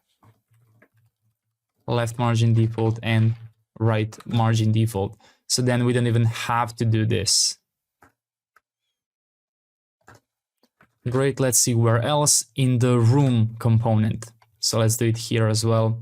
I'm going to import left margin default and right margin default, and I will add it in this room here. Left margin default, right margin default. There we go. So now let's see if everything still works as intended. And I will center this so we can see it. There we go. Everything still works as intended. Great. So if you want to, I would recommend, I'm making this for, a tutorial. So obviously some things here are going to slip, but there are things which you can improve.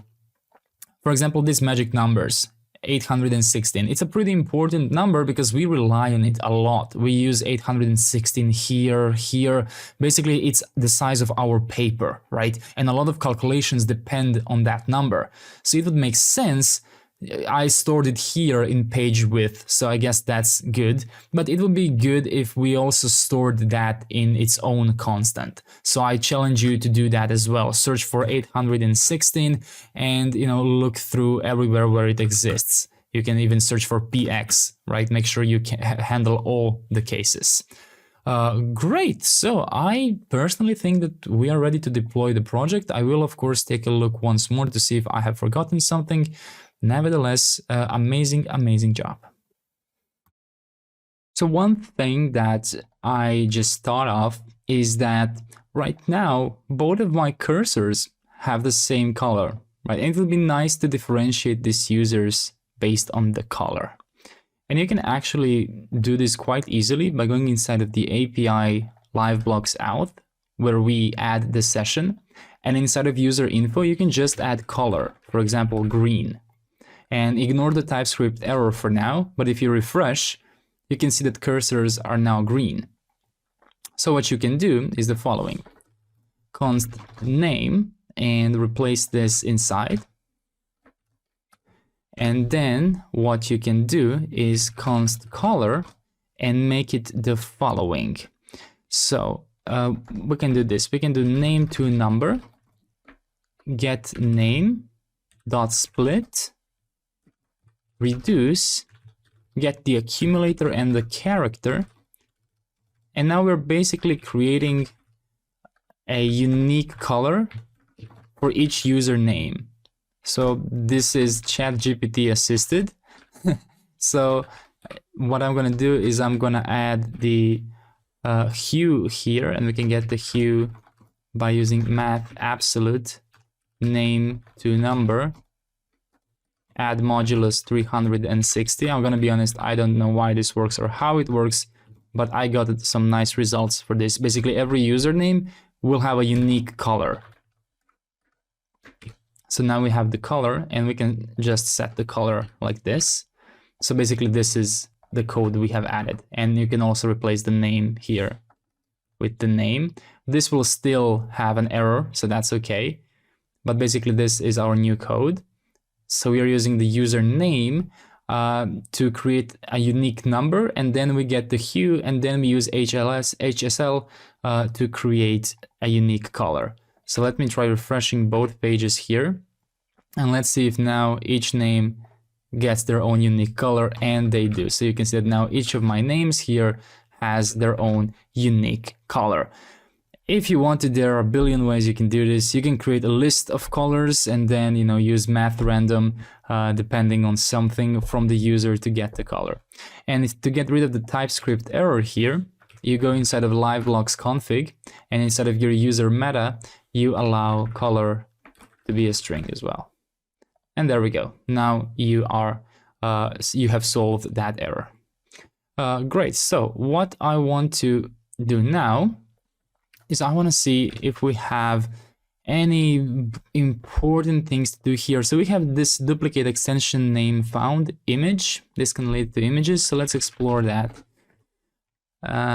We have the extension image right here, and we have added it here. And it's telling me that that's a duplicate extension. So it could be because of the image resize maybe, or it could be because of TipTap starter kit. So let me go inside of functionality starter kit. No, it doesn't have it here. So I'm not really sure where does the duplicate extension come from, but let's try. If I console out image resize, maybe then it works. Looks like that was it. Looks like the image resize already includes the image extension. So if you want to, if this becomes problematic, you can just turn off the image resize from your extensions. But mine was working completely fine. What we have to do next in order to prepare this for deployment is fix build errors, and we do have some. Basically, if you go inside of your components UI, for example, if you choose input, you will see some type errors here, or maybe not. Maybe they have been resolved in the current version of Shadcn, but previously there were a bunch of build errors inside of there. So this is what we will do. We will close everything, and we're gonna go ahead and focus on this. How would we do npm run build? So what we're gonna do now is basically looking if there are any errors in our build. So I'm gonna pause and show you if we got any errors. There we go. So we do have some errors, and we can go ahead and resolve them one by one, starting with home navbar.tsx. So inside of my source app home navbar.tsx, I have imported organization, but I never used it. So I removed that. Maybe I added that accidentally.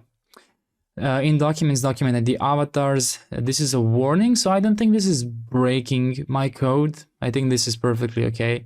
Let's go inside of components UI calendar, which we're not even using. So if you want to, you can delete it, but you can also resolve it. So components UI, we have the calendar here. I'm not sure what is the error. So props is defined, but it's never used. For some reason, my TypeScript server is not even showing me that this is an error. So let me see what lines even are those. Props here, maybe some lines here.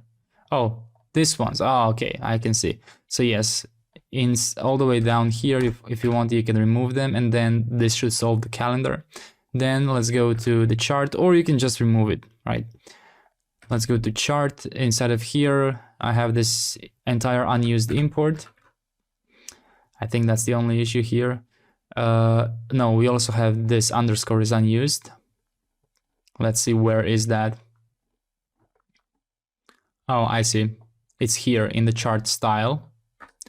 So basically in the chart style, we have to be careful here because this is an array. So it needs the second item in the array. And what we can do is just remove this and just leave a comma. It's important that you leave a comma here. So I think that resolves this in chart. So line 77, let's see, yeah. Oh, 77? Yeah, I guess that's the same thing, okay. And we have use toast, where action types is assigned a value but only used as a type.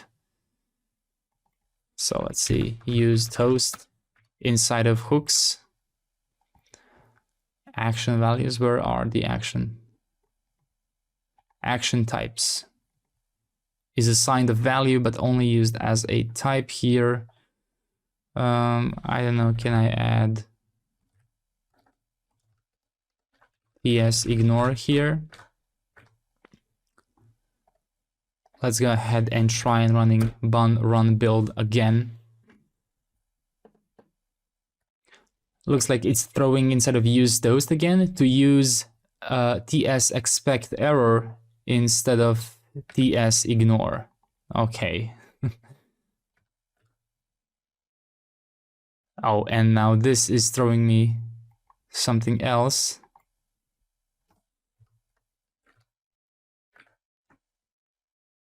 Unused expect error.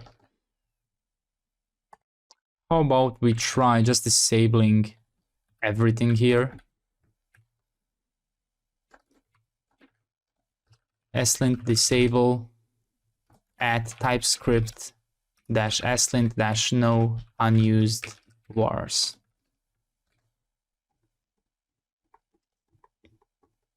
Not sure if this will resolve it. Let's see. Looks like we have some new issues now because we added that color thing. So instead of our room.tsx, let's try that. So instead of source app folder, documents, document ID, room.tsx here is now throwing an error here because I think it's because I need to modify my user type here to include a color string. And in my get users here, I'm not giving them a color. So I guess we also need to add a color from here. So let's go inside of our Liveblocks auth here. Let's copy this entire function here. And let's just add it here. And let's see what's up with this user. Okay, I see. I see the issue here. Can we just put an empty string for the color here? Will that resolve it? Let's see, will our app still work? Well, let's first try building it and see if that's okay now. All right, there we go. So it officially built our app with no more errors. So let's see everything that I had to change. Well, first we added the color here. In the navbar, I removed the unused organization. This is a whole another story where we added the unique color for name. In my actions, for my get users action, I had to add the color to make the TypeScript happy, but I don't think this color will actually be used anywhere. In my room here, I had to assign the color type to the user because otherwise this component fails TypeScript. In my calendar, in the components icon left, icon right, so this is all the way to the bottom of this component, I had to remove the unused spread of the props here. In my chart, I had to remove this unused import, and I also had to modify this unused that underscore here and just leave an empty comma here, so make sure it uses the second argument. For the calendar and chart, you can just remove them if you don't want to fix them because you're not using them. And then use toast, I've just added a big slint disable TypeScript slint / no unused wars like this. So those are all the changes I did. Great, so now let's go ahead and let's deploy our application. So the first thing you have to do is you have to create a new GitHub repository. So go ahead and call this docs project tutorial, whatever you want to call it. Set it to public or private, whatever you want, and click create repository. After that, since this is an existing repository, you're going to copy these 3 lines here.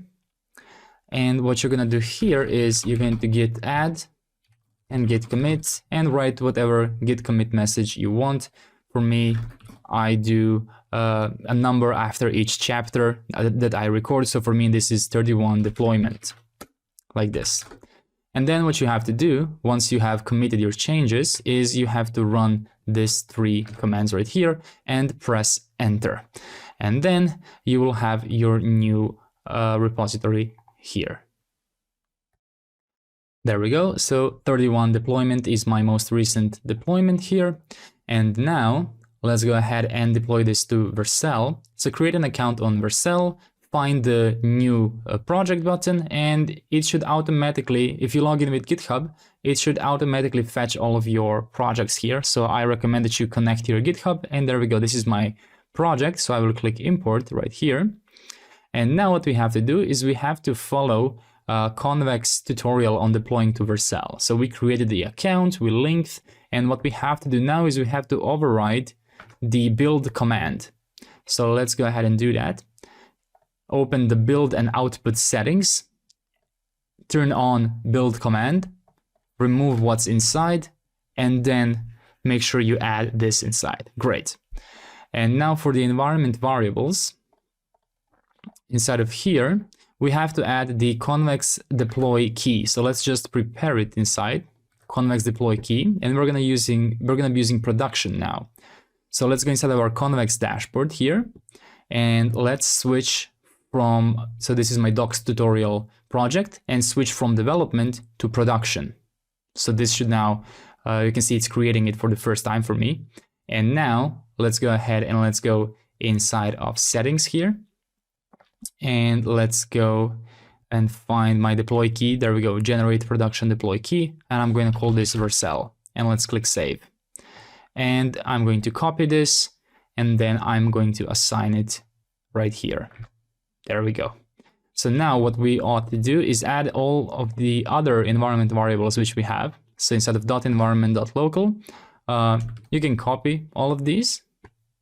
You can click add more, and you can just paste, and all of them will be added here. So I'm pretty sure you don't need Convex deployment. I'm also pretty sure you don't need a next public Convex URL, because I think all of that is handled with this Convex deploy key, and this will be overridden with npx convex deploy command. So I think you don't need it. So actually I will remove those. I will remove this as well. So I will leave the next public Clerk publishable key, Clerk secret key, and Liveblocks secret key. But we can do a step further here. We can go and switch Liveblocks to production as well. So let me switch that to production. Let me go inside of my API keys here. I will click generate key for my secret key, and there we go. I will copy it, and then I will replace whatever I have here with my actual production key. And I can do the same thing for Clerk here. So let's see how to do this. So inside of here, in my project, I will click on create production instance, and I will click clone development instance. And let's double check, and let's see if we can actually do this here for Vercel. So yeah, looks like we first have to deploy. So we will see if we can use a Vercel domain. So for now, I will leave it as it is, like this, and let's click deploy. So I didn't change Clerk secret key. It's exactly as the one we've had here. The same with next public Clerk publishable key, because I'm not sure if Vercel domains are allowed. I think you might have to have a custom domain, but we are more certainly going to test it. But we first need to provide them with any kind of domain. Okay, so my build seems to have failed here because of peer dependencies here. So I will be looking into this. I think I know how we can resolve it. So I'm gonna go to my project here, my settings. Let's see, I have my install command here. So we're gonna do npm install -- legacy peer deps. Let's add that and click save here. If that doesn't work, well, we can just switch to bun if nothing else works. So let's go ahead inside of our deployments now, and let's click redeploy, and click redeploy again. And let's see if now we'll have any better luck. There we go. Looks like that command has fixed my problem. Those of you that are using bun or yarn or pnpm, you don't have to do that change because you're running a different command. You're most likely running bun install, which means that everything for you works out of the box. So I'm very jealous for you. Let's go ahead and visit this. So we now have, this is your domain. Always make sure to use this short domain. Don't use these long ones. So let's see if firsthand everything is working, or is everything broken here. So I'm gonna go ahead and log in into one of my accounts here, and it looks fine. Let's create a new document, immediately created, and here we are. Amazing. Let's see, can I rename the document? I can do that as well. Great. Let's see if one of our templates here will work. It will, and blazingly fast. So let's go ahead and test out an organization. So I'm gonna go ahead and split screen and see if collaboration is working as intended. There we go. So both of these are now on my production, and let's try and see. And it looks like it is working perfectly. Let's try one more time to see. It looks like both of these appear here. Hello world. Let's try typing here. Hello there. Amazing. Let's try tagging each other. That seems to be working as well. So let me try going back. There we go. Notifications are working. everything seems to be working just fine. Amazing, amazing job. So I think what we can now try, since we now have a domain, which is docs tutorial Vercel app, if you want to, you can try and switching to production here. So click clone, and let's see, can I add Vercel app? Looks like it cannot contain path. Let's see now. Yeah, Vercel app domain cannot be used to deploy production apps, so they want to reduce spam. But for demonstration purposes, development will be more than enough for you, so don't worry. But if you do later create an actual domain that you can enter inside, be sure to switch to production here as well. Great, amazing, amazing job. We've battled with Next 15, React 19 release candidate, and still we managed to fix every single issue that we came across, and we built an amazing collaborative product in the end. Dare I say also a blazing fast product in the end. Amazing, amazing job, and see you in the next tutorial. One last thing that we can do to improve our project is to add autofocus, because right now when I add a blank document, I have to click and then I have to start typing. But TipTap, use editor, offers autofocus, which you can set to true. And you can see that even though it's a very small change, it greatly improves the experience and gives you that Google Docs or Microsoft Word feel when you immediately have access and you can focus on your document the moment you open it. So go ahead and do that change, and this is great lesson for me to also teach you how to redeploy. So all you have to do is git add, git commit. For me this will be 32 autofocus, and do git push. And that is it. That's the entire thing you have to do. You can go inside of your Vercel now, and you can see in your deployments I have a new building here, and then it will be active for everyone to see on your main domain right here. Amazing, amazing job.